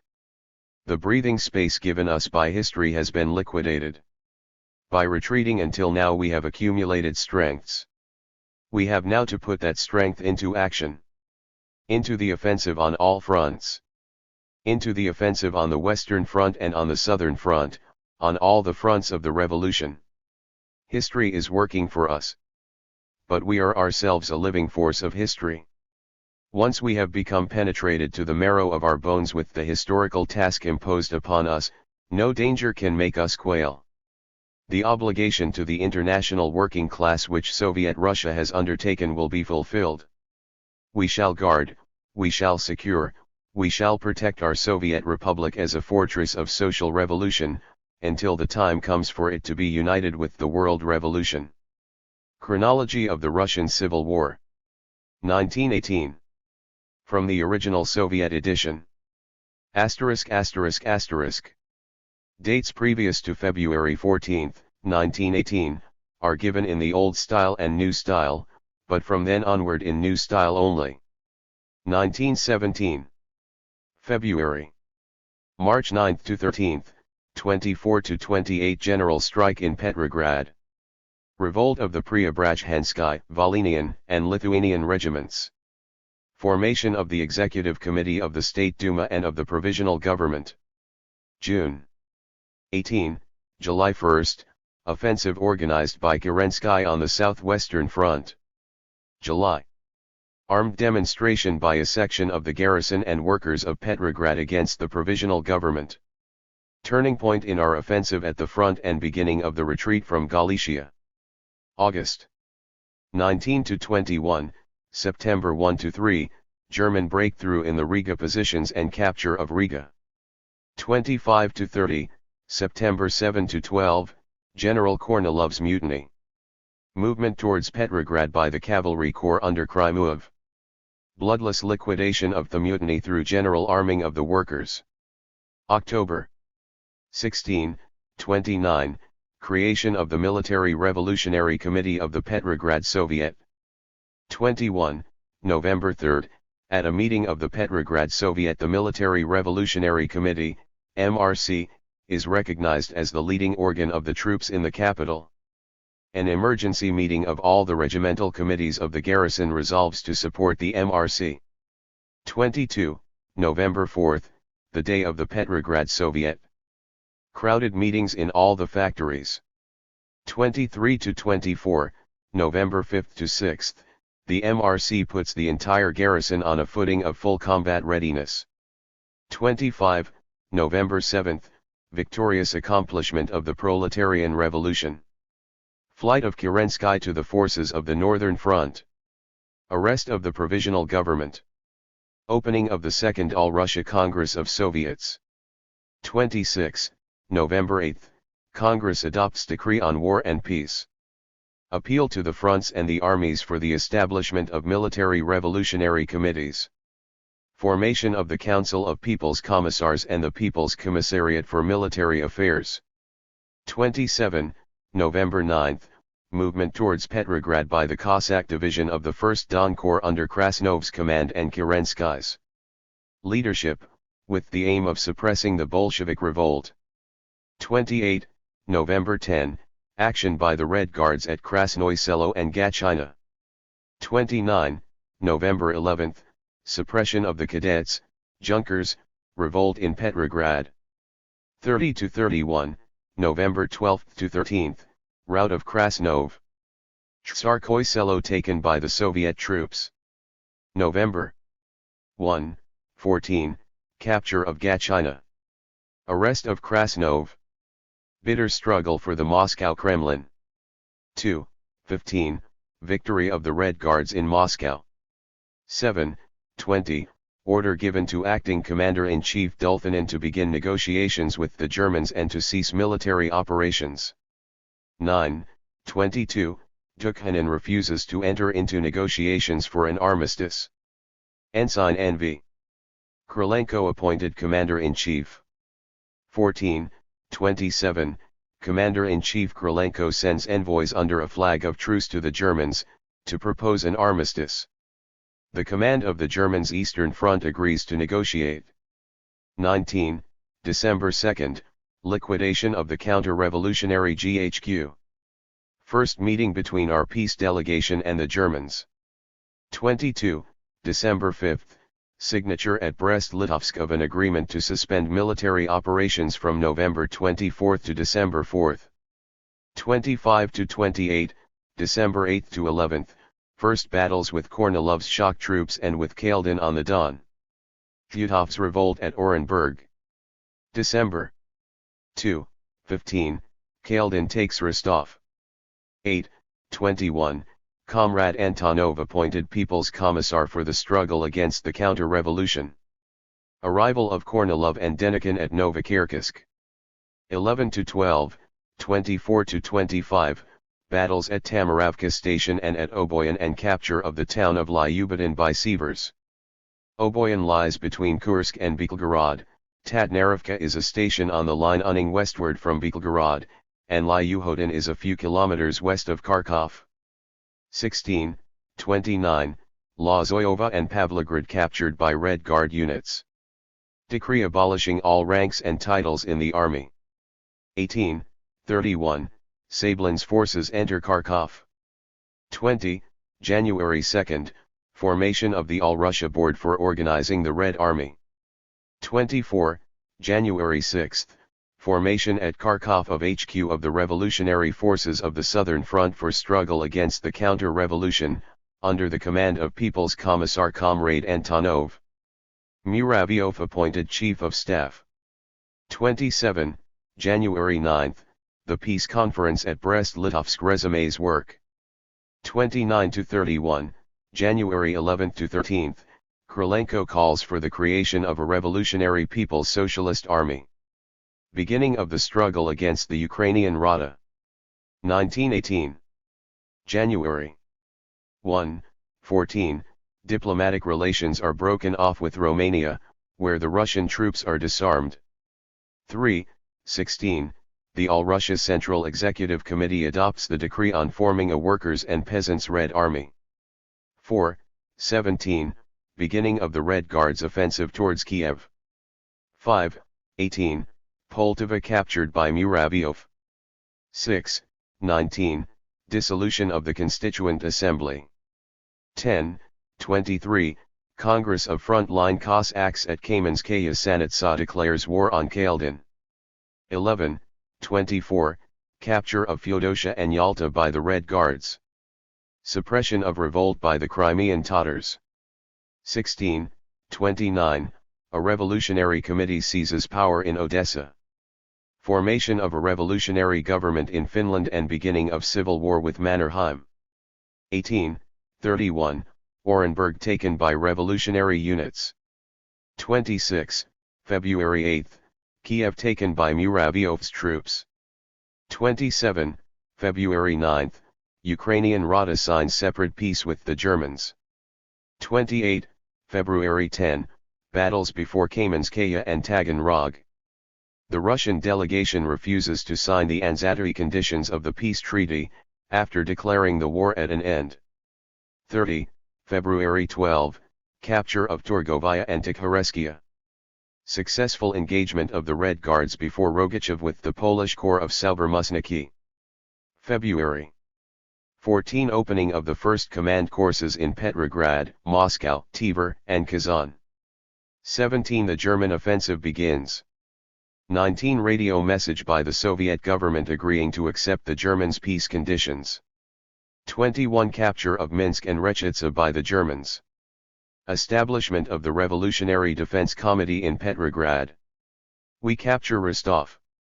22, the Germans reply, agreeing to continue the negotiations for peace. 23, publication of the decree on the formation of the Workers' and Peasants' Red Army. 24, the German offensive continues. Capture of Borisov, Reval, Uriv. Our troops in the Ukraine retreat.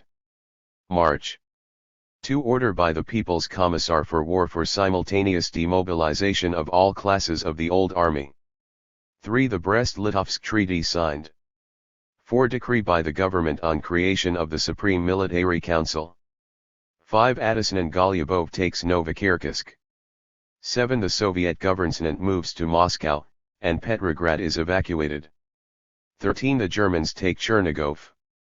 14, the Fourth Extraordinary Congress of Soviets ratifies the conditions of the Brest-Litovsk peace. 15, the Turks take Trebizond and the Austrians take Odessa. 16, the Germans take Kiev. 30, Poltava taken by the Germans. April 3, a German expeditionary division under von der Goltz lands at Hango, to put down the rising in Finland. 6, occupation of Vladivostok by the Japanese. 8, decree published on the division of the Republic into 8 military districts and establishment of commissariats at Volost, Uyezd, province and district levels. 10, capture of Kherson and Belgorod by the Germans. Withdrawal of Russian naval vessels from Helsingfors to Kronstadt. 17, capture of Novokirkivsk by Soviet forces and complete liquidation of the Kornilov movement. 22, the All-Russia Central Executive Committee adopts decrees on the introduction of universal military training, on the procedure for appointment to posts in the Red Arm, and on the introduction in the army of a solemn undertaking, oath. 26, rout of the Central Rada by the Germans and accession to power in the Ukraine by Hetman Skoropadsky. May 1-6, capture of Sevastopol, Rostov, and Taganrog by the Germans. 8, establishment of the All-Russia GHQ. 10, discovery of conspiracy by the Right SRS in Moscow. 15, demonstration by the anarchists and the SRS in Tsaritsyn. 21, large-scale peasant revolts in the Ukraine against oppression by the German troops and the Haidamaks. 25, first clashes with the Czechoslovaks, and capture of Chelyabinsk by them. 29-30, capture of Penza and Sazran. Sazran changed hands several times. It was of great strategic importance, as the railway running through Orenburg to Turkestan, Russia's main source of cotton, ran across the bridge over the Volga at this point by the Czechoslovaks. Krasnov takes Lisky Station. First decisions by the All-Russia Central Executive Committee on mobilizing the workers. 31, decision by the Council of People's Commissars and its appeal for the organization of armed grain procurement detachments. June 1, many arrests in Moscow in connection with discovery of the counter-revolutionary organization Union for Fatherland and Freedom. 7, opening of the first All-Russia Congress of Military Commissars. 8, battle with the Czechoslovaks before Omsk. The Czechoslovaks capture Samara. 8 to 14 call-up of workers and peasants in the Volga region, Moscow and the Moscow province. 19 capture of Sezran by the Czechoslovaks. Counter-revolutionary demonstrations in Tambov and Kozlov. 20 Comrade Volodarsky murdered in Petrograd. 21 Admiral Shchastny shot. 23 The Czechoslovaks take Ufa. July 1 An Anglo-French expeditionary force ends at Murmansk. 6 Murder of the German ambassador Merbuk. Armed rising by the left SRS against the Soviet power. White Guard mutiny at Yaroslavl. 8 Suppression of the left SR rising in Moscow. Seizure of Kem and of the northern section of the Murmansk Railway by the Anglo-French forces. 10 Capture of Sezran by the Czechoslovaks. 11 Treachery of Commander-in-Chief Muravyov. He is killed at Simbursk. White Guard risings at Murom, Arzamas, Rostov, in Yaroslavl province, and Rybinsk. 16 Nicholas Romanov shot at Ekaterinburg. 20 Publication of decree on organizing rear levies. 21 Liquidation of the Yaroslavl mutiny. 22 Simbursk taken by the Czechoslovaks. 25 Ekaterinburg taken by the Czechoslovaks. 29 At a joint session of the All-Russia Central Executive Committee, the Moscow Soviet and other organizations, a decision is taken to declare the socialist fatherland in danger. 31 Onega captured by the British. August 2 An Allied expeditionary force occupies Archangel. 6 Kazan taken by the Czechoslovaks. 7 First call-up of former officers in Moscow. 8 Comrade Trotsky goes to the Kazan front to lead the fight against the Czechoslovaks. 16 The White Guards in the north occupy Shenkursk. 23 First defeats of the Czechoslovaks. Our forces take Krasnaya Gorka, Nikolaev, and Novospasskaya Datche. 29 Murder of Uritsky in Petrograd. 30 Attempt on the life of Comrade Lenin. September 2 Establishment of the Revolutionary War Council of the Republic. 4 Discovery of the conspiracy of the Allied diplomats against Soviet Russia. 10 Kazan taken by the Red Forces. Publication of the decision by the Council of People's Commissars to introduce Red Terror. 12 Simbursk and Volsk taken by our forces. 19 Binsk taken by Red Forces. October 3 Red Forces take Sezran and Krasnoyarsk. 7 Rout of the Czechoslovak units and the People's Army of the Constituent Assembly in the Samara and Zasimbursk area. 8 Samara taken by our forces. 15 Offensive by Krasnov's Cossack units towards Tsaritsyn. 16 units of the 5th Army take Bugulma. 29 to 31 units of the 1st Army take Buguruslan and Buzoluk. November 1 The Red Army goes over to the offensive on the Don. 9 to 10 General strike and revolution in Germany. Fall of the monarchy and formation of a government by the Scheidemannists and the Independents. 11 Armistice on the Western Front between the Germans and the Allies. 13 Decision by the All-Russia Central Executive Committee on annulment of the Brest Treaty. 15 On the Don, Cossack units withdraw southward. 17 The German occupation forces start to withdraw from the territory of the Soviet Republic. Our forces cross the demarcation line. 18 Arrest of members of the Directory at Omsk and proclamation of Admiral Kolchak as supreme ruler of Russia. 20 Capture of Pskov by units of the Red Army. 29 Narva taken by our troops. 30 Decision by the All-Russia Central Executive Committee on formation of Council for Workers' and Peasants' Defense. December 1 Formation of Provisional Workers' and Peasants' Government of the Ukraine and publication of Manifesto deposing of Skoropadsky. 3 In the south, Valuaki taken by units of the Red Army. 6 Dvinsk taken by Red Forces. 14 to 17 Capture of Minsk by Soviet Army. Belorussia united with the RSFSR. 23 Decision of the All-Russia Central Executive Committee recognizing the independence of Soviet Estonia, Soviet Latvia, and Soviet Lithuania. 27 Establishment of the Central Commission for Combating Desertion. 29 to 31 Capture of Stary Domak and Ufa by units of the Red Army.